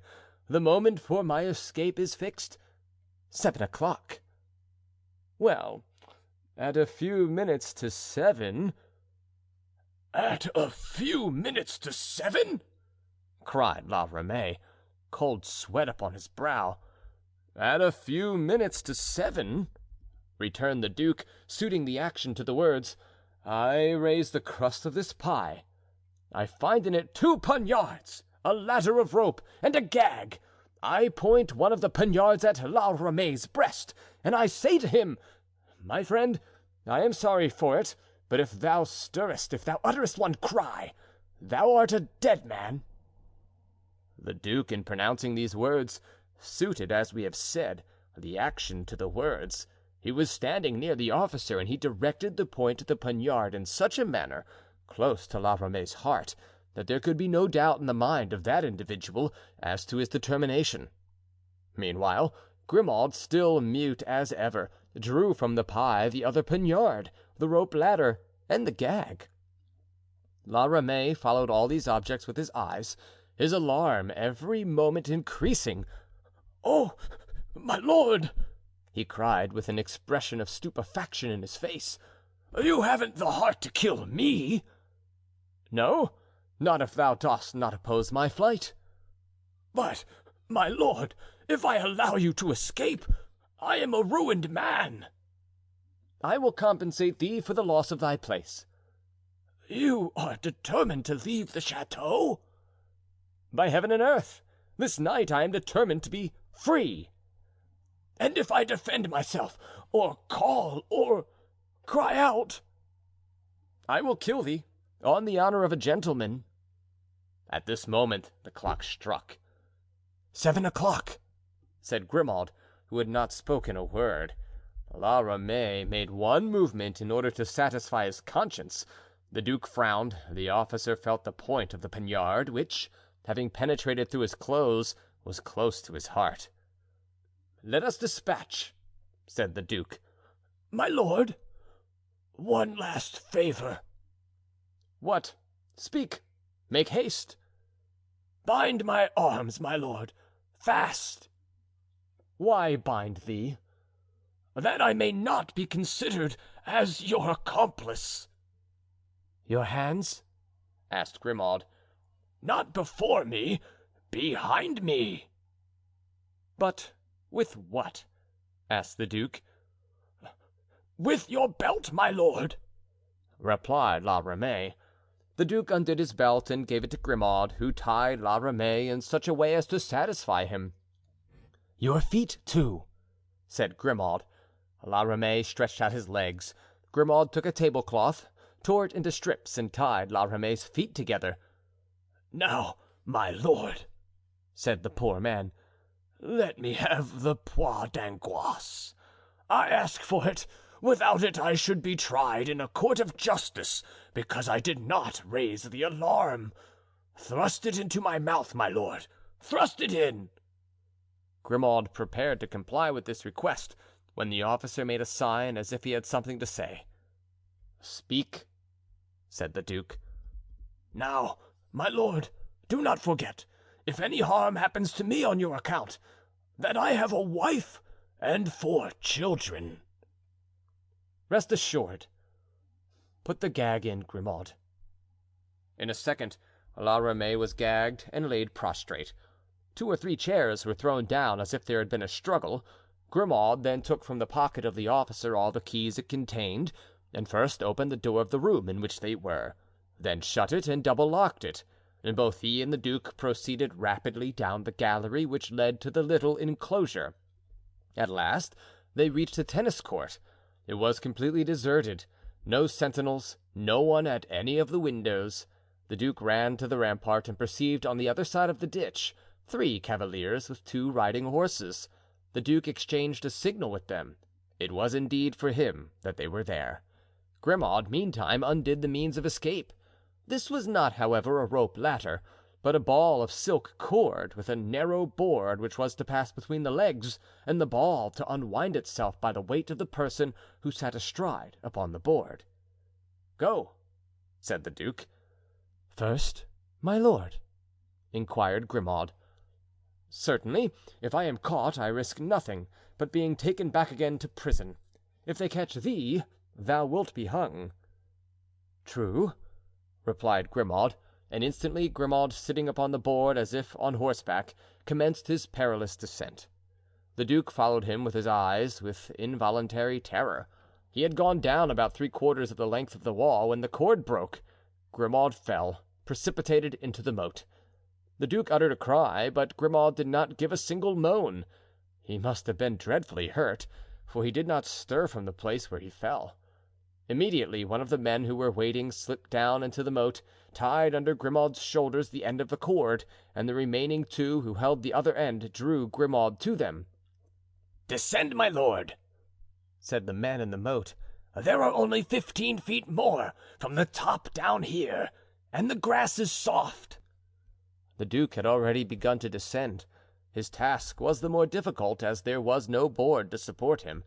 He was obliged to let himself down by his hands, and from a height of 50 feet. But as we have said, he was active, strong, and full of presence of mind. In less than 5 minutes he arrived at the end of the cord. He was then only 15 feet from the ground, as the gentleman below had told him. He let go the rope and fell upon his feet without receiving any injury. He instantly began to climb up the slope of the moat, on the top of which he met De Rochefort.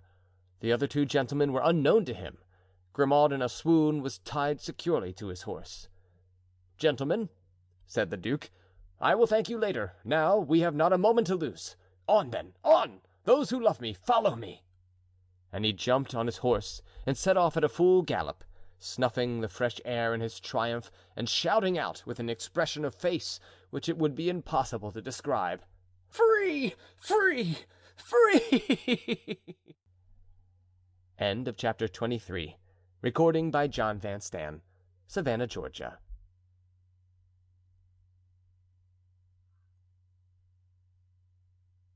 The timely arrival of D'Artagnan in Paris. At Blois, D'Artagnan received the money paid to him by Mazarin for any future service he might render the cardinal. From Blois to Paris was a journey of 4 days for ordinary travelers, but D'Artagnan arrived on the 3rd day at the Barrière Saint-Denis. In turning the corner of the Rue Montmartre, in order to reach the Rue Tiquetonne and the Hôtel de la Chevrette, where he had appointed Porthos to meet him, he saw at one of the windows of the hotel that friend himself, dressed in a sky-blue waistcoat, embroidered with silver and gaping, till he showed every one of his white teeth, whilst the people passing by admiringly gazed at this gentleman, so handsome and so rich, who seemed to weary of his riches and his greatness. D'Artagnan and Planchet had hardly turned the corner when Porthos recognized them. "Hey, D'Artagnan!" he cried. "Thank God you have come." "Hey, good day, dear friend," replied D'Artagnan. Porthos came down at once to the threshold of the hotel.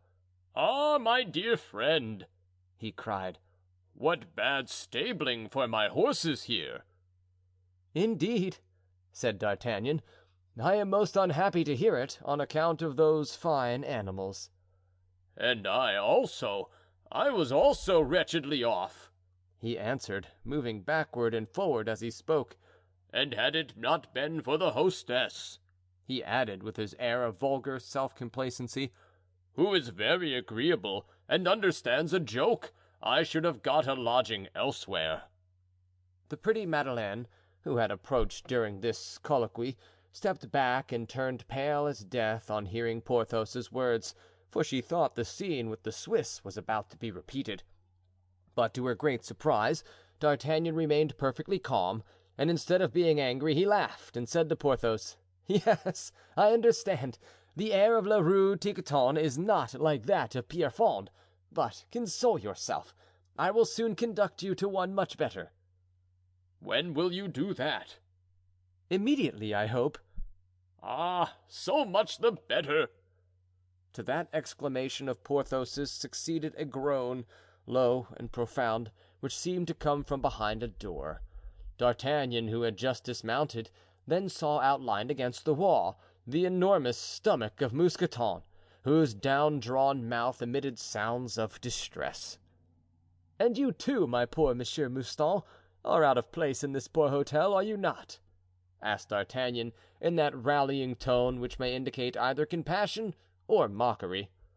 "He finds the cooking detestable," replied Porthos. "Why, then, doesn't he attend to it himself, as at Chantilly?" "Ah, monsieur, I have not here, as I had there, the ponds of Monsieur le Prince, where I could catch those beautiful carp, nor the forests of his highness to provide me with partridges. As for the cellar, I have searched every part, and poor stuff I found."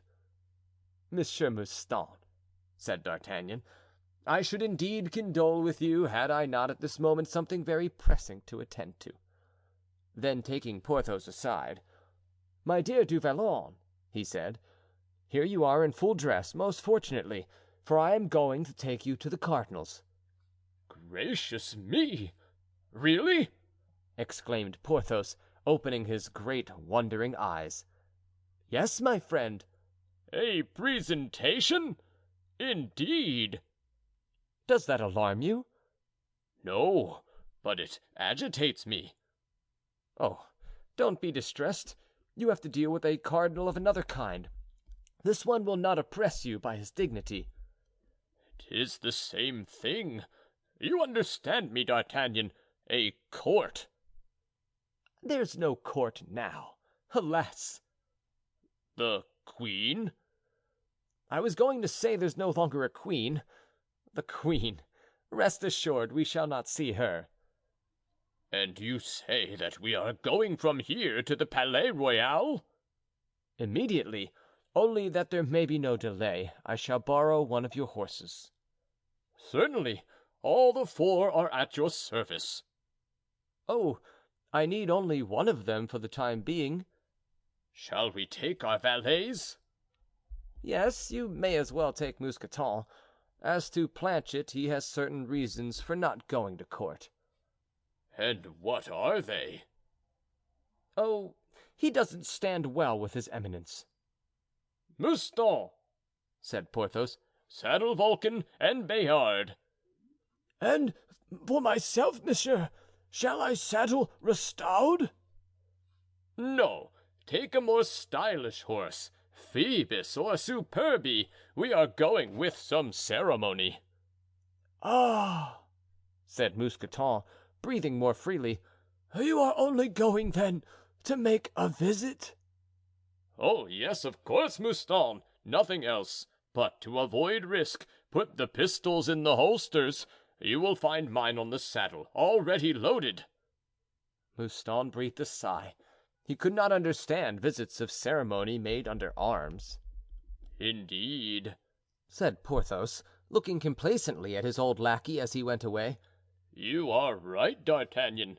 Mouston will do. Mouston has a very fine appearance." D'Artagnan smiled. "But you, my friend, are you not going to change your dress?" "No, I shall go as I am. This traveling dress will serve to show the cardinal my haste to obey his commands." They set out on Vulcan and Bayard, followed by Mousqueton on Phoebus, and arrived at the Palais Royal at about 6:45. The streets were crowded, for it was the day of Pentecost, and the crowd looked in wonder at these two cavaliers, one as fresh as if he had come out of a bandbox, the other so covered with dust that he looked as if he had but just come off a field of battle. Mousqueton also attracted attention, and as the romance of Don Quixote was then the fashion, they said that he was Sancho, who, after having lost one master, had found two. On reaching the palace, D'Artagnan sent to his eminence the letter in which he had been ordered to return without delay. He was soon ordered to the presence of the cardinal. "Courage," he whispered to Porthos as they proceeded. "Do not be intimidated. Believe me, the eye of the eagle is closed forever. We have only the vulture to deal with. Hold yourself as bolt upright as on the day of the bastion of Saint Gervais, and do not bow too low to this Italian. That might give him a poor idea of you." "Good," answered Porthos. "Good." Mazarin was in his study, working at a list of pensions and benefices, of which he was trying to reduce the number. He saw D'Artagnan and Porthos enter with internal pleasure, yet showed no joy in his countenance. "Ah, you, is it? Monsieur le Lieutenant, you have been very prompt.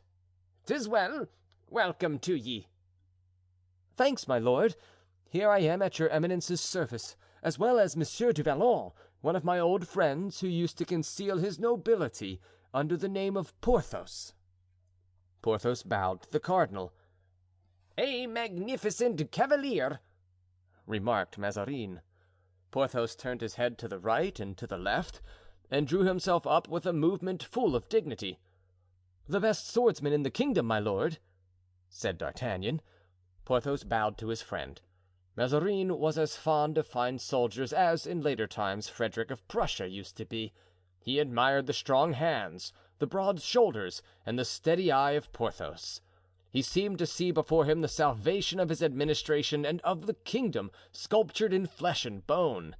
He remembered that the old association of musketeers was composed of 4 persons. "And your 2 other friends?" he asked.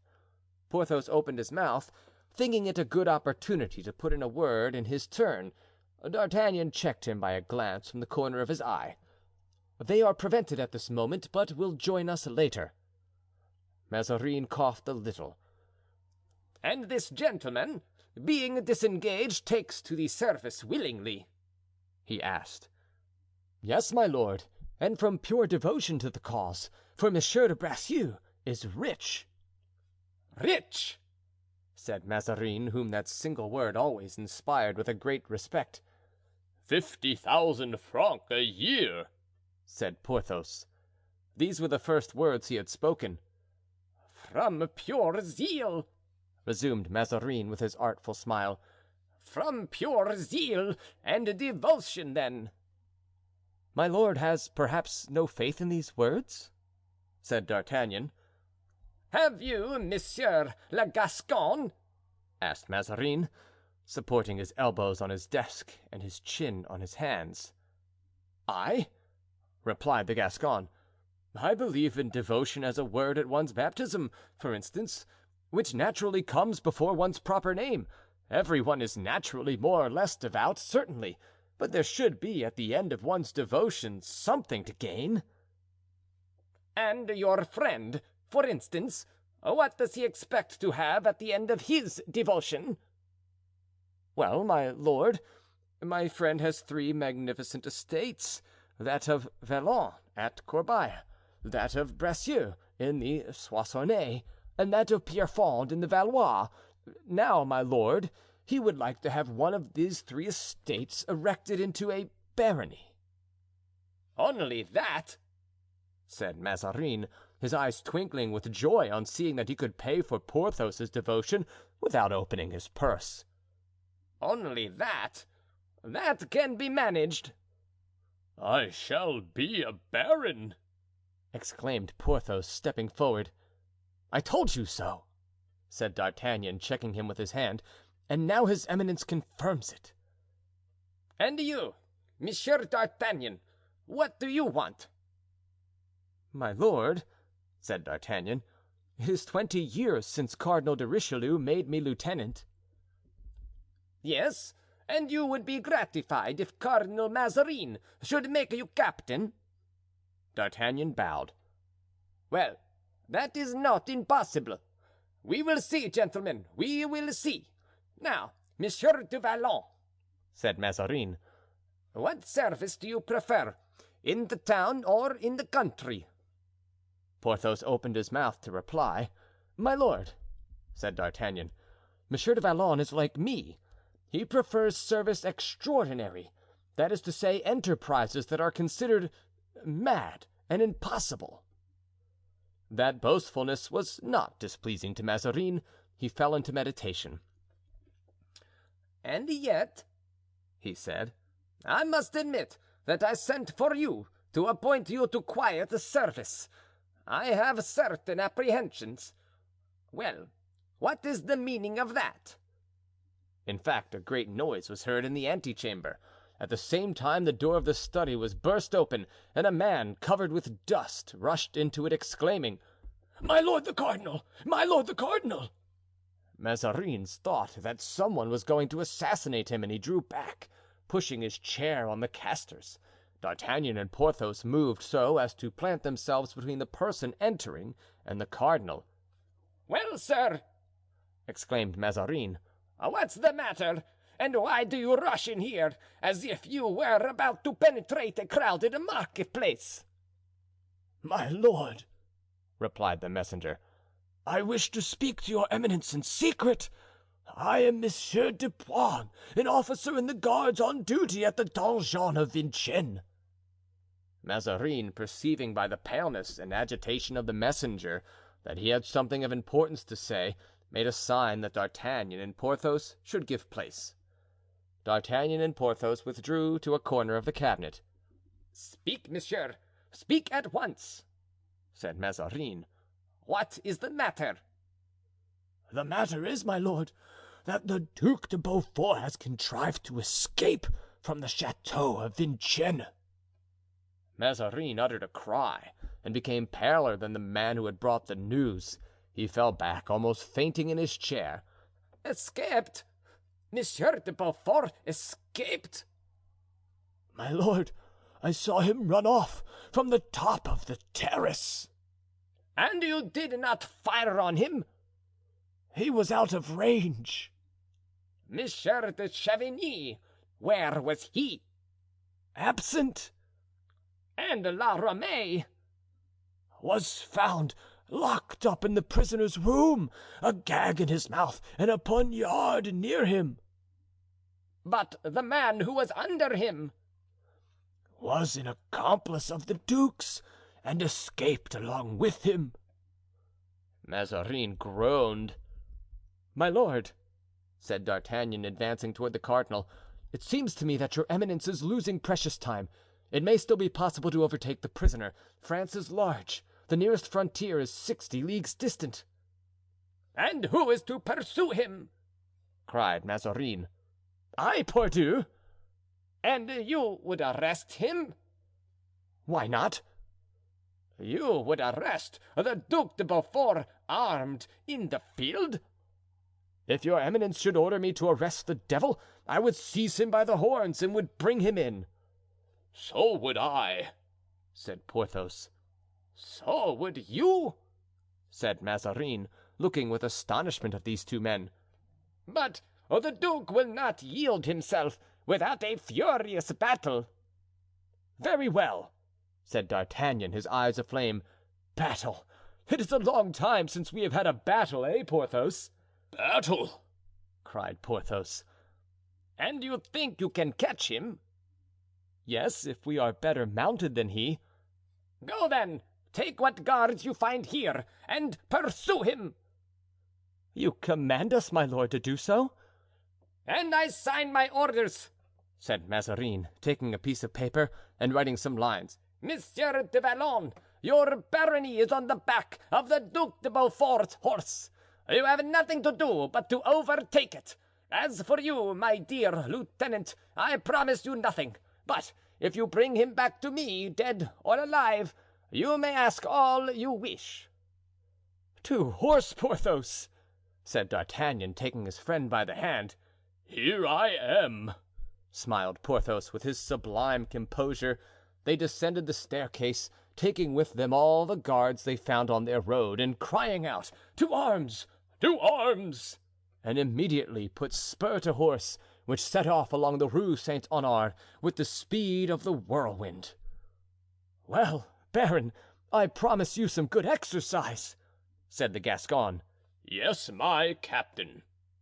As they went, the citizens awakened, left their doors, and the street dogs followed the cavaliers barking. At the corner of the Cemetery Saint Jean, D'Artagnan upset a man.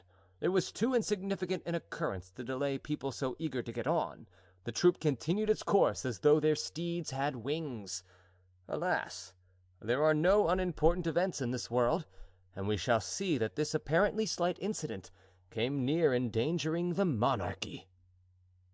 End of chapter 24. Recording by John Van Stan, Savannah, Georgia.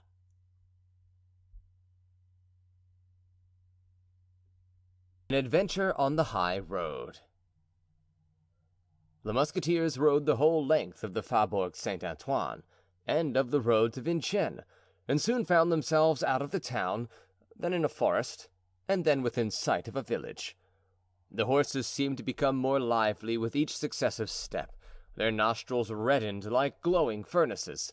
D'Artagnan, freely applying his spurs, was in advance of Porthos 2 feet at the most. Mousqueton followed 2 lengths behind. The guards were scattered according to the varying excellence of their respective mounts. From the top of an eminence D'Artagnan perceived a group of people collected on the other side of the moat, in front of that part of the donjon which looks toward Saint-Maur.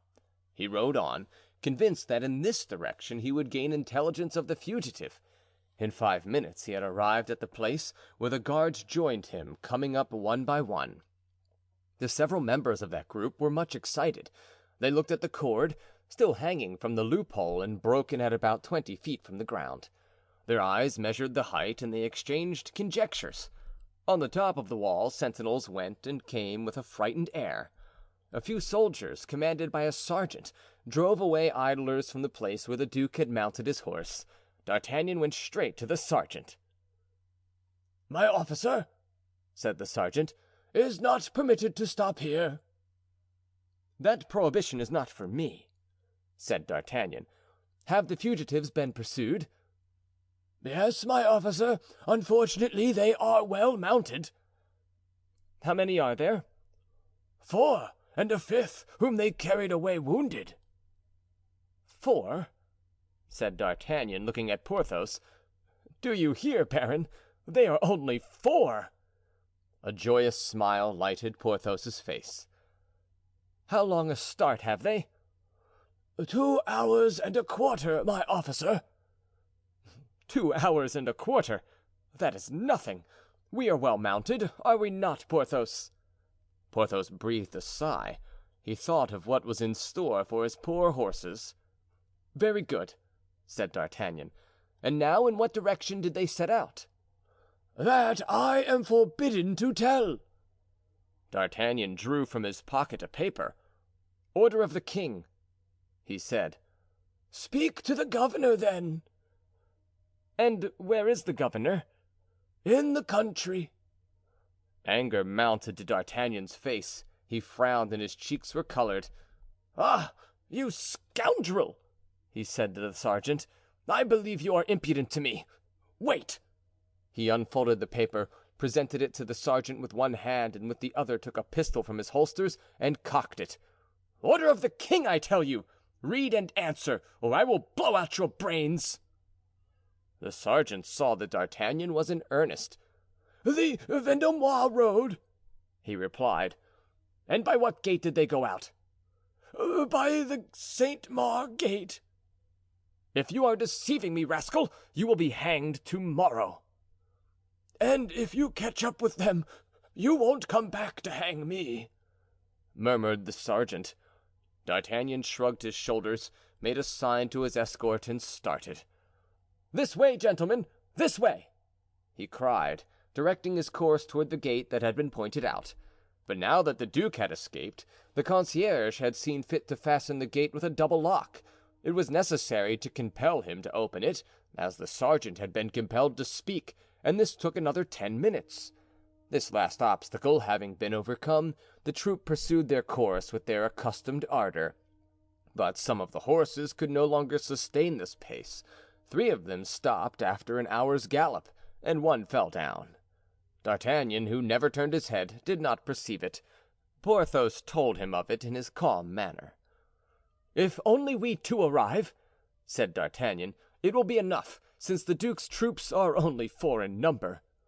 "That is true," said Porthos, and he spurred his courser on. At the end of another 2 hours the horses had gone 12 leagues without stopping. Their legs began to tremble, and the foam they shed whitened the doublets of their masters. "Let us rest here an instant to give these poor creatures breathing time," said Porthos. "Let us rather kill them. Yes, kill them!" cried D'Artagnan. "I see fresh tracks. 'Tis not a quarter of an hour since they passed this place." In fact, the road was trodden by horses' feet, visible even in the approaching gloom of evening. They set out. After a run of 2 leagues, Mousqueton's horse sank. "Gracious me," said Porthos. "There's Phoebus ruined." "The cardinal will pay you 100 pistoles." "I'm above that." "Let us set out again at full gallop." "Yes, if we can." But at last the lieutenant's horse refused to go on. He could not breathe. One last spur, instead of making him advance, made him fall. "The devil!" exclaimed Porthos. "There's Falcon foundered." "Zounds!" cried D'Artagnan. "Then we must stop. Give me your horse, Porthos. What the devil are you doing?" "By Jove, I am falling, or rather, Bayard is falling," answered Porthos. All 3 then cried, "All's over!"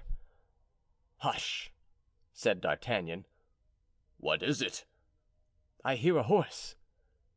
"It belongs to one of our companions, who is overtaking us." "No," said D'Artagnan, "it is in advance." "That is another thing," said Porthos, and he listened toward the quarter indicated by D'Artagnan. "Monsieur," said Mousqueton, who, abandoning his horse on the high road, had come on foot to rejoin his master, "Phoebus could no longer hold out, and—" "Silence," said Porthos. In fact, At that moment a second neighing was borne to them on the night wind. "It is 500 feet from here in advance," said D'Artagnan. "True, monsieur," said Mousqueton, "and 500 feet from here is a small hunting house." "Mousqueton, thy pistols," said D'Artagnan. "I have them at hand, monsieur." "Porthos, take yours from your holsters." "I have them." "Good," said D'Artagnan, seizing his own. "Now you understand, Porthos?" "Not too well." "We are out on the king's service." "Well?" "For the king's service we need horses." "That is true," said Porthos. "Then not a word, but set to work." They went on through the darkness, silent as phantoms. They saw a light glimmering in the midst of some trees. "Yonder is the house, Porthos," said the Gascon. "Let me do what I please, and do you what I do." They glided from tree to tree till they arrived at 20 steps from the house unperceived, and saw by means of a lantern suspended under a hut 4 fine horses. A groom was rubbing them down. Near them were saddles and bridles. D'Artagnan approached quickly, making a sign to his 2 companions to remain a few steps behind. "I buy those horses," he said to the groom. The groom turned toward him with a look of surprise, but made no reply. "Didn't you hear, fellow?" "Yes, I heard." "Why, then, didn't you reply?" "Because these horses are not to be sold," was the reply. "I take them, then," said the lieutenant, and he took hold of one within his reach. His 2 companions did the same thing. "Sir," cried the groom, "they have traversed 6 leagues and have only been unsaddled half an hour." "Half an hour's rest is enough," replied the Gascon. The groom cried aloud for help. A kind of steward appeared, just as D'Artagnan and his companions were prepared to mount. The steward attempted to expostulate. "My dear friend," cried the lieutenant, "if you say a word I will blow out your brains." "But, sir," answered the steward, "do you know that these horses belong to Monsieur de Montbazon?" "So much the better. They must be good animals, then." "Sir, I shall call my people." "And I'm mine. I've 10 guards behind me. Don't you hear them gallop? And I'm one of the king's musketeers. Come, Porthos. Come, Mousqueton." They all mounted the horses as quickly as possible. "Halloo! Hi! Hi!" cried the steward. "The house servants with the carbines!" "On! On!" cried D'Artagnan. "They'll be firing. On!" They all set off, swift as the wind. "Here!" cried the steward. "Here!" whilst the groom ran to a neighboring building. "Take care of your horses!" cried D'Artagnan to him. "Fire!" replied the steward. A gleam like a flash of lightning illumined the road, and with the flash was heard the whistling of balls, which were fired wildly in the air. "They fire like grooms," said Porthos. "In the time of the cardinal, people fired better than that. Do you remember the road to Crèvecoeur, Mousqueton?" "Ah, sir, my left side still pains me." "Are you sure we are on the right track, Lieutenant?" "Egad, didn't you hear? These horses belong to Monsieur de Montbazon. Well, Monsieur de Montbazon is the husband of Madame de Montbazon." "And?" "And Madame de Montbazon is the mistress of the Duc de Beaufort." "Ah, I understand," replied Porthos. "She has ordered relays of horses." "Exactly so." "And we are pursuing the duke with the very horses he has just left?"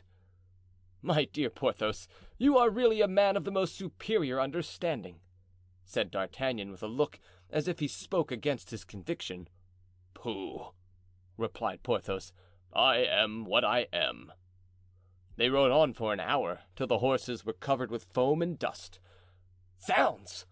What is yonder?" cried D'Artagnan. "You are very lucky if you see anything such a night as this," said Porthos. "Something bright." "I, too," cried Mousqueton, "saw them also." "Ha, ha! Have we overtaken them?" good! A dead horse!" said D'Artagnan, pulling up his horse, which shied. "It seems their horses too are breaking down, as well as ours." "I seem to hear the noise of a troop of horsemen," exclaimed Porthos, leaning over his horse's mane. "Impossible!" "They appear to be numerous." "Then 'tis something else." "Another horse," said Porthos. "Dead?" "No, dying." "Saddled?" "Yes, saddled and bridled." "Then we are upon the fugitives." "Courage, we have them." "But if they are numerous," observed Mousqueton, "'tis not we who have them, but they who have us." "Nonsense!" cried D'Artagnan. "They'll suppose us to be stronger than themselves. As we're in pursuit, they'll be afraid and will disperse." "Certainly," remarked Porthos. "Ha! Do you see?"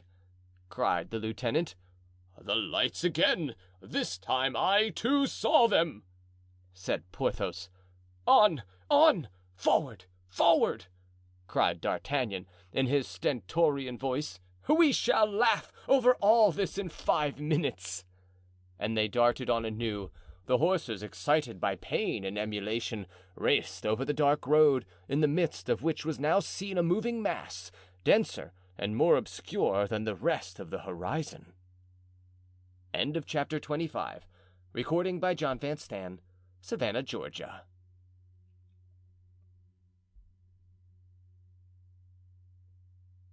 The rencontre. They rode on in this way for 10 minutes. Suddenly, 2 dark forms seemed to separate from the mass, advanced, grew in size, and as they loomed up larger and larger, assumed the appearance of 2 horsemen. "Ha, ha!" cried D'Artagnan. "They're coming toward us." "So much the worse for them," said Porthos. "Who goes there?" cried a hoarse voice. The 3 horsemen made no reply, stopped not, and all that was heard was the noise of swords drawn from the scabbards and the cocking of the pistols with which the 2 phantoms were armed. "Bridle in the mouth," said D'Artagnan. Porthos understood him, and he and the lieutenant each drew with the left hand a pistol from their bolsters and cocked it in their turn. "Who goes there?" was asked a second time. "Not a step forward, or you're dead men." "Stuff!" cried Porthos, almost choked with dust and chewing his bridle as his horse chews his bit. Stuff and nonsense! We have seen plenty of dead men in our time." Hearing these words, the 2 shadows blockaded the road, and by the light of the stars might be seen the shining of their arms. "Back!" shouted D'Artagnan, "or you are dead." 2 shots were the reply to this threat, but the assailants attacked their foes with such velocity that in a moment they were upon them. A 3rd pistol shot was heard, aimed by D'Artagnan, and one of his adversaries fell. As for Porthos, he assaulted the foe with such violence, although his sword was thrust aside, the enemy was thrown off his horse and fell about 10 steps from it. "Finish, Mouston! Finish the work!" cried Porthos, and he darted on beside his friend, who had already begun a fresh pursuit. "Well?" said Porthos. "I've broken my man's skull," cried D'Artagnan. "And you?" "I've only thrown the fellow down. But hark!" Another shot of a carbine was heard. It was Mousqueton, who was obeying his master's command. "On! On!" cried D'Artagnan. "All goes well. We have the first throw." "Ah, ah!" answered Porthos. "Behold, other players appear." And in fact, 2 other cavaliers made their appearance. Detached, as it seemed, from the principal group, they again disputed the road. This time the lieutenant did not wait for the opposite party to speak. "Stand aside!" he cried. "Stand off the road!" "What do you want?" asked a voice. "The duke!" Porthos and D'Artagnan roared out both at once. A burst of laughter was the answer, but finished with a groan. D'Artagnan had, with his sword, cut in 2 the poor wretch who had laughed. At the same time, Porthos and his adversary fired on each other, and D'Artagnan turned to him. "Bravo! You've killed him, I think." "No, wounded his horse only." "What would you have, my dear fellow? One doesn't hit the bull's-eye every time. It is something to hit inside the ring. Ho, parbleu! What is the matter with my horse?" "Your horse is falling," said Porthos, reining in his own. In truth, the lieutenant's horse stumbled and fell on its knees. Then a rattling in his throat was heard, and he lay down to die. He had received in the chest the bullet of D'Artagnan's first adversary. D'Artagnan swore loud enough to be heard in the skies. "Does your honor want a horse?" asked Mousqueton. "Zounds! Want one?" cried the Gascon. "Here's one, your honor." "How the devil hast thou two horses?" asked D'Artagnan, jumping on one of them. "Their masters are dead. I thought they might be useful, so I took them." Meanwhile, Porthos had reloaded his pistols. "Be on the qui vive!" cried D'Artagnan. "Here are two other cavaliers."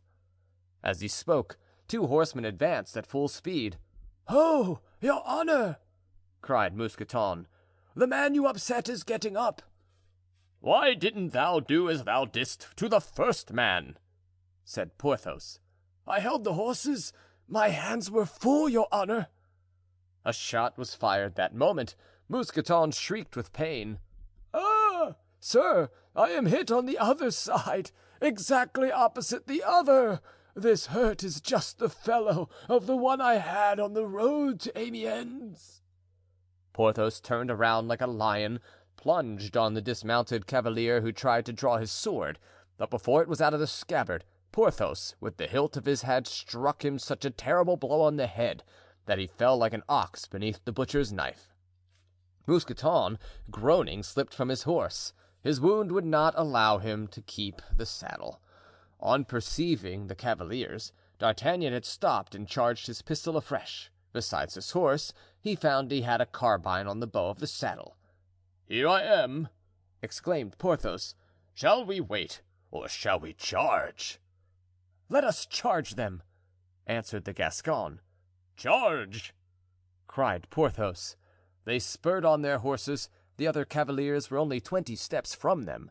"For the king!" cried D'Artagnan. "The king has no authority here," answered a deep voice, which seemed to proceed from a cloud, so enveloped was the cavalier in a whirlwind of dust. "'Tis well. We will see if the king's name is not a passport everywhere," replied the Gascon. "See," answered the voice. Two shots were fired at once, one by D'Artagnan, the other by the adversary of Porthos. D'Artagnan's ball took off his enemy's hat. The ball fired at Porthos's foe went through the throat of his horse, which fell groaning. "For the last time, where are you going?" "To the devil," answered D'Artagnan. "Good. You may be easy then. You'll get there." D'Artagnan then saw a musket barrel leveled at him. He had no time to draw from his holsters. He recalled a bit of advice which Athos had once given him and made his horse rear. The ball struck the animal full in front. D'Artagnan felt his horse giving way under him, and with his wonderful agility threw himself to one side. "Ah, this!"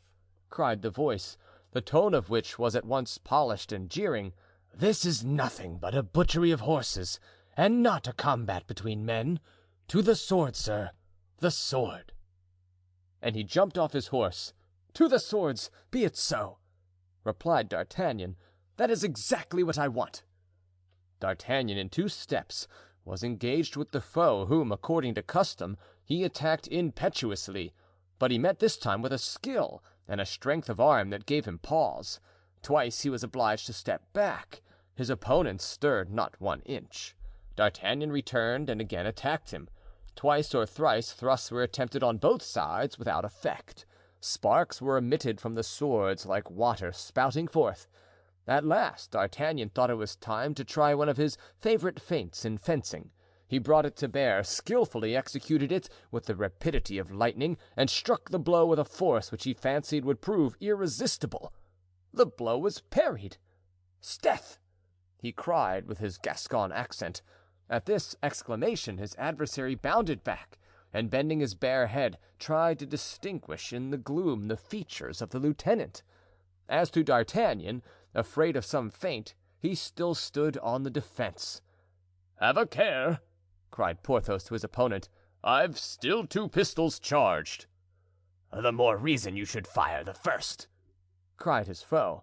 Porthos fired. The flash threw a gleam of light over the field of battle. As the light shone on them, a cry was heard from the other 2 combatants. "Athos!" exclaimed D'Artagnan. "D'Artagnan!" ejaculated Athos. Athos raised his sword. D'Artagnan lowered his. "Aramis!" cried Athos. "Don't fire!" "Aha! It is you, Aramis," said Porthos, and he threw away his pistol. Aramis pushed his back into his saddlebags and sheathed his sword. "My son!" exclaimed Athos, extending his hand to D'Artagnan. This was the name which he gave him in former days, in their moments of tender intimacy. "Athos!" cried D'Artagnan, wringing his hands. "So you defend him? And I, who have sworn to take him dead or alive, I am dishonored, and by you." "Kill me," replied Athos, uncovering his breast, "if your honor requires my death." "Oh, woe is me! Woe is me!" cried the lieutenant. "There's only one man in the world who could stay my hand. By a fatality, that very man bars my way. What shall I say to the cardinal?" "You can tell him, sir," answered a voice which was the voice of high command in the battlefield, "that he sent against me the only 2 men capable of getting the better of 4 men, of fighting man to man, without discomfiture, against the Comte de la Fere and the Chevalier d'Herblay, and of surrendering only to 50 men." "The prince!"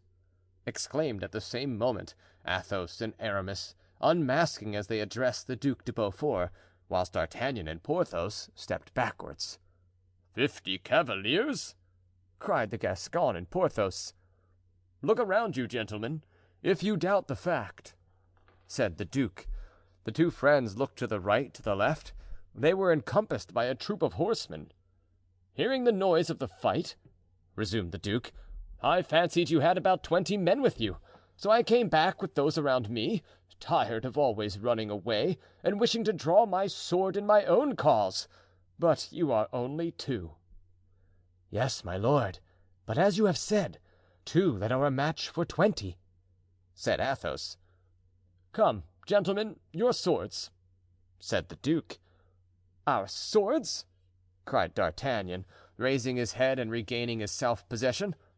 "Never." "Never," added Porthos. Some of the men moved toward them. "One moment, my lord," whispered Athos, and he said something in a low voice. "As you will," replied the duke. "I am too much indebted to you to refuse your first request. Gentlemen," he said to his escort, "withdraw.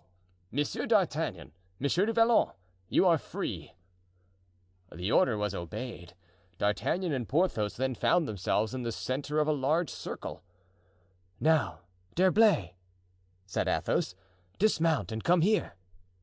Aramis dismounted and went to Porthos, whilst Athos approached D'Artagnan, all 4 once more together. "Friends," said Athos, "do you regret you have not shed our blood?" "No," replied D'Artagnan.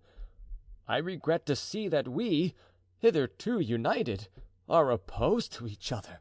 Ah, nothing will ever go well with us hereafter." "Oh, heaven, no! All is over," said Porthos.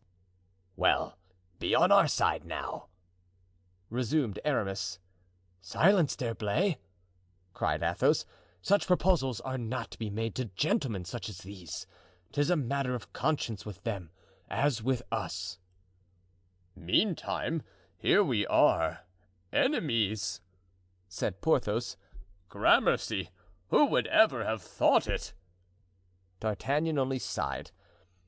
Athos looked at them both and took their hands in his. "Gentlemen," he said, "this is a serious business, and my heart bleeds as if you had pierced it through and through. Yes, we are severed. There is the great, the distressing truth. But we have not as yet declared war. Perhaps we shall have to make certain conditions. Therefore, a solemn conference is indispensable." For my own part, I demand it," said Aramis. "I accept it," interposed D'Artagnan proudly. Porthos bowed as if in assent. "Let us choose a place of rendezvous," continued Athos, "and in a last interview arrange our mutual position and the conduct we are to maintain toward each other." "Good!" the other three exclaimed. "Well, then, the place." "Will the Place Royale suit you?" asked D'Artagnan. "In Paris?" "Yes." Athos and Aramis looked at each other. "The Place Royale, be it so," replied Athos. "When?" "Tomorrow evening, if you like." "At what hour?" "At 10 in the evening, if that suits you. By that time we shall have returned." "Good. There," continued Athos, "either peace or war will be decided. Honor, at all events, will be maintained." "Alas!" murmured D'Artagnan, "our honor as soldiers is lost to us forever." "D'Artagnan," said Athos gravely, "I assure you that you do me wrong in dwelling so upon that. What I think of is, that we have crossed swords as enemies. Yes," he continued, sadly shaking his head, "yes, it is as you said. Misfortune indeed has overtaken us. Come, Aramis." "And we, Porthos," said D'Artagnan, "will return carrying our shame to the cardinal." "And tell him," cried a voice, "that I am not too old yet for a man of action." D'Artagnan recognized the voice of De Rochefort. "Can I do anything for you, gentlemen?" asked the duke. "Bear witness that we have done all that we could." "That shall be testified to, rest assured. Adieu. We shall meet soon, I trust, in Paris, where you shall have your revenge." The duke, as he spoke, kissed his hand, spurred his horse into a gallop and disappeared, followed by his troop, who were soon lost in distance and darkness. D'Artagnan and Porthos were now alone with a man who held by the bridles two horses. They thought it was Mousqueton and went up to him. "What do I see?" cried the lieutenant. "Grimaud, it is thou?" Grimaud signified that he was not mistaken. "And whose horses are these?" cried D'Artagnan. "Who has given them to us?" said Porthos. "The Comte de la Fere." "Athos, Athos," muttered D'Artagnan, "you think of everyone. You are indeed a nobleman. Whither art thou going, Grimaud?" "To join the Vicomte de Bragelonne in Flanders, your honor." They were taking the road toward Paris when groans, which seemed to proceed from a ditch, attracted their attention. "What is that?" asked D'Artagnan. "It is I, Mousqueton," said a mournful voice, whilst a sort of shadow arose out of the side of the road. Porthos ran to him. "Art thou dangerously wounded, my dear Mousqueton?" he said. "No, sir, but I am severely." "What can we do?" said D'Artagnan. "We must return to Paris." "I will take care of Mousqueton," said Grimaud, and he gave his arm to his old comrade, whose eyes were full of tears, nor could Grimaud tell whether the tears were caused by wounds or by the pleasure of seeing him again. D'Artagnan and Porthos went on, meantime, to Paris. They were passed by a sort of courier, covered with dust, the bearer of a letter from the duke to the cardinal, giving testimony to the valor of D'Artagnan and Porthos. Mazarin had passed a very bad night when this letter was brought to him, announcing that the duke was free and that he would henceforth raise up mortal strife against him. "What consoles me," said the cardinal after reading the letter, "is that at least in this chase D'Artagnan has done me one good turn. He has destroyed Broussel. This Gascon is a precious fellow. Even his misadventures are of use." The cardinal referred to that man whom D'Artagnan upset at the corner of the cemetery Saint Jean in Paris, and who was no other than the Councillor Broussel. Chapter 26. 'Recording by John Van Stan, Savannah, Georgia.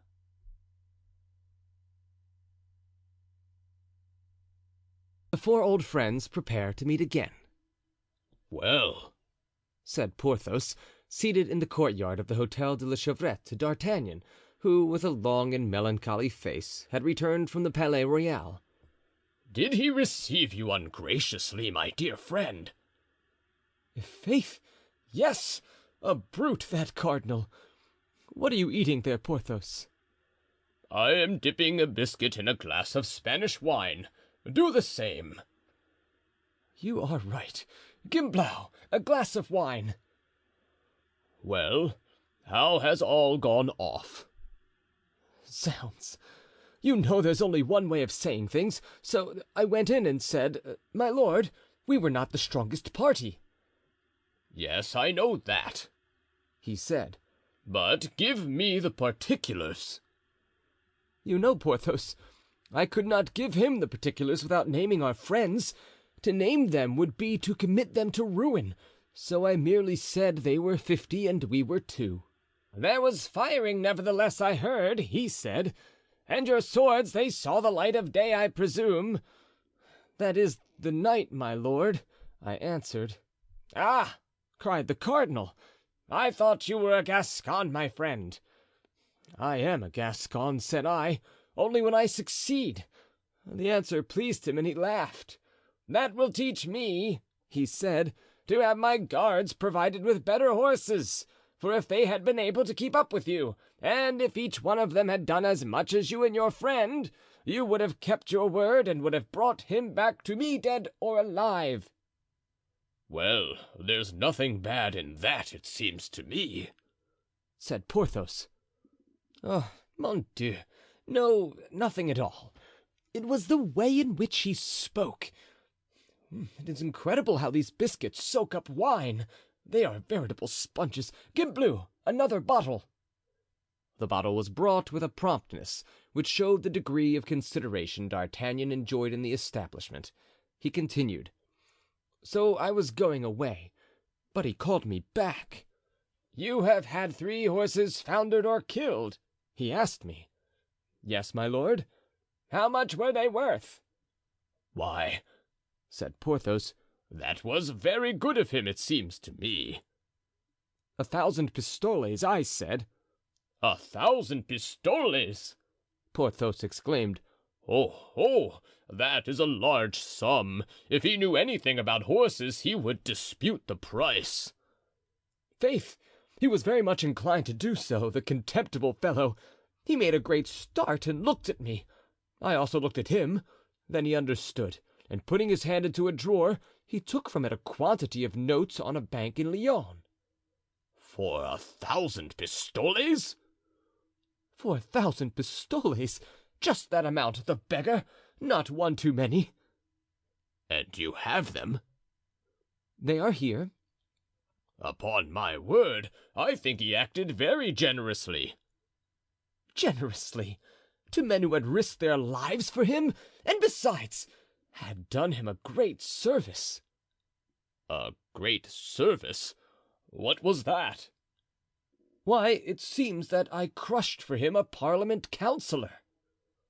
What, that little man in black that you upset at the corner of St. Jean's cemetery? That's the man, my dear fellow. He was an annoyance to the cardinal. Unfortunately, I didn't crush him flat. It seems that he came to himself and that he will continue to be an annoyance. See that now, said Porthos. And I turned my horse aside from going plump onto him. That will be for another time. He owed me for the councillor, the pettifogger.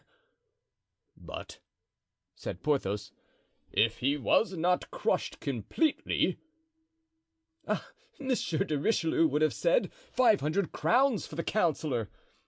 Well, let's say no more about it. How much were your animals worth, Porthos? Ah, if poor Mousqueton were here, he could tell you to a fraction. No matter. You can tell within 10 crowns. Why, Vulcan and Bayard cost me each about 200 pistoles, and putting Phoebus at 150, we should be pretty near the amount. There will remain, then, 450 pistoles, said D'Artagnan contentedly. Yes, said Porthos. but there are the equipments. That is very true. Well, how much for the equipments? If we say 100 pistoles for the 3. Good. For the 100 pistoles there remains then 350. Porthos made a sign of assent. We will give the 50 pistoles to the hostess for our expenses, said D'Artagnan, and share the 300. We will share, said Porthos. A paltry piece of business, murmured D'Artagnan, crumpling his note. Pooh, said Porthos. It is always that. But tell me. What? Didn't he speak of me in any way? Ah, yes, indeed, cried D'Artagnan, who was afraid of disheartening his friend by telling him that the cardinal had not breathed a word about him. Yes, surely, he said— He said? resumed Porthos. Stop, I want to remember his exact words. He said, "As to your friend, tell him he may sleep in peace." Good, very good, said Porthos. That signified as clear as daylight that he still intends to make me a baron. At this moment 9 o'clock struck. D'Artagnan started. Ah, yes, said Porthos. There is 9 o'clock. We have a rendezvous, you remember, at the Place Royale. Oh, stop. Hold your peace, Porthos. Don't remind me of it. 'Tis that which has made me so cross since yesterday. I shall not go. Why? asked Porthos.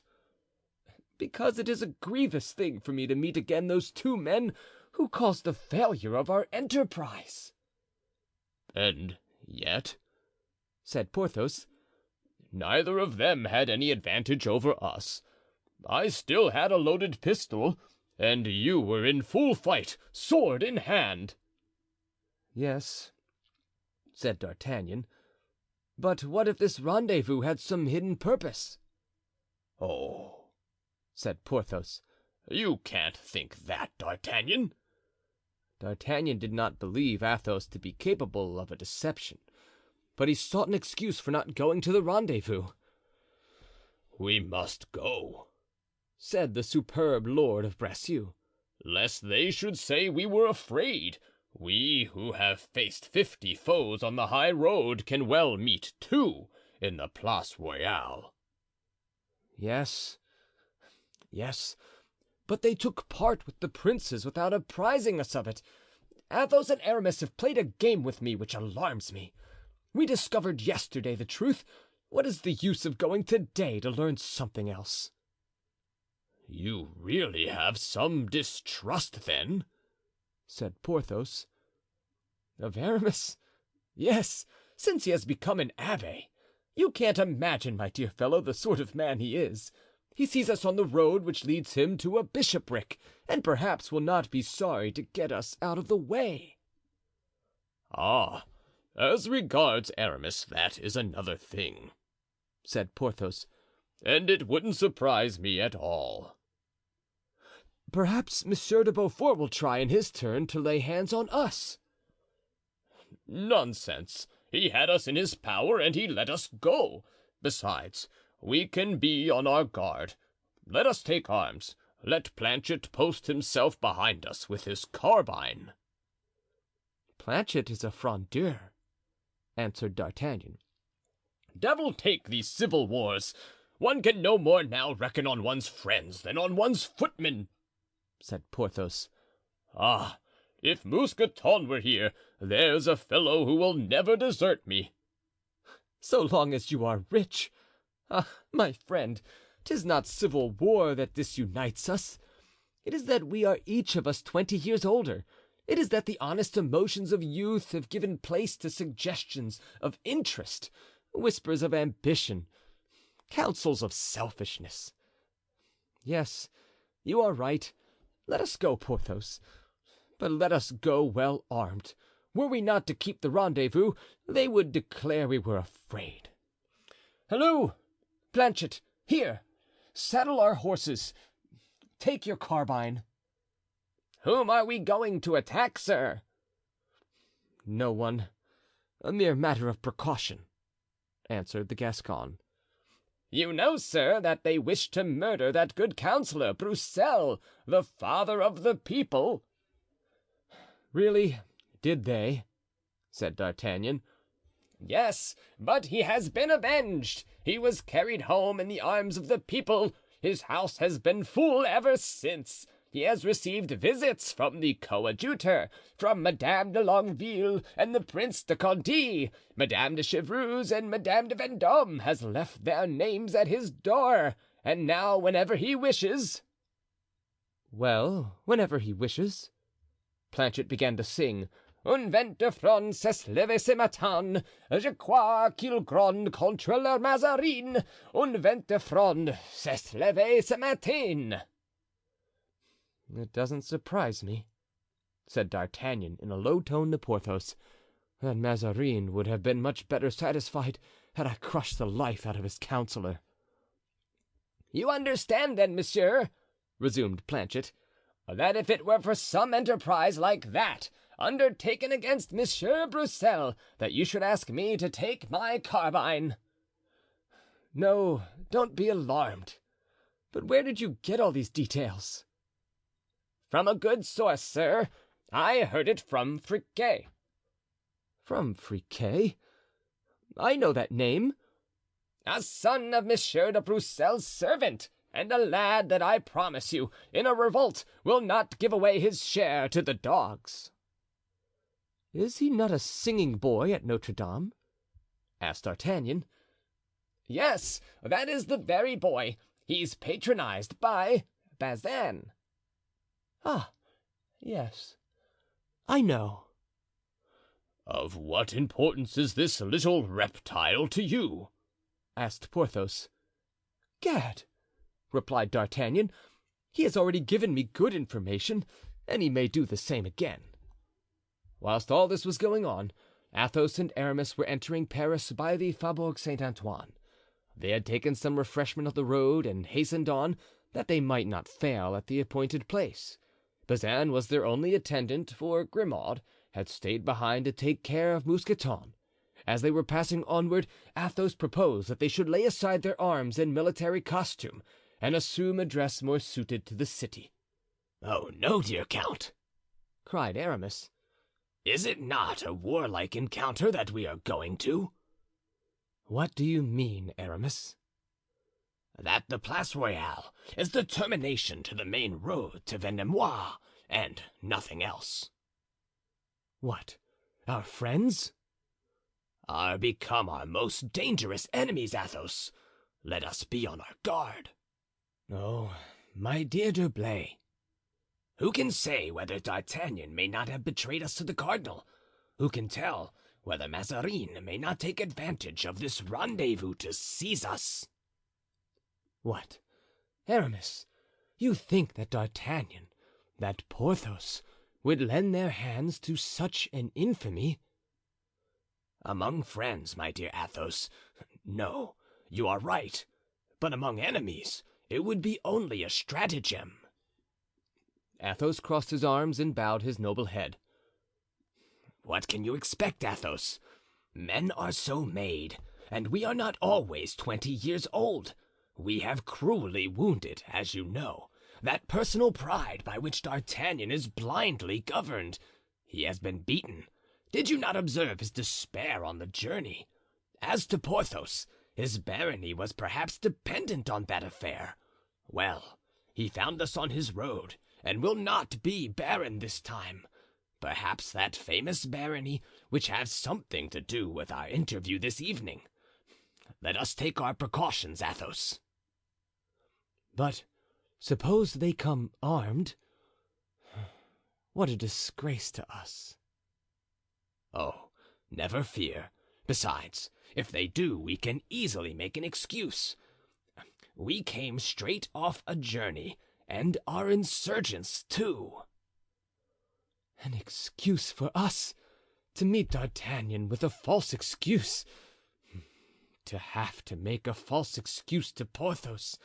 Oh, Aramis," continued Athos, shaking his head mournfully, "upon my soul, you make me the most miserable of men.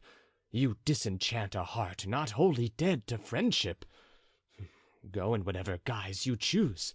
For my part, I shall go unarmed." "No, for I will not allow you to do so. 'Tis not one man, not Athos only, not the Comte de la Fere, whom you will ruin by this amiable weakness, but a whole party to whom you belong and who depend upon you." "Be it so, then," replied Athos, sorrowfully. And they pursued their road in mournful silence. Scarcely had they reached, by the Rue de la Mule, the iron gate of the Place Royale, when they perceived three cavaliers, D'Artagnan, Porthos, and Planchet, the two former wrapped up in their military cloaks, under which their swords were hidden, and Planchet, his musket by his side. They were waiting at the entrance of the Rue Sainte Catherine, and their horses were fastened to the rings of the arcade. Athos therefore commanded Bazin to fasten up his horse and that of Aramis in the same manner. They then advanced two and two and saluted each other politely. "Now, where will it be agreed, both you, that we hold our conference?" inquired Aramis, perceiving that people were stopping to look at them, supposing that they were going to engage in one of those far-famed duels still extant in the memory of the Parisians and especially the inhabitants of the Place Royale. "The gate is shut," said Aramis. "But if these gentlemen like a cool retreat under the trees and perfect seclusion, I will get the key from the Hotel de Rohan, and we will be well suited." D'Artagnan darted a look into the obscurity of the place. Porthos ventured to put his head between the railings to try if his glance could penetrate the gloom. "If you prefer any other place," said Athos in his persuasive voice, "choose for yourselves." "This place, if Monsieur d'Herblay can procure the key, is the best that we can have," was the answer. Aramis went off at once, begging Athos not to remain alone within reach of D'Artagnan and Porthos, a piece of advice which was received with a contemptuous smile. Aramis returned soon with a man from the Hotel de Rohan, who was saying to him, "You swear, sir, that it is not so?" "Stop." And Aramis gave him a louis d'or. "Ah, you will not swear, my master," said the concierge, shaking his head. "Well, one can never say what may happen. At present, we and these gentlemen are excellent friends." "Yes, certainly," added Athos and the other two. D'Artagnan had heard the conversation and had understood it. "You see," he said to Porthos. "What do I see?"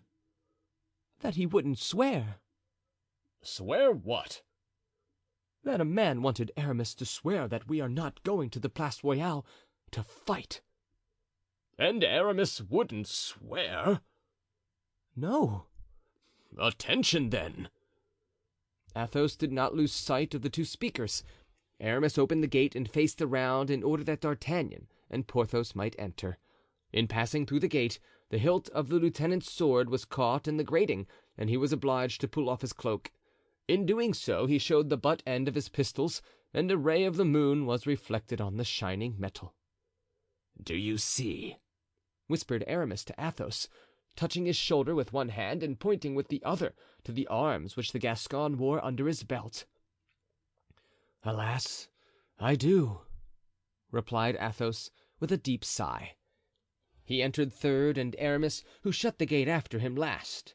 The two serving men waited without, but as if they likewise mistrusted each other, they kept their respective distances. Chapter 27. Recording by John Van Stan. Savannah, Georgia.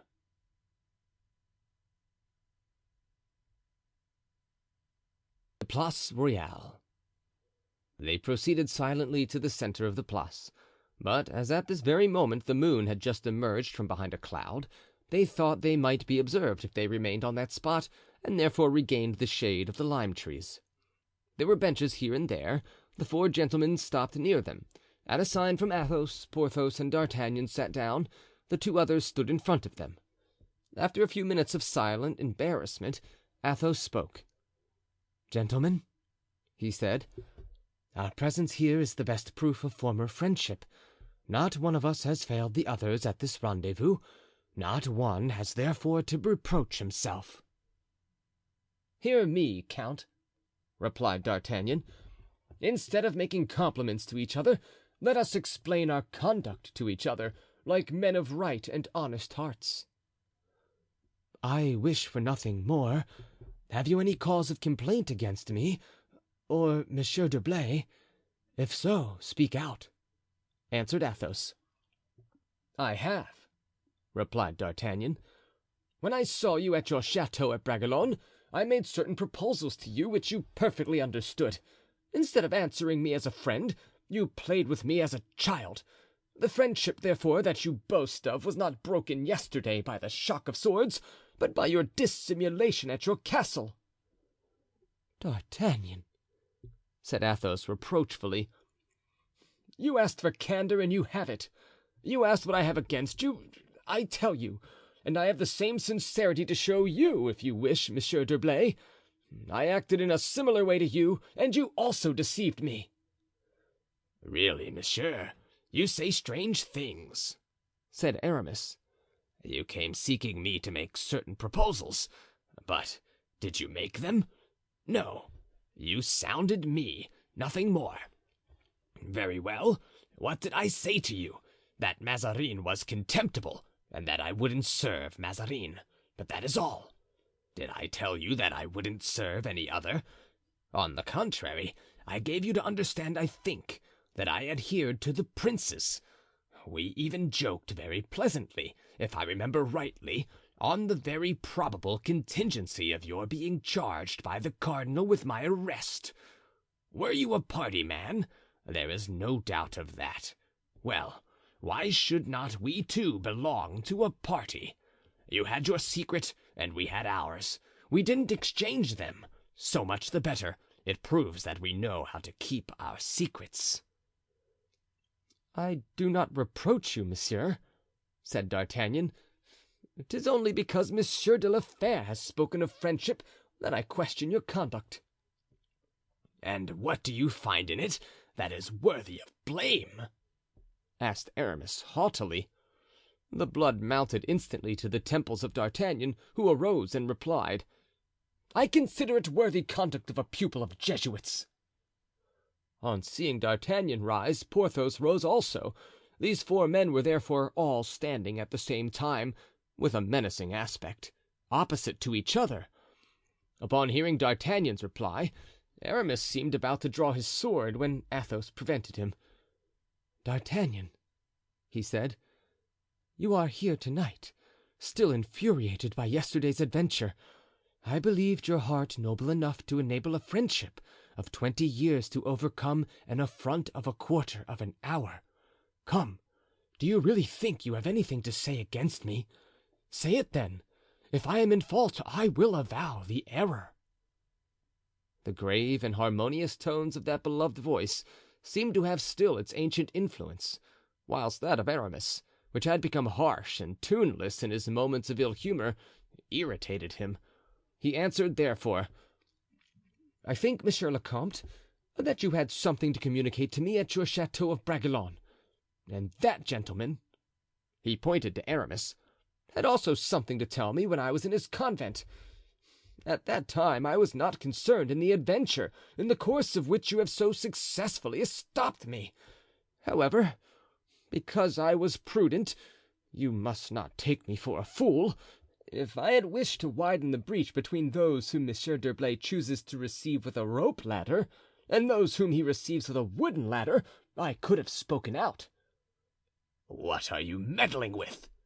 cried Aramis, pale with anger, suspecting that D'Artagnan had acted as a spy on him and had seen him with Madame de Longueville. "I never meddle save with what concerns me, and I know how to make believe that I haven't seen what does not concern me. But I hate hypocrites, and among that number I place musketeers who are abbés, and abbés who are musketeers, and," he added, turning to Porthos, "here's a gentleman who's of the same opinion as myself." Porthos had not spoken one word, answered merely by a word and a gesture. He said, "Yes," and he put his hand on his sword. Aramis started back and drew his. D'Artagnan bent forward, ready either to attack or to stand on his defense. Athos at that moment extended his hand with the air of supreme command which characterized him alone, drew out his sword, and the scabbard at the same time broke the blade in the sheath on his knee and threw the pieces to his right. Then turning to Aramis, "Aramis," he said, "break your sword." Aramis hesitated. "It must be done," said Athos. Then in a lower, more gentle voice he added, "I wish it." Then Aramis, paler than before, but subdued by these words, snapped the serpent blade between his hands, and then folding his arms, stood trembling with rage. These proceedings made D'Artagnan and Porthos draw back. D'Artagnan did not draw his sword. Porthos put his back into the sheath. "Never!" exclaimed Athos, raising his right hand to heaven. "Never! I swear before God, who seeth us, and who in the darkness of this night heareth us, never shall my sword cross yours, never my eye express a glance of anger, nor my heart a throb of hatred at you. We lived together, we loved, we hated together, we shed, we mingled our blood together, and too probably, I may still add, that there may be yet a bond between us closer even than that of friendship. Perhaps there may be a bond of crime. For we four, we once did condemn, judge, and slay a human being whom we had not any right to cut off from this world, although apparently fitter for hell than for this life. D'Artagnan, I have always loved you as my son. Porthos, we slept 6 years side by side. Aramis is your brother as well as mine, and Aramis has once loved you as I love you now, and as I have ever loved you. What can Cardinal Mazarin be to us, to 4 men who compelled such a man as Richelieu to act as we pleased? What is such or such a prince to us, who fixed the diadem upon a great queen's head? D'Artagnan, I ask your pardon for having yesterday crossed swords with you. Aramis does the same to Porthos. Now, hate me if you can, but for my own part, I shall ever, even if you do hate me, retain esteem and friendship for you. I repeat my words, Aramis, and then if you desire it, and if they desire it, let us separate forever from our old friends." There was a solemn though momentary silence, which was broken by Aramis. "I swear," he said, with a calm brow and kindly glance, but in a voice still trembling with recent emotion, "I swear that I no longer bear animosity to those who were once my friends. I regret that I ever crossed swords with you, Porthos. I swear not only that it shall never again be pointed at your breast, but that in the bottom of my heart there will never in future be the slightest hostile sentiment. Now, Athos, come." Athos was about to retire. "Oh, no, no, do not go away!" exclaimed D'Artagnan, impelled by one of those irresistible impulses which showed the nobility of his nature, the native brightness of his character. "I swear that I would give the last drop of my blood and the last fragment of my limbs to preserve the friendship of such a friend as you, Athos, of such a man as you, Aramis." And he threw himself into the arms of Athos. "My son!" exclaimed Athos, pressing him in his arms. "And as for me," said Porthos, "I swear nothing, but I'm choked. Forsooth, if I were obliged to fight against you, I think I should allow myself to be pierced through and through, for I never loved anyone but you in the wide world." And honest Porthos burst into tears as he embraced Athos. "My friends," said Athos, This is what I expected from such hearts as yours. Yes, I have said it, and I now repeat it. Our destinies are irrevocably united, although we now pursue divergent roads. I respect your convictions, and whilst we fight for opposite sides, let us remain friends. Ministers, princes, kings will pass away like mountain torrents, civil war like a forest flame, but we shall remain. I have a presentiment that we shall." "Yes," replied D'Artagnan, "let us still be musketeers, and let us retain as our battle standard that famous napkin of the Bastion Saint Gervais, on which the great cardinal had 3 fleurs-de-lis embroidered." "Be it so," cried Aramis. "Cardinalists or Frondeurs, what matters it? Let us meet again as capital seconds in a duel, devoted friends in business, merry companions in our ancient pleasures."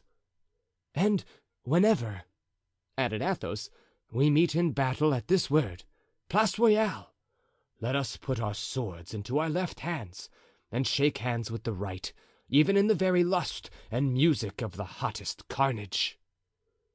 "You speak charmingly," said Porthos. "And are the first of men," added D'Artagnan. "You excel us all." Athos smiled with ineffable pleasures. "'Tis then all settled, gentlemen. Your hands. Are we not pretty good Christians?" "Egad," said D'Artagnan, "by heaven, yes." "We should be so on this occasion, if only to be faithful to our oath," said Aramis. "Ah, I am ready to do what you will," cried Porthos. "Even to swear by Mahomet. Devil take me if I've ever been so happy as at this moment." And he wiped his eyes, still moist. "Has not one of you a cross?" asked Athos. Aramis smiled and drew from his vest a cross of diamonds, which was hung around his neck by a chain of pearls. "Here is one," he said. "Well," resumed Athos, "swear on this cross, which, in spite of its magnificent material, is still a cross. Swear to be united in spite of everything, and forever, and may this oath bind us to each other, and even, also, our descendants. Does this oath satisfy you?" "Yes," said they all with one accord. "Ha, traitor!" murmured D'Artagnan, leaning toward Aramis and whispering in his ear, "You have made us swear on the crucifix of a Frondeuse." Chapter 28. Recording by John Van Stan, Savannah, Georgia.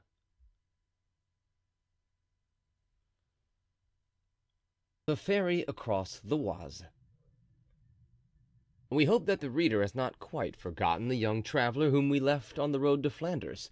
In losing sight of his guardian, whom he had quitted, gazing after him in front of the royal basilican, Raoul spurred on his horse in order not to escape from his own melancholy reflections, but also to hide from Olivain the emotion his face might betray. 1 hour's rapid progress, however, sufficed to disperse the gloomy fancies that had clouded the young man's bright anticipations, and the hitherto unfelt pleasure of freedom, a pleasure which is sweet even to those who have never known dependence, seemed to Raoul to gild not only heaven and earth, but especially that blue but dim horizon of life we call the future. Nevertheless, after several attempts at conversation with Olivain, he foresaw that many days passed thus would prove exceedingly dull, and the count's agreeable voice, his gentle and persuasive eloquence, recurred to his mind at the various towns to which they journeyed and about which he had no longer any one to give him those interesting details which he would have drawn from Athos, the most amusing and the best informed of guides. Another recollection contributed also to sadden Raoul.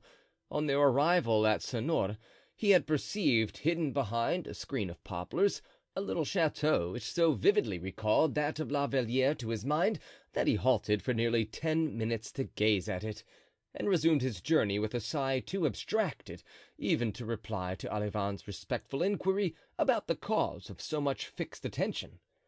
The aspect of external objects is often a mysterious guide communicating with the fibers of memory, which, in spite of us, will arouse them at times. This thread, like that of Ariadne, when once unraveled, will conduct one through a labyrinth of thought, in which one loses one's self in endeavoring to follow that phantom of the past which is called recollection. Now, the sight of this chateau had taken Raoul back 50 leagues westward, and had caused him to review his life from the moment when he had taken leave of little Louise to that in which he had seen her for the first time, and every branch of oak, every gilded weathercock on roofs of slates, reminded him that, instead of returning to the friends of his childhood, every instant estranged him further, and that perhaps he had even left them forever. With a full heart and burning head, he desired Olivain to lead on the horses to a wayside inn, which he observed within gunshot range, a little in advance of the place they had reached. As for himself, he dismounted and remained under a beautiful group of chestnuts in flower, amidst which were murmuring a multitude of happy bees, and bade Olivain send the host to him with writing paper and ink, to be placed on a table which he found there conveniently ready.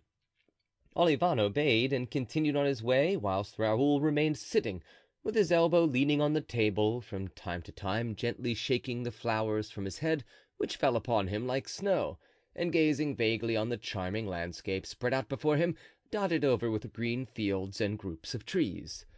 Raoul had been there about 10 minutes, during 5 of which he was lost in reverie, when there appeared within the circle comprised in his rolling gaze a man with a rubicund face, who, with a napkin around his body, another under his arm, and a white cap upon his head, approached him holding paper, pen, and ink in hand. "Ha, ha, ha!" laughed the apparition. "Every gentleman seems to have the same fancy, for not a quarter of an hour ago a young lad, well mounted like you, as tall as you and of about your age, halted before this clump of trees, and had this table and this chair brought here, and dined here, with an old gentleman, who seemed to be his tutor, upon a pie, of which they haven't left a mouthful, and 2 bottles of Macon wine, of which they haven't left a drop. But fortunately we still have some of the same wine and some of the same pies left, and if your worship will but give your orders——" "No, friend," replied Raoul, smiling, "I am obliged to you, but at this moment I want nothing but the things for which I have asked. Only I shall be very glad if the ink prove black and the pen good. Upon these conditions I will pay for the pen the price of the bottle, and for the ink the price of the pie." "Very well, sir," said the host. "I'll give the pie and the bottle of wine to your servant, and in this way you will have the pen and ink into the bargain." "Do as you like," said Raoul, who was beginning his apprenticeship with that particular class of society who, when there were robbers on the highroads, were connected with them, and who, since highwaymen no longer exist, have advantageously and aptly filled their vacant place. The host, his mind at ease about his bill, placed pen, ink, and paper upon the table, and by a lucky chance the pen was tolerably good, and Raoul began to write. The host remained standing in front of him, looking with a kind of involuntary admiration at his handsome face, combining both gravity and sweetness of expression. Beauty has always been and always will be all powerful. "He's not guessed like the other one here just now," observed mine host to Olivain, who had rejoined his master to see if he wanted anything. "And your young master has no appetite." "My master had appetite enough 3 days ago, but what can one do? He lost it the day before yesterday." And Olivain and the host took their way together toward the inn, Olivain, according to the custom of serving men well pleased with their place, relating to the tavern keeper all that he could say in favor of the young gentleman, whilst Raoul wrote on thus: "Sir, after a 4 hours' march I stop to write you, for I miss you every moment, and I am always on the point of turning my head as if to reply when you speak to me.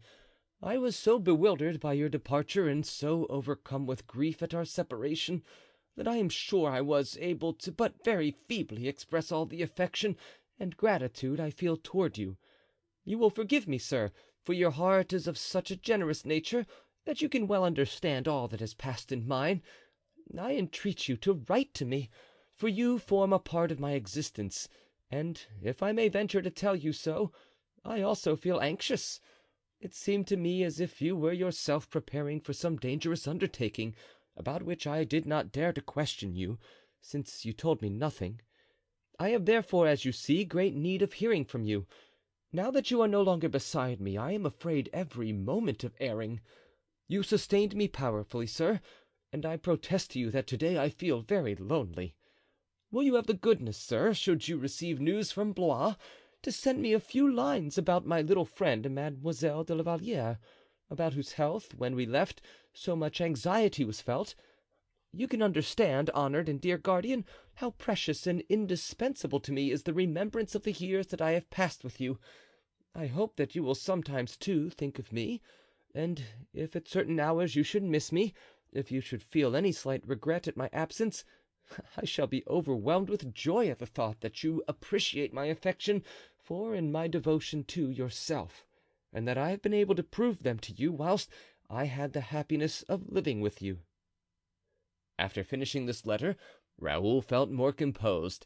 He looked well around him to see if Olivain and the host might not be watching him, whilst he impressed a kiss upon the paper, a mute and touching caress, which the heart of Athos might well divine on opening the letter.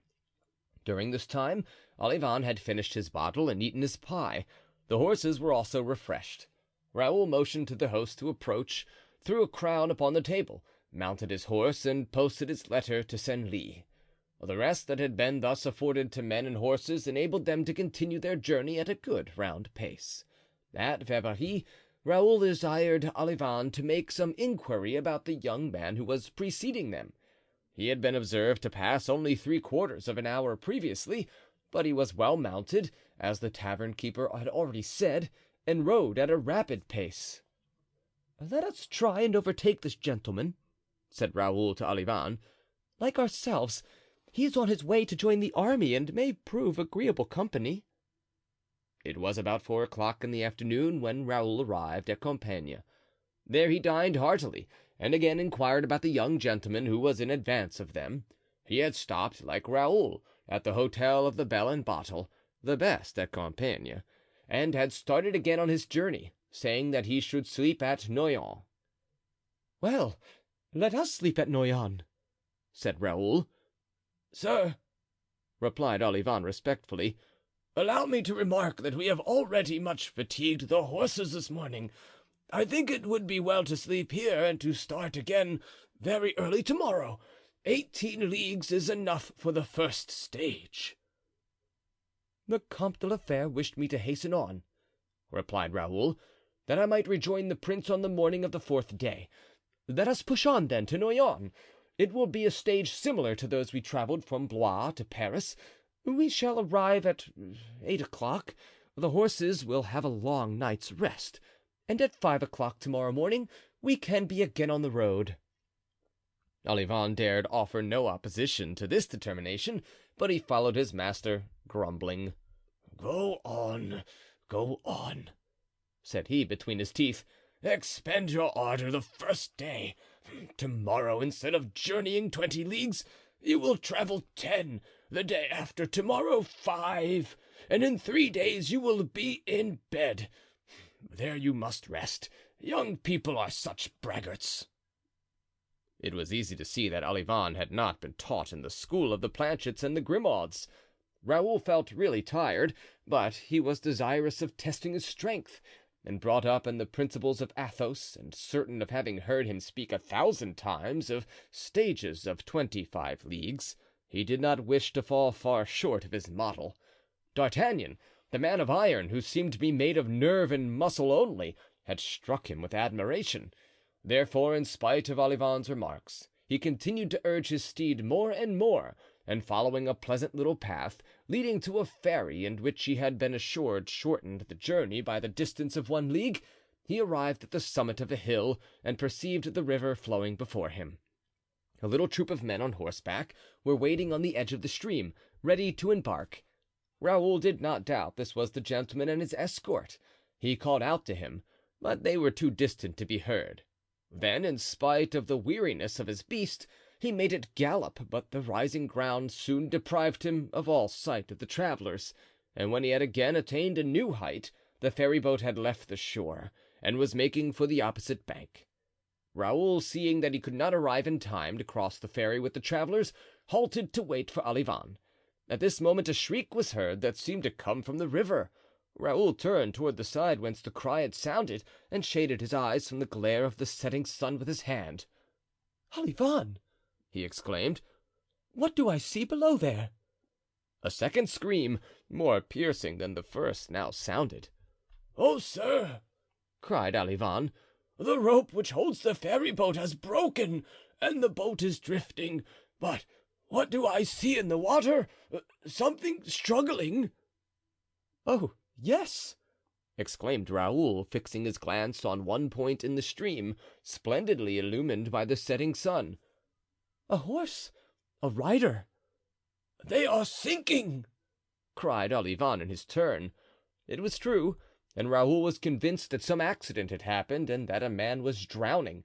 He gave his horse its head, struck his spurs into its sides, and the animal, urged by pain and feeling that he had space open before him, bounded over a kind of paling which enclosed the landing place and fell into the river, scattering to a distance waves of white froth. "Ah, sir!" cried Olivain, "what are you doing? Good God!" Raoul was directing his horse toward the unhappy man in danger. This was, in fact, a custom familiar to him. Having been brought up on the banks of the Loire, he might have been said to have been cradled on its waves. 100 times he had crossed it on horseback, 1,000 times had swum across. Athos, foreseeing the period when he should make a soldier of the viscount, had inured him to all kinds of arduous undertakings. "Oh, heavens!" continued Olivain in despair, "what would the count say if he only saw you now?" "The count would do as I do," replied Raoul, urging his horse vigorously forward. But I," cried Olivain, pale and disconsolate, rushing about on the shore. "How shall I cross?" "Leap, coward!" cried Raoul, swimming on, then addressing the traveler who was struggling 20 yards in front of him. "Courage, sir," said he, "courage! We are coming to your aid." Olivain advanced, retired, then made his horse rear, turned it, and then, struck to the core by shame, leaped, as Raoul had done, only repeating, "I am a dead man. We are lost." In the meantime, the ferryboat had floated away, carried down by the stream, and the shrieks of those whom it contained resounded more and more. A man with gray hair had thrown himself from the boat into the river and was swimming vigorously toward the person who was drowning, but being obliged to go against the current, he advanced but slowly. Raoul continued his way and was visibly gaining ground, but the horse and its rider, of whom he did not lose sight, were evidently sinking. The nostrils of the horse were no longer above the water, and the rider, who had lost the reins in struggling, fell with his head back and his arms extended. One moment longer and all would disappear. "Courage!" cried Raoul. "Courage!" "Too late," murmured the young man. "Too late." The water closed above his head and stifled his voice. Raoul sprang from his horse, to which he had left the charge of its own preservation, and in 3 or 4 strokes was at the gentleman's side.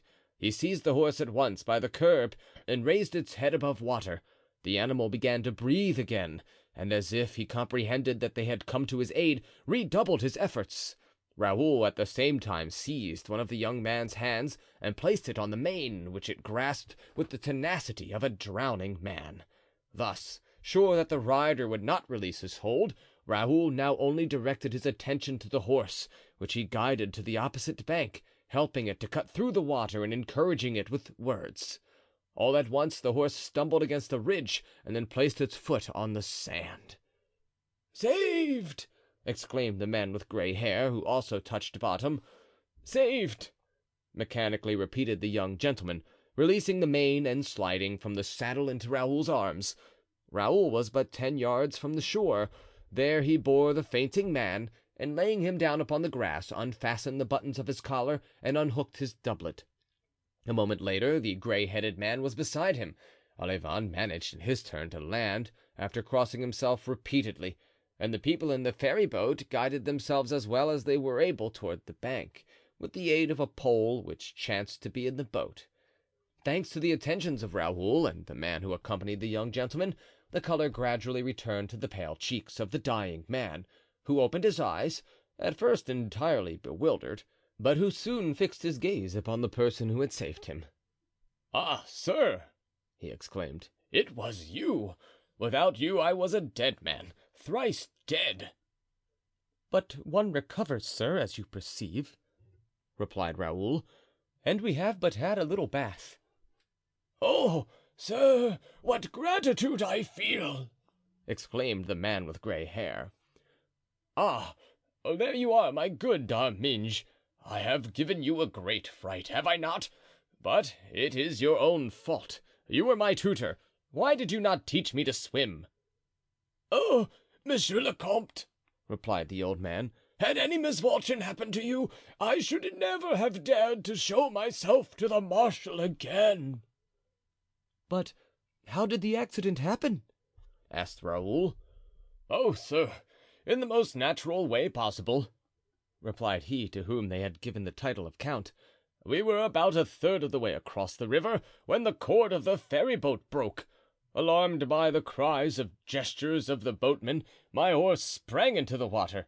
I cannot swim and dared not throw myself into the river.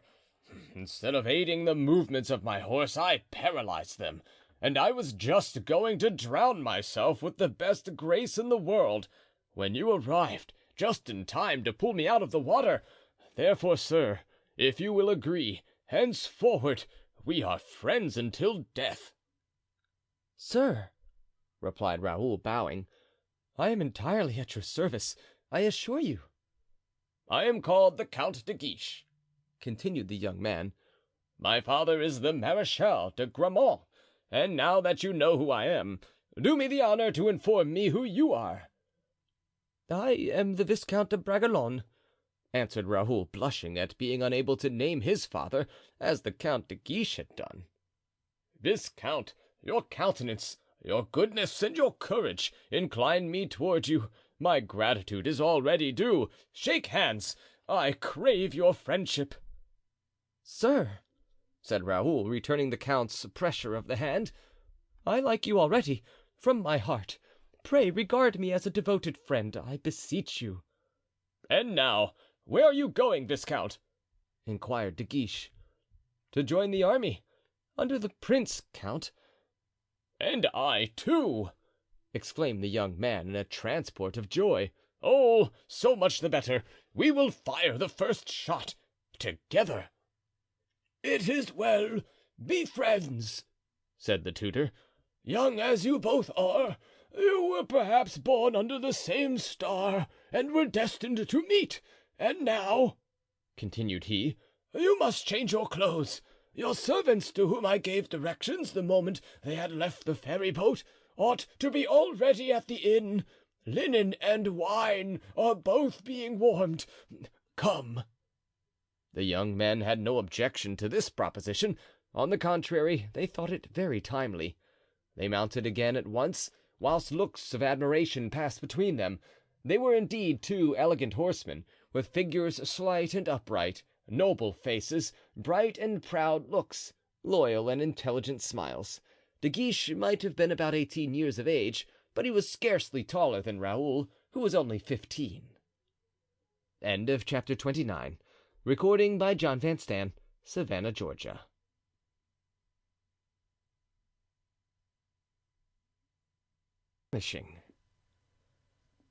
The halt at Noyon was but brief, everyone there being wrapped in profound sleep.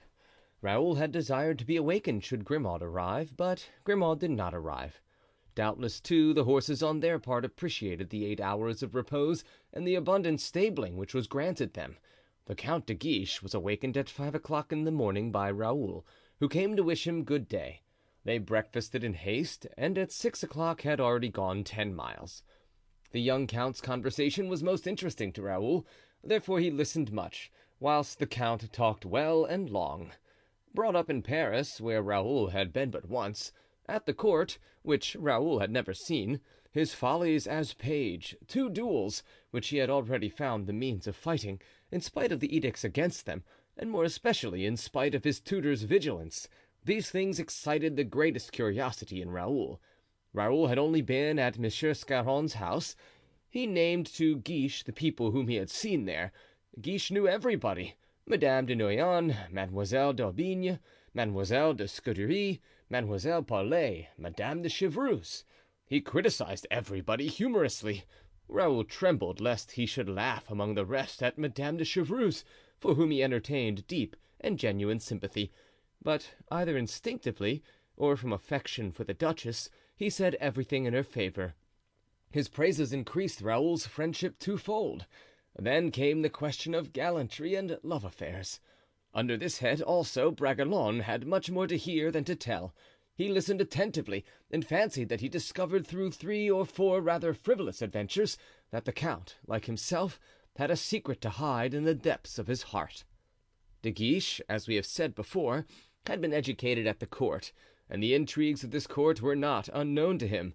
It was the same court of which Raoul had so often heard the Comte de la Fère speak, except that its aspect had much changed since the period when Athos had himself been part of it. Therefore everything which the Count de Guiche related was new to his traveling companion. The young count, witty and caustic, passed all the world in review. The queen herself was not spared, and Cardinal Mazarin came in for his share of ridicule. The day passed away as rapidly as an hour. The count's tutor, a man of the world and a bon vivant, up to his eyes in learning, as his pupil described him, often recalled the profound erudition, the witty and caustic satire of Athos to Raoul. But as regarded grace, delicacy, and nobility of external appearance, no one in these points was to be compared to the Comte de la Fère. The horses, which were more kindly used than on the previous day, stopped at Arras at 4 o'clock in the evening. They were approaching the scene of war, and as bands of Spaniards sometimes took advantage of the night to make expeditions even as far as the neighborhood of Arras, they determined to remain in the town until the morrow. The French army held all between Pont-à-Marc as far as Valenciennes, falling back upon Douai. The prince was said to be in person at Bethune. The enemy's army extended from Cassel to Courtrai, and as there was no species of violence or pillage it did not commit, the poor people on the frontier quitted their isolated dwellings and fled for refuge into the strong cities which held out a shelter to them. Arras was encumbered with fugitives. An approaching battle was much spoken of, the prince having maneuvered until that moment only in order to await a reinforcement that had just reached him. The young men congratulated themselves on having arrived so opportunely. The evening was employed in discussing the war. The grooms polished their arms. The young men loaded the pistols in case of a skirmish, and they awoke in despair, having both dreamed that they had arrived too late to participate in the battle. In the morning it was rumored that Prince de Condé had evacuated Bethune and fallen back on Carvin, leaving, however, a strong garrison in the former city. But as there was nothing positively certain in this report, the young warriors decided to continue their way toward Bethune, free on the road to diverge to the right and march to Carvin if necessary. The count's tutor was well acquainted with the country. He consequently proposed to take a crossroad, which lay between that of Lens and that of Bethune. They obtained information at Alblan, and a statement of their route was left for Grimaud. About 7 o'clock in the morning they set out. De Guiche, who was young and impulsive, said to Raoul: "Here we are, 3 masters and 3 servants. Our valets are well armed, and yours seem to be tough enough." "I have never seen him put to the test," replied Raoul, "but he is a Breton, which promises something." Yes, yes," resumed De Guiche, "I am sure he can fire a musket when required. On my side, I have 2 sure men who have been in action with my father. We therefore represent 6 fighting men. If we should meet a little troop of enemies, equal or even superior in number to our own, shall we charge them, Raoul?" "Certainly, sir," replied the viscount. "Halloa, young people, stop there," said the tutor, joining in the conversation. Zounds! How you maneuver my instructions, Count! You seem to forget the orders I received to conduct you safe and sound to his Highness the Prince. Once with the army, you may be killed at your good pleasure, but until that time I warn you that in my capacity of general of the army, I shall order a retreat and turn my back on the first red coat we come across." De Guiche and Raoul glanced at each other, smiling. They arrived at Ablain without accident. There they inquired and learned that the prince had in reality quitted Bethune and stationed himself between Cambria and La Venthie. Therefore, leaving directions at every place for Grimaud, they took a crossroad which conducted the little troop by the bank of a small stream flowing into the Lys. The country was beautiful, intersected by valleys as green as the emerald.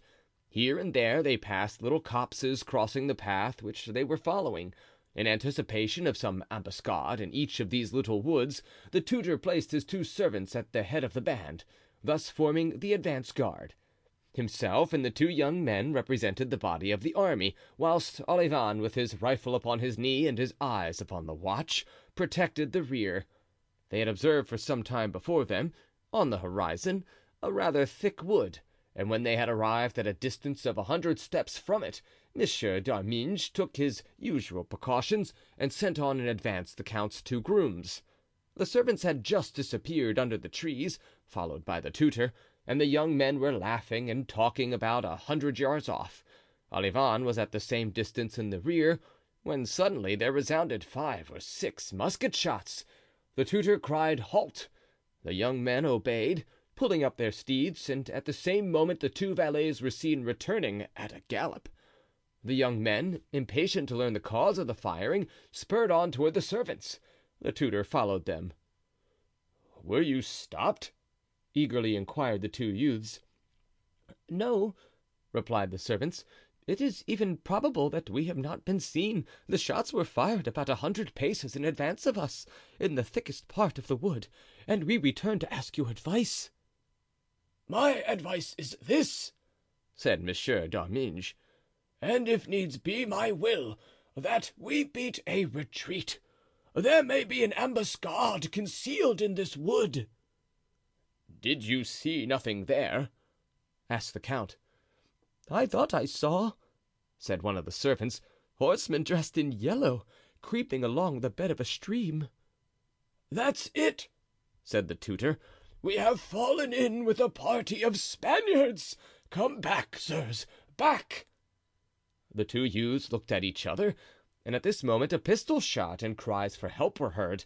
Another glance between the young men convinced them both that neither had any wish to go back, and as the tutor had already turned his horse's head, they both spurred forward, Raoul crying, "Follow me, Olivain," and the Count de Guiche, "Follow Urban and Planchet." And before the tutor could recover from his surprise, they had both disappeared into the forest. Whilst they spurred their steeds, they held their pistols ready also. In 5 minutes they arrived at the spot whence the noise had proceeded, and then restraining their horses, they advanced cautiously. "Hush!" whispered De Guiche. "These are cavaliers." "Yes, 3 on horseback and 3 who have dismounted." "Can you see what they are doing?" "Yes, they appear to be searching a wounded or dead man." "It is some cowardly assassination," said De Guiche. "They are soldiers, though," resumed de Bragelonne. "Yes, skirmishers, that is to say, highway robbers." "At them!" cried Raoul. "At them!" echoed De Guiche. "Oh, gentlemen, gentlemen, in the name of heaven!" cried the poor tutor, but he was not listened to, and his cries only served to arouse the attention of the Spaniards. The men on horseback at once rushed at the 2 youths, leaving the 3 others to complete the plunder of the dead or wounded travelers, for on approaching nearer, instead of 1 extended figure, the young men discovered 2. De Guiche fired the first shot at 10 paces and missed his man, and the Spaniard who had advanced to meet Raoul aimed in his turn, and Raoul felt a pain in the left arm, similar to that of a blow from a whip. He let off his fire at but 4 paces, struck in the breast, and extending his arms, the Spaniard fell back on the crupper, and the terrified horse, turning around, carried him off. Raoul at this moment perceived the muzzle of a gun pointed at him, and remembering the recommendation of Athos, he, with the rapidity of lightning, made his horse rear as the shot was fired. His horse bounded to one side, losing its footing, and fell, entangling Raoul's leg under its body. The Spaniard sprang forward and seized the gun by its muzzle in order to strike Raoul on the head with the butt. In the position in which Raoul lay, unfortunately, he could neither draw his sword from the scabbard nor his pistols from their holsters. The butt end of the musket hovered over his head, and he could scarcely restrain himself from closing his eyes, when with one bound Guiche reached the Spaniard and placed a pistol at his throat. "Yield!" he cried, "or you are a dead man." The musket fell from the soldier's hands, who yielded on the instant. Guiche summoned one of his grooms, and delivering the prisoner into his charge, with orders to shoot him through the head if he attempted to escape, he leaped from his horse and approached Raoul. "Faith, sir," said Raoul, smiling, although his pallor betrayed the excitement consequent on a first affair, "you are in a great hurry to pay your debts and have not been long under any obligation to me. Without your aid," continued he, repeating the count's words, "I should have been a dead man, thrice dead." "My antagonist took flight," replied De Guiche, "and left me at liberty to come to your assistance. But are you seriously wounded? I see you are covered with blood." "I believe," said Raoul, "that I have got something like a scratch on the arm. If you will help me to drag myself from under my horse, I hope nothing need prevent us continuing our journey." Monsieur d'Arminges and Olivain had already dismounted and were attempting to raise the struggling horse. At last Raoul succeeded in drawing his foot from the stirrup and his leg from under the animal, and in a second he was on his feet again. "Nothing broken?" asked De Guiche. "Faith, no, thank Heaven," replied Raoul. "But what has become of the poor wretches whom these scoundrels were murdering?" "I fear we arrived too late. They have killed him, I think, and taken flight, carrying off their booty. My servants are examining the bodies." "Let us go and see whether they are quite dead or if they can still be helped," suggested Raoul. "Olivain, we have come into possession of 2 horses, but I have lost my own. Take for yourself the better of the 2 and give me yours." They approached the spot where the unfortunate victims lay. End of Chapter 30. Recording by John Van Stan, Savannah, Georgia.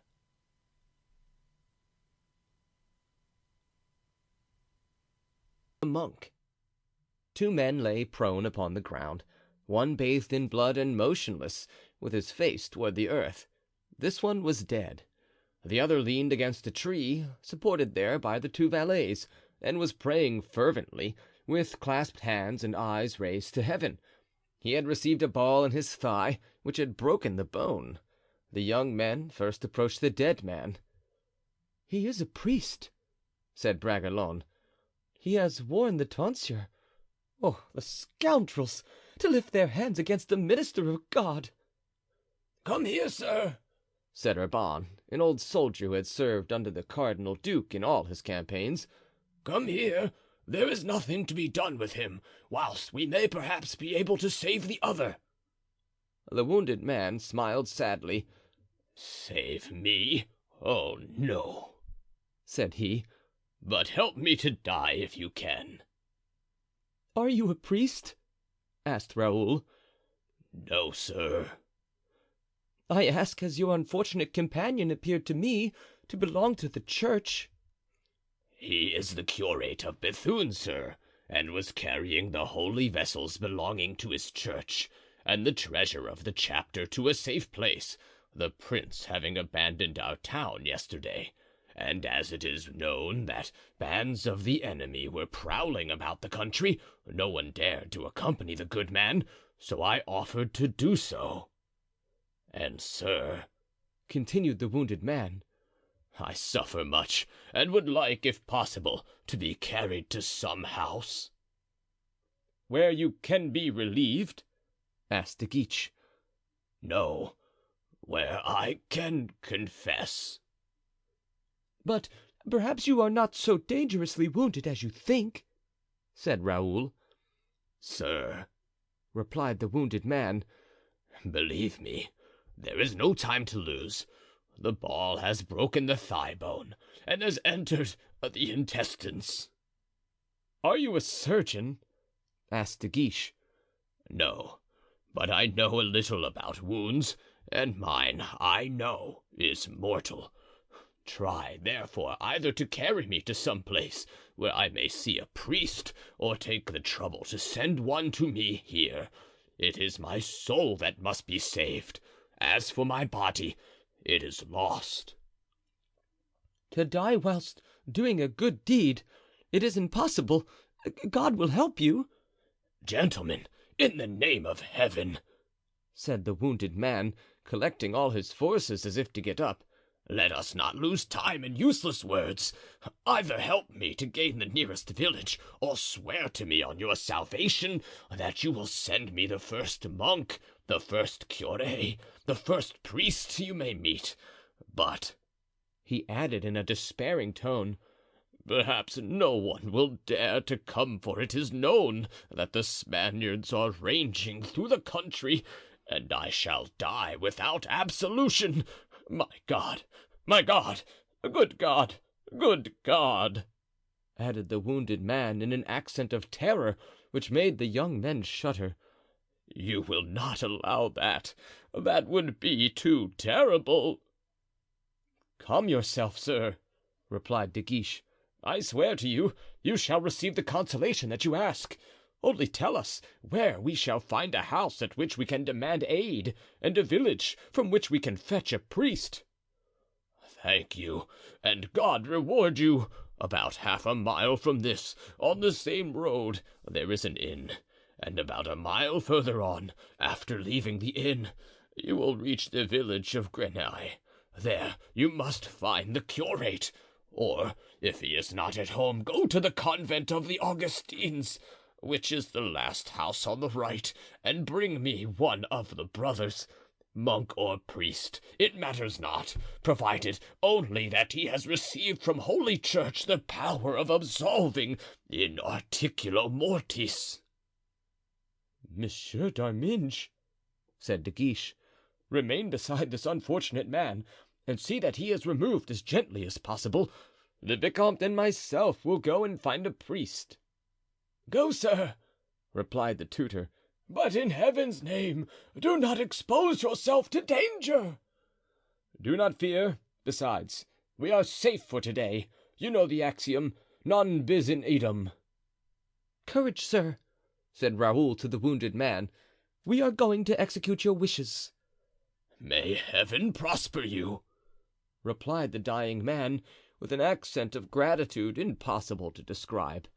The two young men galloped off in the direction mentioned, and in 10 minutes reached the inn.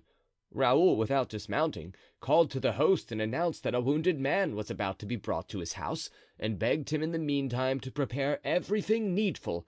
He desired him also, should he know in the neighborhood any doctor or surgeon, to fetch him, taking on himself the payment of the messenger. The host, who saw two young noblemen, richly clad, promised everything they required, and our two cavaliers, after seeing that preparations for the reception were actually begun, started off again and proceeded rapidly toward Grenay. They had gone rather more than a league and had begun to descry the first houses of the village, the red-tiled roofs of which stood out from the green trees which surrounded them, when, coming toward them mounted on a mule, they perceived a poor monk, whose large hat and gray worsted dress made them take him for an Augustine brother. Chance for once seemed to favor them in sending what they were so assiduously seeking. He was a man about 22 or 23 years old, but who appeared much older from ascetic exercises. His complexion was pale, not of that deadly pallor which is a kind of neutral beauty, but of a bilious yellow hue. His colorless hair was short and scarcely extended beyond the circle formed by the hat around his head, and his light blue eyes seemed destitute of any expression. "Sir," began Raoul with his usual politeness, "are you an ecclesiastic?" "Why do you ask me that?" replied the stranger, with a coolness which was barely civil. "Because we want to know." said De Guiche, haughtily. The stranger touched his mule with his heel and continued his way.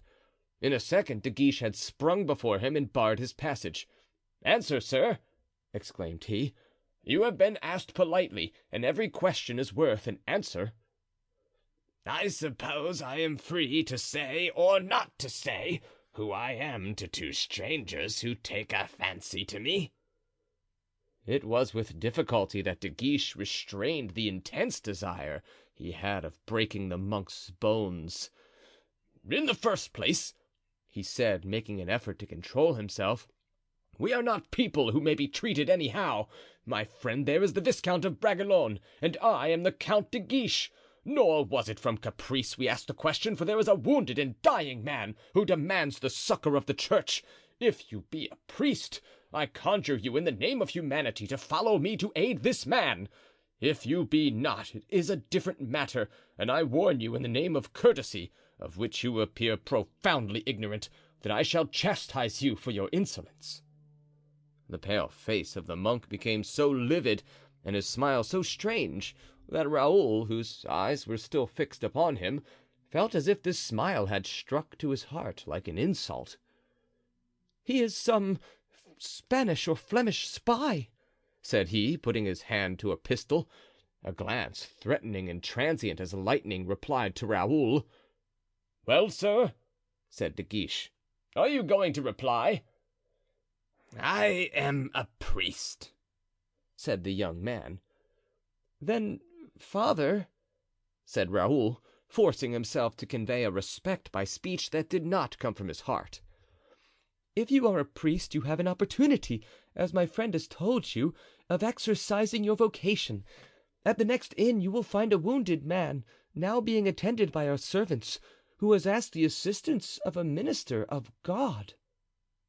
"I will go," said the monk, and he touched his mule.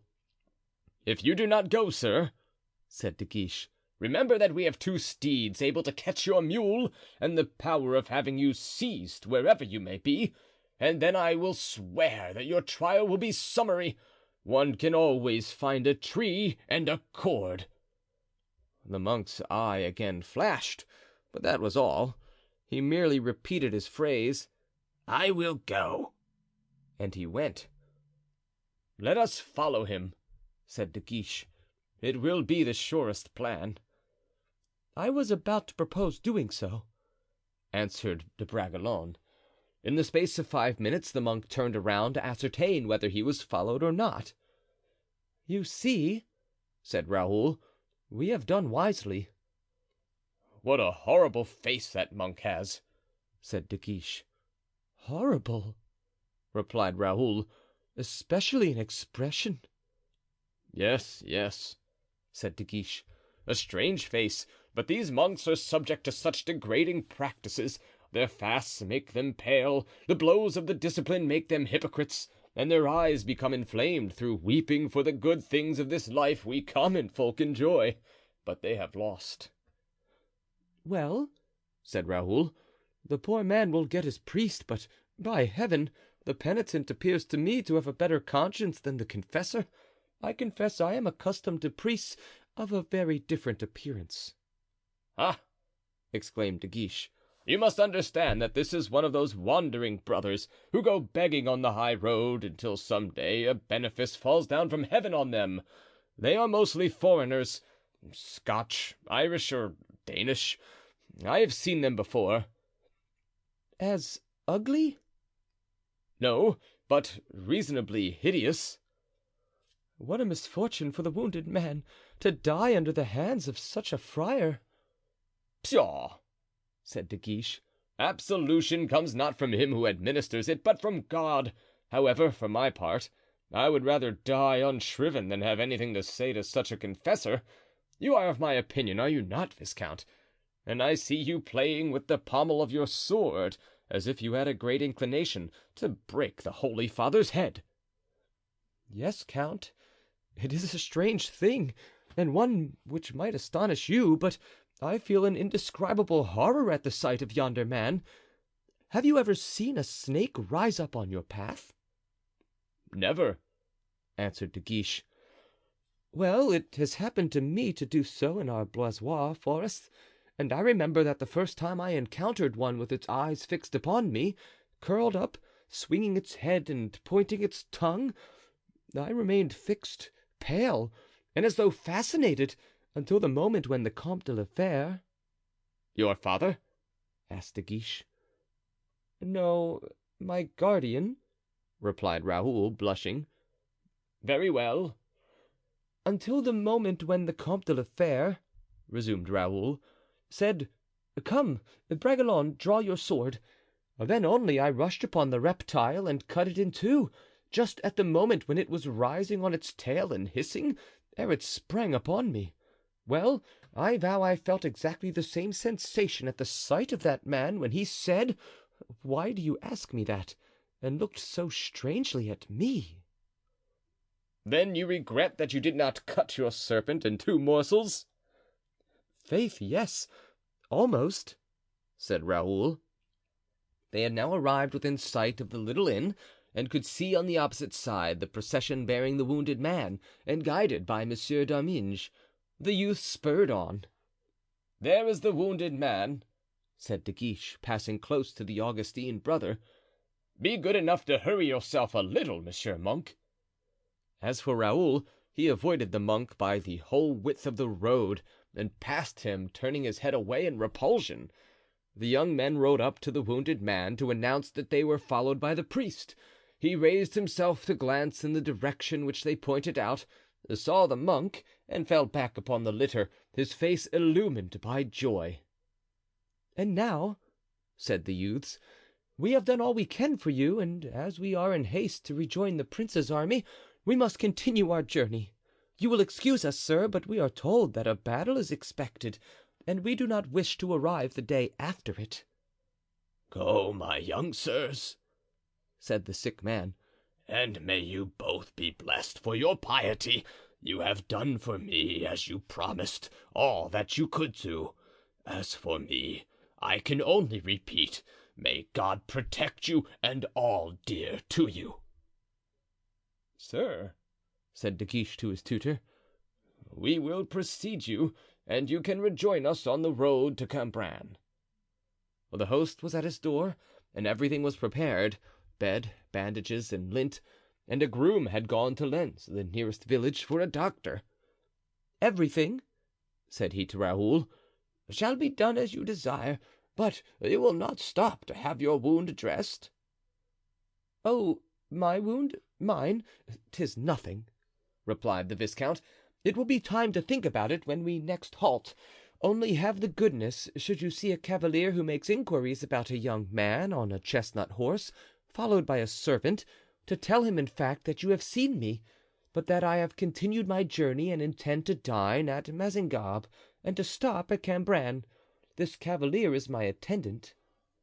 "Would it not be safer and more certain if I should ask him his name and tell him yours?" demanded the host. "There is no harm in over precaution. I am the Viscount de Bragelonne and he is called Grimaud."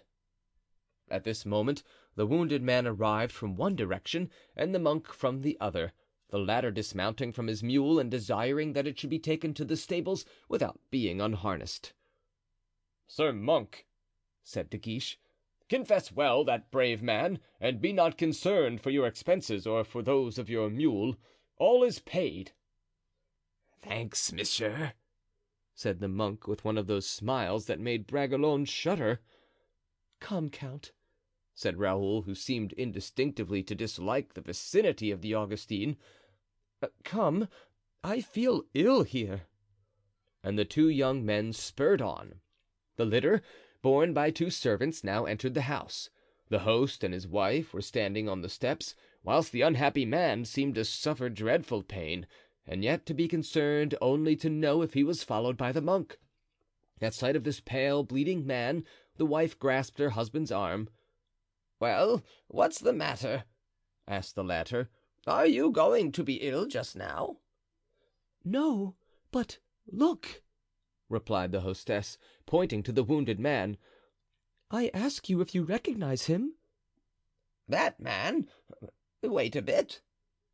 "Ah, I see you know him," exclaimed the wife, "for you have become pale in your turn." "Truly," cried the host, "misfortune is coming on our house. It is the former executioner of Bethune."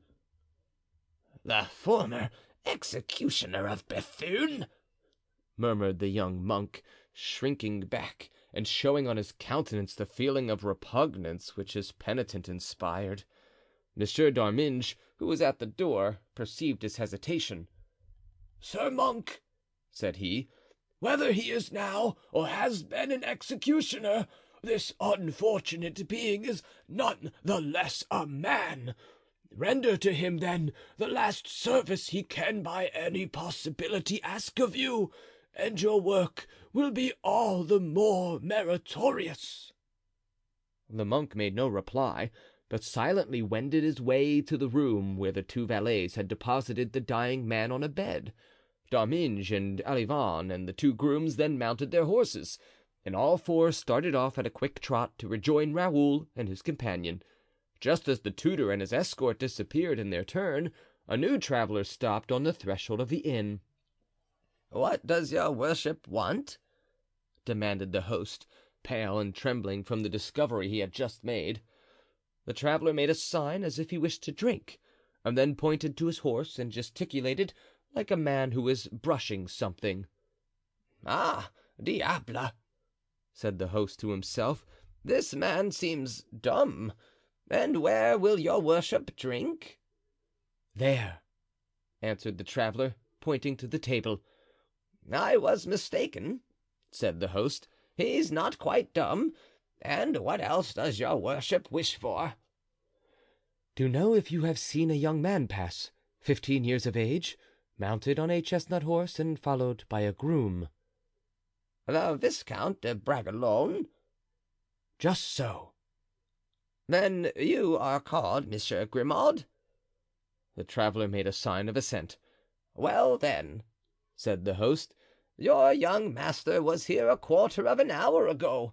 He will dine at Mazingarbe and sleep at Cambrin." "How far is Mazingarbe?" 2 miles and a half." "Thank you." Grimaud was drinking his wine silently and had just placed his glass on the table to be filled a second time, when a terrific scream resounded from the room occupied by the monk and the dying man. Grimaud sprang up. "What is that?" said he. "Whence comes that cry?" "From the wounded man's room," replied the host. "What wounded man?" "The former executioner of Bethune, who has just been brought in here, assassinated by Spaniards, and who is now being confessed by an Augustine friar." "The old executioner of Bethune," muttered Grimaud, "a man between 55 and 60, tall, strong, swarthy, black hair and beard." "That is he, except that his beard has turned gray and his hair is white. Do you know him?" asked the host. "I have seen him once," replied Grimaud, a cloud darkening his countenance at the picture so suddenly summoned to the bar of recollection. At this instant a second cry, less piercing than the first, but followed by prolonged groaning, was heard. The three listeners looked at one another in alarm. "We must see what it is," said Grimaud. "It sounds like the cry of one who is being murdered," murmured the host. "Mon Dieu!" said the woman, crossing herself. If Grimaud was slow in speaking, we know that he was quick to act. He sprang to the door and shook it violently, but it was bolted on the other side. "Open the door!" cried the host. "Open it instantly, sir monk." No reply. "Unfasten it, or I will break it in," said Grimaud. The same silence, and then, ere the host could oppose his design, Grimaud seized a pair of pincers he perceived in a corner and forced the bolt. The room was inundated with blood, dripping from the mattresses upon which lay the wounded man. Speechless, the monk had disappeared. "The monk!" cried the host. "Where is the monk?" Grimaud sprang toward an open window which looked into the courtyard. "He has escaped by this means," exclaimed he. "Do you think so?" said the host, bewildered. "Boy, see if the mule belonging to the monk is still in the stable."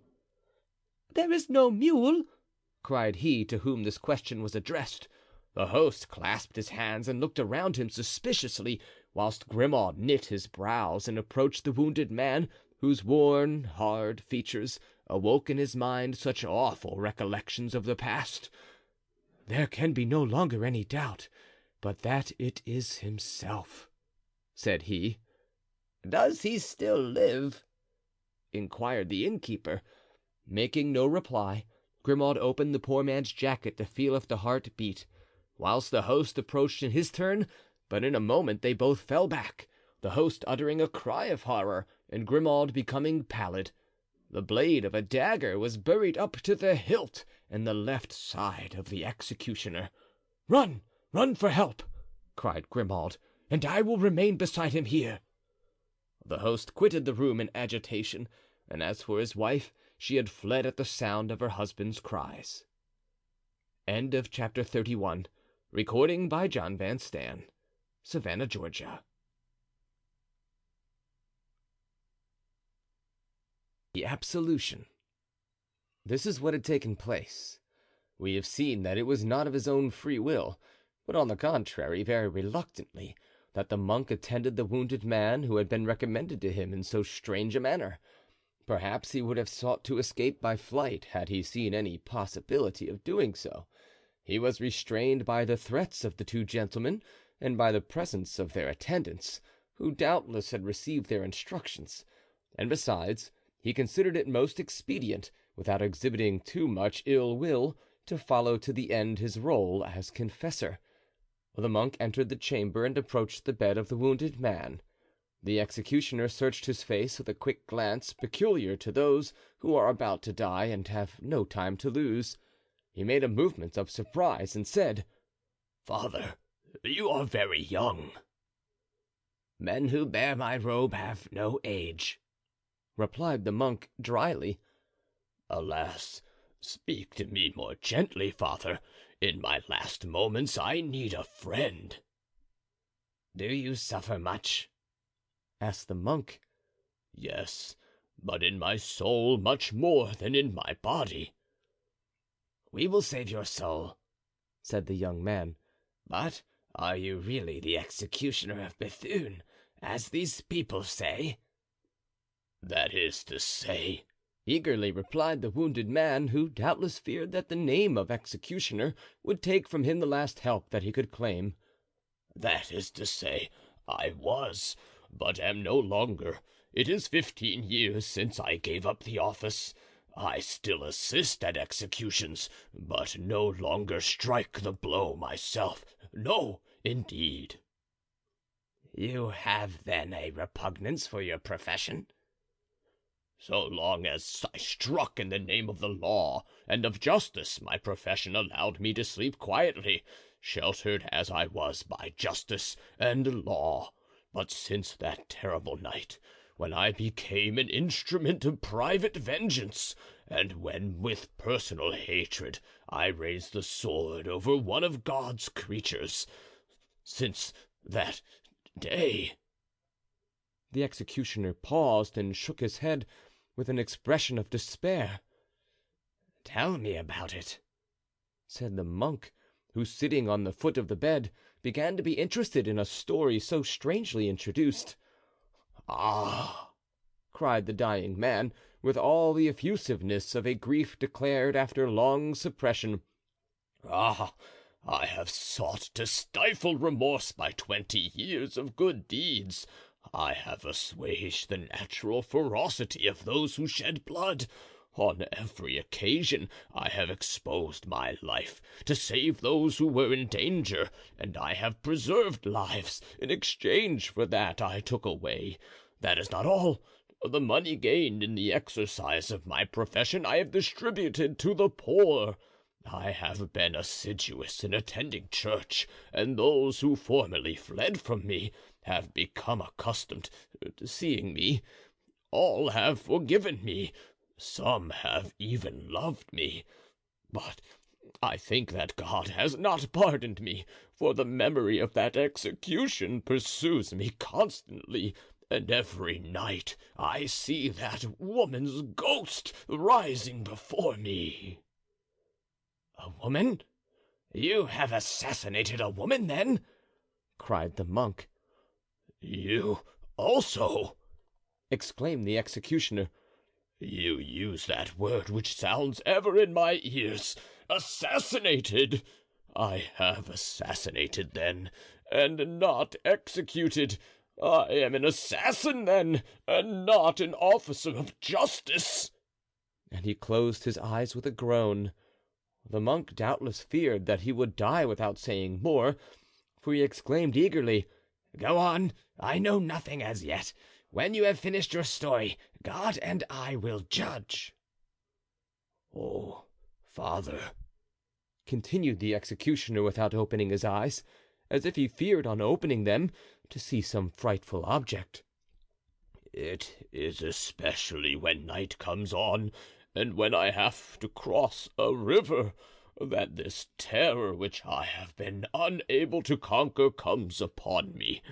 It then seems as if my hand grew heavy, as if the cutlass was still in its grasp, as if the water had the color of blood, and all the voices of nature, the whispering of the trees, the murmuring of the wind, the lapping of the wave, united in a voice tearful, despairing, terrible, crying to me, 'Place for the justice of God.'"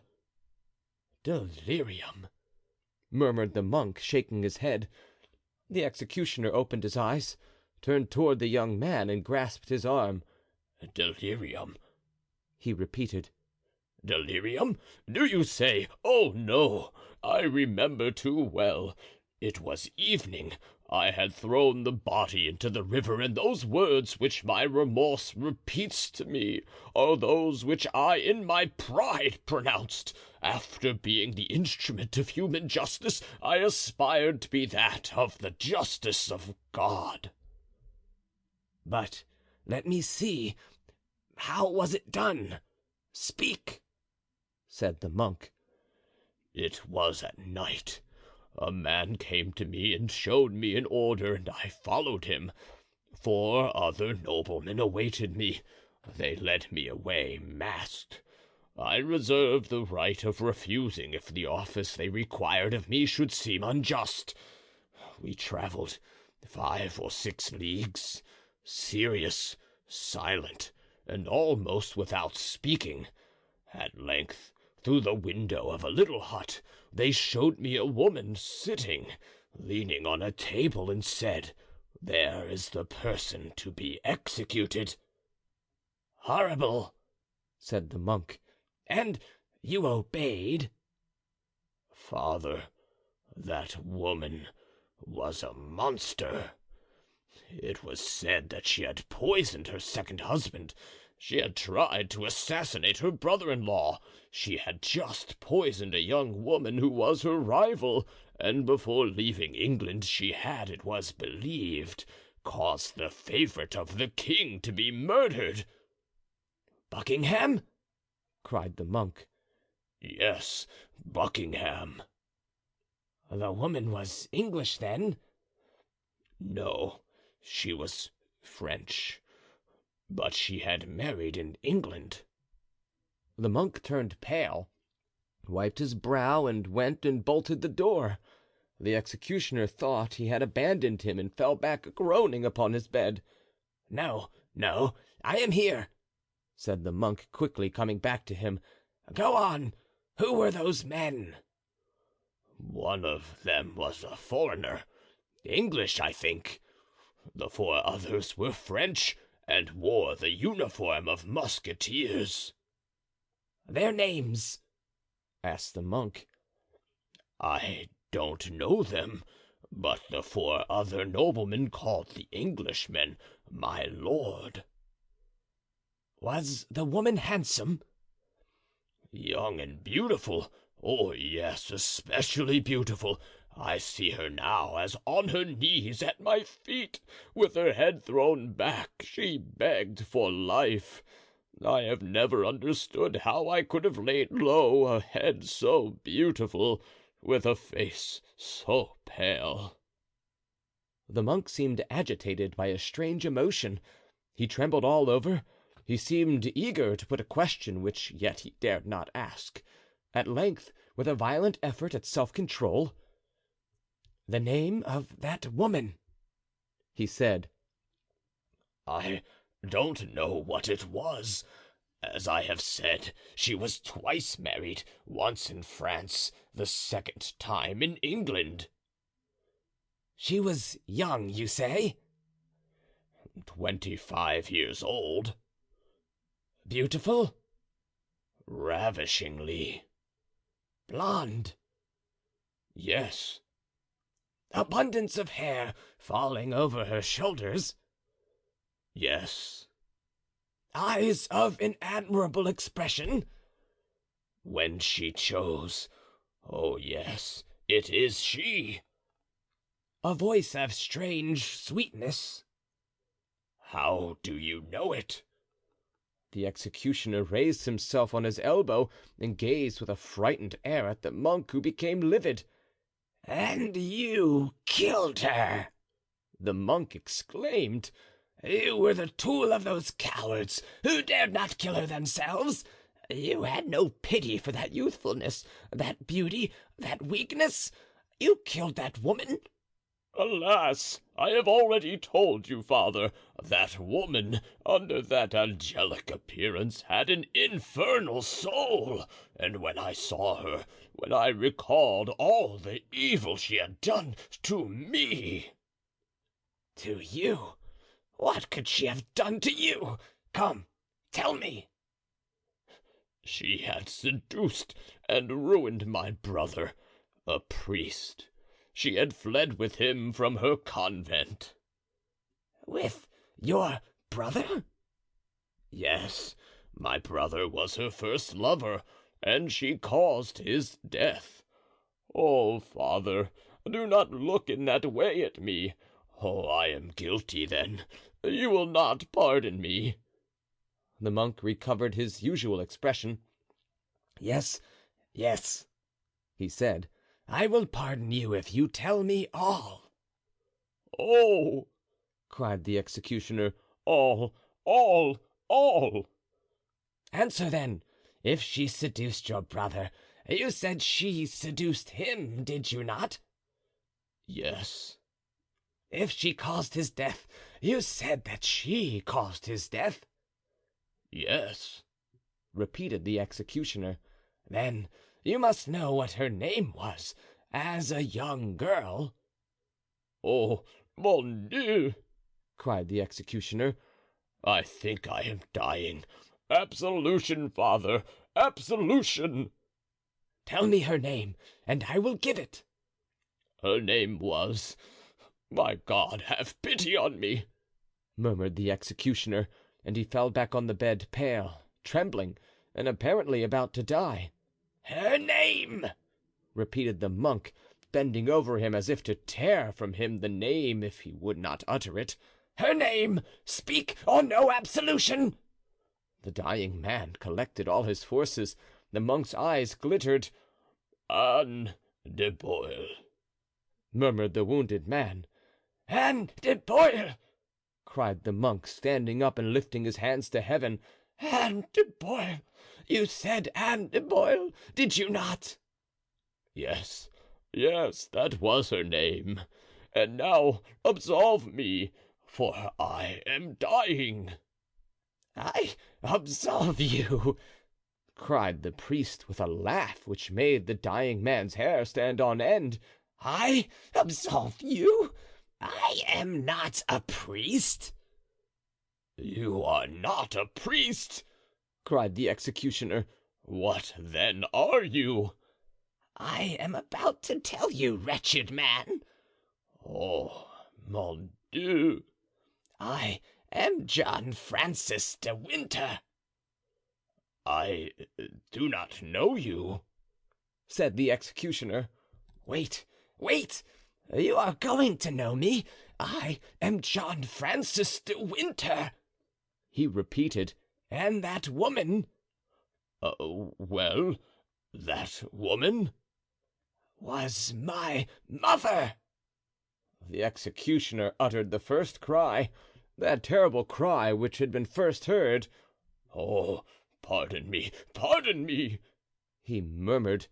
"If not in the name of God, at least in your own name; if not as a priest, then as a son." "Pardon you!" cried the pretended monk. "Pardon you! Perhaps God will pardon you, but I never." "For pity's sake," said the executioner, extending his arms. "No pity for him who had no pity. Die, impenitent, die in despair, die and be damned." And drawing a poniard from beneath his robe, he thrust it into the breast of the wounded man, saying, "Here is my absolution." Then was heard that second cry, not so loud as the first, and followed by a long groan. The executioner, who had lifted himself up, fell back upon his bed. As to the monk, without withdrawing the poniard from the wound, he ran to the window, opened it, leaped out into the flowers of a small garden, glided onward to the stable, took out his mule, went out by a back gate, ran to a neighboring thicket, threw off his monkish garb, took from his valise the complete habiliment of a cavalier, clothed himself in it, went on foot to the first post, secured there a horse, and continued with a loose rein his journey to Paris. End of Chapter 32. Recording by John Van Stan. Savannah, Georgia. Grimaud speaks. Grimaud was left alone with the executioner, who in a few moments opened his eyes. "Help, help," he murmured. "Oh God, have I not a single friend in the world who will aid me either to live or to die?" "Take courage," said Grimaud. "They are gone to find assistance." "Who are you?" asked the wounded man, fixing his half-opened eyes on Grimaud. "An old acquaintance," replied Grimaud. "You?" And the wounded man sought to recall the features of the person now before him. "Under what circumstances did we meet?" he asked again. "One night, 20 years ago, my master fetched you from Bethune and conducted you to Armentières." "I know you well now," said the executioner. "You were one of the 4 grooms." "Just so." "Where do you come from now?" "I was passing by and drew up at this inn to rest my horse. They told me the executioner of Bethune was here and wounded. When you uttered 2 piercing cries, at the first we ran to the door, and at the second forced it open." "And the monk?" exclaimed the executioner. "Did you see the monk?" "What monk?" "The monk that was shut in with me." "No, he was no longer here. He appears to have fled by the window. Was he the man that stabbed you?" "Yes," said the executioner. Grimaud moved as if to leave the room. "What are you going to do?" asked the wounded man. "He must be apprehended." "Do not attempt it. He has revenged himself and has done well. Now I may hope that God will forgive me, since my crime is expiated." "Explain yourself," said Grimaud. "The woman whom you and your masters commanded me to kill." "Milady?" "Yes, Milady. It is true you called her thus." "What has the monk to do with this Milady?" "She was his mother." Grimaud trembled and stared at the dying man in a dull and leaden manner. "His mother?" he repeated. "Yes, his mother." "But does he know this secret, then?" "I mistook him for a monk and revealed it to him in confession." "Unhappy man!" cried Grimaud, whose face was covered with sweat at the bare idea of the evil results such a revelation might cause. "Unhappy man, you named no one, I hope?" "I pronounced no name, for I knew none except his mother's, as a young girl, and it was by this name that he recognized her, but he knows that his uncle was among her judges." Thus speaking, he fell back exhausted. Grimaud, wishing to relieve him, advanced his hand toward the hilt of the dagger. "Touch me not," said the executioner. "If this dagger is withdrawn, I shall die." Grimaud remained with his hand extended. Then, striking his forehead, he exclaimed, "Oh, if this man should ever discover the names of the others, my master is lost." "Haste, haste to him and warn him," cried the wounded man. "If he still lives, warn his friends too. My death, believe me, will not be the end of this atrocious misadventure." "Where was the monk going?" asked Grimaud. "Toward Paris." "Who stopped him?" "Two young gentlemen, who were on their way to join the army, and the name of one of whom I heard his companion mention, the Viscount de Bragelonne." "And it was this young man who brought the monk to you? Then it was the will of God that it should be so, and this it is which makes it all so awful," continued Grimaud. "And yet that woman deserved her fate. Do you not think so?" "On one's deathbed, the crimes of others appear very small in comparison with one's own," said the executioner, and falling back exhausted, he closed his eyes. Grimaud was reluctant to leave the man alone, and yet he perceived the necessity of starting at once to bear these tidings to the Comte de la Fere. Whilst he thus hesitated, the host re-entered the room, followed not only by a surgeon, but by many other persons whom curiosity had attracted to the spot. The surgeon approached the dying man, who seemed to have fainted. "We must first extract the steel from the side," said he, shaking his head in a significant manner. The prophecy which the wounded man had just uttered recurred to Grimaud, who turned away his head. The weapon, as we have already stated, was plunged into the body to the hilt, and as the surgeon, taking it by the end, drew it forth, the wounded man opened his eyes and fixed them on him in a manner truly frightful. When at last the blade had been entirely withdrawn, a red froth issued from the mouth of the wounded man, and a stream of blood spouted afresh from the wound when he at length drew breath. Then, fixing his eyes upon Grimaud with a singular expression, the dying man uttered the last death rattle and expired. Then Grimaud, lifting the dagger from the pool of blood which was gliding along the room, to the horror of all present, made a sign to the host to follow him, paid him with a generosity worthy of his master, and again mounted his horse. Grimaud's first intention had been to return to Paris, but he remembered the anxiety which his prolonged absence might occasion Raoul, and reflecting that there were now only 2 miles between the vicomte and himself, and a quarter of an hour's riding would unite them, and that the going, returning, and explanation would not occupy an hour, he put spurs to his horse, and a few minutes after had reached the only inn of Mazingarbe. Raoul was seated at table with the Count Guiche and his tutor, when all at once the door opened and Grimaud presented himself, travel-stained, dirty, and sprinkled with the blood of the unhappy executioner. "Grimaud, my good Grimaud!" exclaimed Raoul. "Here you are at last. Excuse me, sirs, this is not a servant but a friend. How did you leave the count?" continued he. "Does he regret me a little? Have you seen him since I left him? Answer, for I have many things to tell you too. Indeed, the last 3 days some odd adventures have happened. But what is the matter? How pale you are! And blood, too! What is this?" "It is the blood of the unfortunate man whom you left at the inn and who died in my arms." "In your arms? That man? But know you who he was?" "He used to be the headsman of Bethune." "You knew him? And he is dead?" "Yes." "Well, sir," said D'Arminges, "it is the common lot. Even an executioner is not exempted.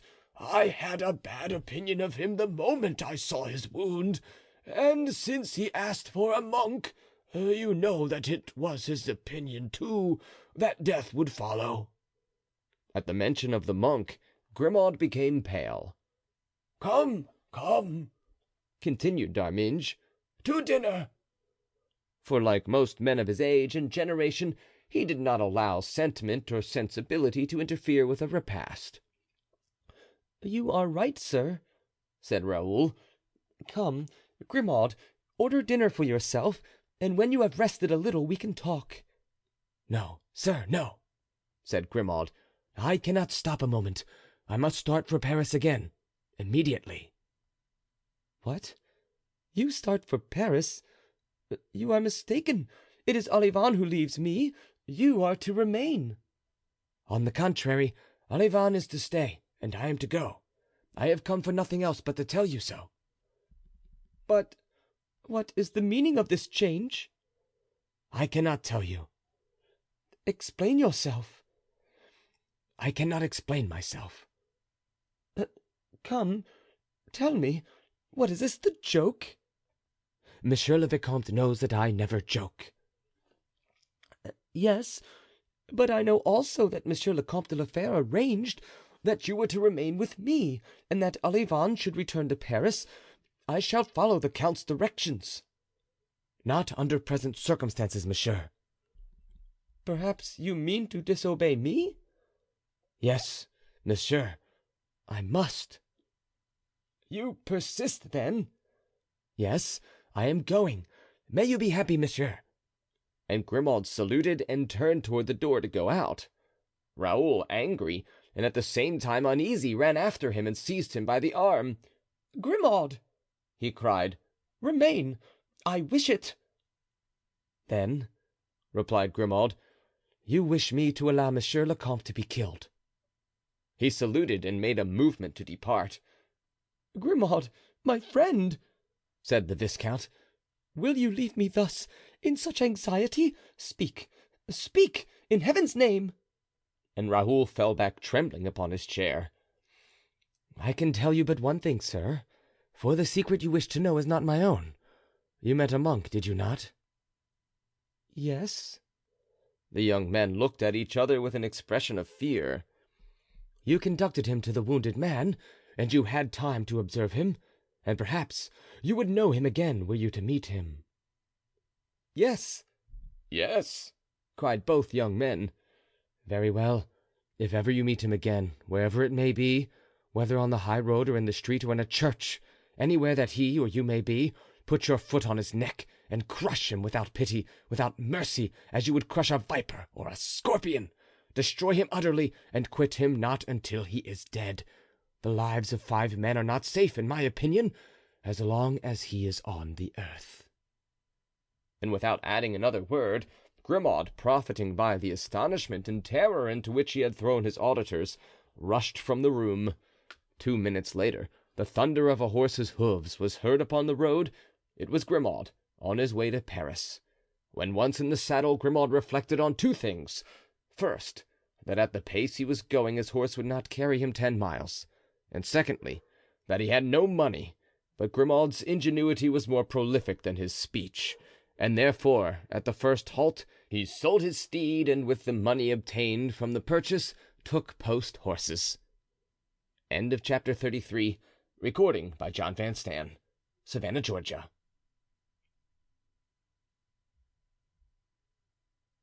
On the eve of battle. Raoul was aroused from his somber reflections by his host, who rushed into the apartment crying, "The Spaniards! The Spaniards!" That cry was of such importance as to overcome all preoccupation. The young men made inquiries and ascertained that the enemy was advancing by way of Houdan and Bethune.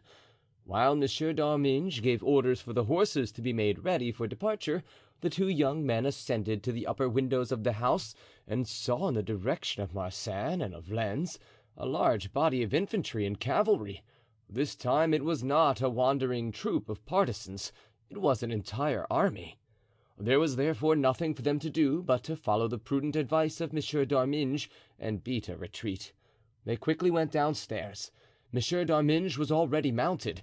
Olivain had ready the horses of the young men, and the lackeys of the Count de Guiche guarded carefully between them the Spanish prisoner, mounted on a pony which had been bought for his use.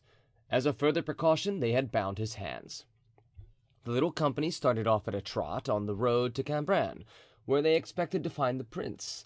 But he was no longer there, having withdrawn on the previous evening to La Bassée, misled by false intelligence of the enemy's movements. Deceived by this intelligence, he had concentrated his forces between Vieille-Chapelle and La Venthie, and after a reconnaissance along the entire line, in company with Marshal de Gramont, he had returned and seated himself before a table with his officers around him.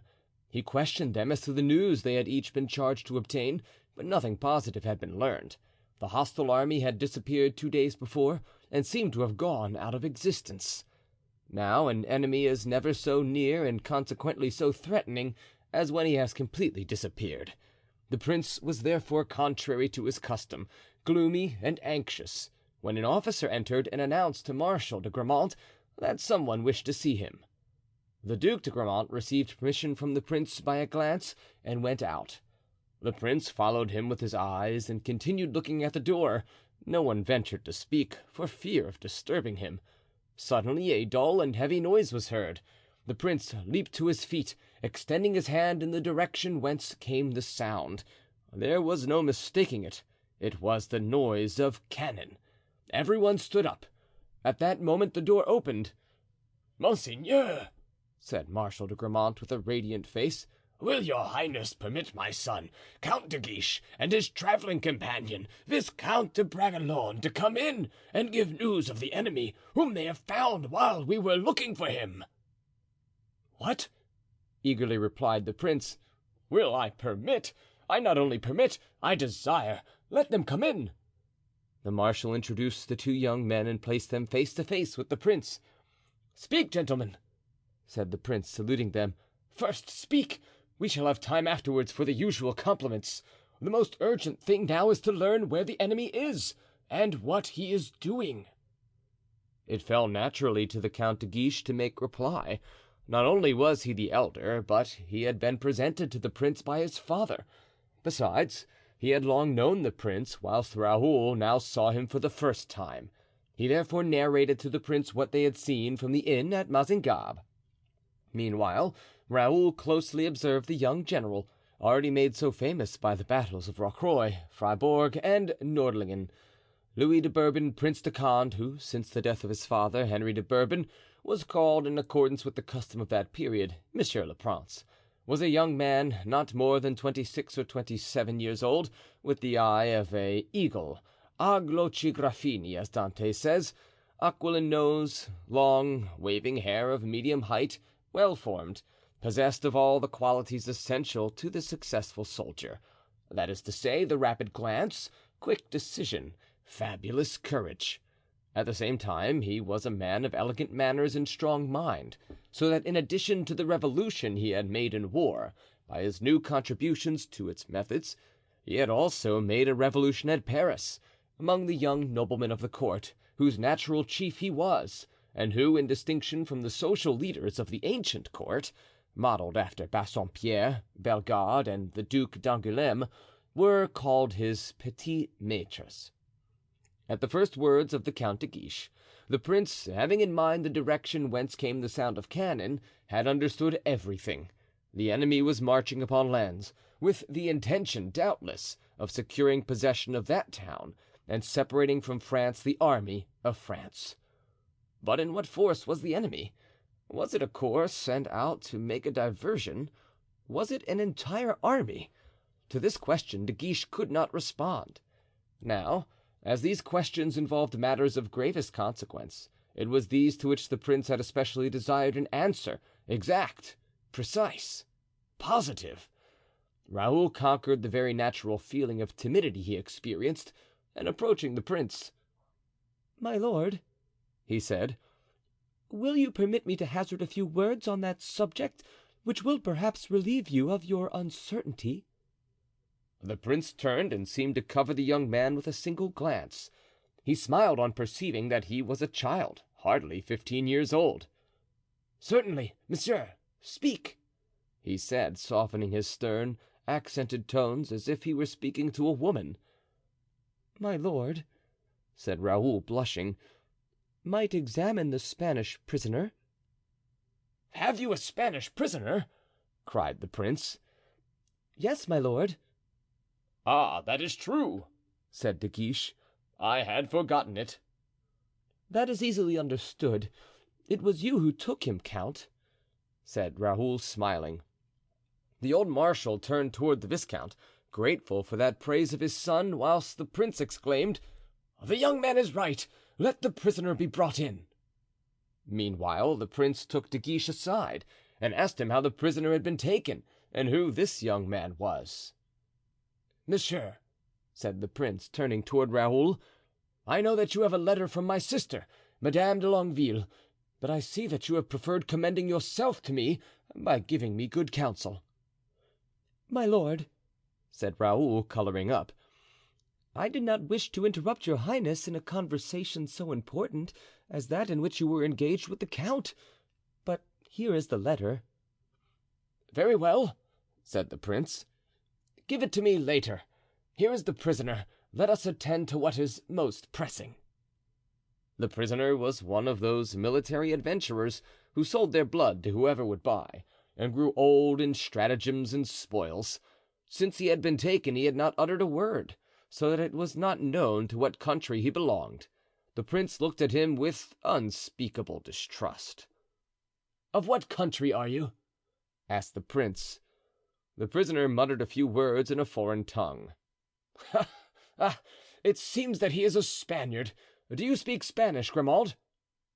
"Faith, my lord, but indifferently."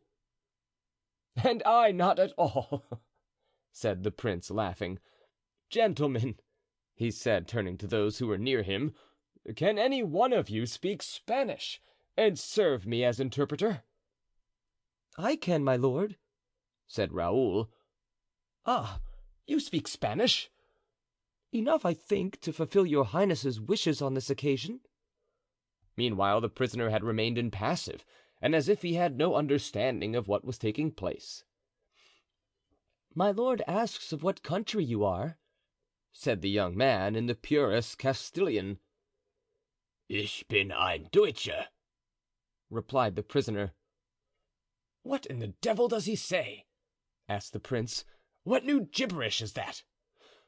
"He says he is German, my lord," replied Raoul, "but I doubt it, for his accent is bad and his pronunciation defective." "Then you speak German also?" asked the prince.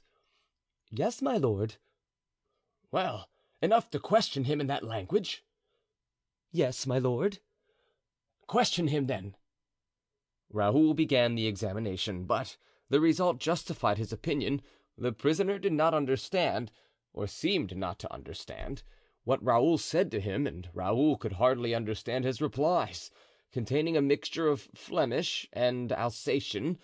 However, amidst all the prisoner's efforts to elude a systematic examination, Raoul had recognized his natural accent. "Non siete Spagnuolo," he said.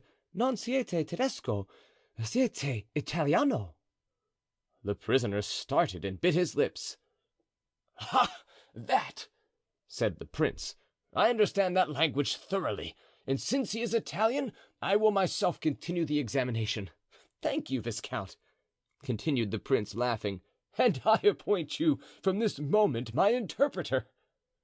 But the prisoner was not less unwilling to respond in Italian than in the other languages. His aim was to elude the examination. Therefore he knew nothing either of the enemy's numbers, or of those in command, or of the purpose of the army. "Very good," said the prince, understanding the reason of that ignorance. "The man was caught in the act of assassination and robbery. He might have purchased his life by speaking. He doesn't wish to speak. Take him out and shoot him." The prisoner turned pale. The two soldiers who had brought him in took him, each by one arm, and led him toward the door, whilst the prince, turning to Marshal de Grammont, seemed to have already forgotten the order he had given. When he reached the threshold of the door, the prisoners stopped. The soldiers, who knew only their orders, attempted to force him along. "One moment," said the prisoner in French. "I am ready to speak, my lord." "Ha, ha, ha, ha!" said the prince, laughing. "I thought we should come to that. I have a sure method of limbering tongues. Young men, take advantage of it against the time when you may be in command." "But on condition," continued the prisoner, "that your highness will swear that my life shall be safe." "Upon my honor," said the prince. "Question, then, my lord." "Where did the army cross the Lys?" "Between Saint Venant and Aire." "By whom is it commanded?" "By Count de Fuonsaldagna, General Beck, and the archduke." "Of how many does it consist?" 18,000 men and 36 cannon. "And its aim is?" "Lens." "You see, gentlemen," said the prince, turning with a triumphant air toward Marshal de Grammont and the other officers. "Yes, my lord," said the marshal, "you have divined all that was possible to human genius." "Recall Le Plessis, Bellievre, Villequier, and Derlac," said the prince. "Recall all the troops that are on this side of the Lys. Let them hold themselves in readiness to march tonight. Tomorrow, according to all probability, we shall attack the enemy." "But, my lord," said Marshal de Grammont, "consider that when we have collected all our forces, we shall have hardly 13,000 men." "Monsieur le Marechal," said the prince, with that wonderful glance that was peculiar to him, "it is with small armies that great battles are won." Then turning toward the prisoner, "Take away that man," he said, "and keep him carefully in sight. His life is dependent on the information he has given us. If it is true, he shall be free; if false, let him be shot." The prisoner was led away. "Count de Guiche," said the prince, "it is a long time since you saw your father. Remain here with him.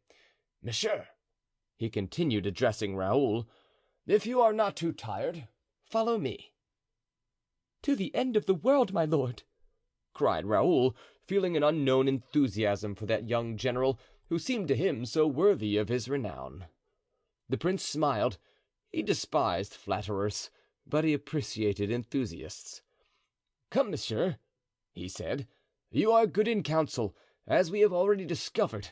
Tomorrow we shall know if you are good in action." "And I," said the marshal, "what am I to do?" "Wait here to receive the troops. I shall either return for them myself or shall send a courier directing you to bring them to me. 20 guards, well mounted, are all that I shall need for my escort." "That is very few," said the marshal. "It is enough," replied the prince. "Have you a good horse, Monsieur de Bragelonne?" "My horse was killed this morning, my lord, and I am mounted provisionally on my lackeys." "Choose for yourself in my stables the horse you like best. No false modesty. Take the best horse you can find. You will need it this evening. Perhaps you will certainly need it tomorrow." Raoul didn't wait to be told twice. He knew that with superiors, especially when those superiors are princes, the highest politeness is to obey without delay or argument. He went down to the stables, picked out a piebald Andalusian horse, saddled and bridled it for himself, for Athos had advised him to trust no one with those important offices at a time of danger, and went to rejoin the prince, who at that moment mounted his horse. "Now, monsieur," he said to Raoul, "will you give me the letter you have brought?" Raoul handed the letter to the prince. "Keep near me," said the latter. The prince threw his bridle over the pommel of the saddle, as he was wont to do when he wished to have both hands free, unsealed the letter of Madame de Longueville, and started at a gallop on the road to Lens, attended by Raoul and his small escort, whilst messengers sent to recall the troops set out with a loose rein in other directions. The prince read as he hastened on. "Monsieur," he said after a moment, "they tell me great things of you. I have only to say, after the little that I have seen and heard, that I think even better of you than I have been told." Raoul bowed.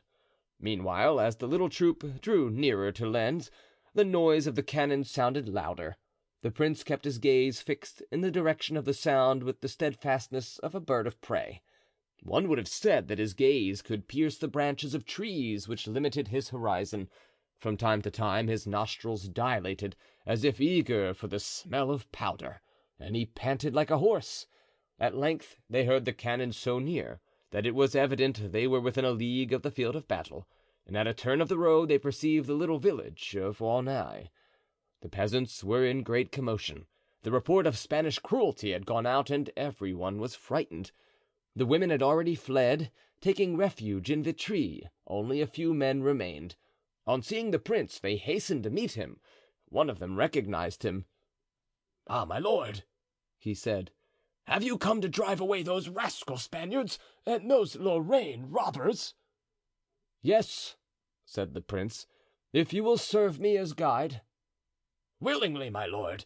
Where does your highness wish to go?" "To some elevated spot, whence I can look down on Lens and the surrounding country." "In that case, I'm your man." "I can trust you. You are a true Frenchman." "I am an old soldier of Rocroi, my lord." "Here," said the prince, handing him a purse.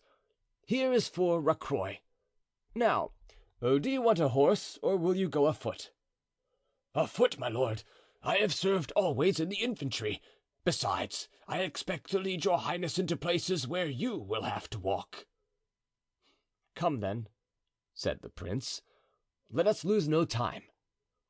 The peasant started off, running before the prince's horse. Then 100 steps from the village he took a narrow road hidden at the bottom of the valley.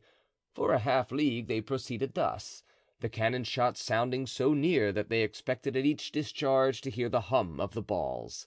At length they entered a path which, going out from the road, skirted the mountainside. The prince dismounted, ordered one of his aides and Raoul to follow his example, and directed the others to await his orders, keeping themselves meanwhile on the alert. He then began to ascend the path. In about 10 minutes they reached the ruins of an old chateau. Those ruins crowned the summit of a hill which overlooked the surrounding country. At a distance of hardly a quarter of a league they looked down on Lens at bay, and before Lens the enemy's entire army. With a single glance the prince took in the extent of country that lay before him, from Lens as far as Vimy. In a moment the plan of the battle, which on the following day was to save France the second time from invasion, was unrolled in his mind. He took a pencil, tore a page from his tablets, and wrote: "My dear marshal, in an hour Lens will be in the enemy's possession. Come and rejoin me. Bring with you the whole army. I shall be at Vendin to place it in position. Tomorrow we shall retake Lens and beat the enemy." Then returning to Raoul, "Go, monsieur," he said, "ride fast and give this letter to Monsieur de Grammont." Raoul bowed, took the letter, went hastily down the mountain, leaped on his horse and set out at a gallop. A quarter of an hour later he was with the marshal. A portion of the troops had already arrived and the remainder was expected from moment to moment. Marshal de Grammont put himself at the head of all the available cavalry and infantry and took the road to Vendin, leaving the Duc de Chatillon to await and bring on the rest. All the artillery was ready to move and started off at a moment's notice. It was 7 o'clock in the evening when the marshal arrived at the appointed place. The prince awaited him there.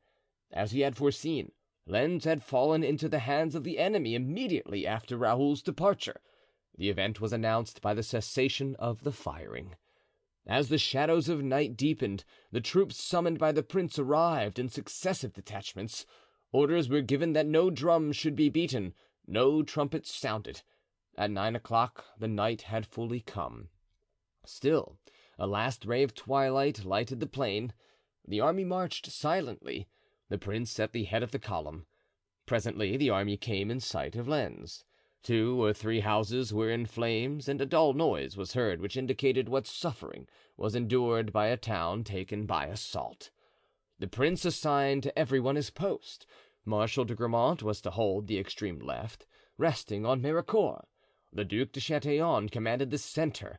Finally, the prince led the right wing, resting on Aunay. The order of battle on the morrow was to be that of the positions taken in the evening. Each one, on awaking, would find himself on the field of battle. The movement was executed in silence and with precision. At 10 o'clock, every one was in his appointed position. At 10:30, the prince visited the posts and gave his final orders for the following day. 3 things were especially urged upon the officers, who were to see that the soldiers observed them scrupulously. The first, that the different corps should so march that cavalry and infantry should be on the same line, and that each body should protect its gaps. The second, to go to the charge no faster than a walk. The third, to let the enemy fire first.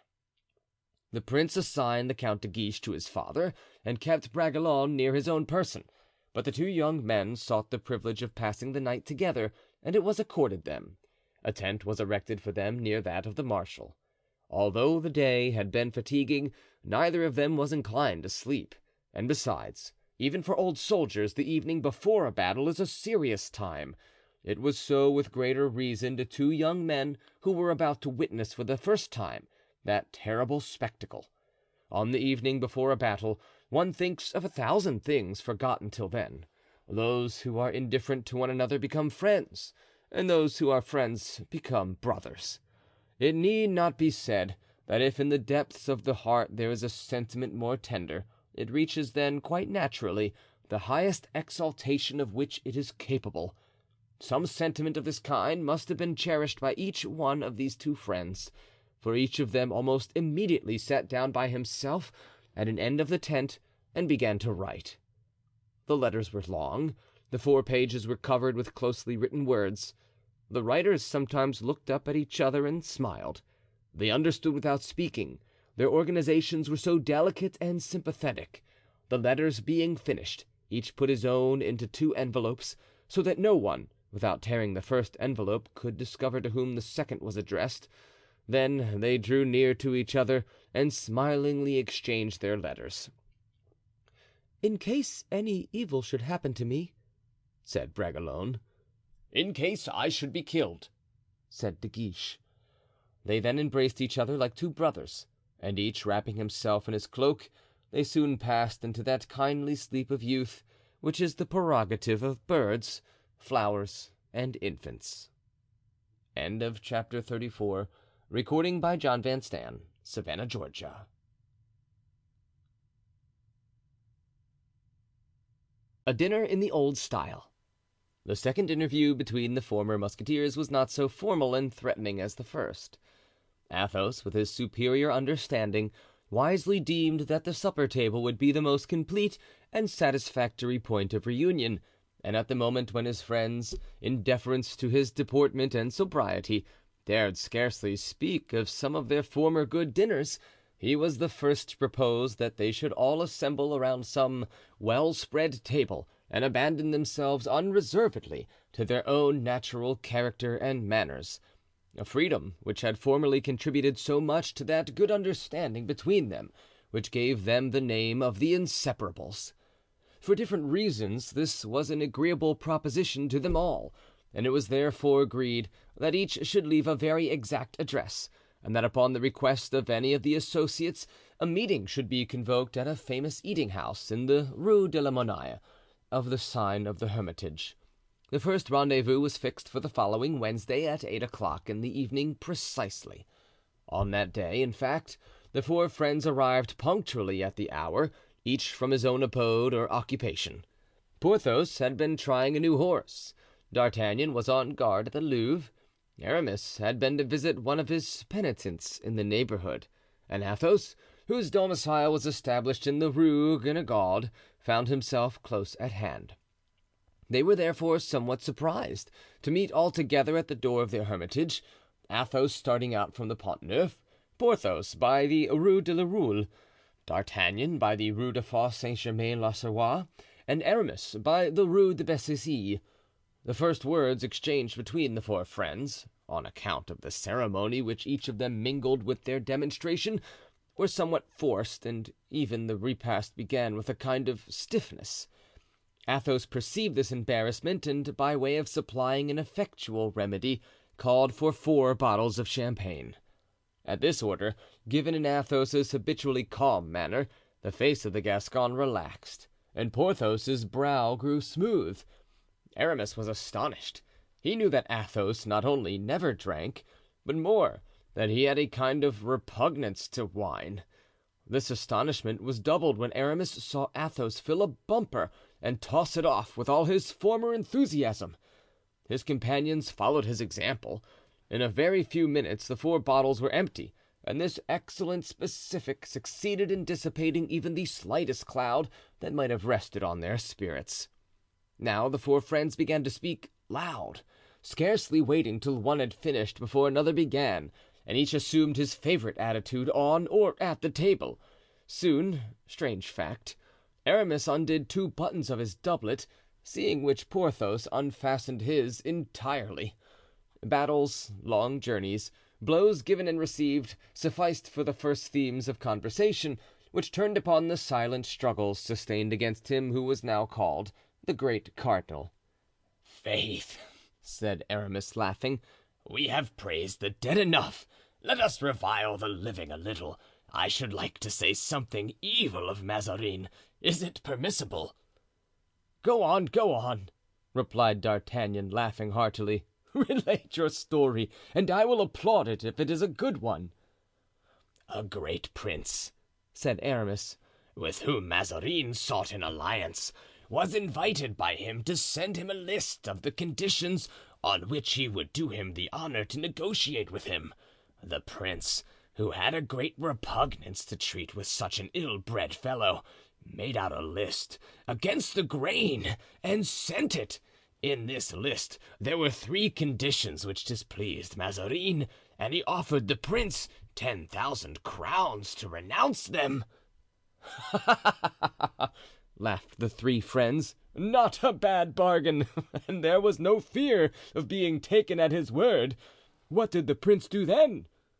"The prince immediately sent 50,000 francs to Mazarin, begging him never to write to him again, and offered 20,000 francs more on the condition that he would never speak to him.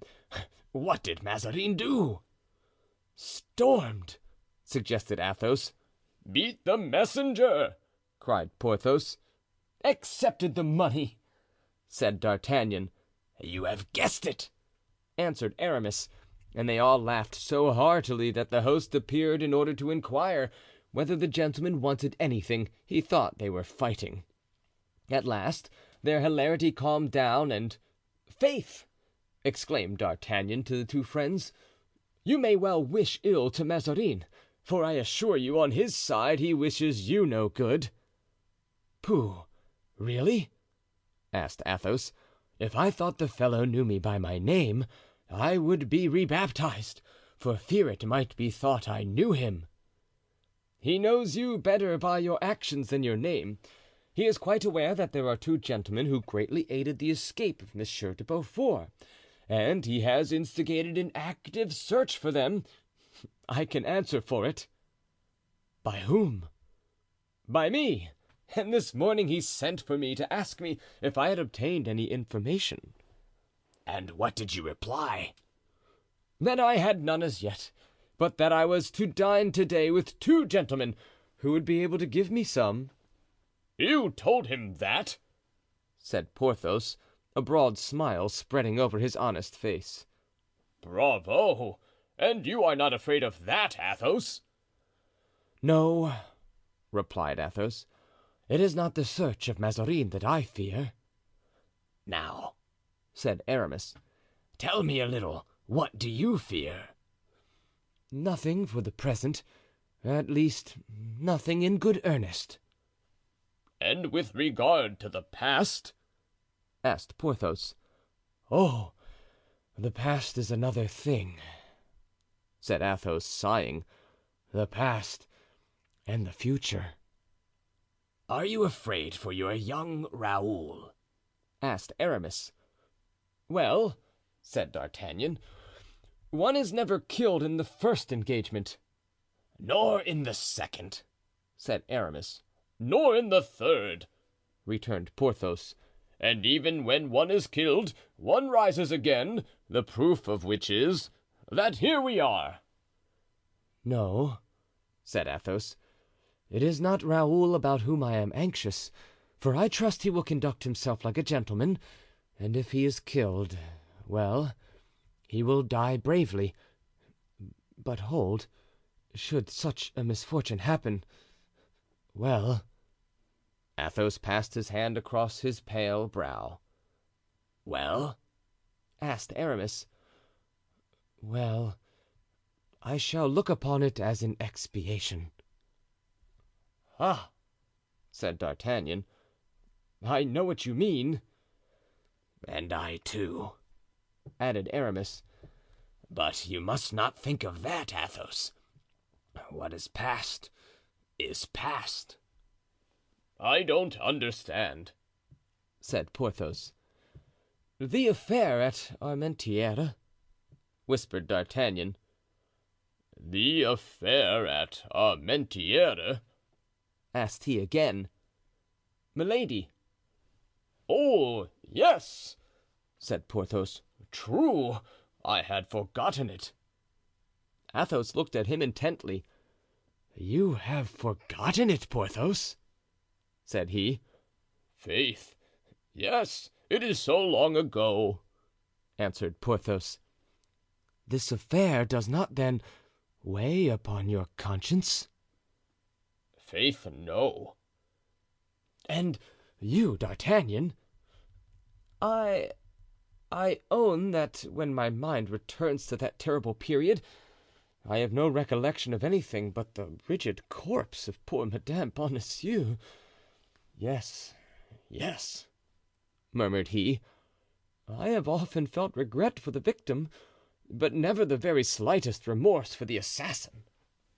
Athos shook his head doubtfully.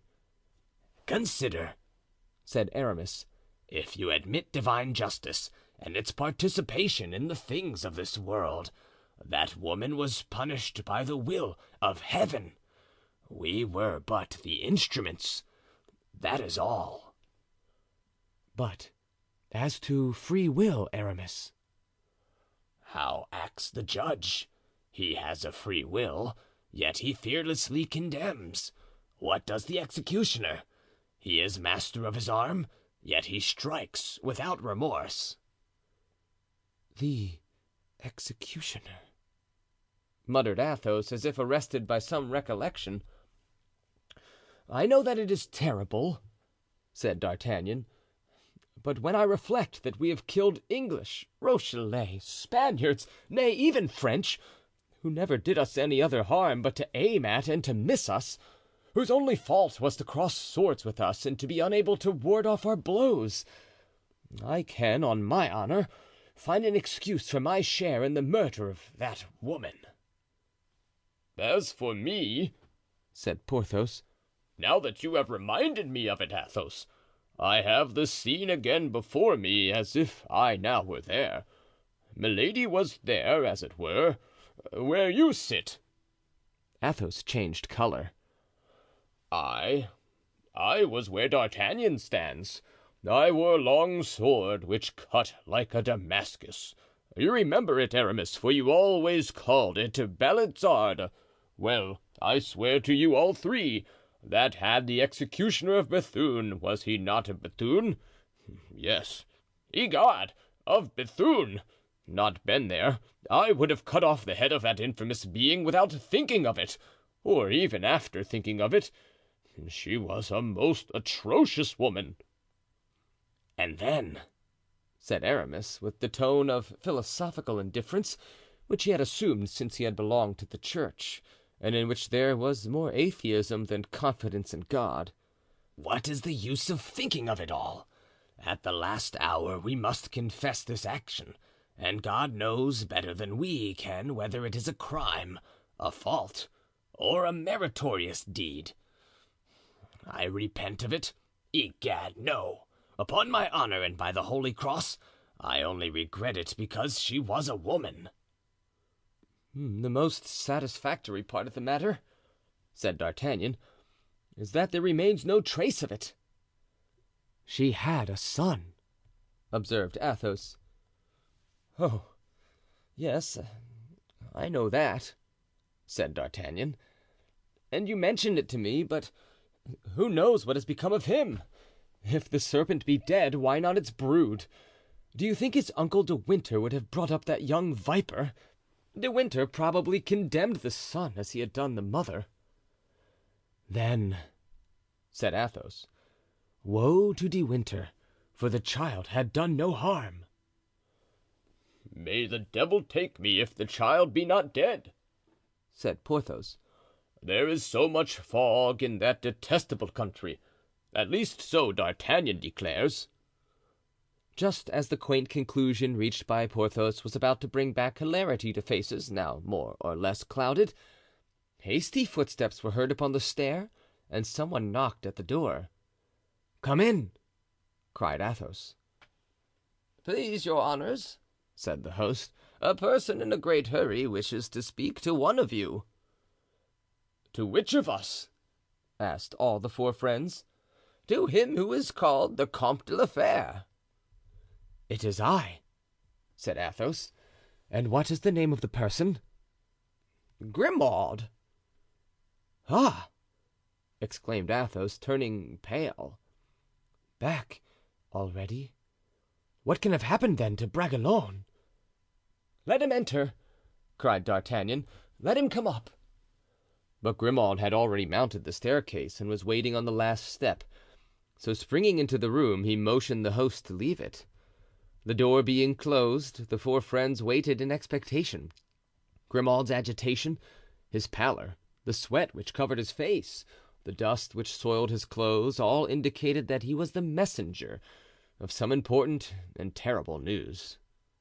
"Your honors," said he, "that woman had a child. That child has become a man. The tigress had a little one. The tiger has roused himself. He is ready to spring upon you. Beware!" Athos glanced around at his friends with a melancholy smile. Porthos turned to look at his sword, which was hanging on the wall. Aramis seized his knife. D'Artagnan rose. "What do you mean, Grimaud?" he exclaimed. "That Milady's son has left England, that he is in France, on his road to Paris, if he be not here already." "The devil he is!" said Porthos. "Are you sure of it?" "Certain," replied Grimaud. This announcement was received in silence. Grimaud was so breathless, so exhausted, that he had fallen back upon a chair. Athos filled a beaker with champagne and gave it to him. "Well, after all," said D'Artagnan, "supposing that he lives, that he comes to Paris. We have seen many others such. Let him come." "Yes," echoed Porthos, glancing affectionately at his sword still hanging on the wall. "We can wait for him. Let him come." "Moreover, he is but a child," said Aramis. Grimaud rose. "A child!" he exclaimed. "Do you know what he has done, this child? Disguised as a monk, he discovered the whole history in confession from the executioner of Bethune. And having confessed him, after having learned everything from him, he gave him absolution by planting this dagger into his heart. See, it is on fire yet with his hot blood, for it is not 30 hours since it was drawn from the wound." And Grimaud threw the dagger on the table. D'Artagnan, Porthos, and Aramis rose, and in one spontaneous motion rushed to their swords. Athos alone remained seated, calm and thoughtful. "And you say he is dressed as a monk, Grimaud?"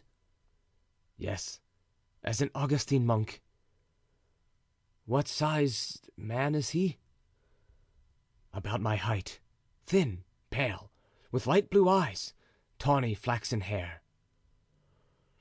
"And he did not see Raoul?" asked Athos. Yes, on the contrary, they met, and it was the viscount himself who conducted him to the bed of the dying man.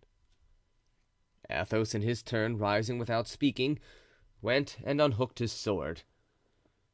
"Hi, sir," said D'Artagnan, trying not to laugh, "do you know we look very much like a flock of silly, mouse-evading women?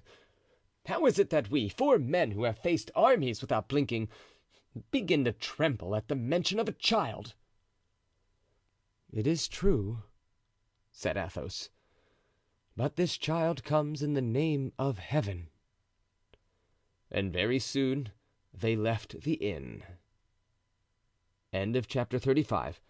Recording by John Van Stan, Savannah, Georgia.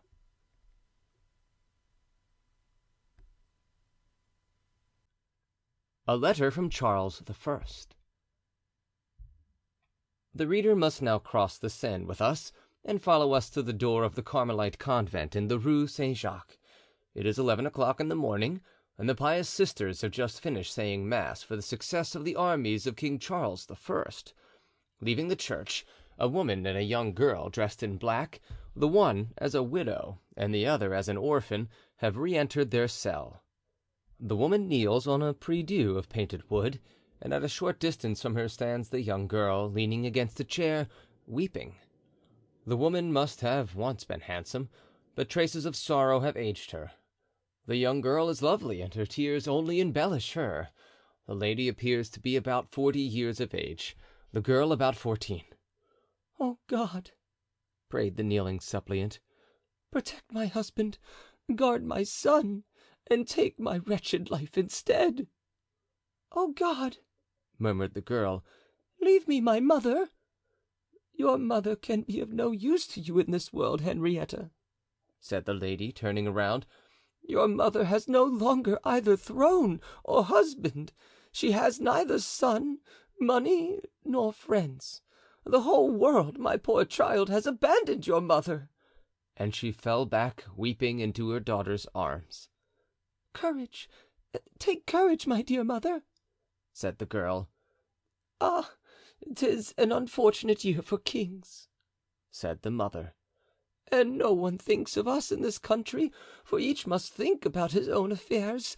As long as your brother was with me he kept me up, but he is gone and can no longer send us news of himself, either to me or to your father.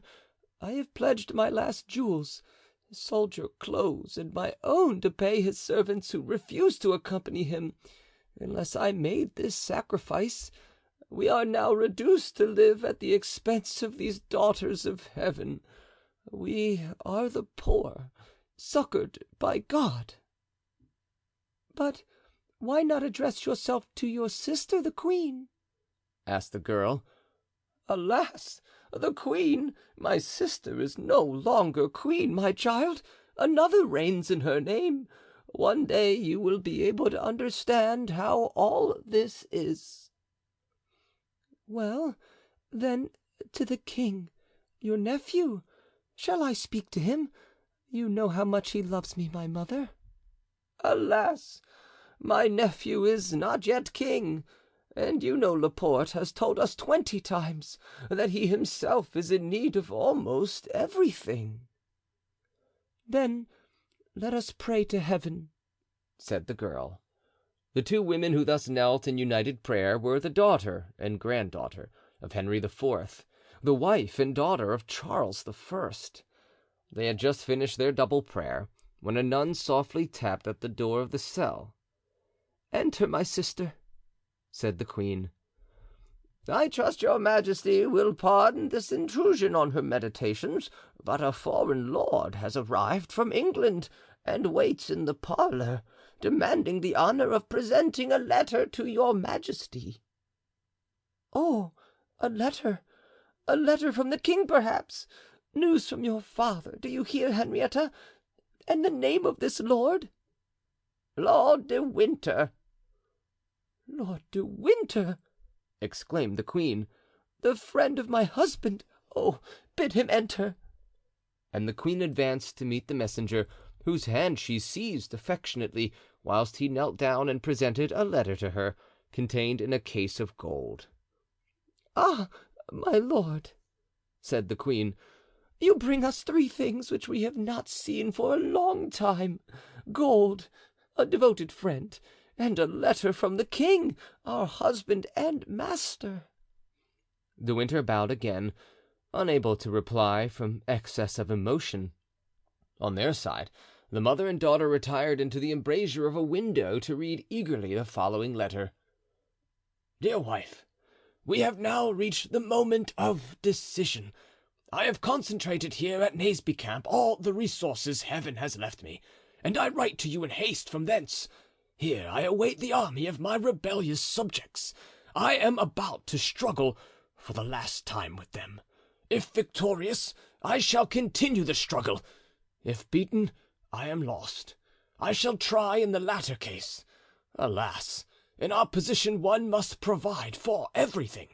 I shall try to gain the coast of France, but can they, will they receive an unhappy king who will bring such a sad story into a country already agitated by civil discord? Your wisdom and your affection must serve me as guides. The bearer of this letter will tell you, madame, what I dare not trust to pen and paper, and the risks of transit. He will explain to you the steps that I expect you to pursue. I charge him also with my blessing for my children, and with the sentiments of my soul for yourself, my dearest sweetheart." The letter bore the signature not of Charles King, but of Charles, still king. "And let him be no longer king," cried the queen. "Let him be conquered, exiled, proscribed, provided he still lives. Alas, in these days the throne is too dangerous a place for me to wish him to retain it. But, my lord, tell me," she continued, "hide nothing from me.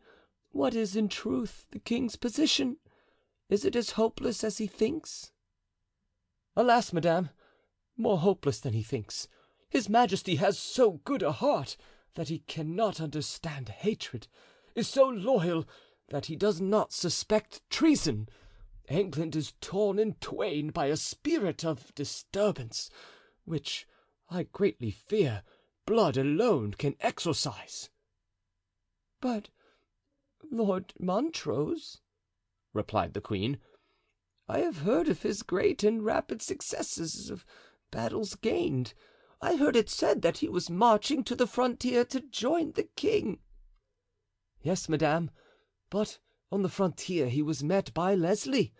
He had tried victory by means of superhuman undertakings. Now victory has abandoned him.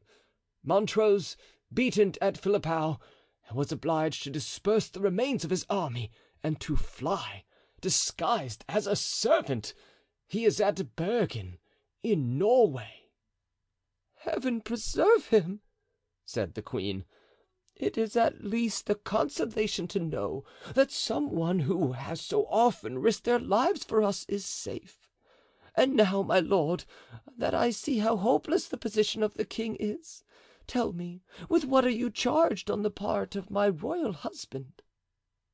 "Well, then, madame," said De Winter, "the king wishes you to try and discover the dispositions of the king and queen toward him."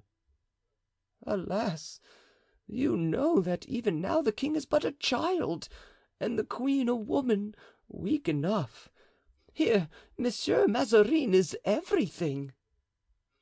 "Does he desire to play the part in France that Cromwell plays in England?" "Oh, no. He is a subtle, conscienceless Italian, who, though he very likely dreams of crime, dares not commit it, and unlike Cromwell, who disposes of both houses, Mazarin has had the queen to support him in his struggle with the parliament." "More reason, then, he should protect a king pursued by parliament." The queen shook her head despairingly. "If I judge for myself, my lord," she said, "the cardinal will do nothing, and will even perhaps act against us. The presence of my daughter and myself in France is already irksome to him. Much more so would be that of the king. My lord," added Henrietta with a melancholy smile, "it is sad and almost shameful to be obliged to say that we have passed the winter in the Louvre without money, without linen, almost without bread, and often not rising from bed because we wanted fire." "Horrible!" cried De Winter. "The daughter of Henry IV. and the wife of King Charles! Wherefore did you not apply, then, madame, to the first person you saw from us?" "Such is the hospitality shown to a queen by the minister from whom a king demands it." "But I heard that a marriage between the Prince of Wales and Mademoiselle d'Orleans was spoken of," said De Winter. "Yes, for an instant I hoped it was so. The young people felt a mutual esteem, but the queen, who at first sanctioned their affection, changed her mind, and Monsieur, the Duc d'Orleans, who had encouraged the familiarity between them, has forbidden his daughter to think any more about the union. Oh, my lord," continued the queen, without restraining her tears, "it is better to fight as the king has done, and to die, as perhaps he will, than live in beggary like me." "Courage, madame, courage. Do not despair. The interests of the French crown, endangered at this moment, are to discountenance rebellion in a neighboring nation. Mazarin, as a statesman, will understand the politic necessity." "Are you sure," said the queen doubtfully, "that you have not been forestalled?" "By whom?" "By the Joyces, the Prinns, the Cromwells." "By a tailor, a coachmaker, a brewer? Ha! I hope, madame, that the cardinal will not enter in negotiations with such men." "Ah, what is he himself?" asked Madame Henrietta. "But for the honor of the king, of the queen." "Well, let us hope he will do something for the sake of our honor," said the queen. "A true friend's eloquence is so powerful, my lord, that you have reassured me. Give me your hand and let us go to the minister. And yet," she added, "suppose he should refuse and that the king loses the battle?" "His majesty will then take refuge in Holland, where I hear his highness the Prince of Wales now is." "And can his majesty count upon many such subjects as yourself for his flight?" "Alas, no, madame," answered De Winter, "but the case is provided for, and I am come to France to seek allies." "Allies?" said the queen, shaking her head. "Madame," replied De Winter, "provided I can find some of my good old friends of former times, I will answer for anything." "Come then, my lord," said the queen, with the painful doubt that is felt by those who have suffered much. "Come, and may Heaven hear you." Chapter 36.